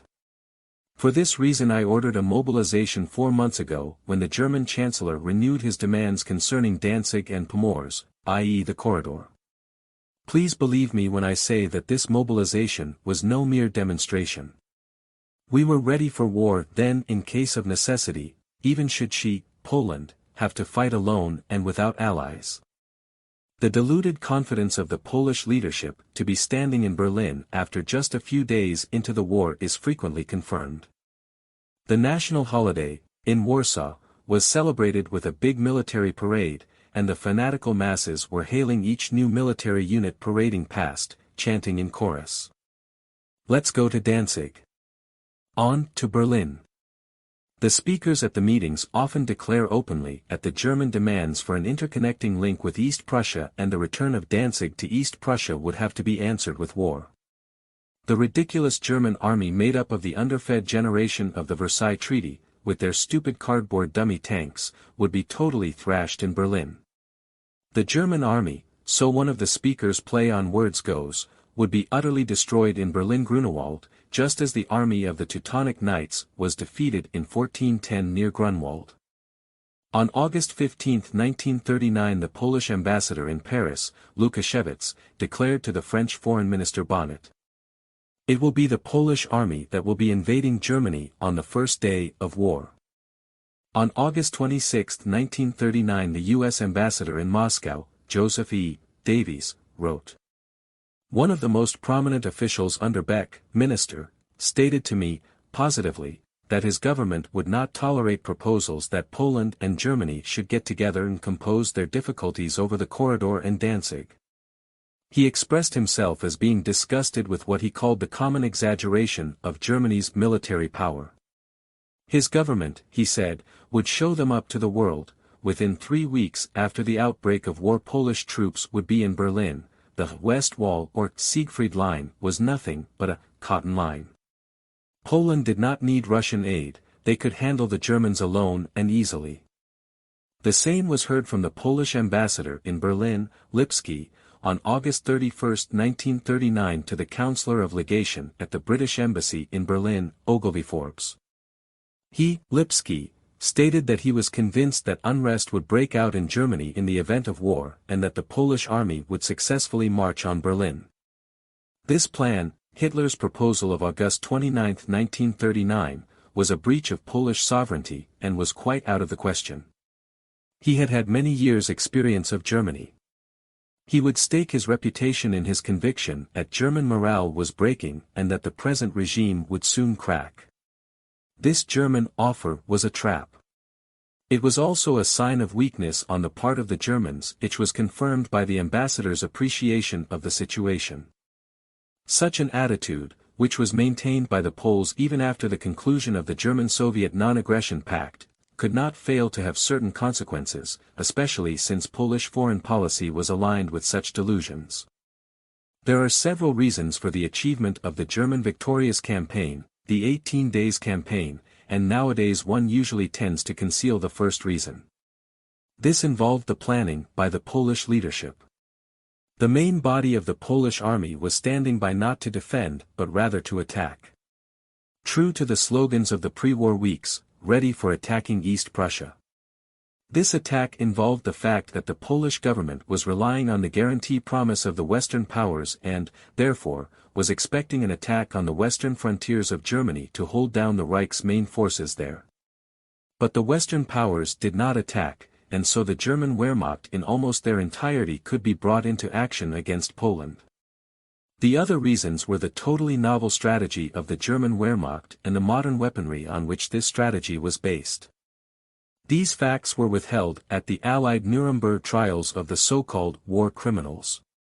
The victor was not interested in fitting these facts into the mosaic of the interconnected events on the eve of the Second World War, or rather, on the eve of the German-Polish conflict. The historian, on the other hand, must reflect upon them all in his assessment. From Munich to the outbreak of war. The foreign policy of Poland 1938 to 1939 was the same as her conception of the state and her strategy. Toward the end of 1938, Poland removed herself from the position of being prepared to cooperate with the Hitler Reich. A steadily worsening crisis, whose peaceable settlement through negotiations was refused by Poland, was the consequence. Given this basic position, the German suggestions for negotiations, even the one of August 29, 1939, which basically went no further than that of October 24, 1938, were really proposals for calling an armistice, because a state of half-war amounting to a kind of armistice had existed in Europe since March 1939, and by July we were drifting rapidly towards war. In October 1938, Polish Foreign Minister Beck had shown himself willing to negotiate with Hitler about Danzig and about improving the connection between Berlin and Königsberg. Nevertheless, he deliberately delayed the start of these unwelcome negotiations, for he wished to wait and see with regards to the British armament and wanted to thwart an international conference. The fact that as yet no alliance with Britain had been realized was not a reason for Beck to withdraw from negotiations with the Reich. Not only that, but even before Britain gave her unconditional guarantee on March 31, 1939, Beck was challenging Germany with his threat of war, the partial mobilization, the plans for an offensive, the renewed intensified pressure on the German minority, and the announcement that Germany in future would be held fully responsible for every action taken by the Danzig Senate, 23, 26 and March 28, 1939, respectively, so that he could demonstrate his independent great power policy. Of course, already since August and also September 1938 Beck had the assurance, in the bag, that Great Britain would support Poland, as much as possible, at Danzig. Since the end of 1938, there was also evidence for an unrestricted sympathy for Poland from the U.S. government, whose diplomats also probably influenced Poland. The rejection of the German negotiation proposal of March 26, 1939 was deliberately provocative, since there was no cause whatsoever for answering this with threats of war, mobilization, aggravated minority policies, with the awakening of the anti-German mood among the Polish people of every social strata and circle and, lastly, to underline it with the acceptance of a British carte blanche. The assertion that Hitler's entry into Prague on March 15, 1939 was responsible for this response is demonstrably false. The Polish leadership, the only one not to have issued a formal protest against the annexation of Czechia, did not consider the establishment of the Protectorate, done with the approval of the Czech government, as being a threat to Poland. Indeed, they were the ones who had never believed in the viability of Czechoslovakia and, in addition, it was they who were working toward the further partitioning of this state with their territorial claims and ultimata after the Munich Conference, and who were defending a common border with Hungary. Already on October 27, 1938 the German ambassador in Warsaw, von Moltke, had informed the foreign minister of the Reich. As I have already stated in Report PV 47 of October 14, 1938, Poland is trying to induce Slovakia to break away from the political union in which she has been joined until now. Foreign Minister Beck expressed satisfaction with the eventual independence obtained by Slovakia and announced his recognition of this country under national law already on March 15, 1939. Therefore, when adopting her measures against Germany on March 26, 1939, Poland did not even refer to Germany's actions with regard to Prague. To do so would have meant a realistic assessment of German power, which did not exist in Poland right up to the outbreak of war. The Polish leadership, on the contrary, was citing time and time again Hitler's desire for peace, Hitler's perception of the Bolshevik danger and Hitler's military weakness as so many reasons why their provocations bore no risk whatsoever. During a conversation with Romanian Foreign Minister Gafencu in March 1939, Beck stated, "Unlike all his predecessors, Hitler is aware of the reality of the Bolshevik danger. He has always been fighting it. I know that precisely this is for Hitler's new Germany the pivotal, the principal and the decisive problem, besides which all other problems pale into insignificance. How then does it follow from this for Germany to be interested in fighting against Poland? Once the Polish bastion falls, then the gateway of Europe will be open to Soviet expansion. Is this supposed to be what Hitler wants? I know that he does not. Of course, he wants Danzig back, but he would not be prepared to pay such a price in order to gain the Free City. Beck's intention in the negotiations with Ribbentrop from October 1938 onward were to hold out hopes for a review more along the lines of the German proposals and yet refrain absolutely from making any concessions. This stance, which eventually reached a temporary climax with the threat of war, the mobilization, the heightened pressure on the minorities and with the acceptance of the British blank check in March 1939, had just as little to do with the subject matter of the German proposals as it did with the German handling of the negotiations or indeed with German policy as such. Even the Polish White Book on the immediate pre-war period confirms this. The Polish government, like the governments of the other states who, down till 1938 inclusive, were prepared to cooperate with the Hitler Reich, acted on the assumption that they must neglect nothing which might preserve Europe from war. This statement establishes unequivocally that Poland and England changed their attitude toward Germany at the end of 1938, they declined, to put it mildly, as in the words of this Polish statement, from this time on any further collaboration with the German Reich and accepted oversights and neglects in the peace efforts, insofar as these neglects were to have been their new foreign policy baseline. The result, in any case, was that many foreign diplomats in Warsaw see that public opinion here at present is bellicose and believe that the Polish government intends to force an issue with Germany. Already on March 16, 1939 the French ambassador in Warsaw, Noël, reported to his foreign minister. On the other hand, nobody could fail to notice the increase of anti-German sentiment amongst Poles of the most diverse social classes and circles of society. Beck accepted the British blank check on March 31, 1939 and on April 5, 1939 made a reciprocal offer of help to Great Britain, irrespective of whatever action Great Britain, apart from an attack on the British Isles, was to regard as a threat to her vital interests and to which she would respond with military measures.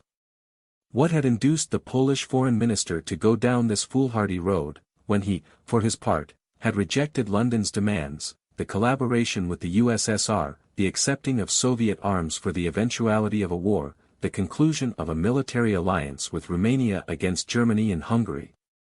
Beck had come to realize that the method by which Britain had handled this matter had made it 3 times easier to get Poland to agree to almost anything Britain wanted.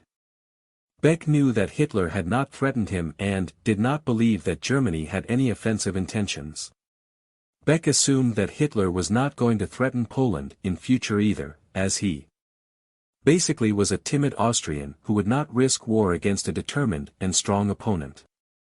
Beck stressed in his London talks from 4 to 6 April 1939 that there was a kind of a lull at the moment, since, after the recent events the German government must have been taken back by the reaction that they had created in the world, i.e. the establishment of the Protectorate of Bohemia and Moravia on March 15, 1939.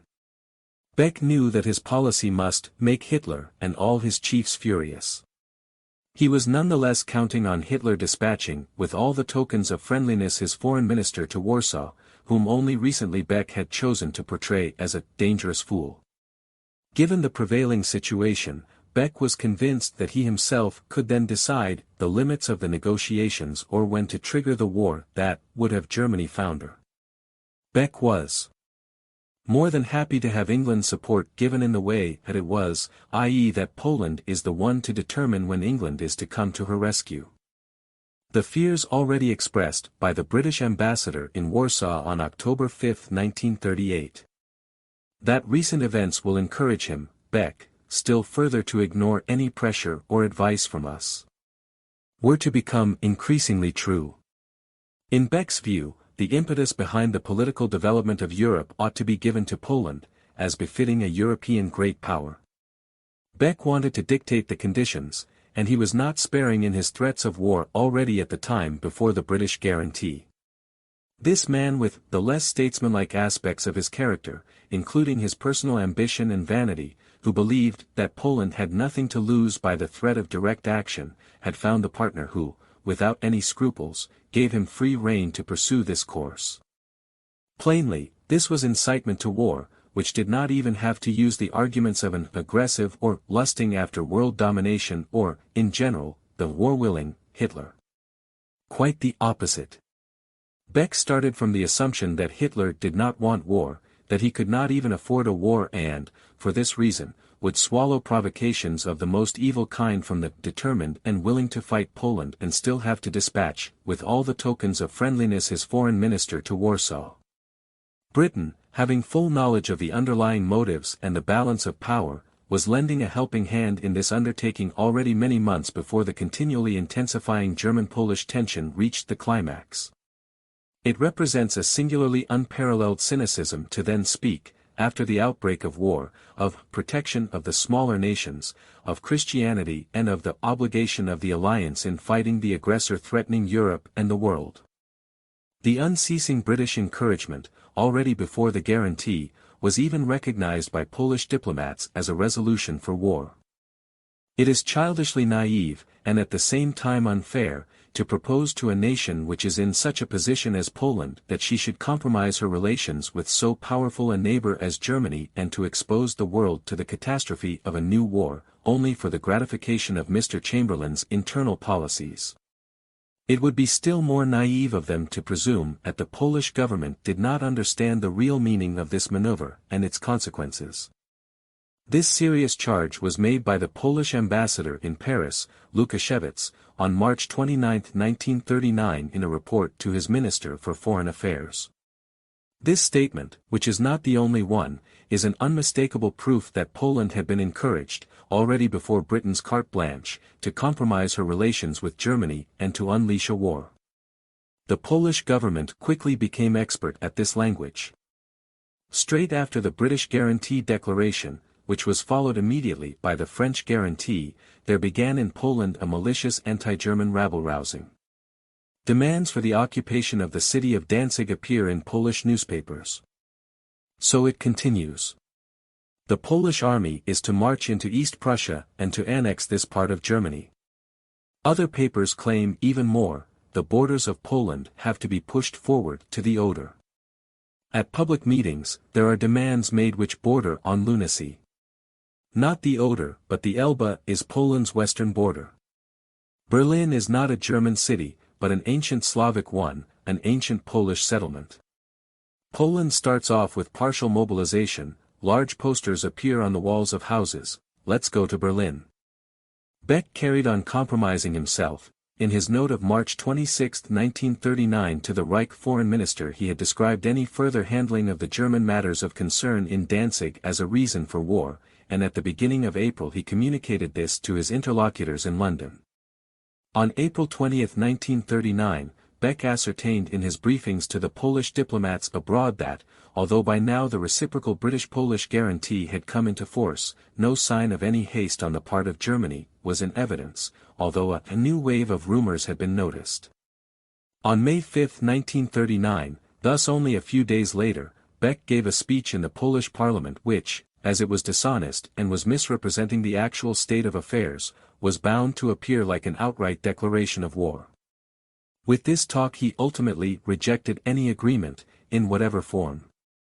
Beck's utterance, "We in Poland do not recognize the conception of peace at any price," could hardly have been more cynical and war-minded, given the recent German-Polish negotiations and the German willingness to reach a peaceful compromise. Apart from the untrue assertion that Germany was only making demands without giving anything in return, there is also the following characteristic portrayal of Beck's aggressive posturing, albeit historically untrue. I insist on the term, province of Pomors. The word corridor is an artificial invention, for this is an ancient Polish territory with an insignificant percentage of German colonists. Polish public opinion reacted to this speech with enthusiasm. Beck received a whole pile of congratulatory telegrams. He was fully aware, as was the Polish military, of the course of direction that this speech was unequivocally announcing. That two relatively poor countries, Germany and Poland, should fight one another, a development which, after all, could be in the interest of the rich countries alone. When in the spring of 1939 the policy of settlement with Germany that he, Beck, stood for collapsed, Beck nevertheless remained in office, and he experienced his biggest popularity among the Polish people just at that moment when, in his speech of May 5, 1939, he dealt the final blow to his previous policy. The unconditional guarantee given by Great Britain had blinded the Polish leadership to the practical advantages of an understanding with Germany. Hitler had never put any pressure on Poland, nor hinted at such, had not set any deadlines and did not make any unreasonable demands. Hitler's policy at that time could be likened to a kind of lull, according to Beck's own statement in London. Yet the Polish foreign minister placed himself at the head of the anti-German and war-eager Polish public, dispatched inflammatory and false rumors to other countries, and he did nothing to prevent or to restrict the excesses of his fellow countrymen. The outbreak of war on September 1, 1939 is now seen in Poland as a totally undeservedly endured attack by the powerful German neighbor, like a bolt out of the blue, as it were, falling on an unsuspecting land, forgetting completely, however, that since March of that year Poland had been in a state of a continually rising warlike atmosphere, that in the numerous articles and letters from readers appearing in newspapers war was strongly desired, that owing to certain actions, such as the volunteering for a commando unit of human torpedoes, after a misunderstood Japanese model, and talks given by Polish officers praising the qualities of the Polish soldiers to the sky while defining the German equipment as inferior, the belief in an assured victory was created, with dreams of a quick march on Berlin. Nothing remotely similar would have been found in Germany in 1939. There was not one German politician, not one German diplomat, not one German general, not one German publicist who considered the question of war or peace as unimportant. To the Polish ambassador in Paris, Lukasiewicz, however, and to Polish diplomacy in general, this question was one of indifference. The French foreign minister, Bonnet, came to realize this when he was trying to explain to Lukasiewicz the significance of the British-French-Soviet military talks. "We are not afraid of anything. Russia will not let Germany touch us, Germany will prevent Russia from doing us any harm." At the conference of March 24, 1939, attended by the foreign minister, the outline of Polish foreign policy was established, whereby, if the perimeter of our direct interests and our normal needs was to be impaired, we will fight. This denial of any fear whatsoever, already apparent in early 1937 in remarks made by the then Polish president, Ignacy Mościcki, was to acquire aggressive undertones in 1939 to such a point that the Polish leadership showed scant regard for world opinion, while they demonstrated their intended aggressive goals. Even the few well-meaning pieces of advice proffered from a friendly side were arrogantly rebuffed during the last days and hours before the outbreak of war. So not without reason was a telegram sent on April 2, 1939, shortly before Beck's visit to London, by the British ambassador in Warsaw to his foreign minister. The chief difficulty is that the Polish government has hitherto failed to educate public opinion on the lines that any concessions are necessary. Nevertheless, no conclusions were drawn from this in London for the preservation of peace. On May 17, 1939, the representatives of France and Poland concluded a military agreement by which the French General Staff committed themselves to break through the Siegfried Line, on the 15th day after the outbreak of war. With this, the Polish aspiration for a mobile campaign with the invasion of Germany and the advance on Berlin was brought closer to complete fulfillment. The French foreign minister, Bonnet, also came to realize the Polish intentions the day that the Polish ambassador, Lukasiewicz, had urged him to incorporate the secret clause, that Danzig is of vital importance to Poland, into the agreement that was to be concluded. Bonnet wrote about this in his memoirs. "It seemed to me that Beck's subtle game was to exploit the French-British alliance by forcing from one of us, with the help of the other, ever more extensive and more precise obligations. The crisis was approaching a climax, and yet the Polish government refused to discuss a settlement. The Poles faced the approaching crisis imperturbably, confident that Hitler would be exposed as an aggressor and that the justified grievances of Danzig would then be forgotten." On June 13, 1939, the British ambassador in Berlin, Henderson, recommended that Poland should talk a little less about her bravery and think a little more about the realities of her geographical position.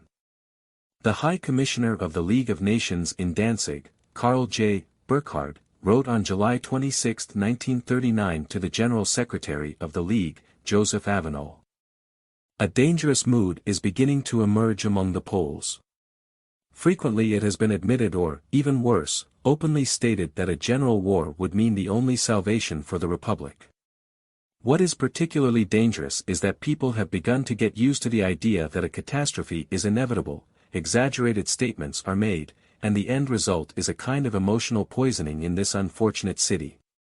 There was arriving a stream of camp followers as the bringers of bad tidings and an omen of foreboding who frequently were only interested in intensifying the crisis either by personal interventions in the localized quarrel or by fanciful reports. Needless to say that England was already fully aware of this development. After the British cabinet had drawn up a statement on the British policy with regard to Poland, which was to be announced by Mr. Chamberlain in the House of Commons, Beck asked Halifax, on July 5, to omit the compromising phrase in which he said that the Polish government would approach such conversations, with Germany, objectively, but with goodwill. The phrase was omitted when Chamberlain spoke in the Commons on July 10.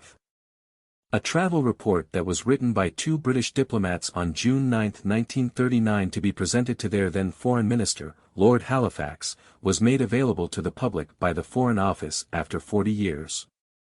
The writers were Sir William Strang, at the time head of department dealing with Germany in Eastern Europe at the Foreign Office in London, and Gladwin Jebb, private secretary to the Permanent Under-Secretary of State, also at the British Foreign Office.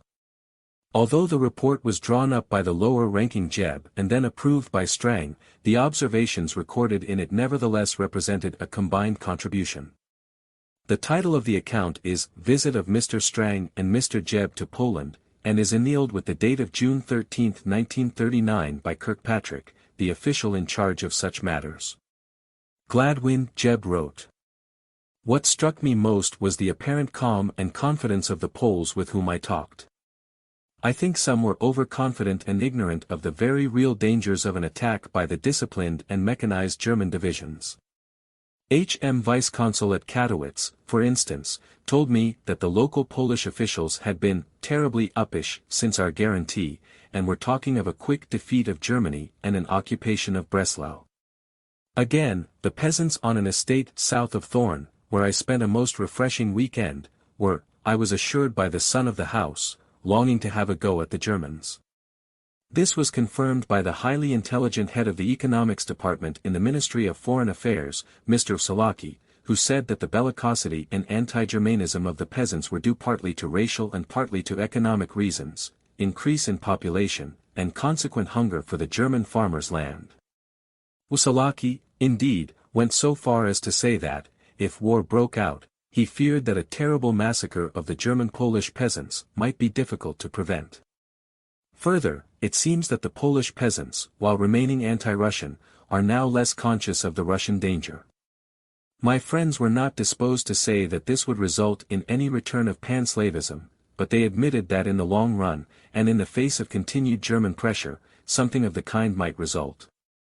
I cannot, of course, profess to know what the Polish military are thinking. All I can say is that the colonel to whom I sat next at dinner, principal assistant to General Statuewitz, the chief of the General Staff, was an intelligent and reasonable man. He admitted freely that the Polish army was deficient in some respects, but was confident that, if necessary, they would acquit themselves very well. Partly from him and partly from other persons I gathered that the idea was to attack East Prussia at the outset of war, since the Germans would find it very difficult to reinforce this province quickly and adequately. Moreover, it was capable of being attacked from many points simultaneously. The booster effect of an occupation of Königsberg might, it was hoped, counterbalance an inevitable retreat from the western salient. In any case, Poland would not necessarily be defeated even if she withdrew to the line of the Vistula. And by the time the Polish armies were back there, the Germans, as well as the Poles, might well be running short of certain essential supplies. Emphasis tended to be laid on the probability of a war in the East being an open war with freedom of maneuver, and that this might tend, in the early stages at least, to favor the Poles. In order to draw my Polish friends, I usually at a certain stage asked them what they proposed to do with the Germans when the fortune of war had, as they believed was probable, decided in their favor. No two persons gave the same answer to this awkward question. But the general line seemed to be that Germany ought to be carved up into two or more pieces and that the larger section should be composed of a southern Catholic bloc, perhaps under the Archduke Otto von Habsburg. In any case, there seemed to be a general idea that East Prussia should be annexed by Poland. The second-in-command of the eastern section of the Foreign Office went indeed so far as to say definitely that this was the Polish plan. He justified it on the grounds that the population of East Prussia was declining, that much of it was really Polish anyhow, that in any case population transfers could be arranged, and that Poland as a young and rapidly increasing state ought to have a coastline commensurate with her national importance. But there is, unless I am wrong, a still larger and more shadowy project in existence for Poland's future after a victorious war against Germany. This is the conception of a federal Poland, including Lithuania, with some form of autonomy for the Ruthenians. Warsaw, in accordance with this dream, would be the center of a huge agglomeration, the western frontiers of which might be extended almost to the Oder, and the southern march with a reconstituted Hungary. There are few Poles in authority, I think, who are unconscious of the very real dangers of a war with Germany, and many seem to realize that this might in fact mean a steady retreat into the interior of the country, which might quite well not be counterbalanced by the occupation of East Prussia, where the standing defenses, apart from the present reinforcement difficulty, are very strong. Their belief, however, is that in the general war which they believe would follow a German attack on Poland, Germany would be defeated in the end, and that the Polish army, even if badly mauled, would then re-emerge from the Pripet marshes or the jungle of Białowieża and proceed to occupy Greater Poland in much the same circumstances as in 1919. Nor is this belief in any way pathetic or fantastic. Poles point out, I think with justice, that the German situation, whether military, internal or economic, is far less strong than the German propaganda machine would have us believe. They hold that some form of German collapse within a year of the outbreak of a general war is a very real possibility, and while they have no doubt that the Germans will fight extremely well in the initial stages, they are confident that the ring will hold and that the effect of a blockade will be noticeable far sooner than it was in 1914-18. The British government had accepted and was resigned to the situation of Poland not wanting to negotiate. Result, more war cries in Poland. Marian Kodacki, the Polish Commissioner General in Danzig, was the man who was representing Polish policy at the center of German-Polish relations and who spoke repeatedly about war, as, for instance, at the time when Danzig would not let its population be starved out because the very livelihood of the Germans was threatened with ruin as a result of the pressure exerted by Poland, and when, instead, Danzig wanted to open the border with East Prussia. On August 10, the heavily government-controlled Courier Polski wrote, "Just as Carthage had to be destroyed 2,000 years ago, today more and more voices are heard calling to put an end, once and for all, to Germany's craving for power over the other nations in Europe." Ever more widespread was the general opinion in the land that Carthage must be destroyed. The time is fast approaching when it will be universally held that the removal of the festering sore in the center of Europe is a necessity. All that will be left of Germany, then, will be only a heap of ruins. This demand was not an isolated occurrence in the Polish pre-war press, rather, it was the basic tenor of a strongly government-controlled journalism. When, in addition to this, noted spokesmen of this state were whipping up the people with unceasing warmongering speeches and were openly proclaiming their annexationist goals, then this had to be considered as a policy of war. The one who finally started the military advance by giving the order first, Germany, is not the one that can be branded as guilty for the war, but rather it is the one who, over a long period, has so geared her whole policy as to force the opponent into military intervention, and who has already in the interior of the country turned the warlike hostilities against her foreign minorities into a permanent state of affairs. Karl J. Burckhardt, the High Commissioner of the League of Nations in Danzig, had stated in a report of December 20, 1938. The Poles have a bit of a mad streak. At midnight they start smashing their glasses. They are the only unhappy people in Europe longing for the battlefield. They are thirsting for glory, and in that they know no bounds. There is Mr. Beck, but there is also the army and a public opinion ready to explode at any moment. Roger Makins, British delegate of the League in Basel, reported on June 11, 1939 about a conversation with Burckhardt. Mr. Burckhardt detected certain symptoms of Polish imperialism, and formed the impression that ultimate Polish aims were of wide scope. The French ambassador, in Berlin, Calandra. Their only salvation, of Poland and of Romania, lay in preserving the peace, but they made no move in the direction that would have been necessary for it. The following quotes are from historians well known for their antagonism to Hitler. The history of Poland in the last few years before the Second World War is a history of heroism and folly. Also, increasingly Poland succumbed to an anti-German fervor.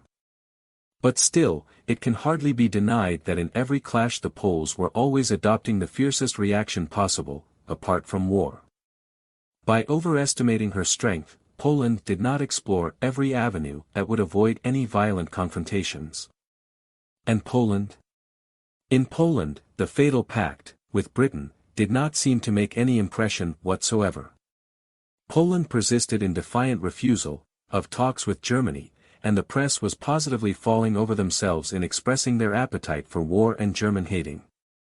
For example, an article appearing in those days in a West Polish newspaper was comparing the forthcoming war to a football match.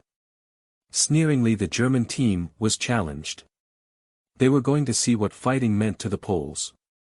Then the Danzigers could watch their compatriots getting thrashed. The arresting of Germans continued, no information was given as to their whereabouts. There is no other way of saying it, Poland did everything to provoke their neighbor to the limit, and thereby strengthen the will of their neighbor to war. The most preposterous was a postcard depicting how the western border of Poland in actual fact should have been running. It was running along the Oder and the Nysa. Such arrogance had to be taken as a direct threat of war on the German side. Amongst the Germans in Poland it provoked only ridicule. Who could take this seriously? Who could have foreseen at that time that one day this border would become reality? The Polish leadership would take the initiative for constantly aggravating the crisis in every conceivable sphere, in their foreign policy, with the mobilization, the military agreements with France, in the displacement of the minorities, in the communications sector including propaganda on radio and on billboards, in their literature, in the public appearance of leading speakers, in the actions taken against Danzig, in the diplomatic snubbing of the German neighbor, in the increasingly frequent border violations. The Illustroni Kurger of August 7, 1939 even featured an article about a competition among Polish military units of destroying and seizing Wehrmacht equipment on the other side of the border, in putting the troops on standby for attack, with official threats of war, in the order to Ambassador Lipski, issued at the height of the crisis, not to let himself get involved in any pertinent talks, and in the general mobilization which had already been announced the day before. The firing on the undefended German town of Buthen with artillery during the night from August 31 to September 1 was as characteristic in this chain of events as was the incident of the sudden attack on the transmitting station in Gliwice, although not a deciding factor. By the time of these lastly mentioned two incidents the die had already been cast. In large sections of the Polish population there prevailed a confident war mood. Poland did not even attempt to gain time. The Polish course of action against Danzig. The Polish course of action against Danzig and their conduct in the last days of peace merit a separate account, yet this will merely complement and confirm the whole attitude of Polish foreign policy in the year 1939 against Germany. Poland's constant efforts of trying to extend her authority in the free city of Danzig, with the ultimate aim of revoking its autonomy, led to continual conflicts. These constant efforts go back to the year 1919, and they are a part of the territorial demands made by Poland. These were continuously intensified during the year 1939. According to a statement from the Polish Commissioner General in Danzig, Kodaki, 15 1,000-page volumes would be required to describe the Danzig Polish disputes in the year 1939. Danzig, a city undisputedly described as German also by the Polish government, was, indeed, formally changed by the Versailles Treaty into a free city, but in reality little remained of this freedom. These rights, which Poland had received ever since 1919 in Danzig, were so extensive that Warsaw exercised a decisive influence on the economy and thus on the political fate of the city. Poland represented Danzig abroad, consequently also in the League of Nations. Poland was represented in Danzig by an ambassador, Germany and other states by a consul at best. Poland controlled Danzig's border, including the one with East Prussia, and also determined the customs tariffs according to her own discretion. Poland was maintaining 23 authorities, besides her own post office. Poland administered the Danzig railways and was responsible for the national defense of Danzig. Poland was keeping on the Westerplatte, within the Free City, a military contingent and a munitions store. The League of Nations, protector of the Free City, and its constitution, authorized a High Commissioner, elected for a 3-year term, who was to prevent outside encroachments and internal unrest, or rather, to have these settled. Since their endeavors at mediation between Poland and Danzig, more often than not, broke down, it was left to the Council of the League in Geneva, as the highest judicial authority, to deal with Danzig matters at nearly all its sittings. But this Council of the League neither possessed an explicit authority or did it have the necessary power to carry through a constructive solution.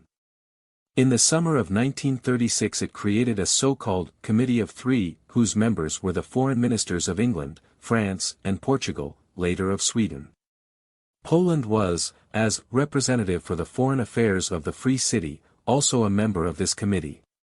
The attitude of the Polish representative led to a paradoxical situation already at that time. The roles of the League of Nations and that of Poland appeared to be reversed.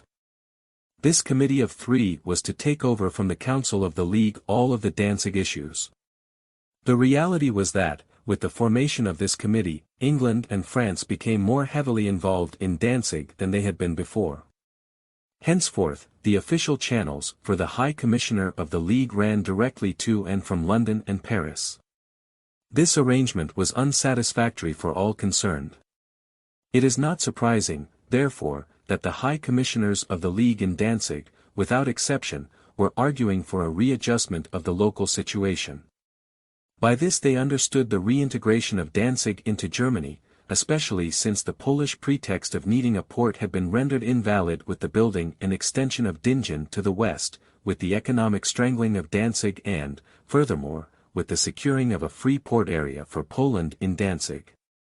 Count Manfredo Gravina, High Commissioner of the League from 1929 to 1932, had proposed during his term of office to link East Prussia to the Reich by extending the Danzig territory to the west.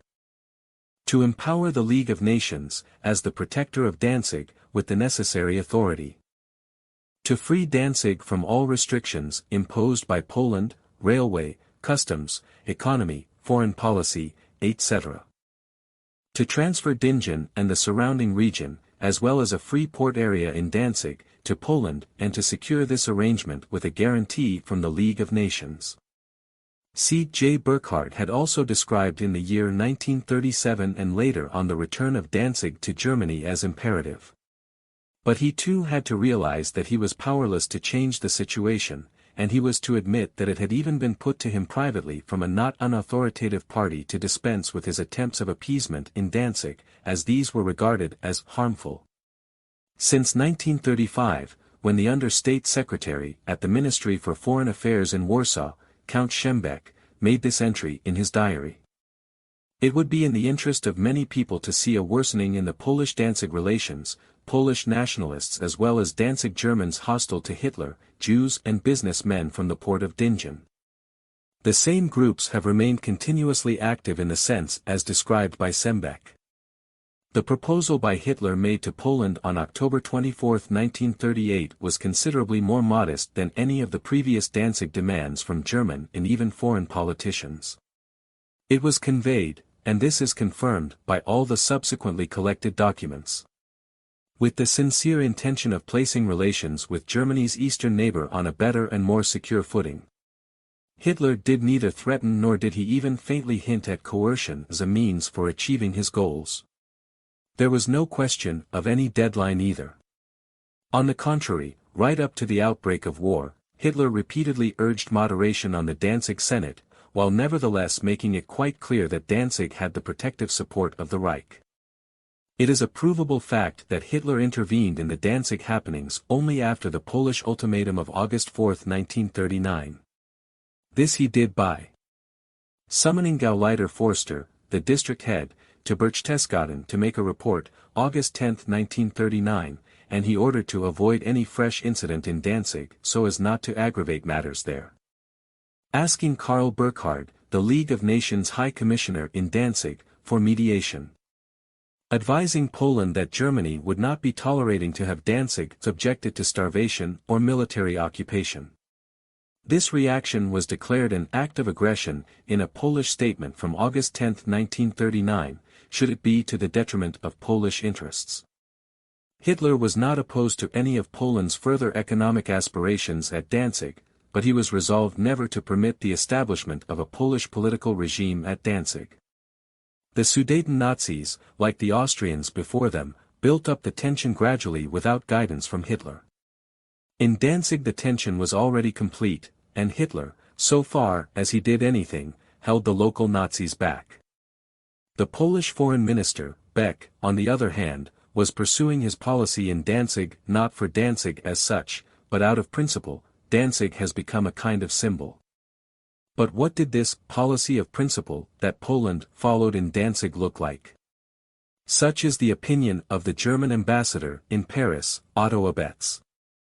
The proposition of a spontaneous awakening of Polish nationalism after Munich does not bear close examination. The anti-German demonstrations demanding the Polish annexation of Danzig and East Prussia were taking place in by far too many and too thinly spread places, the boycott of German-speaking businesses was too well synchronized, the stone-throwing at windows of the German embassy in Warsaw and the German consulate general in Thorn was happening too close together in time for any spontaneity to have been likely. With the backing from Great Britain, Warsaw was forcefully driving forward her Polonising campaign against Danzig. The initiative for aggravating matters lay, as so often since 1919, solely with Poland, and England was leading Poland far up the garden path. After the defeat of Poland in 1939, Foreign Minister Beck told a friend in his Romanian exile, "No one in his right mind can claim that Danzig was the cause of the war. The fact remains, though, that he certainly had behaved in the critical months of 1939 as if Danzig were really the issue." The most significant of these measures, at the end of 1938, Poland was issuing stamps which represented Danzig as if it were a Polish city. By May 2, 1939, the Polish press had proceeded to the point where a demand was made that Danzig become Polish. With Warsaw expressing a rising sentiment of Polish nationalism, there was little prospect for a German-Polish agreement. On May 5, 1939, the Polish foreign minister, Beck, declared in his speech to the Polish parliament, "The population of Danzig is today predominantly German, but its livelihood and prosperity depend on the economic potentialities of Poland. What conclusions have we drawn from this fact? We have stood and stand firmly on the ground of the rights and interests of our seaborne trade and our maritime policy in Danzig. To stand firmly on this ground meant to keep Danzig also in future in an economic dependence by having to rely on Poland for its livelihood and by further increasing this dependence." On June 11, 1939, Warsaw again increased the number of its customs officials in Danzig. The financial burden thus incurred was carried by the Danzig community. This measure was all the more provocative as the number of Polish customs inspectors in Danzig had risen to 4 times the number compared with the level of 1929, while in the same period the trade in Danzig was cut down to 1/3 of its turnover value. In the same month the Polish-Danzig border was closed down for Germans. According to official Polish figures, 10.9% of Poland's overseas export were carried by waterways in 1924. 1937 the figure was 4%, and in 1938 it was 2.3%. At the end of June 1939, the Polish minority leader in the Danzig Parliament Volkstag, Baczynski, assured his few fellow Danzig Poles in a speech delivered at the Polish Festival of the Sea that the union of Danzig with Poland would be achieved by the army. On July 11, 1939, Lord Halifax informed his ambassador in Warsaw about a talk held with the Polish ambassador, Count Raczynski, who had recently returned to London. Colonel Beck is aware that the Polish public opinion was too excited, so that he felt obliged to state he hoped that it might be possible to do something to tone it down. Beck admits that nothing had materially changed the situation, and Danzig itself was still commanded by Poland. But Beck had announced to increase their military preparations round Danzig.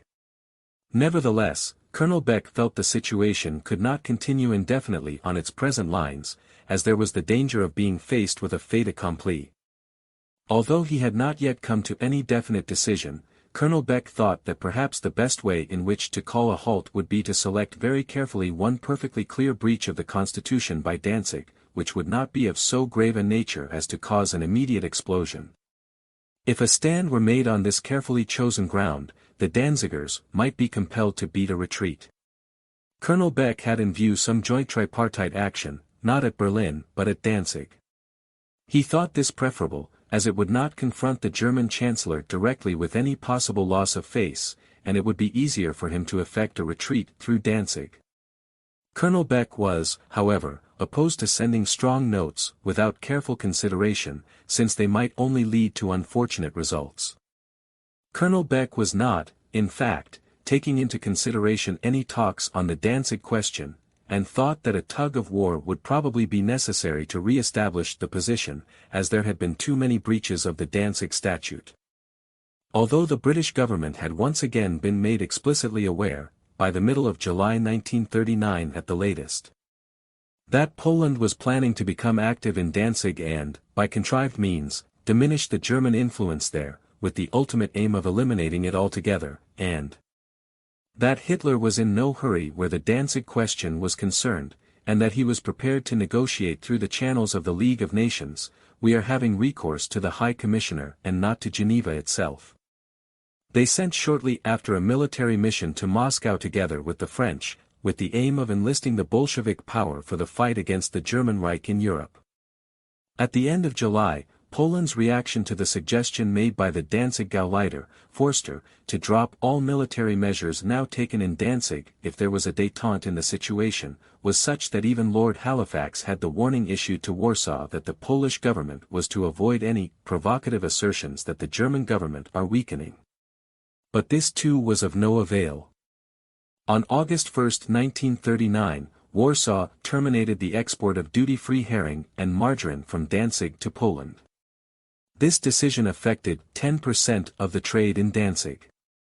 No detailed explanation is required to understand how much this additional measure would further impair the already severely restricted basic necessities of life in Danzig. The French consul in Danzig informed his foreign minister on August 1. As the Danzig Senate has adopted a policy of silence with regard to the repeated Polish protests in matters of customs inspection, so the Polish government has now taken economic retaliatory measures which could have grave consequences. These retaliatory measures came quite unexpectedly and produced a surprising reaction, with the reverberation to be found in the press on July 31. The two daily newspapers protested loudly against this linking of an economic question with the, in their opinion, purely political matter of the customs inspectors. They considered the whole matter a violation of the exchange agreement which was in force until July 31, 1940, and repeatedly described the Polish attitude as direct action, to which they seemed to display great indignation.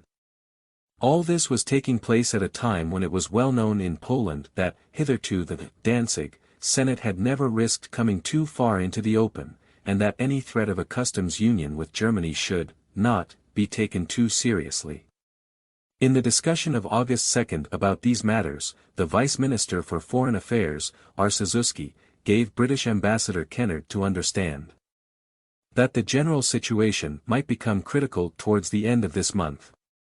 He admitted that the situation might develop within a few hours from the political to the military phase. Incidentally, the economic severance of Danzig from Poland was in total contradiction to the Polish empty rhetoric that Poland was unable to survive without Danzig. This step of ceasing trade with Danzig, already since 1919 Poland had been continually cutting down her trade with Danzig, was therefore meant to serve militant goals. On August 4 Poland delivered to the Free City an ultimatum with a limitation of 17 hours, threatening immediate retaliatory actions and reprisals in the event that an alleged, but not existing, order from the Senate regarding the field of activity of the Polish customs inspectors was not withdrawn and attempts be made to interfere in the duties of the henceforth armed Polish customs inspectors or to impede them. The reason for this, a rumor. The French ambassador in Warsaw is of the opinion that the Polish action was a tactical mistake. Also, the High Commissioner of the League of Nations in Danzig, Professor Burkhardt, maintains that the Polish ultimatum of August 4 has ruined all attempts at easing the tension. There is no doubt that Poland, in this instance, has brought to a head an altercation which might well have been evaded without losing any influence and without any material disadvantage. In the early hours of the morning of August 5, the president of the Danzig Senate, Greiser, was informed that the import of all food products would be stopped, should Danzig defy the ultimatum of the previous day. Greiser, who considered that the tenor of the ultimatum, the short deadline and the substance of the threat make any answer impossible, turned to the High Commissioner and declared himself willing to speak on the telephone with the Polish Commissioner General in Danzig, Kodaki, so that he could rectify the trigger cause of the case's facts and thus prove the groundlessness of the accusation. Although Kodaki agreed to try to get his government to accept the telephone explanations as a verbal note, he did, however, insist that the Danzig Senate confirm in writing the compliance with the Polish demands. In the meantime, Burkhardt had also been notified by Kodaki that the wives and children of the Polish civil servants were going to be evacuated. By delivering this threat to starve out Danzig with no immediate cause, the Polish government was infringing upon the vital spheres of interest of Danzig and the Reich. Secret diplomatic correspondence reveals that military measures might have been taken, by the Polish government, had the Senate rejected the Polish note. Poland was carrying the crisis to further extremes in that she did not withdraw the ultimatum and the threat of embargo, but also in that she never revoked the arming of the Polish customs inspectors, although it had become evident that the pretext for this action was indefensible. On August 6, Marshal Rydz Smigli announced to 150,000 legionnaires gathered in Krakow that Poland was determined to meet force with force, and would oppose emphatically every attempt at transgressing upon her interests, directly or indirectly. Danzig, bound to Poland for many centuries, he added, was the lung of the Polish economic organization, and the Warsaw government had defined their position on this issue clearly and unequivocally. Danzig is Poland's lung. We have friends who understand us and who have clearly expressed their solidarity with us. Resounding from the crowd, we want Danzig. The conservative Polish newspaper ZOZ commented on this speech the following day, to the effect that, if the Danzig Nazis were trying to produce a fait accompli, the Polish cannons would roar. The guns which protect the honor of Poland are pointing at Danzig. Everybody must realize that these guns will be fired if the authorities of the Free City, contrary to the obvious interest of the Danzig population, are going to confront Poland with a fait accompli. The Polish ambassador in Washington, Jerzy Potocki, thus drew the conclusion from his talks in Warsaw on this August 7. Poland prefers Danzig to peace. In this atmosphere, President Greiser submitted to the Polish ultimatum.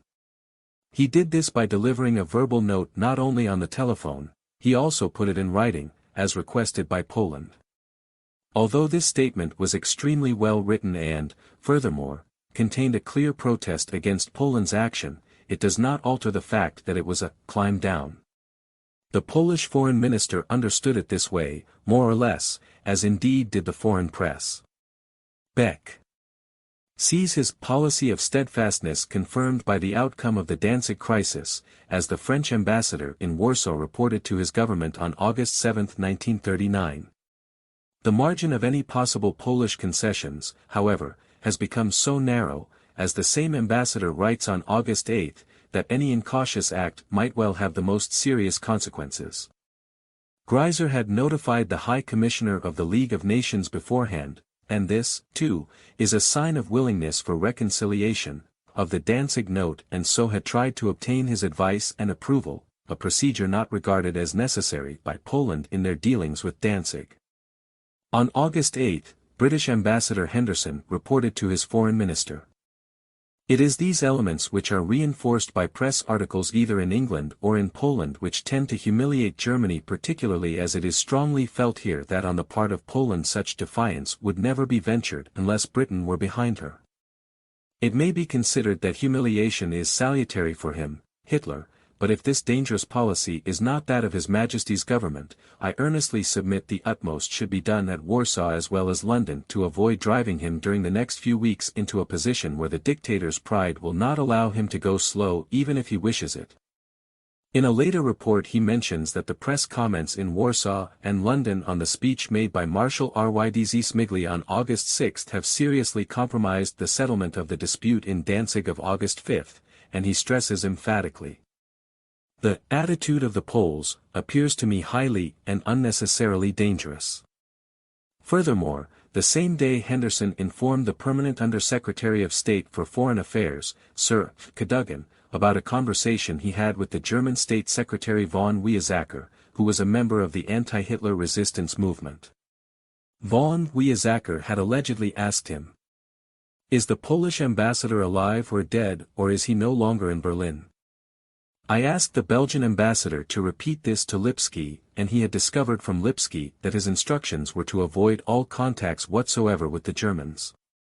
I personally think that sort of attitude is too stupid for words, but I don't know what you feel in London about it. Britain is public enemy number one, but I would certainly not suggest following such a course myself. I am going to have a talk with Prince Lubomirski about the Azaz article. As a matter of fact, Lubomirski is the one from the Polish embassy who has been scaring most of my colleagues by the extreme bellicosity of his remarks. Provided we do not register less firmness ourselves, we lose nothing and may gain a great deal by giving Hitler the chance of making a peace gesture, which he may really seek. We lose on every count if we deprive him of that chance, since he can prove to his people that he wanted it and that we would not give it to him. Not only the Germans but also the Italians believe that Poland would like to force an issue this year, because she feels that British support may tend to become more lukewarm later. On August 9 the Reich government informed Polish Foreign Minister Beck at a repetition of demands made in the form of an ultimatum to Danzig would lead to greater tension in the relationship between Germany and Poland, and that an embargo would force Danzig, the free city, to seek other possibilities for her imports and exports. Although Hitler had indicated that he would stand by Danzig, he did not, however, threaten. They, the Polish government, replied within 24 hours, without consulting London or Paris, stating that Poland would consider any likely intervention of the Reich government in the relations existing between Poland and Danzig, which would be to the detriment of Polish rights and interests, as an aggressive act.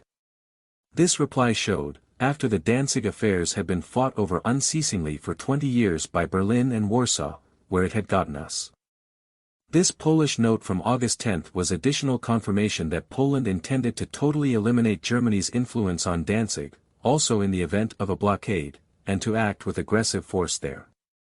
Once again Poland had aggravated the situation to such a degree that even Lord Halifax suggested on August 15.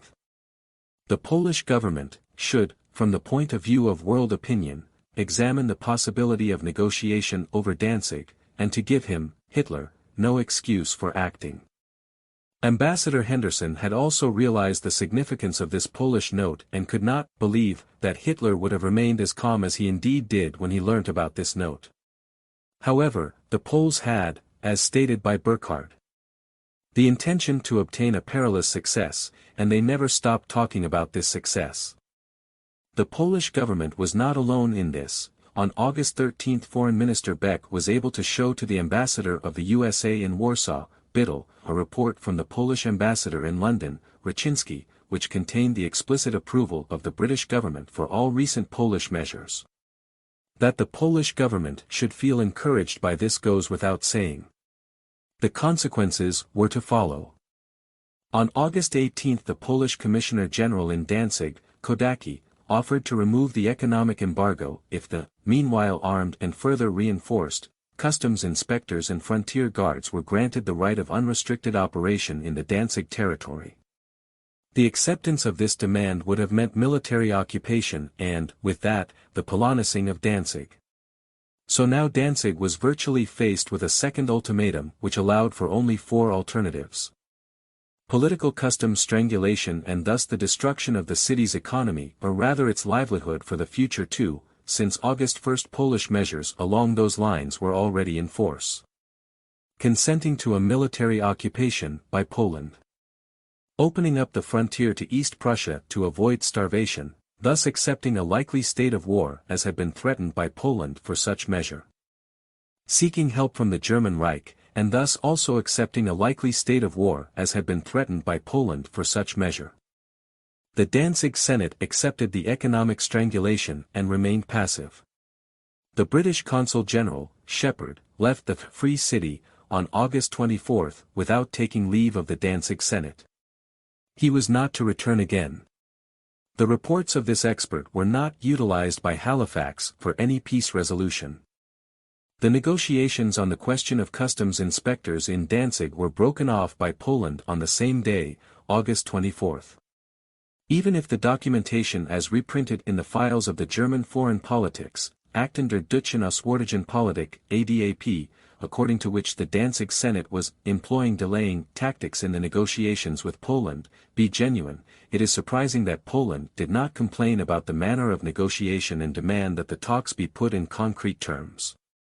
With breaking off the talks, the refusal to even attempt finding a mediator, e.g. Burkhard or the British government, and the outright rejection, right up to the outbreak of war, to hold any kind of negotiation whatsoever with either the Danzig Senate or the German government and, finally, with the unequivocally formulated annexationist demands, Poland has explicitly demonstrated her lack of interest in these discussions and revealed her true intentions. In the evening of August 26, 1939, Kodaki urgently recommended to the League of Nations High Commissioner in Danzig, Karl J. Burkhard, to evacuate his family quickly, since there might be clashes any day now, and the town could be bombed. The situation is made worse by the fact that, to a large extent, the attitude of the Danzig Senate is construed as a retreat.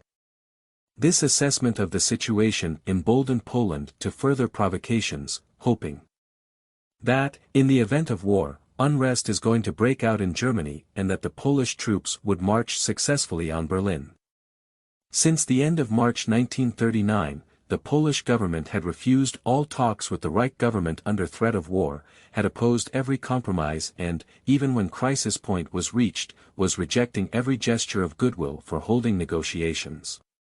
Already on May 27, 1939, Foreign Minister Beck had given to Burkhard the impression that he was giving him instructions, instead of discussing with him ways of working together. Within the momentary tension, so stated Beck in this discussion with Burkhard, no talks between Berlin and Warsaw are possible. Such explanations are no excuse for the lack of any commitment to negotiations in those who have created the tension. As mentioned before, Danzig was not the only goal for Poland, not the only target for her provocations, but rather a means to an end. Poland, along with her English and French friends, was determined to deprive the Free City of the freedom to live according to her national and cultural ties. Yes, they were even at pains to further limit Danzig's economic basic necessities. This undertaking was ultimately justified on the ground that the freedom of the whole world was allegedly menaced by Hitler. Danzig is German. The elections alone prove this. I have quoted the opinions of famous men. No one can deny that the vast majority of the Danzigers are Germans, or that they wish to join Germany. But if the Poles believe to the contrary, why not hold a plebiscite under English control and abide by the decision? Warsaw would, as I was told there, refuse such a solution, knowing the result in advance. Poles told me that this was not a fair test since they had claims to the mouth of the Vistula.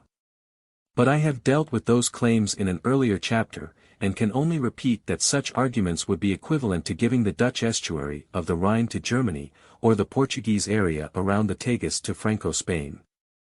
There is no sense in fighting to keep one group of Germans in Danzig from joining another group of Germans in the Reich. It would be tantamount to some other country going to war to prevent England and New Zealand from sharing a single government if they wanted to. Danzig, as a city, was founded by Germans. That Slavs may, many centuries ago, have opened a trading center on the site of the present Free City is no reason for giving the area to Poland.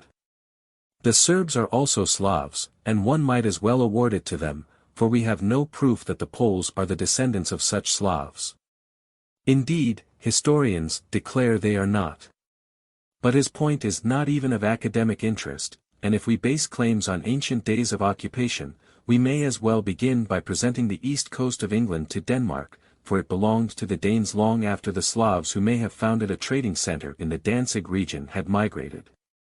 Imagine Germany, or for that matter France, Russia, or Italy, wishing to guarantee Denmark the east coast of England on historic grounds.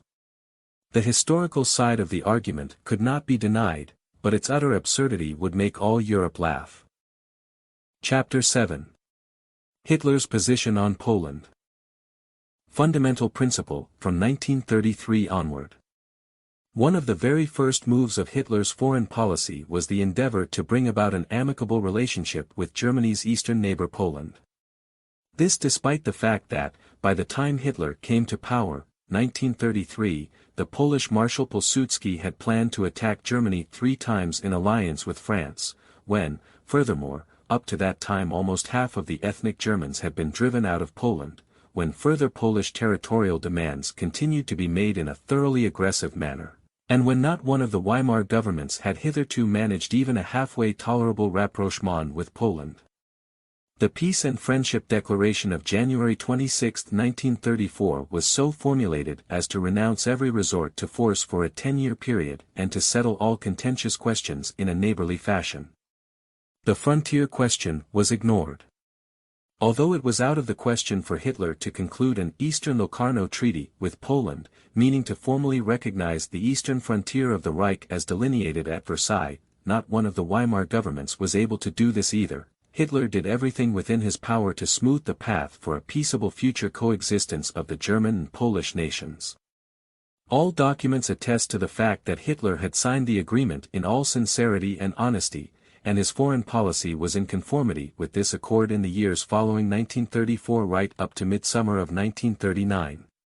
In spite of the escalating tensions caused by the Polish aggressive stance starting in March 1939, from April 28, 1939 onward Hitler tried hard to realign the fundamental principles of the agreement with the changed conditions, the British guarantee to Poland and Poland's partial mobilization. Possibly the most distressing evidence of the strong determination of German politics to do justice to the spirit of the Treaty of 1934 was the silent passing over, for the time being, of all these chicaneries and all of these blatantly obvious injustices inflicted upon the German element within the Polish state. If Poland would have done perhaps only 50% for the German minority of that which was being done in Germany for the Polish minority, then the feeling of disappointment in the German public, which was growing more bitter by the day, would not have sprung up. German proposals for a revision of the questions outstanding since 1918 have always started out from the principle of recognizing the Polish interests. Hitler took this approach to such lengths in that he was to be the first German politician since the Versailles border ruling who acknowledged in principle the need for Poland to have free access to the Baltic Sea, who made cessions, and who refrained from threatening military action as a means of exerting pressure so as to force negotiations or during negotiations. Without a doubt, the fundamental principle Hitler was following for many years was this: the border and minority questions are insignificant and compared with the necessity for concord between these two European peoples. Here is evidence for this for the year 1935.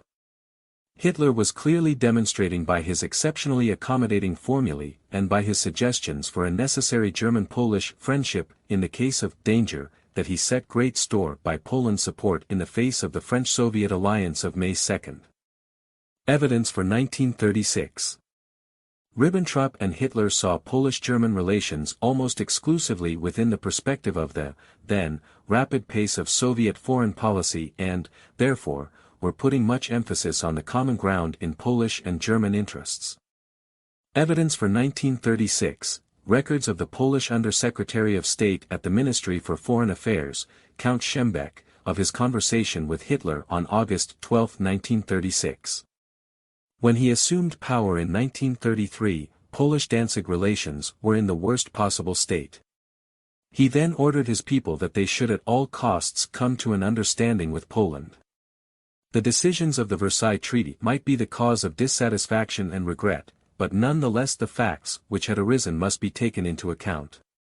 The Danzig question was negligible in comparison with the magnitude of those problems which pointed to the necessity of harmonizing German and Polish policy. When he ordered his people in Danzig not to quarrel any more with Poland, he was violently attacked not only by German nationalists, but also by socialists and communists, and that in Danzig as well as in the Reich itself.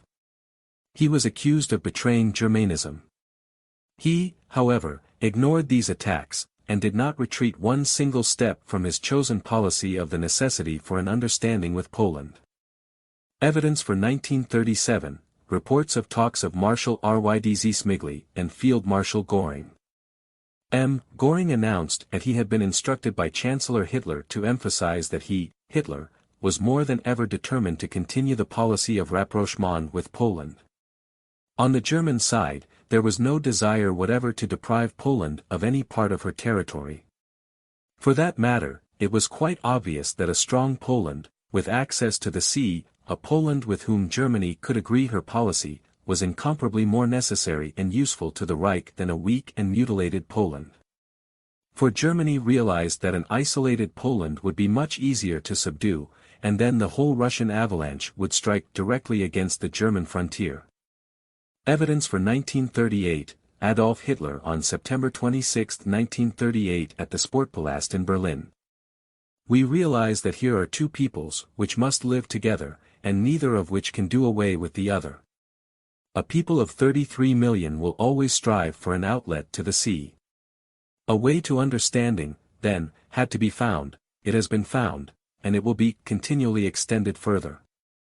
But the main fact is that the two governments, and all reasonable and clear-sighted persons among the two peoples and in the two countries, possess the firm will and determination to improve their relations. Evidence for 1939, reports of the talks of Hitler and Colonel Beck at Berchtesgaden on January 5, 1939. In answer to this, the Chancellor stated that to solve this problem it would be necessary to try to find something quite new, some new form, for which he used the term Körperschaft, which on the one hand would safeguard the interests of the German population, and on the other the Polish interests. In addition, the Chancellor declared that the minister could be quite at ease, there would be no fait accompli in Danzig and nothing would be done to render difficult the situation of the Polish government. Every Polish division was a corresponding saving of a German division. A strong Poland was an absolute necessity for Germany. All of us, victors and vanquished, would be buried under the same ruins, the only one to benefit would be Moscow. Colonel Beck acknowledged in the subsequent conversation with the foreign minister of the Reich, von Ribbentrop, on January 9, 1939 in Munich, that he had noted with sincere satisfaction the Führer's clear and firm policy of friendly understanding with Poland. Not one of these quotations is chosen arbitrarily. Each one is a typical example of Berlin's position vis-à-vis Warsaw. On the other hand, no equivalent basic intention on the part of Poland has been in evidence during all these years. The proposal to Poland made October 24, 1938. Why choose this moment in time?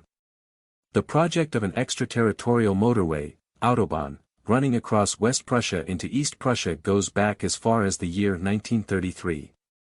Hitler's idea, as expressed in May 1935, of a technical transport solution solving the corridor problem by means of a rail connection and an autobahn, is one of the many suggestions intended to diffuse the German-Polish matters of dispute. In May 1935 the Polish foreign minister had started his evasive and delaying tactics, although he, as well as the Polish government, had begun to realize, by 1937 at the latest, the dire necessity of reaching a fundamental settlement on the Danzig question. As for the Versailles requirements, even today it would be patently obvious to any expert on that period, and as was indeed acknowledged at the time by every reasonable and clear-sighted person, that these must not be allowed to strain neighborly relations between the peoples of Germany and Poland for all times, that is to say a new formula would have to be found at some time. That the Polish government had come to be aware of and admit this necessity is shown by the following passage from the Polish memorandum addressed to the German government on May 5, 1939. 2. The Polish government had foreseen for several years that the difficulties encountered by the League of Nations in carrying out its functions at Danzig would create a confused situation which was in Poland's and Germany's interest to unravel.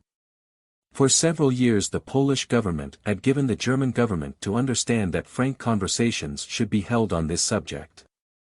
The German government, however, avoided these and confined themselves to stating that Polish-German relations should not be exposed to difficulties by questions relating to Danzig. Moreover, the German government more than once gave assurances to the Polish government regarding the Free City of Danzig.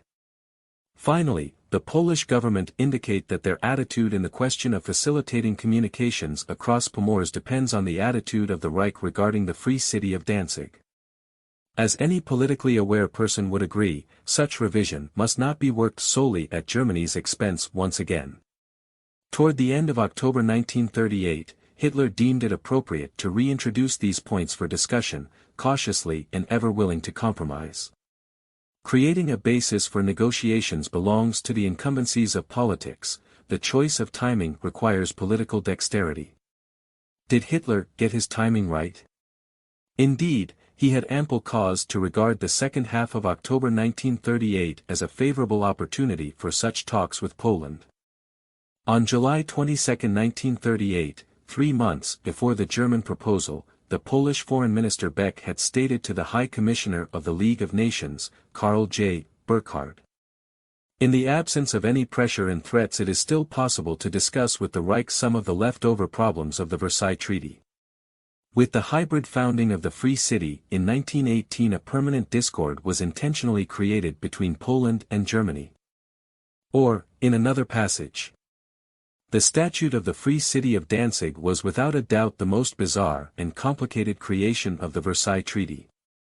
It would be difficult to presume that it had been created other than for the sole purpose of becoming the source of continual conflicts between Germany and Poland or, at the very least, of being a barter object which could be used, at opportune occasions, to sacrifice Polish interests in favor of Germany's.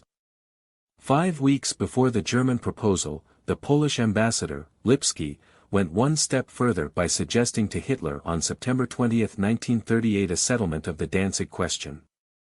Therefore, the subsequent German initiative, especially since it was presented in a very amicable form, should not have come as too much of a surprise. At the beginning of October 1938, Beck had entered into a German credit agreement that granted Poland a loan of 120 million zloty. The harmonious accord existing at that time between Germany and Poland was recognized by all European powers. Beck had refuted, in an interview given to the Hearst Press on October 10, the rumors circulating that Germany had been demanding the reintegration of Danzig, and he emphasized that peace in Europe would be possible only when the nations reached a lasting understanding with Germany.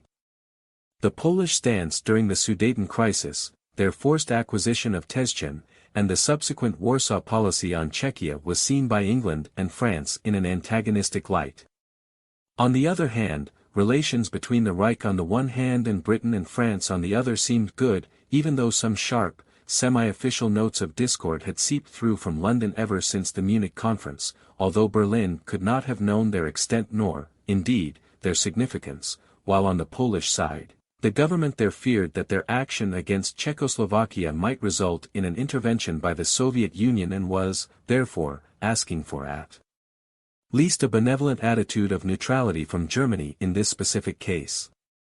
The Soviet note of September 23, 1938 that threatened to terminate the non-aggression pact between Poland and Soviet Russia and, in addition to that, the concentration of several Soviet army units at the Polish border, were concrete reasons for these concerns. Likewise, the Polish ambassador in Washington, Potocki, confirmed later that relations between Poland and the USSR had taken a decided turn for the worse after the Czech crisis in early October 1938. The immediate impetus, however, started out from the Polish ambassador, Lipski, and the German State Secretary, von Weizsäcker, thus, significantly, neither from Ribbentrop nor from Hitler. On October 22, 1938, per instruction from his government, Lipski presented to the German Under-Secretary of State Werman the request that the Reich government lend its support to the transfer of the Carpatho-Ukraine, a region belonging to the national territory of Czechoslovakia, to Hungary.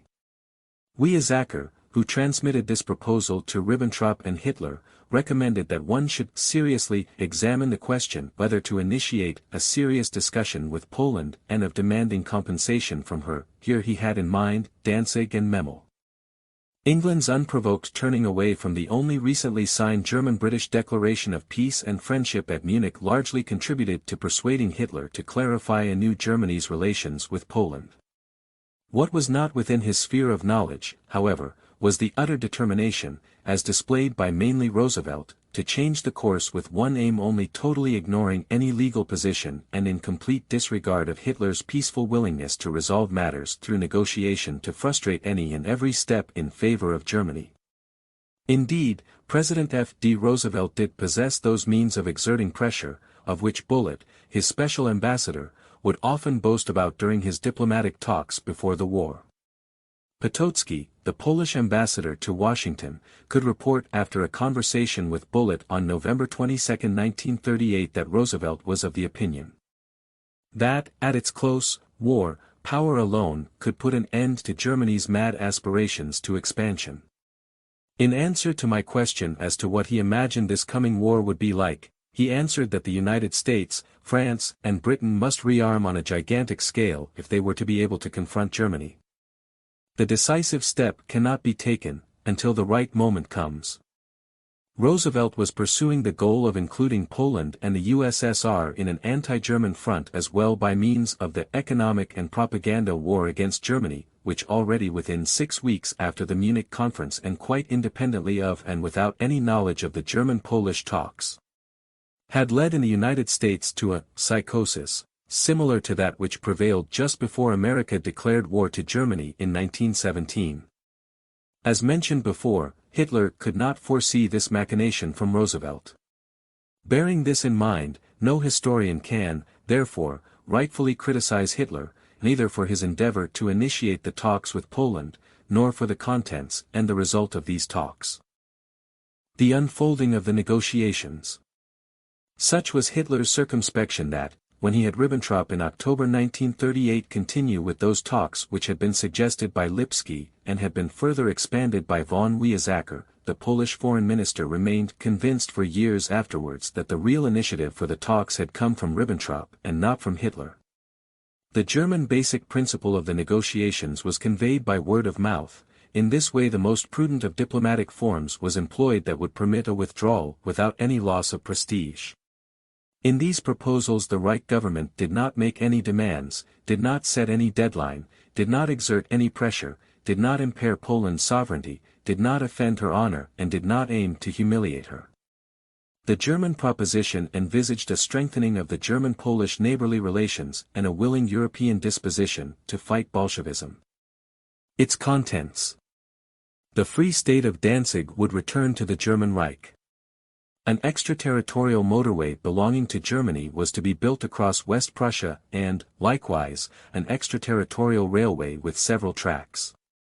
In return for this, Hitler was prepared to guarantee Poland's economic rights in Danzig, including a free port, to give final and permanent recognition to the existing borders between Poland and Germany, to prolong the German-Polish peace declaration to 25 years, to guarantee the independence of Slovakia, conjointly with Poland and Hungary, and by this step the Reich would renounce her supremacy in this region. To render Poland military assistance in the event of a Soviet offensive. For many months neither the outline or the contents of the German proposal were regarded as a stumbling block by Foreign Minister Beck, even though he was not willing to give up one crumb of the Versailles spoils of war. Furthermore, Beck had been keeping for months the contents of the talks with the Reich government to himself and, indeed, had already raised fears in the Western countries that Poland might draw closer to Germany. It is significant that even Beck himself acknowledged the need for a revision of the Danzig question. On October 31, 1938, 1 week after having taken cognizance of the German proposals, Beck gave instructions to his ambassador in Berlin, Lipski. Paragraph 4b read as follows. In the opinion of the Polish government, the subject of any future understanding concluded with the object of permanently maintaining good neighborly relations would have to be the following.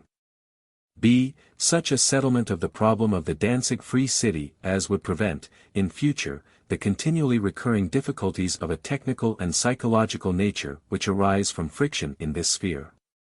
The question of the Free City is urgent because in the state of affairs hitherto prevailing, with the League of Nations reserving very far-reaching prerogatives to itself, but not able to fulfill its task in a manner beneficial to the Free City and to Polish interests, the need arises for the Polish and Reich governments to approach the problem in a spirit of frankness.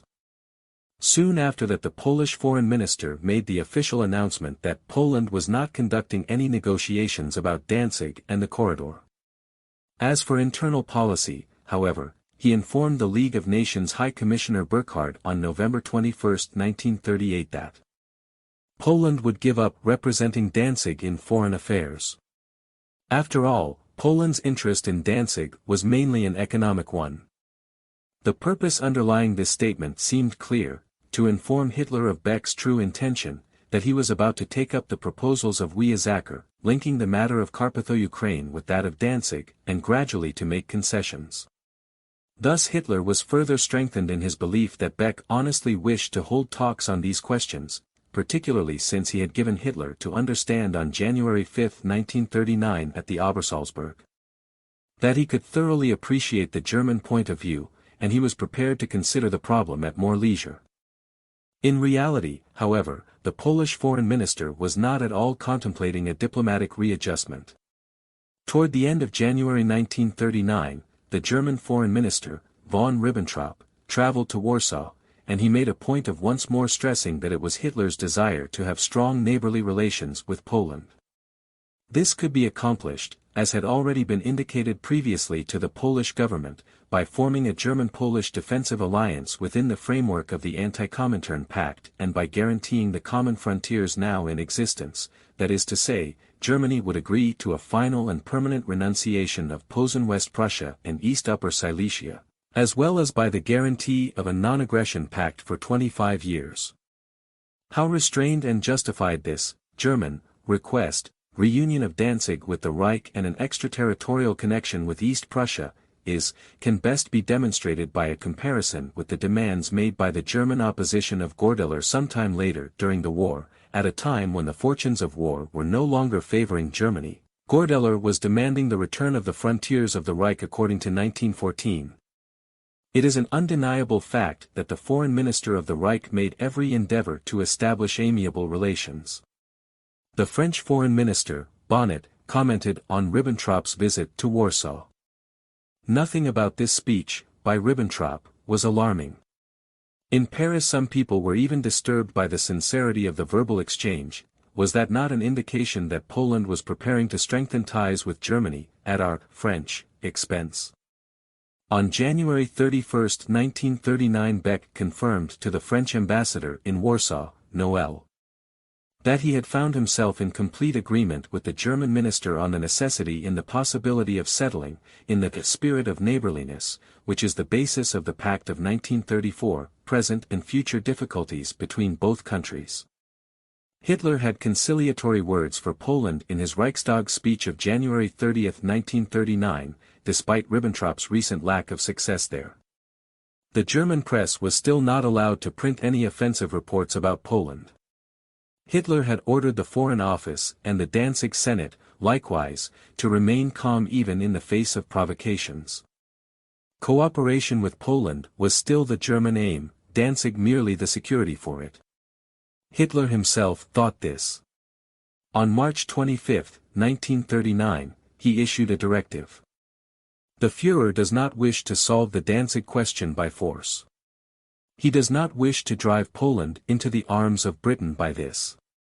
A possible military occupation of Danzig could be contemplated only if L. Lipski gave an indication that the Polish government could not justify voluntary cession of Danzig to their own people and that a fait accompli would make a solution easier for them. On March 26, 1939, Lipski returned to Berlin. He brought with him a firm refusal to yield over Danzig, though not a refusal to negotiate. Until this moment everything had gone on in secret, with no public hint of German-Polish estrangement. Now it blazed into the open. Beck, to show his resolve, called up Polish reservists. Hitler, to ease things along as he supposed, allowed the German press to write, for the first time, about the German minority in Poland. Warsaw was prepared only to shunt out of the way the League of Nations High Commissioner in Danzig and, in this event, to facilitate the German transit traffic to and from East Prussia. According to Beck, this issue would have complication involved in such a system. Any other solution, so Lipski had been briefed already on October 31, 1938, must inevitably lead to a conflict.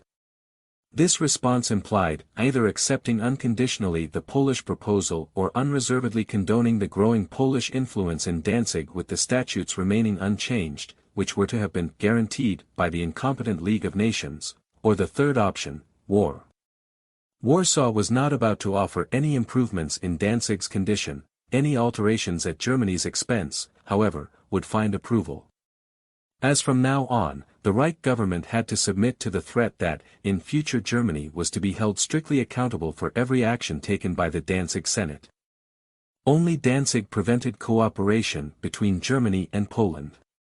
For this reason, Hitler wanted to get it out of the way. For precisely the same reason, Beck kept it in the way. It did not cross his mind that this might cause a fatal breach. Beck's dramatic and objectively indefensible breaking off from the German talks assumed even more startling proportions when the British unilateral guarantee of the carte blanche given to Poland was expanded into a bilateral agreement on March 31 and at the beginning of April 1939, on the occasion of Beck's visit to London. It did not stop here, though, on May 5, 1939, before the Sejm, Beck declared the German concessions to be worthless and that they were not meant to be taken seriously. In this speech Beck was concealing the fact that at no time had he ever shown any real interest in any of the German concessions. A self-respecting nation does not make unilateral concessions. Where, then, is the reciprocity? It appears somewhat vague in the German proposals. This the Polish foreign minister felt emboldened to pronounce in this discourse of May 5 in spite of the fact that only 1 week before Hitler had announced to the entire world in his address before the Reichstag on April 28, 1939 the exact details of his proposals including the unambiguously worded concessions. By this time, Beck would preclude even the merest hint of a German concession as an offense against Poland's honor, whose safeguard was more important than that of peace. From the secret files that were made available only after the war it was confirmed that it was neither the content nor the form of the German proposals, as put forward by Ribbentrop, that were the cause for the brusque posturing as displayed by the Polish foreign minister for the benefit of the Polish public and the Polish military, but it was rather prompted by Beck's desire to engage in great power politics, to challenge Hitler and to be the one to dictate the conditions for the future of the European Community of Nations. Beck knew that the British government was in full accord with his aspiration, as he affirmed in the same discourse. It was possible to establish rapidly the principles of Polish-British collaboration, first of all because we made it clear to each other that the intentions of both governments coincide as regards fundamental European problems. As to what exactly were meant to be the intentions of both governments can be discovered from the diplomatic documentation. The British ambassador in Berlin, Neville Henderson, wrote on April 26, 1939 in a private letter to his foreign minister. If Danzig had gone German 6 months ago, no one would have worried, and an extraterritorial corridor over the corridor is a perfectly just arrangement. If Scotland were separated from England by an Irish corridor, we would want at least what Hitler now demands. Taken by themselves, it would be wicked to drift into a world war for the sake of these points. I cannot bring myself to believe that the policy of a showdown now rather than later has any moral or practical justification. The same Henderson in letters of 4 and May 6, 1939. According to my Belgian colleague, practically all the diplomatic representatives here regard the German offer in itself as a surprisingly favorable one. The Dutch minister, the United States charge d'affaires and my South African colleague have themselves spoken to me in that sense. I must confess that, when Göring used to mention to me the solution of a corridor over the corridor, I never even discussed it because I thought it too good to be true. The same Henderson in a letter of July 26, 1939. It had, in fact, always seemed to me inevitable that in some form or another Memel and Danzig, on the basis of self-determination and being practically wholly German, must in time be freed from the Versailles shackles and revert to the Reich. A German historian who is anything but a friend of Hitler. It is, indeed, difficult to imagine how any German government could have demanded anything less than that which Hitler was claiming in his proposals. An American historian presents a summary. Ribbentrop and Hitler suggested a settlement in October 1938 which was far less favorable to Germany than Point 13 of the Wilson program had been. This proposed settlement would not enable Germany to regain the position she would have retained had the Allied powers not have violated the 1918 armistice contract. The applicable doctrines of international law indicated that the extraterritorial arrangement would constitute merely a servitude rather than an actual transfer of sovereignty. The Germans in this arrangement would receive a special privilege if in an area under Polish sovereignty. The October 1938 Hitler offer was the most modest proposal which Poland had received from Germany since 1918. It was the impatience of the Polish leaders, rather than of Hitler, which led to the rupture of negotiations in March 1939. Hitler was also willing to retreat somewhat from the original proposals and to abandon the German suggestion for a railway to accompany the superhighway to East Prussia. It might have made a difference had Beck been equally frank at this time and spoken his mind to Hitler about Danzig. Hitler would have known where he stood before he was confronted with a Polish mobilization and a British encirclement policy. From spring 1939 to August 1939. Hitler had found the brusque rejection from Poland regrettable. Foreign Minister of the Reich von Ribbentrop had this to say at the Nuremberg International Military Tribunal trials. I just said that Hitler received this harsh and serious message of the Polish ambassador, of March 26, 1939, very calmly. He said, however, that I should tell the Polish ambassador that of course no solution could be found on this basis. There should be no talk of war. There were no fanatical statements in Germany that German honor had been offended, none of the arguments, therefore, as were brought to bear by the Polish foreign minister in his crucial speech of May 5, 1939 before the Sejm. The warlike fanfare accompanying the Polish refusal was bound to aggravate the situation even further. In spite of this, any German press reports dealing with Poland continued to be restricted to statements as issued by the German news agency only, Deutsches Nachrichtenbüro equals DNB, and so they were mainly kept along defensive lines and played down the seriousness of the situation until August 1939. Hitler had made a good offer to Poland, advantages in the economic field, a guarantee of support against foreign aggression, friendship, yes, even the final and permanent recognition of the unjust Versailles borders as well as Poland's general interests. The Polish foreign minister, Beck, affirmed to the British Prime Minister in the London talks of 4 to 6 April 1939. The German government had never contested Polish rights in Danzig, and had recently confirmed them. Mr. Beck replied that nothing that had happened had passed beyond the stage of conversations. No written demands had been presented to the Polish government. Yet in spite of this, Poland favored the British guarantee, and this was moving the situation ever closer to war in Europe and, ultimately, to a world war, although Poland was not receiving in exchange any economic benefits, nor military support, neither the guaranteeing of her frontiers and no safeguarding of her independence. With this maneuver did the British politicians, together with their Polish counterparts, embark on changing the destiny of Europe and, in doing so, they were calculating on a violent reaction from Hitler. The expected and hoped-for outburst of rage failed to materialize. Hitler confined himself to 4 steps. 1. For the first time the German press was permitted to report on factual truths about Poland, even on the meanwhile stepped-up anti-German outrages on the German minority, although for many long months a rigorous censorship from the German news agency, DNB, allowed reporting only on a small and limited scale. 2. Until and including August 1939, the Danzig Senate was repeatedly advised to practice restraint and to avoid altogether any course of action that might be construed as provocation.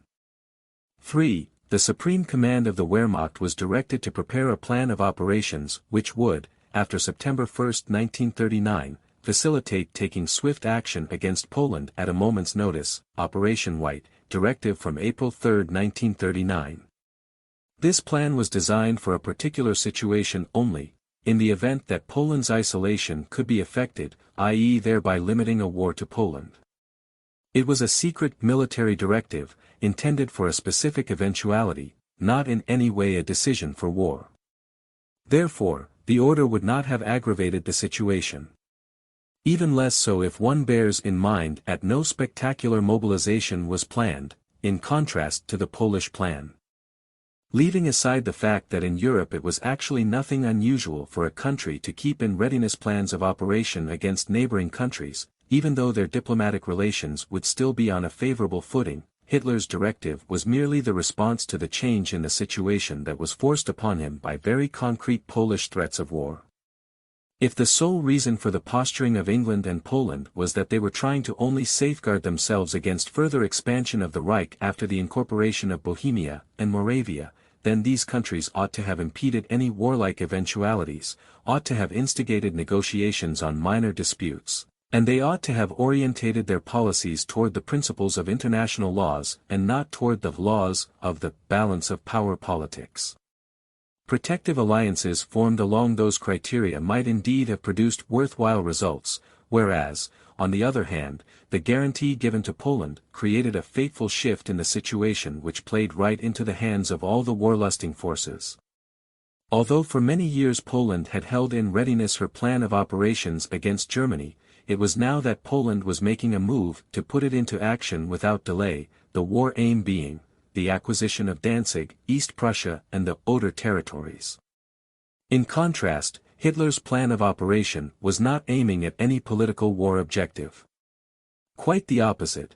1 week later, on April 11, 1939, he stated in a further directive that Operation White was merely designed as a precaution in the event that Poland adopts a threatening attitude toward Germany. The German foreign policy continued to be based on the principle of avoiding trouble. Field Marshal Keitel wrote about this in the Nuremberg International Military Tribunal prison. Hitler was repeating over and over that on no account did he want a war with Poland, and that he was never going to let matters develop to the point where there was a danger of an intervention by France, in accordance with her Eastern Treaty obligations. This measure, the plan Operation White, represented the bare minimum that any government would have undertaken, having found themselves in the same or a similar situation. This directive is not issued subsequent to Poland's rejection of the German proposals and requests. It is put out only now, after Poland has allied herself with England. Hitler is beginning to realize that England is now decided upon an out-and-out confrontation. 4. The speech delivered by Hitler before the German Reichstag on April 28, 1939 was, against all expectations from abroad, moderate. Since the British and French guarantees to Poland, in conjunction with the military policies of these countries, contravened the terms of the treaties with Germany, Hitler pronounced in this Reichstag speech that the German-Polish Declaration of Non-Aggression and Friendship of 1934 and the Anglo-German Naval Agreement of 1935 had been torn up by the respective parties on the other side. Both Poland and Britain have affirmed, contrary to their contractual treaties with Germany, their reciprocal assurances of mutual assistance in the event that the use of force against the Reich became necessary. In addition to that, the Polish partial mobilization and an intensification of an already rigorous minority policy was implemented or, rather, condoned. This handling of the situation was in contradiction of the joint declarations of peace and friendship which had been signed as a result of the Munich conference only a few months previously. These were, as is well known, to have debarred henceforth any threat of force and any use of force. Great Britain had brought about a change of fortune in Europe without any justifiable reason, because the Reich government had not threatened Poland, let alone England being threatened by Hitler.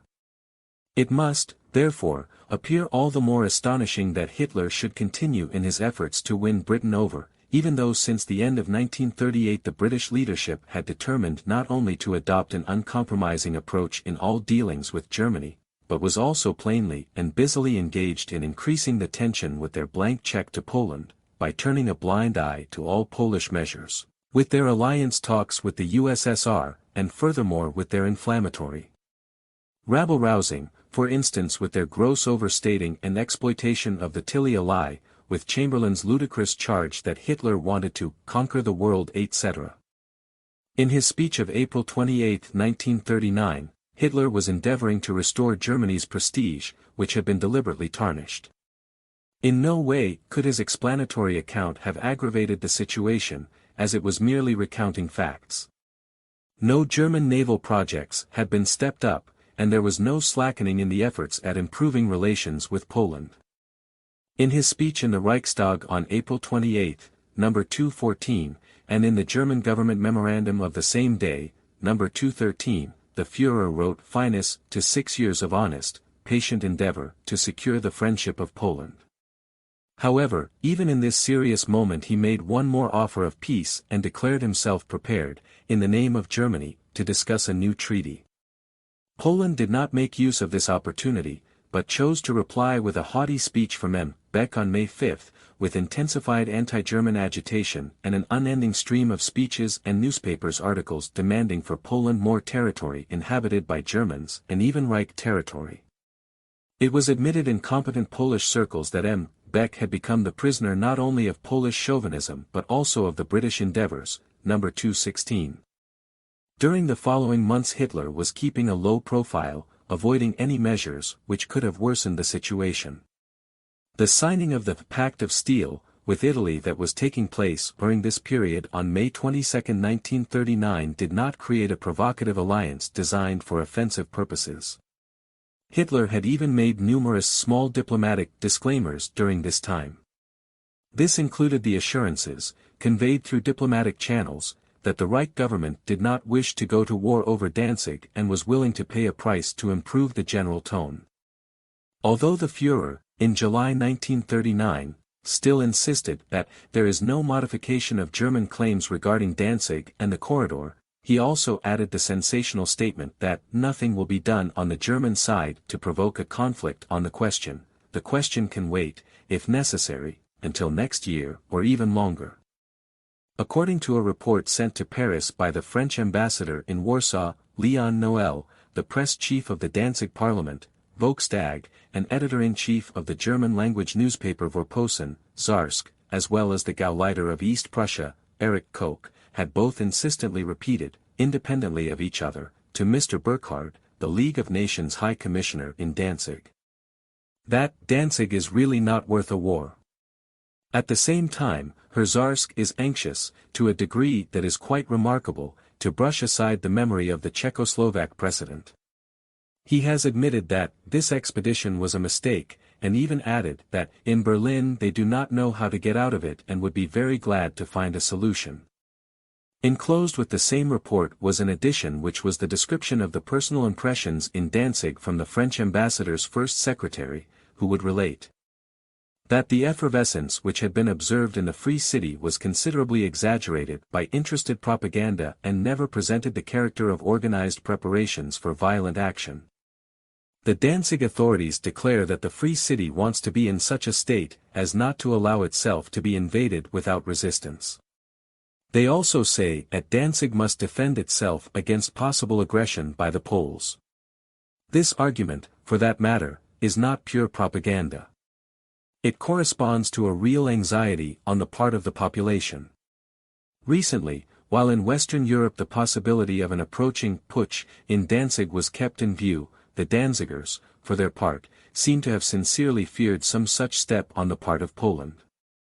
The Reich Press Chief's deputy, Helmut Sundermann, justifiably points at the German press directives issued at the beginning of summer in 1939, which have been withdrawn from historical research since 1945 to a large extent.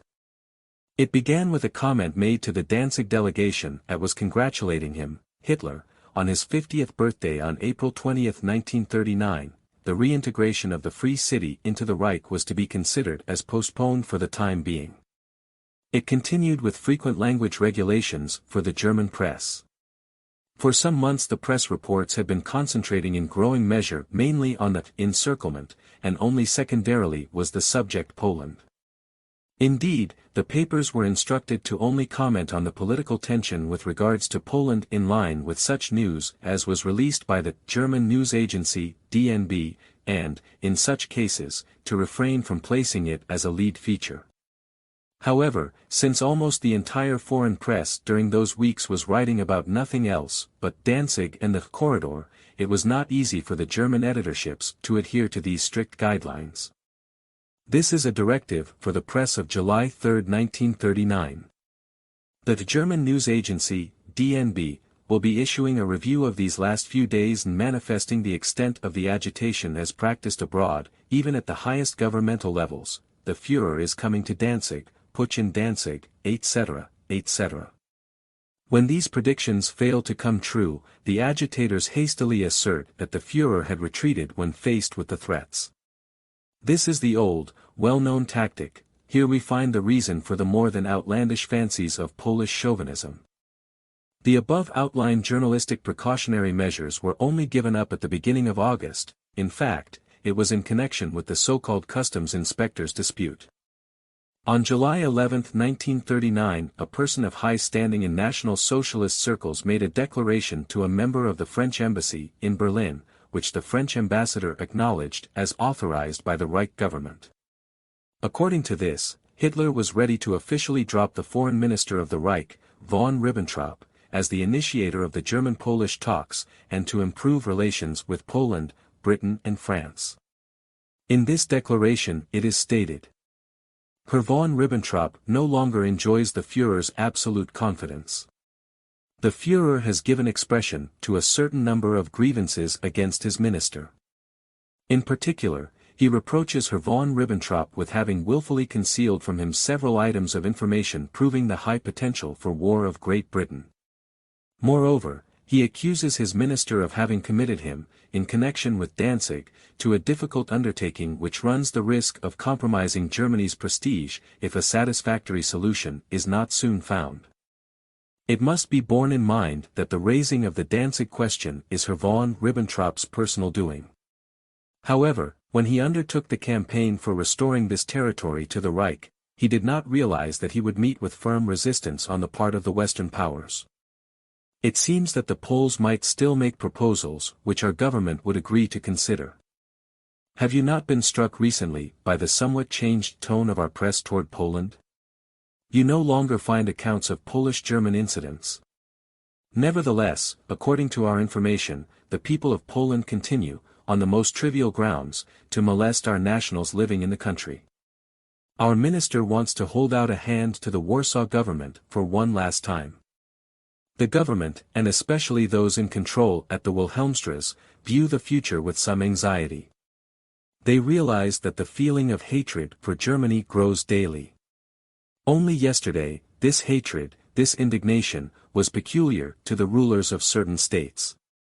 Today, it looks as if the masses had been won over to these feelings.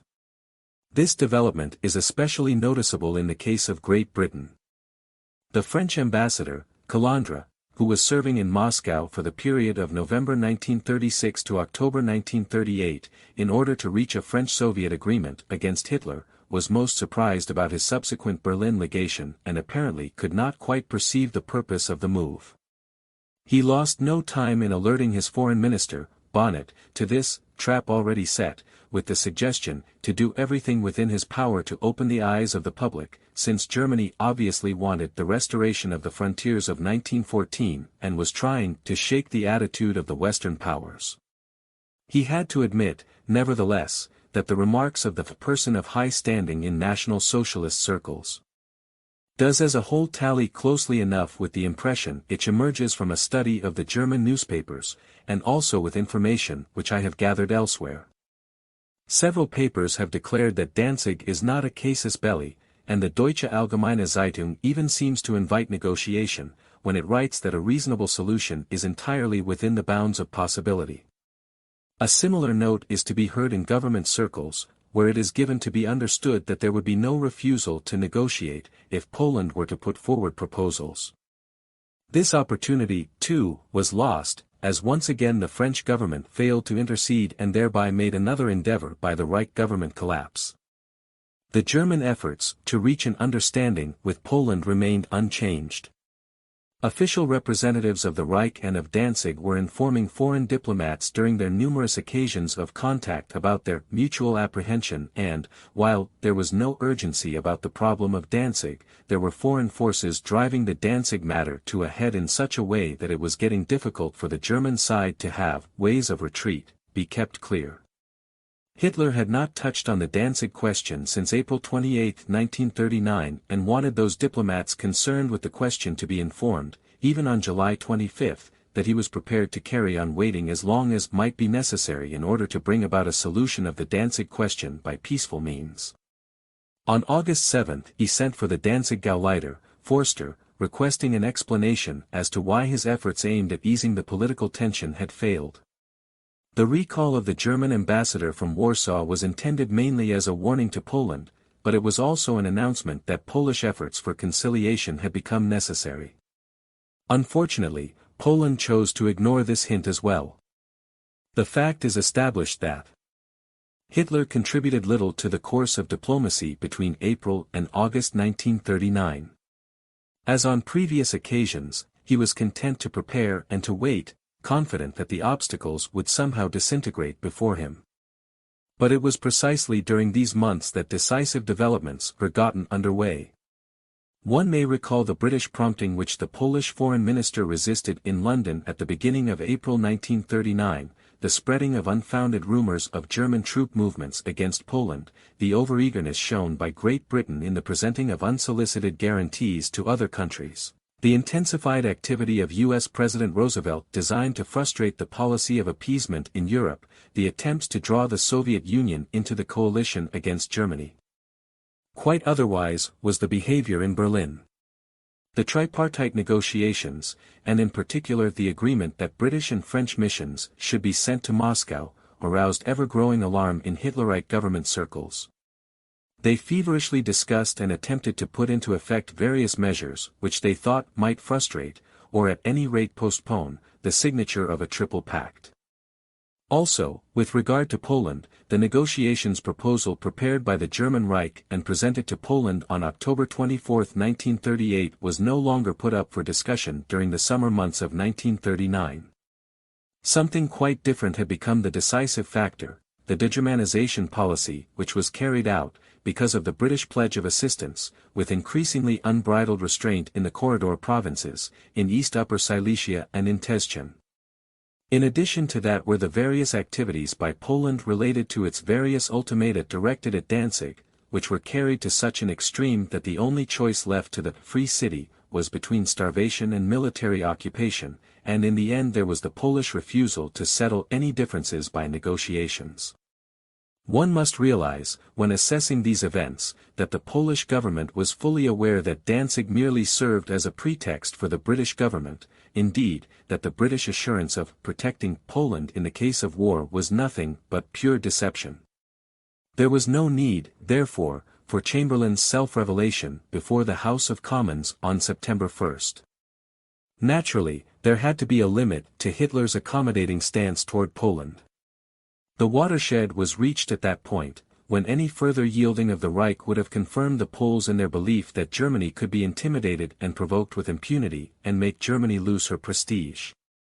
Anyhow, only a statesman with the authority of the former Chancellor of the Reich could proffer a legally binding relinquishment of Posen, West Prussia, and East Upper Silesia. Which peace-loving state or which exemplary states leading the civilized peoples have ever offered even just one such renunciation? Not a single one. However, this does not stop some historians from raising an attention-seeking finger aloft and to denounce as aggression the upholding of the claims to historical settlement areas, even label the conditional renouncing of this said settlement area as aggression, so as to divert attention away from the worldwide, forcibly attained conquests of other nations' statesmen. If he, Hitler, had wanted to provoke Poland to the point of war, then he would have demanded Danzig and the entire corridor. And even that would not have entitled Poland morally to a war, as the entire arranging of the corridor was a mixture of vindictiveness and political folly from the Allies and a gross injustice to Germany. Instead of now, after Poland's refusal, increasing his demands or showing himself as impatient or abusive, Hitler proposed further concessions to the Poles and retained an unparalleled patience. In the interest of a peaceful solution, Hitler was even prepared to abandon the large German minority in Poland, who were being treated with increasing violence by the Poles. But the Poles were neither able to appreciate the moderation of the German demands nor the considerate and friendly manner in which they were presented. Also the words conveyed by the British ambassador in Berlin, Henderson, on July 26, 1939 to his foreign minister, made no impression in London. But it is not impossible that Hitler may consider it more prudent, having achieved so much, not to start a war for what remains. He may well regard it as preferable to obtain somewhat less than his full desiderata by negotiation rather than risk the whole of his winnings at one blow. When the Polish government prevented the duty-free export of essential commodities from Danzig on August 1, 1939, directed an ultimatum at Danzig on August 4 and followed that on August 10 with a note to Berlin in which any further intervention by the government of the Reich on behalf of Danzig's vital interests was defined as an aggressive act, which now, thanks to the British blank check, was bound to be followed by a European war, then the Polish government was undoubtedly guilty of aggressive acts. Threatening with war, Poland was hereby demanding from the Reich government the surrender of all those rights in Danzig which had been insisted upon by every German government since 1919. Nevertheless, Hitler was not going to be provoked. Whether it was a coincidence or Hitler's reaction to the Polish ultimatum to Danzig on August 4, at any rate, he invited the High Commissioner of the League of Nations in Danzig, Karl J. Burckhardt, on August 10 for talks on August 11 to the Obersalzberg, where he had him swiftly conveyed by private plane, with the express entreaty for mediation. The sole existent report about these talks should be evaluated by exercising great caution, since it was neither written down by Burckhardt or any other participant, but rather by two representatives of Halifax and of Bonnet.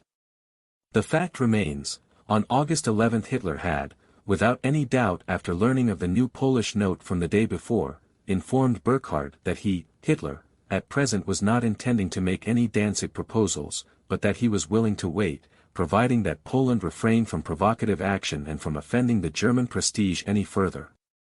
Local negotiations might be continued, the German willingness for discussions was already known to the Poles. Therefore, would the Poles take the initiative for negotiations, as this had been taken out of his hands because of the Polish threat of war on March 26, 1939. Hitler. My wish is for an Anglo-German understanding and to conclude a once-and-for-all final pact with England. Burckhardt was hindered from achieving this task, not by the German side. And he did not render any objective and convincing information as to the reasons for the failure of his mediation. Nevertheless, he was alluding to powers abroad in the West that had made the aim perfectly clear as not to make easy a German drawing back, and they had given him the advice to refrain from his damaging appeasement maneuvers in Danzig. After taking note of this endeavor for mediation by Hitler, Lord Halifax informed his ambassador in Warsaw, Kennard, on August 15, 1939.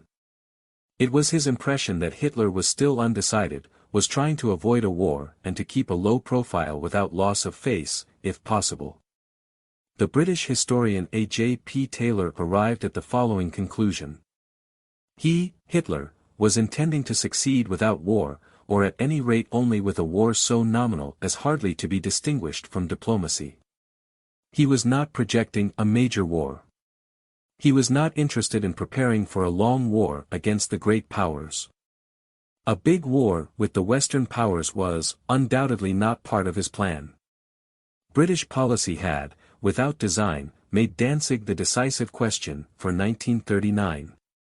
Danzig was the most justified of German grievances, a city of exclusively German population which manifestly wished to return to the Reich and which Hitler himself restrained only with difficulty. The destruction of Poland had been no part of his original project. On the contrary, he had wished to solve the question of Danzig so that Germany and Poland could remain on good terms. Adolf Hitler was explaining his policies to the French Prime Minister, Daladier, in a letter of August 27, 1939, as follows. Year by year I have tried earnestly to achieve the revision of at least the most impossible and most unbearable of all the conditions of this dictate through negotiation. This proved impossible.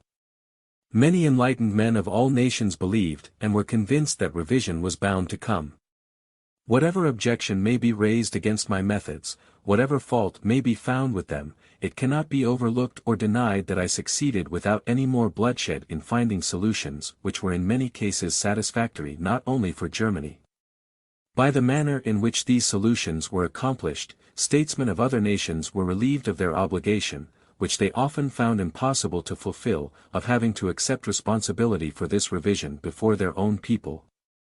No Frenchman with a sense of honor, and certainly not you, M. Daladier, would, in a similar position, have acted differently from the way I did. It is a lie when the world alleges that we always used pressure in attempting to carry out any revision. During the 15 years preceding National Socialism's rise to power there was ample opportunity to revise the Versailles Treaty by peaceful means. But the revisions were not made. I myself then took the initiative in every single case, not only once, but many times, to bring forward proposals for the revision of absolutely intolerable conditions. I am firmly convinced that, if Poland at that time had been advised to take a sensible course instead of being incited by a wild campaign of the British press against Germany, accompanied by rumors of German mobilization, then Europe would today be able to enjoy a state of profound peace for the next 25 years. Actually, it was the lie about German aggression that excited public opinion in Poland. The Polish government were handicapped in making necessary and clear decisions and, above all, their judgment on the extent of Poland's possibilities was clouded by the subsequent promise of a guarantee. The Polish government rejected the proposals. Firmly convinced that Britain and France would now fight for Poland, Polish public opinion began to raise demands which might best be described as sheer lunacy, were they not so extraordinarily dangerous. At that time unbearable terrorism set in, physical and economic oppression of more than 1.5 million of Germans living in the territories severed from the Reich. Even in Danzig the outrages committed by the Polish authorities fully created the impression that the city was apparently hopelessly delivered up to the arbitrary action of a power that is foreign to the national character of the city and its population. Yet I would ask you to appreciate also this, namely, that no nation with a sense of honor can ever give up almost 2 million people and see them maltreated at its own borders. Any objective observer would have to agree that it had become necessary for the Reich to give protection to the ethnic Germans in Poland and Danzig because of the unrestrained Polish provocations. Not only the German government, but any government, would have needed to check such provocations or else surrender into foreign hands, along with her prestige, the protection and the rights of the minorities for whose very safeguarding of their livelihood she was responsible. The well-known British military historian Liddell Hart wrote on September 3, 1949. After the end of the war, the most important German archives fell into our hands, and so we had a very precise picture of the intense level of the dread of war felt among the German leadership. However, these documents have been kept largely hidden from the public worldwide. The Reich government did not have them published because they did not want to provide the enemy with evidence of weakness, whereas the victors, who took these documents as booty, were not anxious to have them widely disseminated for obvious reasons. Nevertheless, there are politicians of renown of Germany's enemies who are proving that the concepts and the esteem, the purpose of raison d'etat are equally valid everywhere, here as well as there, be it in this state or in that regime. The 1923 British Yearbook of International Law, London. A government cannot remain indifferent to the lot of the citizens of an alien state who have the same national culture, who speak the same language, who profess the same faith as the majority of their own nationals. The Polish Foreign Minister, on May 5, 1939 at the same. We in Poland do not recognize the conception of peace at any price. There is only one thing in the life of men, nations and states which is without price, and that is honor. Prime Minister Lloyd George. If England had to submit to be treated thus that in instances where her vital interests are at stake she would have her voice pushed aside as irrelevant in the Council of Nations, then I must say that peace at any cost would mean a humiliation that no great country can endure. American President Eisenhower stated in a televised speech on March 16, 1959. Peace cannot be bought by making a sacrifice of 2 million free Berliners. Chapter 8. The armament level in the year 1939. Germany. In the assessment of the military potential of the European powers, many historians nowadays overlook, when debating the German rearmament, the strategic plans of the Polish, the French, but also of the Soviet armed forces. However, leaving aside these plans, the actually existing war potential of the individual European powers will attest to whether or not any of these nations could have had the intention for an intensive and criminal rearming aiming at a world conspiracy. What are the results of the 6 years of rearming in the Third Reich from 1933 to 1939? Professor Michael Freund, the much-quoted German historian after 1945, wrote in factual plain language in the year 1944. Germany struggled to get back on her feet and the German armament took place against the backdrop, and as a consequence, of a feverishly pursued worldwide arms race and of a revolution in military policies on a global scale. 30-07-1934. The reason for the British air armament program was given by the Lord President of the Council in the British House of Commons, Stanley Baldwin, with these sensational words: Britain's frontier is on the Rhine. 24-09-1934. Introduction of the auxiliary service in Poland. 28-11-1934. Escalation of the British air armament. June 12, 1934. Military service is to be extended in Switzerland. January 1, 1935. Military service of 2-year duration in force in Czechoslovakia. 30-01-1935. Announcement that the strength of the Red Army had already reached 1 million men under arms. January-March 1935. The announcement of the French-Russian Entente resulted in quite considerable armament measures on France's part, in particular the restructuring of the French Air Force. When in the British White Paper of March 1, 1935 the British armament measures were justified on the grounds of Germany's rearming, the Times declared that the argument given for the British armament measures could have been presented more objectively. Not only did Germany have to take account of the armament measures of the other powers, but she also had to take note of the threatening posturing, especially Poland's, aiming at military invasion. Furthermore, the German President, Field Marshal Hindenburg, retained discretionary powers over the German army and foreign politics when Hitler came to power, and this was respected by Hitler until the death of Hindenburg. For the moment, all obvious violations of Versailles, for example to exceed the 100,000 men limit, would be avoided. Hitler kept strictly to the armament negotiations. However, the constant threat of a preventive war eventually became a very effective argument for the German armament demands. In the opinion of the chief of the German General Staff, General Adam, there was done, during the whole of the year 1933 practically nothing to increase the army. This was at the time when, for example, it was pointed out by the chief of the French General Staff, Gamelin, that, compared with Germany, France had an armaments lead of 20 billion francs. Furthermore, this came at a moment when France was rejecting the German proposals for disarmament with the concealed opinion: "You are wasting your time. The convention which you favor will never be concluded, for we shall never be a party to it. Hitler won't last much longer, his fate is sealed. Any convention with him would consolidate his power. Should war break out, not a week would elapse before he would be deposed and replaced by the Crown Prince." The highest official in the British Foreign Office, Lord Vansittart, was at that time entertaining similar ideas, that is, to keep Germany down through economic pressure. "We can ill afford to let Hitlerite Germany prosper." The Trade Union Congress is also of this opinion, though for different motives. See their recently announced boycott of German goods. In his view, one should aim for the destruction of Hitlerism and make every effort to keep Germany in such an enfeebled and miserable condition that not even the communists would want to become involved there.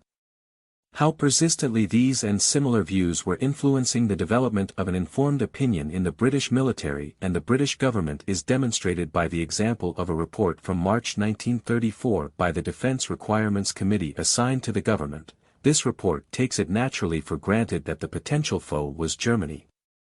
Of course, this report, too, goes back to prior events and into a time when Hitler had not yet assumed power and Germany was as yet without an air force and without National Socialism. British statesmen were discussing already in November 1932 plans which envisaged air deterrence that would enable Britain to have some military influence in Europe without having to maintain a large army on the continent. "The only defense is an offense," said Baldwin then, "considering the role of bomber aircraft, which means that you have to kill more women and children more quickly than the enemy, if you want to save yourselves." So what efforts did this German opponent make? In the fiscal years 1933-34 and 1934-35 no increase in the armament expenditure was recorded. An expenditure representing 4% of the gross domestic product has to be regarded as positively moderate compared to the neighboring countries, Great Britain 3%, France, 1932 to 8.1%, Soviet Russia 9%. The armament expenditure was only increased in the financial year 1935-36, in view of the changes taking place in foreign affairs politics, the collapse of the disarmament negotiations, the French-Soviet Mutual Assistance Pact. For 2 years foreign politicians and the foreign media had been accusing Hitler of saber-rattling to get into a criminal war of aggression, and thereby destabilizing peace by spreading terror and instability around the world.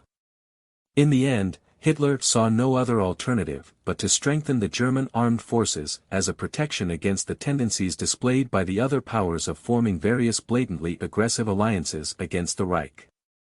Spreading lies about the German rearmament became a necessary requirement in order to find a justification for the refusal to disarm, for continuing the arms build-up, for the forming of military alliances, for the building of fortifications, for general staff meetings, and, also, to continue lending some semblance of right and necessity to the policies of Versailles. The foreign military attaches as well as the foreign secret services in Germany had precise information of the quite moderate level of the German armament. There is an abundance of documents confirming that the foreign governments, Poland, Great Britain, France, and USA, felt emboldened into taking tough actions against Germany when they realized the inadequately developed state of the German military defense. This reality, however, did not stop those governments from inflaming their population by feeding them false data and fake arguments through the media. The British historian A.J.P. Taylor stated, "The French had fired the starting pistol for the arms race. Germany, for instance, was little more prepared for a great war between 1933 and 1936 than she had been before Hitler came to power. The difference was that he had strong nerves, and his predecessors had not.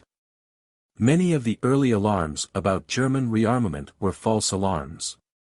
Even in 1939 the German army was not equipped for a prolonged war, and in 1940 the German land forces were inferior to the French in everything except leadership.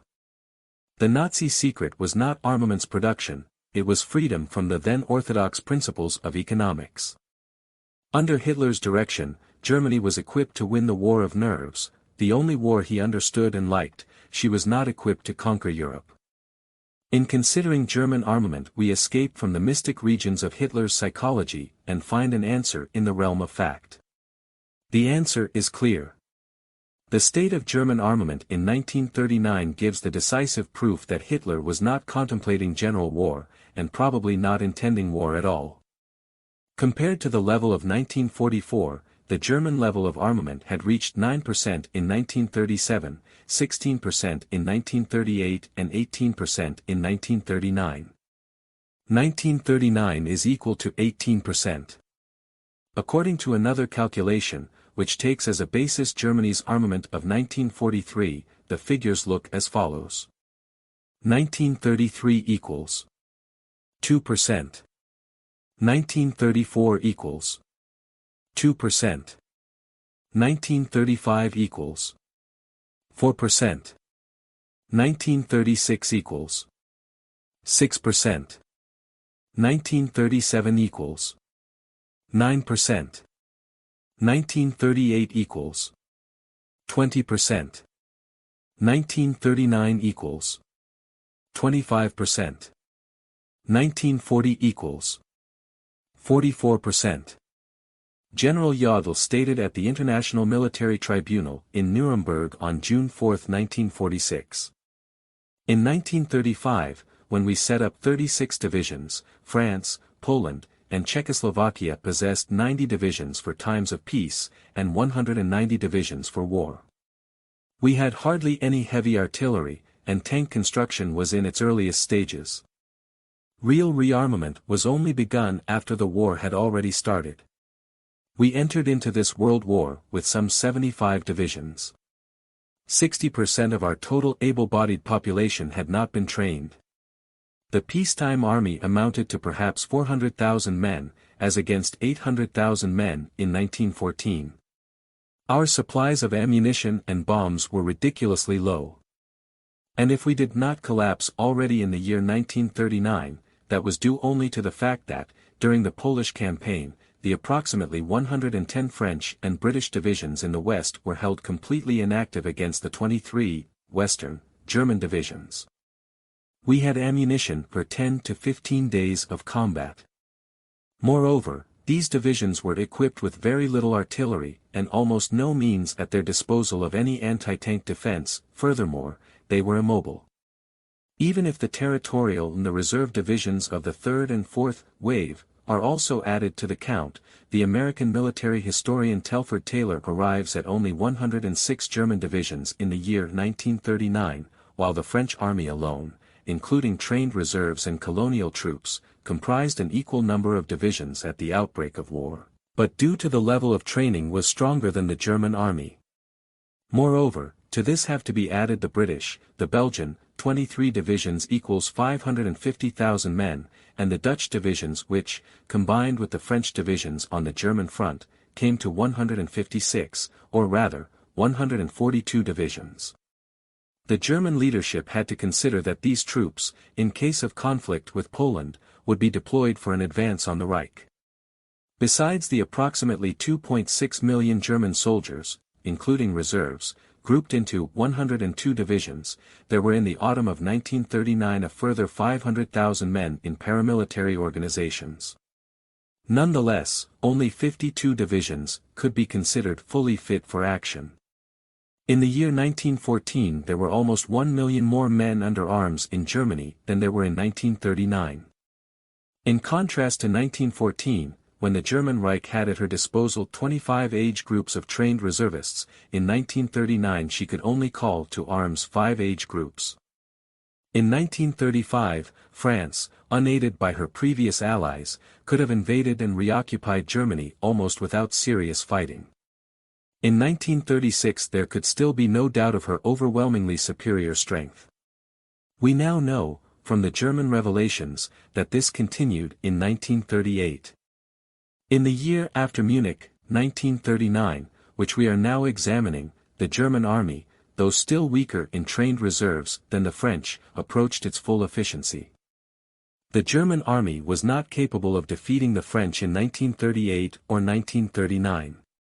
When the German army could scarcely put half a dozen trained divisions on the Western Front, the French with nearly 60 or 70 divisions could most certainly have rolled forward across the Rhine or into the Ruhr.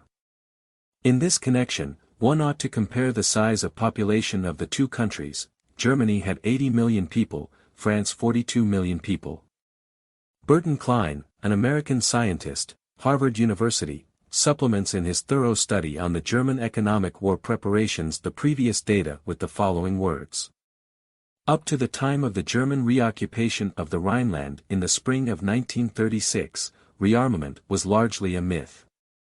The armed forces did not even have a central economic agency which could review the various demands for materials and formulate some sort of a reasonable requirements picture.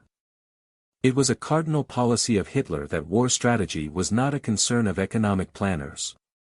Supplies of important items like copper, iron ore, gasoline, and rubber were, in August 1939, in sufficient supply for only 3 to 6 months of contemplated war needs.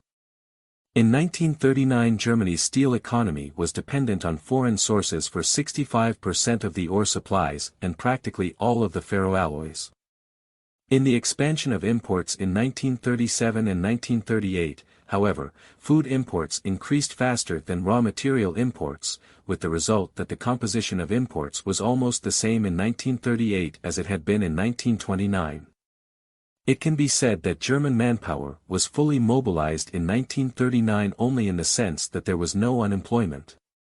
The distribution of the labor force over this 14-year period was surprisingly stable. Pronounced shifts occurred in only 2 of the occupational groups, agriculture and public employment. There were large sectors of the economy in which manpower was unaffected by war mobilization. In 1939 the civilian economy still possessed large reserves of labor. There was no pronounced concentration of investment in those activities associated with economic preparations for war. In the pre-war period, the German economy produced both butter and guns, much more of the former and much less of the latter than has been commonly assumed.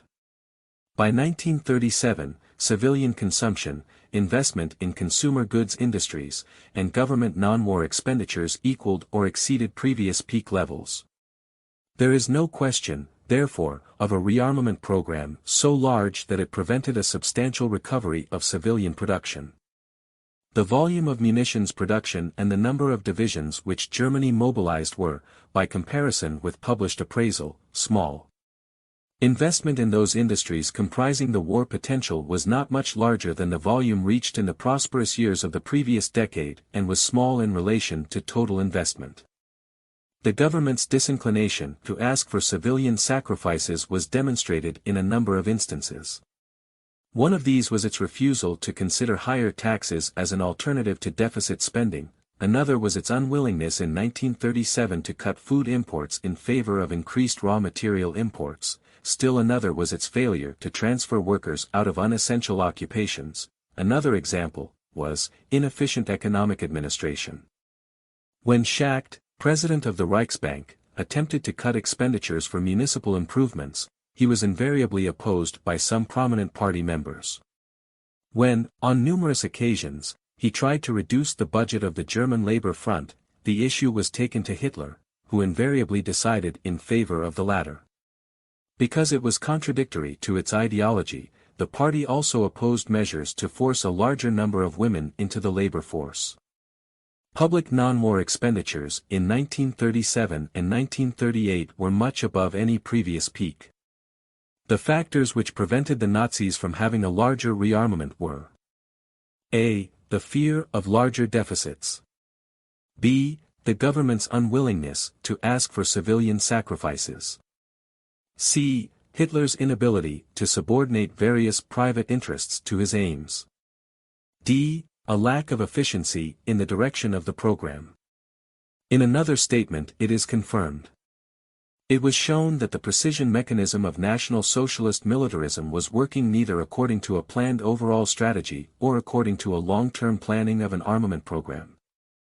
On May 5, 1938, General Ludwig Beck, chief of the German Army's General Staff, had diagnosed the military-political situation, and he also cited this as one of the reasons for his opposition to Hitler.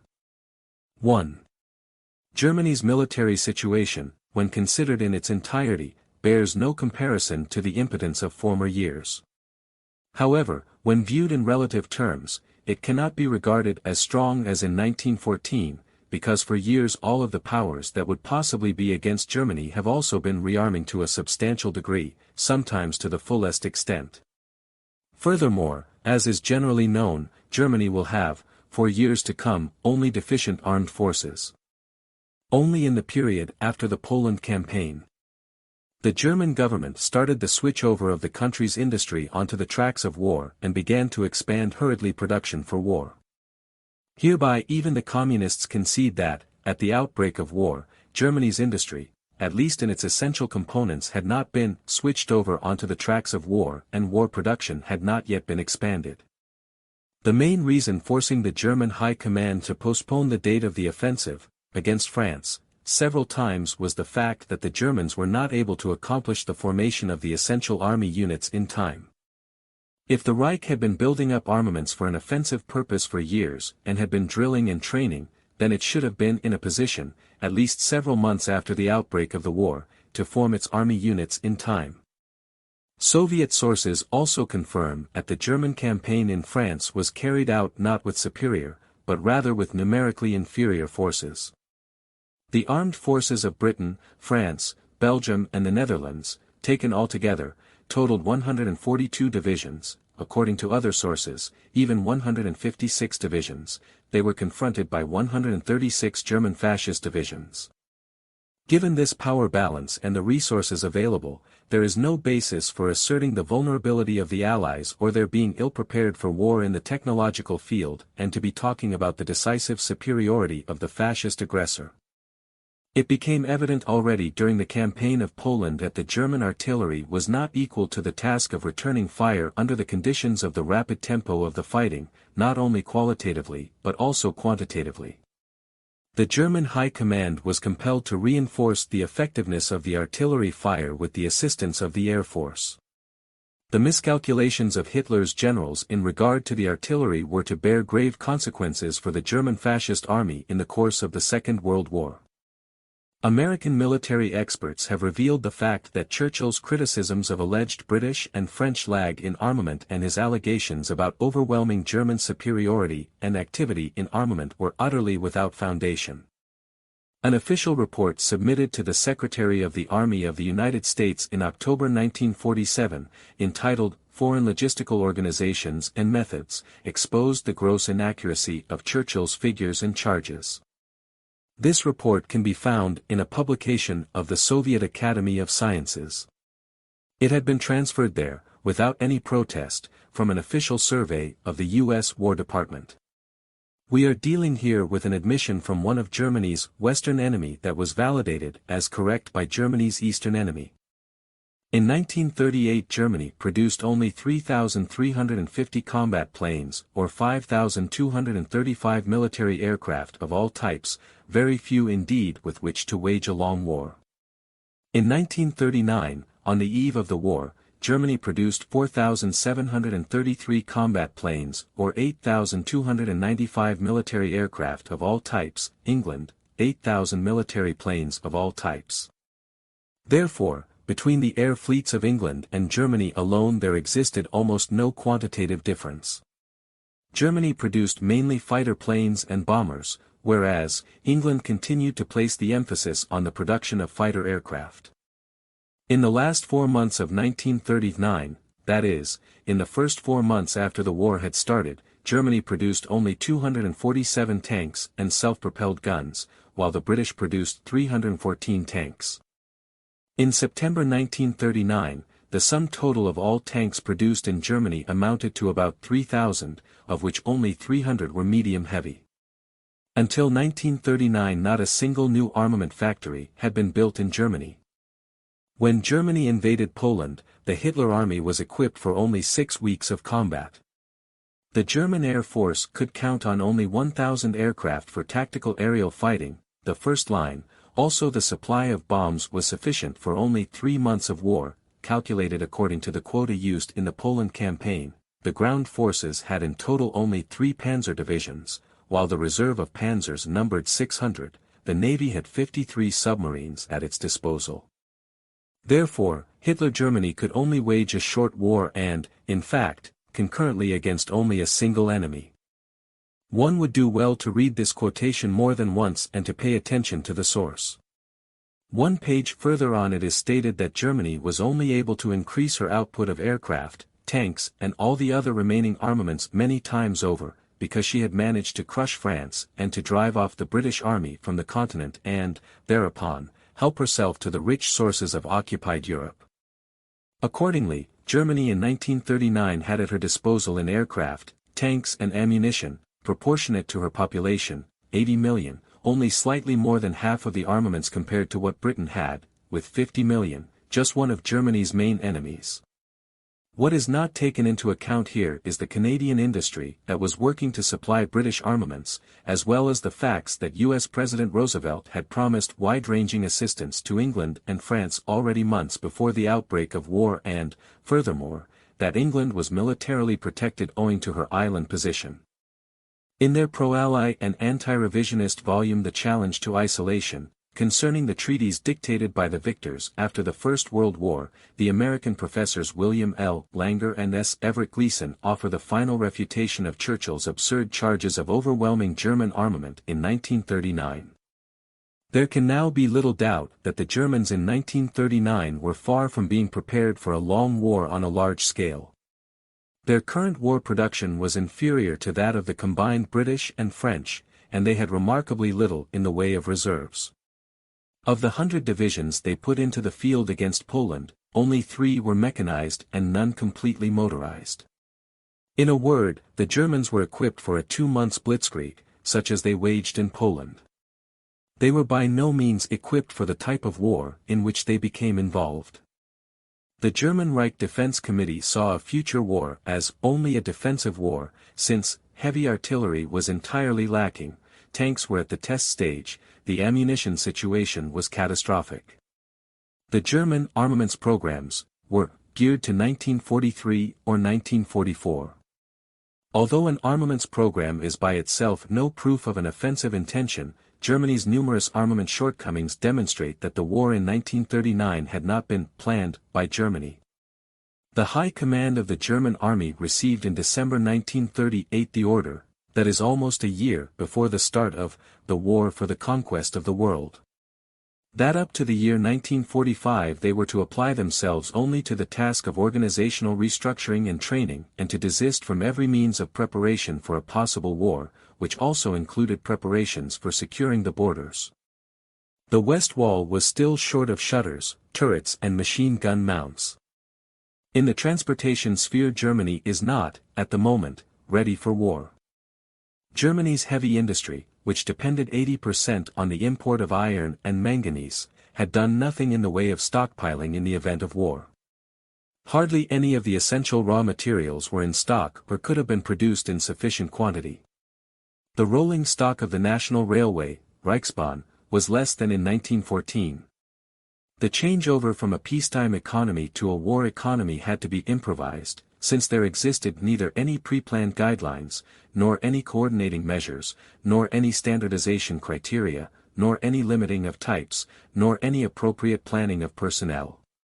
Some isolated measures, as for example the stockpiling of food, demonstrate clearly that those in charge of the agrarian policy of the German Reich before 1939 were more likely expecting to be forced into becoming self-supporting in terms of food for some length of time ahead, rather than to be counting on any yield from large areas of superabundance resulting from an occupation by German troops. A further admission from a Soviet source. One of the weak spots of the Hitlerite war organization was, above all, the totally inadequate preparation of the technological material foundation of the Reich, which was not geared in its economy for a war of global proportions against the coalition of the great powers. This was mainly caused by insufficient supplies and stocks of several of the most essential types of strategic raw materials, the dependence of the armed forces on the importing of these raw materials from abroad, and the continual restrictions involved that were placed upon this import. The general cuts in exports and Germany's enormous national debt caused many economic problems which had a direct bearing on war production output and the condition of the armed forces. It is also necessary to point out that, when measured against the demands of a world war, the Wehrmacht had at its disposal a limited arsenal with regard to armored vehicles and, especially, to war stockpiles. The lack of an essential fleet of medium and heavy tanks, the predominance of light tanks, which, as practice was soon to show, did not fulfill the protection requirements because of their date of construction, imposed a limit to the size of the tank units and made it necessary to improvise their formation. The Hitlerite state could not withstand the burden of a long war against the coalition of European states. It was especially the German Army General Staff that feared military action of the Western powers in the case of a conflict with Poland. It was well known in Berlin that the combined forces of France, England and Poland could outdo the Wehrmacht, by quite a large margin.